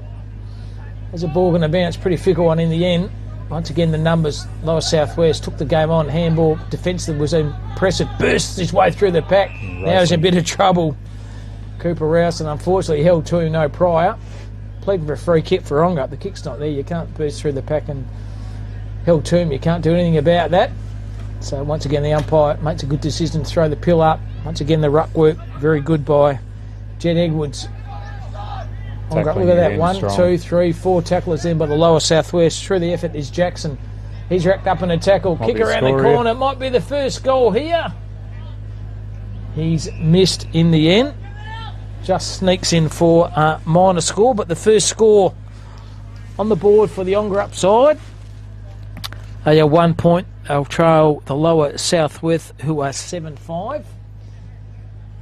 Look at the numbers behind the ball here for the lower southwest. They can chip lateral if they want, or they'll kick the ball down the line or take a bounce. It's the ladder. 2 bounces. Nothing run at him, so he goes straight up the corridor with a good kick over the top. Bursting through traffic, trying to hit the ball hard was Ken Biggs. He's wrapped up defensive in the tackle. He's had a good carnival too, I reckon, Ken Biggs. Yeah, Kenny goes well. He loves the outside run. Yeah. He's done well. Uses the ball well. Yeah, good through traffic too, and he throws a footy up. Well done, my hams. Good defensive tackle once again. Lower southwest. Might have been Kenny again with that tackle, I reckon. 6 or 7 goals up, mate. They're just not giving in for your lads. Just having a fair dinkum crack. So throws a footy up again. Good effort by Edwards. Trying to find his teammate. Hustle and bustle in the middle of the crowd. The umpire said, just give the ball to me. Yeah, probably been on the tail end of a few of these defeats over the last few years, so it's good to see the boys playing well and giving it back the other way. So, yeah, they're very confident. See this run in the carry. Look, they just, as soon as the ball's out, game, isn't it? They just run. Oh, good defensive tackle. That's one effort by them, which will go down well. It's Connor Newman. Good defensive tackle by Ongerup. Awkward kicking style. Goes on that defensive wing. Oh, it's about taking a mark. The ball didn't come in the contest. Handball over the top. Here's the kid in the lead. How's the bounce going to go? Didn't matter. There's that defensive tackle. Slams him into the turf. And the umpire said, you can't do that. Didn't have the ball. Sling tackle. And Mitch Murdoch is recipient for the free kick for Ongerup. The true centre-half back position for them. Just nothing forward of the ball for them, really. It's going sideways, aren't they? No. Forcing themselves in numbers, you're right. And Griffin Naismith has a footy, but turnover city. Trying to find his teammate. Draw the handball over the top. He found Kobe Brown. He goes on his right foot over the top. Once again, kept their feet. Handball 1-2 through traffic. Great play here. And look who's on Forwards in the hand, McGinnity. McGinnity is like shell and peas. Thank you very much. He's kicked goal number 3. And you know a class play. He's not drawn into the contest. He waits the ball that comes over the top. Opens the play up, holds his position. Yep. And yes, he is a very, very good player. He's probably leading the goal kicking competition out of all teams. I would have. He'd be very close. I think he kicked 3 in the first game as well. Yep. Couple in the second, so he'd be right up there. Certainly will. And your effort tonight, mate, keep the lads under control. You got the night off, mate. What's your plan of attack? No, that'll be up to the coaches to keep them under control. I'll leave that with them. No, they're doing a great job with the boys. I'm sure they'll be fine. Very good through traffic again. Lower southwest just burst the way through to centre half forward. There is McGinnity. Got the ball on the string. Kick around the corner to his partner in crime, Nardushi. Oh, bad bounce. Fickle bounce in the end. Kept in play. Now, umpire said, no, you don't. That's Jai Holmes who decides to play on with a footy. Can someone, any chance go near McGinnity? He's probably going to get it back, I reckon. He certainly is. His tackle's pretty good. There's a hands, boys. One of those is Kobe. Handball was pretty effective. He found Tamizi. He goes through traffic. He lowers his eyes. Goes up one-handed rather than 2. Socket off the ground too. It might be another sausage roll here. Riley Hetherington, I reckon. And Hetherington's nailed another one. She's raining goals here. at Oval number 2, the Fife Transport Oval. They have kicked 5 this quarter. They've kicked 4 in the first quarter, a total of 9 goals to 0 goals from Ongerup. This is an absolute percentage booster for the lower southwest. Yeah, just need a game to go our way on the other oval and it would be quite handy. Yeah, 100%. If Esperance could get up over the storm. Can't quite see the board from here. What does it say, John? I'll be at 4-5 to 2 goals. Who's up on that? Great Southern, is it? Stormy, 4-5 to 2 goals, yep. 17 points. So you're starting to get very chilly here. John and Tristan. It's quite nice up here, but It's out of the breeze. Out of the breeze, no, very nice. Yeah. So umpire throws the footy up again. It's Hams. Tries to win this contest. Roving gets Connor Brown through traffic, didn't panic. Kicks the ball to the right, half forward flank, we're reading it better. He's an Ongerup player behind the ball and in the hole. Takes a good defensive mark. Now decides to play it. Sells a bit of candy, didn't panic. Good effort there by Naisbitt. No, good target. Kicks the ball down the line. And half-time has gone here. Lower southwest, they are 8-6. Ongerup are 1 point. Major goal scorers for the lower southwest, 3 to McGinnity and 2 to Nardushi. Single goal scores to Hughes, Harrington, Coritas, Gill and Rakowski, and 0-0 for Ongerup. Been a good first half. We'll take a short break and come back for the latter half. 8-6 to 0, 1 points. Lower southwest well in command.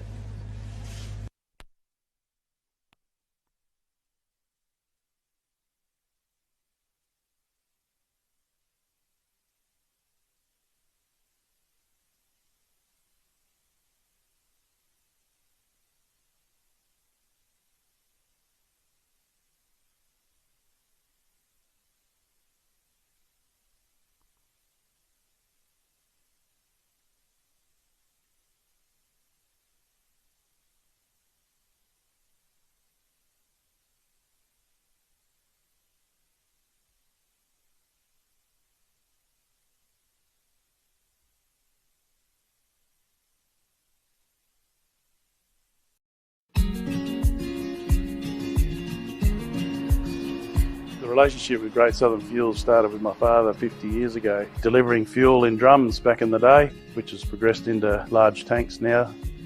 They've been very reliable and efficient on time with service. We run a mixed farming operation here on Chapman Valley, just north of Geraldton, managing about 5,500 hectares. We've been with what is now Great Southern Fuels for in excess of 20 years. There's always challenges and situations that catch you out, and they've been really, really good at accommodating that for us. We've been with Great Southern for 28 years now. Look, they've given us exceptional service and they're price competitive. So it's wonderful. They're a great company to work for. They're a family-owned business. They will support you and whatever is required. I've got Alan's phone number, I've got Steve's phone number, and I know if I ring it I'll get an answer, which is really cool. The relationship's great and the service is second to none. So I ring up and it doesn't matter if it's Saturday, Sunday or whenever I ring up, I'll have fuel. So we've never been held up or had a problem with them. So my theory is that's what I'm about. It's about service and the relationship, and it's been fantastic.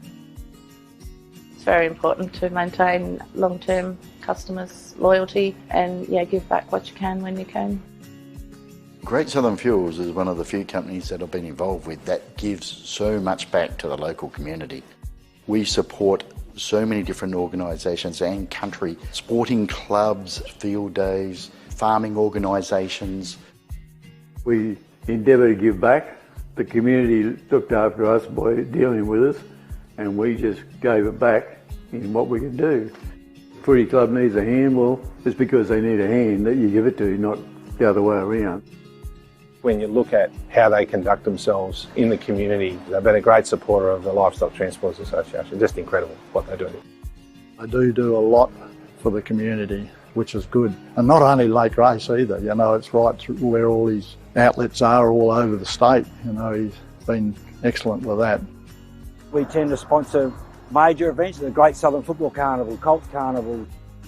Across the board, I think sponsorships are a very important part of any community. I grew up in Lake Grace and footy was my life down there for a long time. Great Southern sponsored Lake Grace back then, and along with many other footy clubs and hockey clubs and tennis clubs, and we might not always be making a big deal out of it, but the people that get sponsored, they understand and they relate to it. They do a lot for the town, so yeah, I can't fault them. You know, they've been brilliant. Great Southern Fuels have got strong values, and that shows in what they do. You know, they walk the talk and they do what they do. You deal with people that are there and care about your business, and these people have been absolutely wonderful. I'm very proud of what Mum and Dad have achieved in their life and how they've structured the business, and it's all structured around our customers and looking after people and being in the right areas. Sensational. Joining me is Tristan Mead. He's very happy the way his lower southwest side's going here, and enjoying, no doubt, the camaraderie and the fellowship later on with all the respective officials from each league there, Tristan. Yeah, that's the beauty about it, isn't it? You get to catch up with everyone that Yep. you've played through with the years, and yeah, it's always a good evening on the Saturday night. I always tell them how good you were and how many goals you kicked, mate. You tend to kick 5 when you really only kick 1, but you say you kicked 5. Story is always boosted by the years, isn't it? 100%. So ready to start this Waiting on the dual siren again. last quarter, but players look going through there, getting out to the other positions now. This sides are out a bit early now. They're telling to run. You can see through the windows of the celebration here. A final half of footy. What has been a very entertaining day of footy at Lake Grace. Been an absolute pleasure to be here today and enjoy these good games. Been played in a really good spirit. I Great think, from spirit. All Yep. the teams. It's been really good to see. So Ongerup, can they manufacture a couple of goals this quarter? Starts well with Ryan Hands, but falls in the hand of Cooper Rouse and throws a ball on his boot. And good defensive mark been taken by Jai Holmes. It's been okay off the halfback fake there for Ongerup. Going to go to the corridor.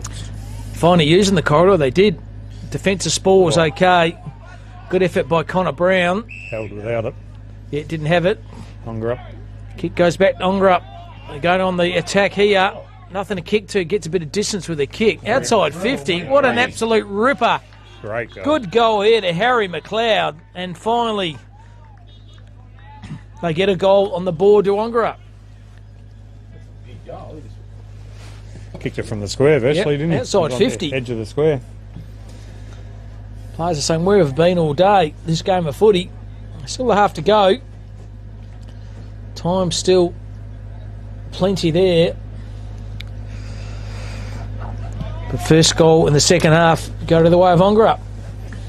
Geez, the players are pretty tired there, I was don't going they? to see Ongerup Christian? fight back and get the first Yep. goal. They could have had their heads down after that first half, but they certainly started well. Sumpire throws the footy up. Edwards wins this contest. Trying to find his teammate roving it better there. It's Mitch Murdoch. A little bit better set up, I reckon, Ongerup in this start of this second half. Yep, I think you're right. Good chiseler handball off the top. Oh, went through his hands, had it before he spun it. Was it Ruffino? Ball's in the contest. Chain of handballs good by Ongerup. This is better. The run and the carry's better. He found linking up Ryan well. Hams. Hams goes down the hot spot there. Can he keep his feet? Or he can Sock get it off another the ground then. 2 in a row. Reece Duckworth kicks another one. And Ongerup kicked 2. The old saying, always keep your feet. And unfortunately, the ball went to ground. And Reece Duckworth thought all this Christmas had come at once. He kicks his first. And he kicks Ongerup second. And good, promising start by them. Tristan. Yeah, they might have taken a leaf out of the Lower South West book. They look like they're linking up and running from behind the ball. So. Yeah.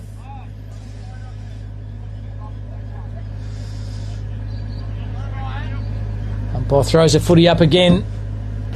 Good effort by Ryan Hams. His tackle, though, was pretty impressive by the other ruckman, Jet Edwards. Here's the speedster there. Kai Robertson, low his eyes down the line. Good way to kick over the top. There's the tall duo. In a bit of trouble now, wrapped in a tackle. Could be in trouble. He's sitting on it and holding the footy. Can't do that. As soon as you bring the ball into play, you dive on it. Handball over the top. Menini goes, thank you very much. That's number 4. I'm going to kick goal number 4.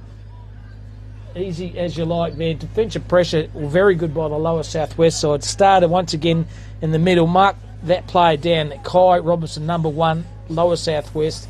He's one hell of a player. Yep. No doubt his mum would be pretty happy the way he's going. Yep, Mum's team manager, so should be stoked with his performance at the Carnival so far. He's only one bad game. Every He day hasn't. game has been consistent. Yeah. Yeah, he started probably out wide early in the first game on the wing, but he's worked his way into the midfield now and going well. It's got that breakaway speed, one of the can't touch joys it, in life. Yeah, you can't get near it. Well done by Ongerup. They bring the ball to centre half forward here. Ball comes to ground. Kobe Hams pressured out of the contest. Good effort by Kelly Drake. They turn the footy over. Beautiful defensive tackle though. Have they done each and every game here. Lower Southwest, they love the tackles. They'll hold the ball into the defensive 50 there for the Ongerup side. Well done by Hams. Rolly Hams through traffic. Thrown off the footy. Pleading for a kick. The kick didn't come.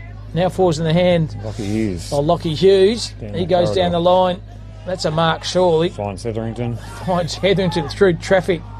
Tamisi put the afterburners on. Fickle bounce in the end. That right off Robertson. You're going to get it again. He's been everywhere.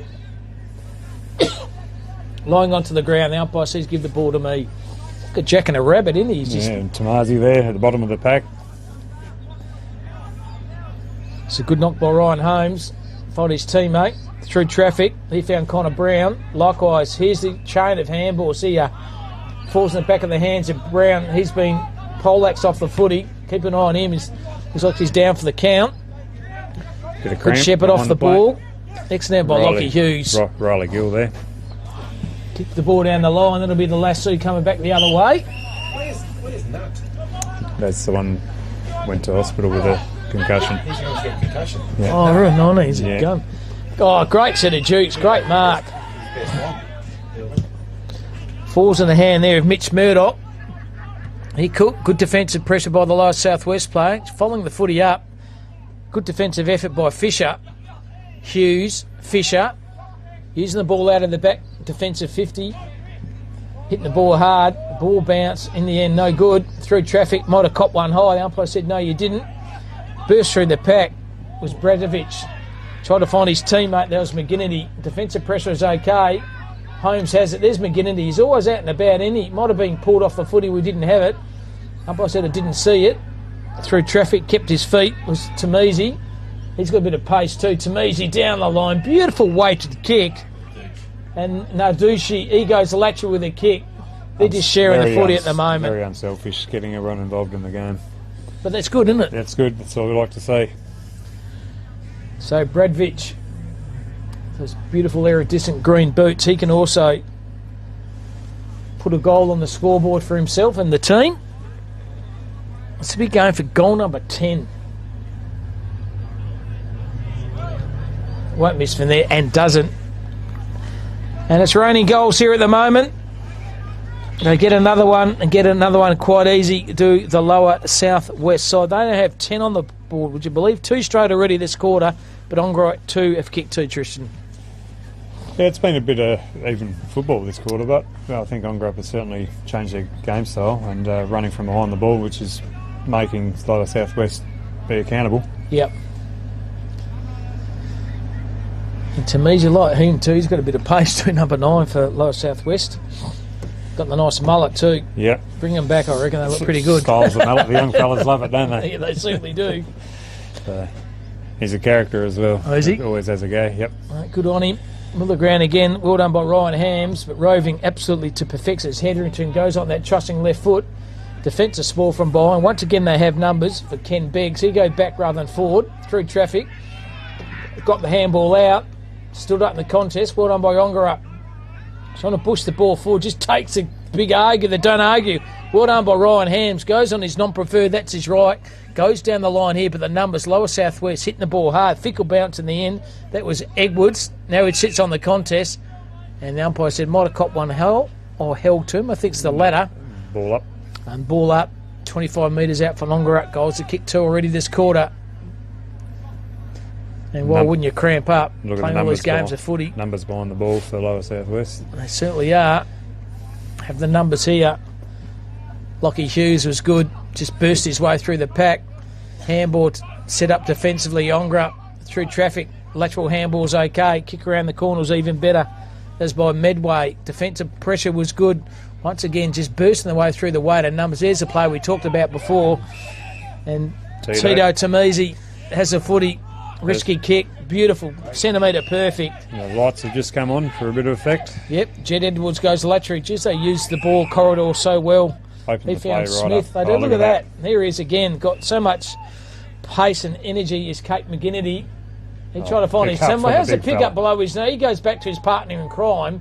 He's going to light the ball up from outside 50. And That is the bang. goal of the day. Number 5. That is unbelievable play by those two key forwards, McGinnity and Nardushi. McGinnity to get the ball through, Nardushi to pick up, the handball back, and McGinnity goes, thank you very much, I'm going to kick goal number 5. How good was that? How good was the pick up from the big fella below his knees? I know. And the handball back Yep. went defensive 15-metre handball back because he knew McGinnity was running straight through the corridor. Open goal, yep. 5. 9 minute mark. 9-minute mark. McGinnity's got 5. Can he kick 6? Get a baker's dozen, even 10. Not beyond him. If you're playing on him, you'll want to be right standing near him because he'll sell a bit of candy around you. So doing the ruck work this time is Constable. He out nut. High. Might have caught one high there. Yep, Spotting a bit of high claret. in the ruck. He went off before the claret and he's got a bit of claret running out the snout again. Poor old Mitch Murdoch has been in the wars. Probably starting to run out of troops on the bench by the look of it too. Ongerup down to 1 on the bench. Certainly are. So Brock Herbert has the footy. He's going to kick the ball to the right half forward flank here. Oh, it's about taking a good mark. Once again, the numbers are with the lower southwest. Over the top, standing his place there is Rawson. Beautiful effort. Put his head on the line there. It's Constable. Still running hard at the footy. Oh, there's intelligent. Hetherington through traffic. Hetherington, how's his tackle? Yeah. And tackle with Hetherington and There he is down the out the line. back. There he is. McGinnity drops a mark. Handball's intelligent. Had it before he spent it was Biggs. Now he's in a defensive tackle. Beautiful tackle then. That's holding the footy. Ongerup defender. We're pretty happy with that purchase on the footy. Going to go straight down the corridor here. Yeah, straight down the corridor. Risky kick. Not going to come off. Lockie Hughes is good. Look at him run. 1, 2, 3, 4. One of those is Rakowski. He goes from outside 50. And who'd you mark it? Nardushi. He goes around the corner. He goes, thank you very much. I'll kick goal number 3. Another 4 goals in this quarter. The lower south first. They kick 4 in the first, 5 in the second, and they've already got 4 in the third. Just up there rating a little bit in the last 5 minutes, and yep. Ongerup just can't go with them. To have 2 good bookends, key forwards, Nardushi and Kai And good size, McGinnity. good Oh size yeah, bodies too. yeah, you can't outmuscle them. And some smarts at their feet as well. Kai Robinson running forward and Connor Brown around the feet. You got fleet-footed Tamisi as well on that wing. Yep. Number 12's got on the ruck there. Constable, the Will Day lookalike. Number 12 there for the lower southwest.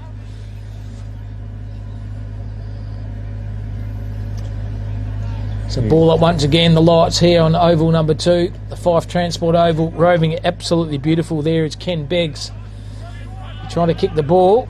Over the far side there's Jai Holmes, didn't keep his feet. The player did, that was Edwards, Harley Edwards. Every key forward should be in front, and he's going to kick the ball to the hot spot here, and who would you believe it's got it? That's Kai McGinnity. Almost directly in front, Yep. probably only 25 out. He's going to get goal number 6, I reckon. And hopefully the count will be on the last quarter, kick 10. It's left footer, McGinnity. 18 points up, Storm. Storm up by 18 points to the other oval. It's a one-way traffic here. McGinnity behind his kick. He doesn't move. How do you do? He's kicked through this quarter. There's a total of 6. And lower southwest, they have 14 on the board. A little bit of one-way traffic now, isn't it? It is. Started pretty promising, didn't they? Ongerup kicked the first 2 and Come out with a bit of fight, but yeah, Yep. certainly just died down in the last 5. class comes to the top when you've got 2 sensational key forwards in Nadushi and McGinnity. And just running an absolute muck here. The siren can't come quick enough for Ongerup, and unfortunately they've got another quarter to go. Ball's in the contest again. Handball, Intelligent heard the call. That side of the ground over the top. Oh, good mark over Great the back. mark by Ongerup. Brilliant mark. Play over there was Naisbitt. He tried to find his team. That's another good mark. And Darcy Barrett. Half-back flank here for Ongerup. They've kicked 2. But unfortunately, the opposition side, Lower South West, has kicked 14. Oh, a big fly on the wing. It's about brought it to the ground. It's Holmes. It's correct. Little pinballing ball through traffic. There's that run and carrying spread by the Lower South West side. Held to him. Kobe Brown, unfortunately, couldn't get a purchase on it.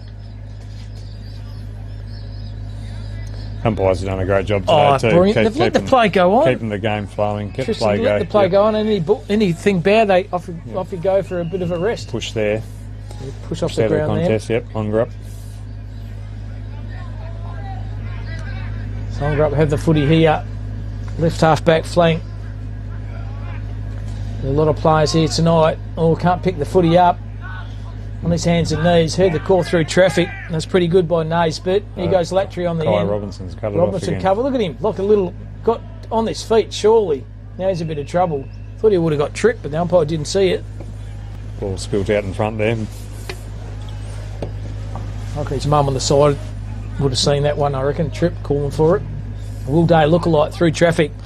Good through Holmes. Jai Holmes. He's wrapped up in a defensive tackle here. Numbers around the foot in the Lower Southwest, just trying to get the footy out. Almost a rugby maul there at the moment. They're trying to maul it out. Yeah, they run through it. This is better. Bit of spread now from Well done by Naisbitt. I lower the eyes, but turnover city here. Straight to Comes back to Rutten. He kicks the ball to centre half forward. Here he is. He went a bit early, but looking for number 7. when you've kicked 6, you can do what you want, I reckon, and that's what he tried to do then. McGinnity. And Soren has gone here. Would you believe Lower Southwest have kicked 14 goals to 2? Major goal scorers, McGinnity, he has 6. That's correct, folks. He has kicked 6. Najushi has kicked 3. Single goal scorers to Hughes, to Harrington, Caritas, Bradovich, and Rakowski and Gill. And 2 goal scorers for the younger upside is McLeod and also Duckworth. But one-way traffic here. Tristan, you're pretty happy the way your side's going at the minute. Yep, very happy how they've gone, and hopefully they can finish it off in this last quarter. So we'll take a short break here. 5 goals straight in the third quarter of the Lower Southwest. How much will they kick in the last quarter? And will McGinnity kick 10? All will be revealed in 15 minutes' time.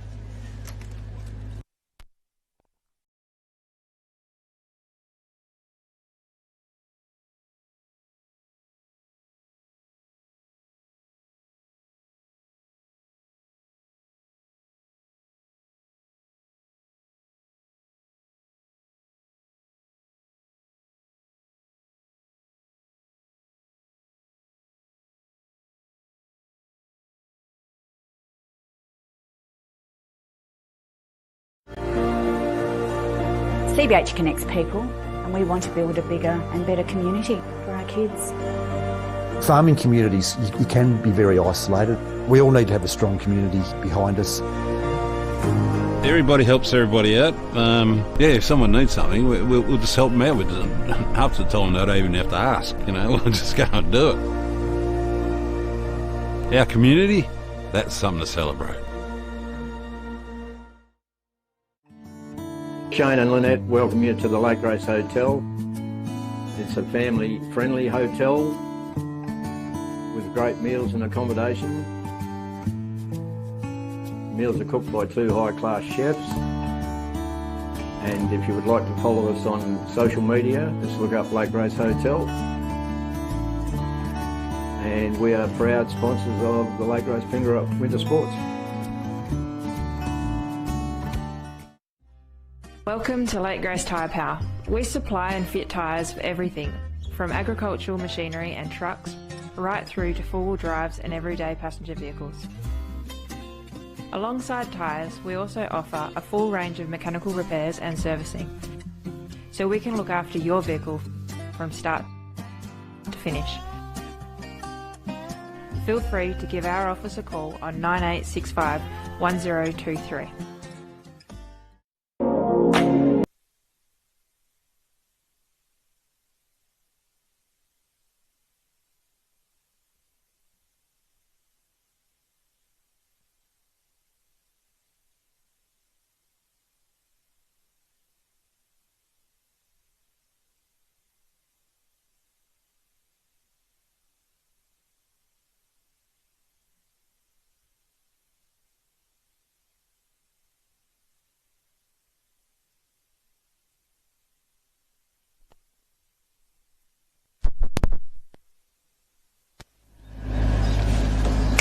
Three-quarter time here, the margin is 77 points the way of the lower southwest, 14-6 to 2-1.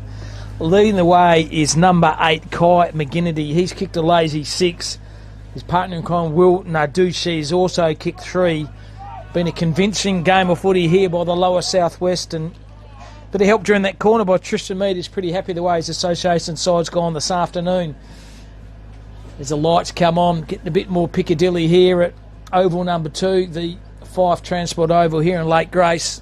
When you get to meet people like Tristan Mead that are running competitions, you can understand why they're going so well, can't you? Oh yeah, he's organised, articulate, bit of passion and feel about the game as well. And we could say the same about everyone who's come up here and had a chat. Yep. They've been fantastic, haven't they? Yeah, I think they enjoy getting away too and have a bit of camaraderie as well, and enjoys other company here, and waiting for both teams to go on the ground. Over the other side, Johnny, looks at 5-3 to 3-8, I think. 5-3 to 3 zip. 3 zip. Yep.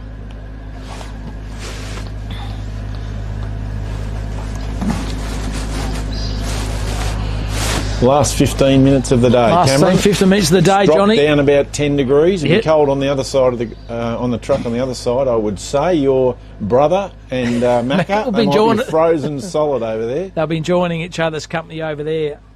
All they talked about through that last game, John, you could smell the mallee root from the fire just down below us. They were going to go join them. So start of the last quarter here, 77 points the way of the lower southwest. Ruck contest as Edwards bring it to the ground. Opposition wrapped up in a tackle. The Willapa West, Kai Robinson, he is one hell of a player, number 1 there for the lower southwest side. Goes back behind the ball here. Mark was okay. Through traffic was Hughes. He got a defensive tackle on his opposition player there for Ongerup. Picking himself off the turf is a big Ruckman in Ryan Hams. So Hams again brings the ball to the contest. There he is again. Robinson lowers his eyes. Kick, no good. Missed his target. It's Connor Brown. And umpire says, give the ball to me for a kick in. The lasso. The hairy lasso down the line here. Over the top. Oh, good setting, Juice. Great mark. Jed Edwards.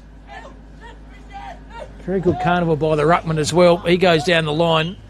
Commentators clueless when you pump up a player's tyre. They let you down. So Ongerup had the footy. Decided to kick the ball down the line to the penetrating kick. Numbers once again off the ball. Bit of talk amongst the players here. He found Lockie Hughes. Lockie Hughes sat on his backside then. Went back to the Ruckman there in Edwards. Corridor the ground. Intelligent kick off the ground by Robinson. Still trying to get the footy. Look at Robinson. He is one hell of a player. So much pace. Jeepers. He lowers his eyes. And look at the lace-out kick. That is the highlight of the day by number 1, Kai Robinson. What about the power through his legs? He's going to be a good 3 player. or 4 metres behind the other opposition player, and he ends up in front of them. The kid's only 16, John, so mark that player down. Kai Robinson, no doubt he'll be up playing waffle in the Colts next year. He's one hell of a player. Will Nardushi, one in the first, one in the second, one in the third. Can he kick goal number 4 here? Badooch. Right behind the kick here. It's not going to come around from there. Pulled it for a minor score.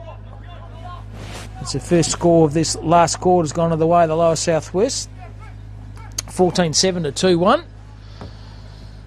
Ongerup, a bit of distance with a kick. Good mark over the top by Mitch Murdoch. Has come back with claret all over his nose. Come back on the ground. Mitch Murdoch decides to play on. Kicks the ball down the defensive side. And the smallest player on the ground just about marks the foot of that man again, Robinson. He goes back to his teammate. That's Hetherington. Hetherington on his left foot around the corner. And Ryan Hams takes a very, very good mark there for Ongerup, the big ruckman. He's tried valiantly this afternoon. So Hams has the footy. Kicks the ball a bit of distance down the line. Running under the contest was McLeod. Should have marked it, but didn't. The umpire said, give the ball to me for another ball up. All those listeners out there, if you're a West Coast supporter, turn down it. You've lost by 1 point to North Melbourne in a apparently pretty entertaining game at Optus. Umpire throws a footy in. Shallow one at that. Over the top was a knock there by Edwards. Bring the ball to the ground in the contest. Through traffic, Drew, the player over the top. He found Brown. Brown's challenging the tackle. There he is again. Robinson, he found his teammate. Latry with a kick. He's going to mark the footy. Didn't mark it. Handball's okay. He found Hughes. Can take a bounce. Can take another bounce. Lockie Hughes takes 2 bounce. He's going to kick the ball to centre half forward here. Oh, good defensive spoil because McGinnity was run at the contest. Now he's sat on his backside. Well done by Connor Brown. The kick around the corner. He's met absolutely everything. Out of bounds on the full and a kick in here to Ongerup. Into the swamp. Yep. The Johnny O'Neill swamp. So cramping up. Feel the lads cramping up. Don't blame them. As I said, they'll sleep well tonight. These lads from each respective sides.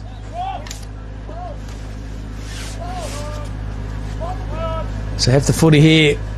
Hoisting it right. Oh, unrealistic attempt at mark there by Kai Robinson. He's given away a free kick, but it's only blemished his head on his game this afternoon, this evening. He's been a very good standout player here for the Lower Southwest. He decides to play on here. Kick the ball down the line. Oh, good run at the contest. They're paying the mark in. He's tried Mitch Murdoch. He's been in the wars though. Come off a couple of times with a claret come out of his snout. So Murdoch kicks the ball to left half forward flank. Over the top. About taking the mark. Had it before he spent it though. Trying to get his own pill there was Kelly Drake. He's been wrapped up in a tackle. Ball's going nowhere. Trying to lasso the footy out. Should be holding the footy. Hetherington, good defensive tackle by him. And finally, the umpire says, give the ball to me for a ball up. Just over 5 minutes. 5 minutes, 10 minutes to go. Knock once again. Well done by Edwards. Good kick around the corner by Harry McLeod was pretty good. Kick off the ground pretty intelligent in the end. Has the ball going to bounce? Oh, through traffic. Just put the afterburners on and takes the bounce. Can take another one. Excellent play there by Tate Smith. Kicks the ball to the pocket and found Connor Brown. Just took the game on. Tate Smith, bit of urgency in the pace. He decides to kick on the fat side of the ground because no one's anywhere near him. And good team footy once again. Falls in the hand of Cooper Rouse and he could kick his first. But more importantly, kick goal number 15 for Lower Southwest. Cooper Rowson leans back on the kick. Goal umpire does not have to move at all. First goal in the last quarter goes to the way of Lower Southwest. They now have 15 on the board in what has been a very one-sided game here. In the final game, what has been a fantastic morning or afternoon of footy at Lake Grace. This fantastic Great Southern Colts Carnival where no one misses out. And I must say I got the opportunity. I'd just like to thank you, John, for that fantastic character you got of promoting the game of footy. That, and you got selling shirts, just absolutely good promotion of this fantastic carnival. Umpire throws a footy up. There he is, the will-o'-the-wisp. Robinson got a bit of pace. Low his eyes. How's the kick? Lace out. Over cooking the kick, though, was Rawson. Ball's in play here through traffic. Handball over the top. And lays a tackle on. Kai Robinson. Once again, amazing support from the local community in regard to that poster and those T-shirts, in that we needed to promote the game, and about 3 weeks ago get a call out of the blue from Nat Fife. Yep. And I was just trying to throw a name, but you know, born and bred in the local community, and he rings up and says, any way we can help, I will. And he just did a voiceover, and that was how we promoted it all around the country so people could watch it. And the uptake was probably 10 times more watching that post because he did it than we've ever posted anything. Yeah, fantastic putting something back into the ground. Nat Five living now in the Gold Coast and joined Lifestyle here to chat to his mum and dad last night. They're pretty proud of the way his son, but they always remember John that he started his footy off this career in one of these carnivals, so never lost in the memory bank.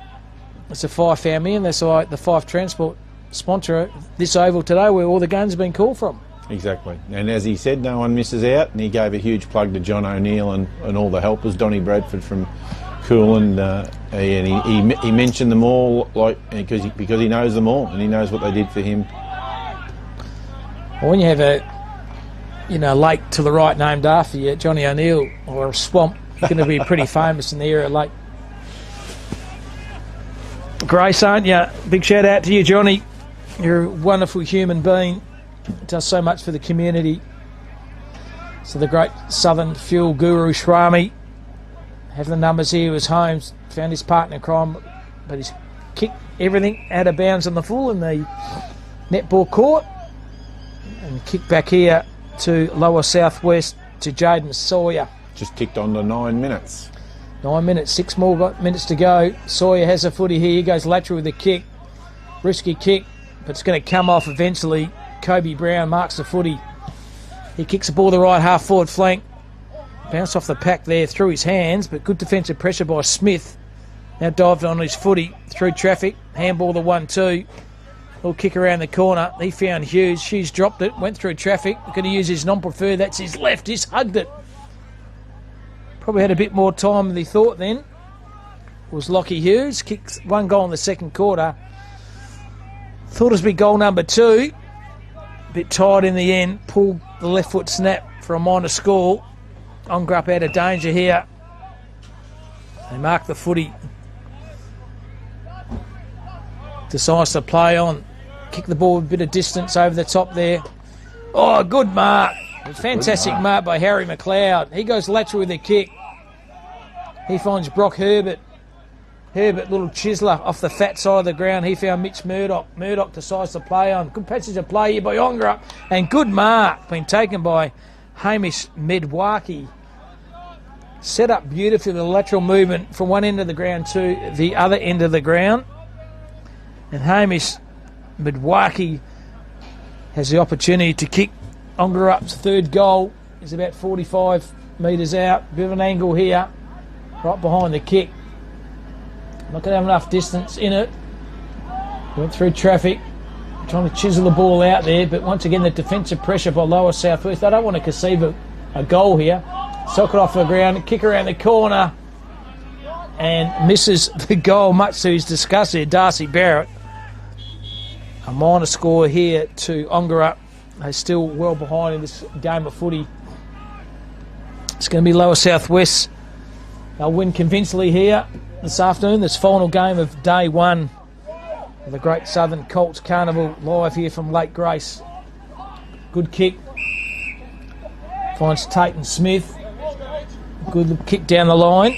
You've got to think about your Archie's best on ground and filming footy Dartfish beanie winner for this game. Well, McGinnity's kicked 6. He's already given him, but I think Kai Robinson's going to. We've already given Kai McGinnity the beanies and the Archies, John. So I think it's going to go to number 1, Kai Robinson. Gotcha. Through traffic, sock of the ground was pretty good there by Tameezy. Overrunning the footy there is Holmes for Ongerup. Try to get back his own footy. Good second effort by Holmes. Now he's wrapped up in a defensive tackle by Sale Constable. And it's been no easy passage to play out of the defensive 50 for Ongerup here today. Even though it's probably -2 degrees here at the moment, there is not one car that's left. No, they're still here. Unbelievable. Through traffic.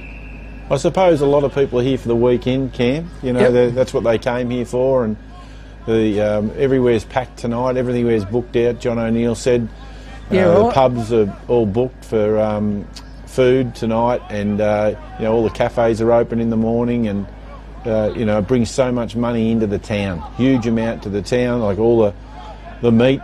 John told me how many $1,000 worth of meat because no one misses out. He provides all the food for all the teams. And it's a huge bonus for the town overall. Well, that's why the Shire President spoke so well yesterday, John, didn't he? He just knows the benefit of having a close-knit community. Good passage of play here, lower southwest. They're going to have a kick from outside 50, and then guess who's going to mark it? There he is, the Woolaba Whisk. Kai Robinson. He carries, and I reckon that's landing a pair of arches, Johnny. Yep. Give it to the man now. Kai Robinson, he is a player with immense talent and an immense future, I reckon.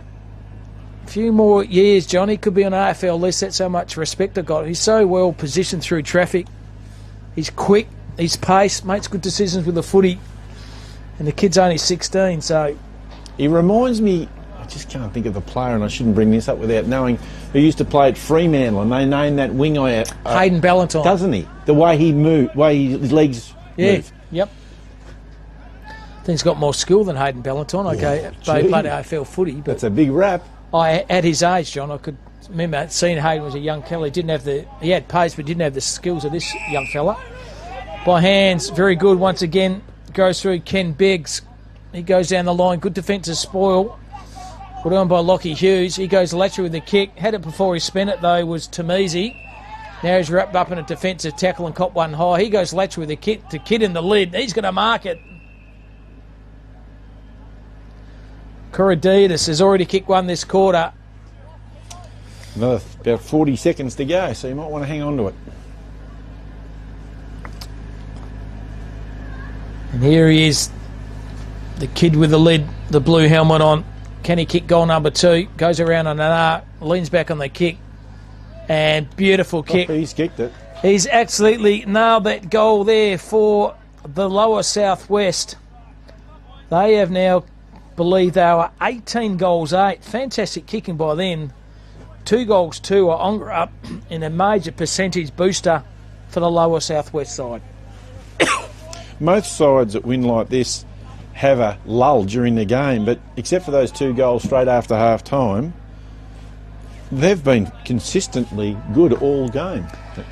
And siren has sound there. It's been a convinctory victory here. Very good effort here. 17-8 to 2-2. And a magnificent display of footy. Major goal scorers McGinnity, he nailed 6. 3-2 Nadu Shi, and single goal scores to Robertson, to Hughes, to Rowson, to Harrington, to Corrididis, Bravich, Gill, Rakowski, all goal scorers. And for Ongerup, single goal scorers to Duckworth and to McLeod, and the best on ground for mine, we voted him. Although McGinnity kicked 6, we thought the display in school by the little will of a wisp, number 1, Kai Robinson for the lower southwest. He wins the Archie beanies and the hat. John, it's been a fantastic day of footy, day 1. We've got through the carnival. Scrub up tomorrow, we come up to day 2. Good on you. Good night. Signing off here, all the way from Lake Grace.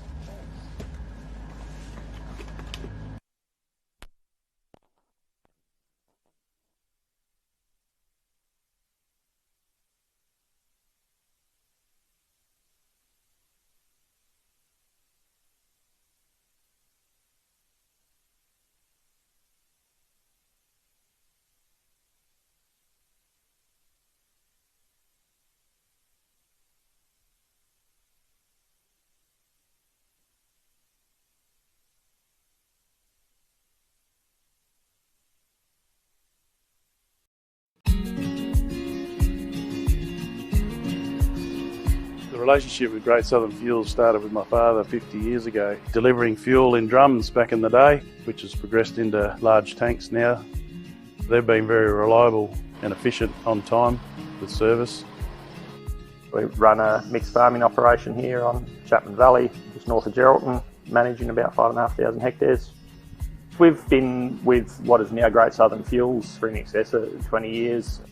There's always challenges and situations that catch you out, and they've been really, really good at accommodating that for us. We've been with Great Southern for 28 years now. Look, they've given us exceptional service and they're price competitive. So it's wonderful. They're a great company to work for. They're a family-owned business. They will support you and whatever is required. I've got Alan's phone number, I've got Steve's phone number, and I know if I ring it I'll get an answer, which is really cool. The relationship's great and the service is second to none. So I ring up and it doesn't matter if it's Saturday, Sunday or whenever I ring up, I'll have fuel. So we've never been held up or had a problem with them. So my theory is that's what I'm about. It's about service and the relationship, and it's been fantastic. It's very important to maintain long-term customers' loyalty and give back what you can when you can. Great Southern Fuels is one of the few companies that I've been involved with that gives so much back to the local community. We support so many different organisations and country, sporting clubs, field days, farming organisations. We endeavour to give back. The community looked after us by dealing with us, and we just gave it back in what we could do. Footy club needs a hand, well, it's because they need a hand that you give it to, not the other way around. When you look at how they conduct themselves in the community, they've been a great supporter of the Livestock Transporters Association. Just incredible what they do. They do a lot for the community, which is good. And not only Lake Race either, you know, it's right through where all these outlets are all over the state. You know, he's been excellent with that. We tend to sponsor major events, the Great Southern Football Carnival, Colts Carnival. Across the board, I think sponsorships are a very important part of any community. I grew up in Lake Grace and footy was my life down there for a long time. Great Southern sponsored Lake Grace back then, and along with many other footy clubs and hockey clubs and tennis clubs. And we might not always be making a big deal out of it, but the people that get sponsored, they understand and they relate to it. They do a lot for the town, so yeah, I can't fault them. You know, they've been brilliant. Great Southern Fuels have got strong values, and that shows in what they do. You know, they walk the talk and they do what they do. You deal with people that are there and care about your business, and these people have been absolutely wonderful. I'm very proud of what Mum and Dad have achieved in their life and how they've structured the business, and it's all structured around our customers and looking after people and being in the right areas where we need to sell the fuel and have the support there and sponsorship, being part of the community, even though we're not in that community, but our workers are there and that's part of us.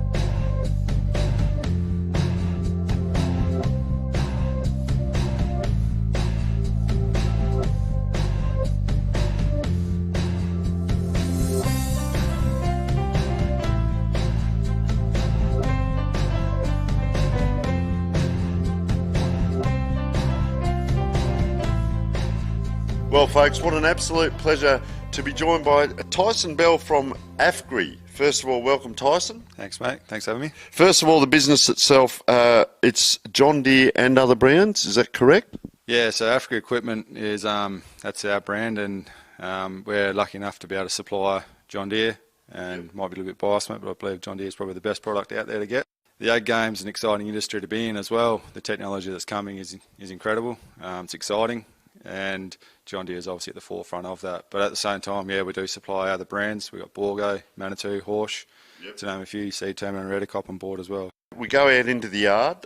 What is some of that machinery out there that you sell? And is it only new? Is it new and used? Tell us about the machinery. It's new and used. Yeah, we promote the new side of it pretty hard, but we take the trade-ins and we sell them as well. What services? Is there aftermarket? Do you service any of the equipment? What happens there?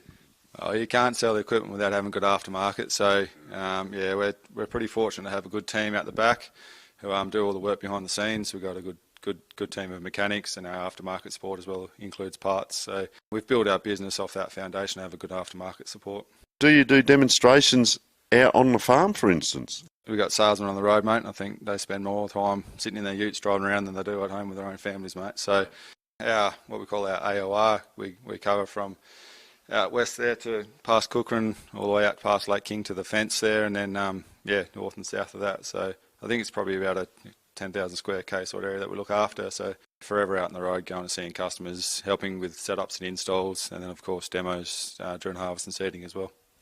The growth of the business itself assists and benefits the community. Massively, yeah. So AFGRI has been a part of Lake Race here for 8 years, 2016. Having someone like AFGRI backing us has been absolutely huge, and I think our customers have seen that as well. And having someone like AFGRI backing us gives us the opportunity to, support and sponsor things like this. What's the best part of working for AFGRI and working in this region for you personally? Look, living in Lake Race is a great little town. Having a young family myself, it's an awesome spot to raise a family. And our team, consists of a lot of people in the same sort of boat. We've got a lot of guys here that are married, young kids, and same thing as wives and young kids as well. So it's a great environment to bring kids up in this town, and then have AFCRI to come on board and to do what they do for us. I still wouldn't be here if it wasn't as good as I say. Would like to thank you very much from our behalf for your support. Mate, we've got the name all over the Classic Clashes truck, and why have you come on board? And tell us about that and how it's helping you guys as much as it's helping us. Oh, look, when John first contacted us and sent us through the ideas of what he was trying to do, it was never seen anything like it before. So I guess it was one of those things that I don't want to miss out on it, so I want to be a part of it. And every weekend you see him on Facebook, different part of the the wheat belt, the area, the region, and then obviously his senseless plug there with AFCRI across the top, John Deere. It's pretty cool to see. We can't thank you enough. We have a look on my sleeve here, on your jacket, and on the magnificent hat we've got on, mate. A great supporter of grassroots footy in regional areas, and as I said, we can't thank yourself, your staff, all the people in the region, but AFCRI especially for their assistance with that. And I don't say that lightheartedly, mate. It's been fantastic. We wouldn't get to where we are without the support of yourself and businesses in the local community. AFCRI, folks, it's doing a great job. As we said, it's not just about come and buy something and it's see you later. It's a customer for life. It's service. It's backup. Meet great people like Tyson looking after us and so on. So let's go and have a wander around. Thank you.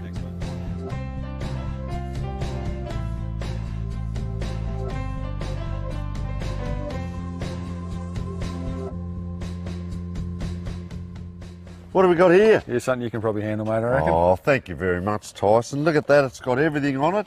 How about that, folks? I've got my own little tractor. Sensational, mate. But in all seriousness, thank you so much for taking us around. AFCRI, mate, they are fantastic supporters. We can't thank you enough, not only with the business that you're doing in and around town and the region, all the relationships, more importantly, but what you're doing for the community, extending out the olive leaf, if you like, with all your support, mate. Thank you very much. It's been an absolute pleasure. I'm going off to play with my tractor, mate, but AFCRI cannot thank you guys enough for coming on board. No, thanks for having us. Appreciate it, mate. Thank you.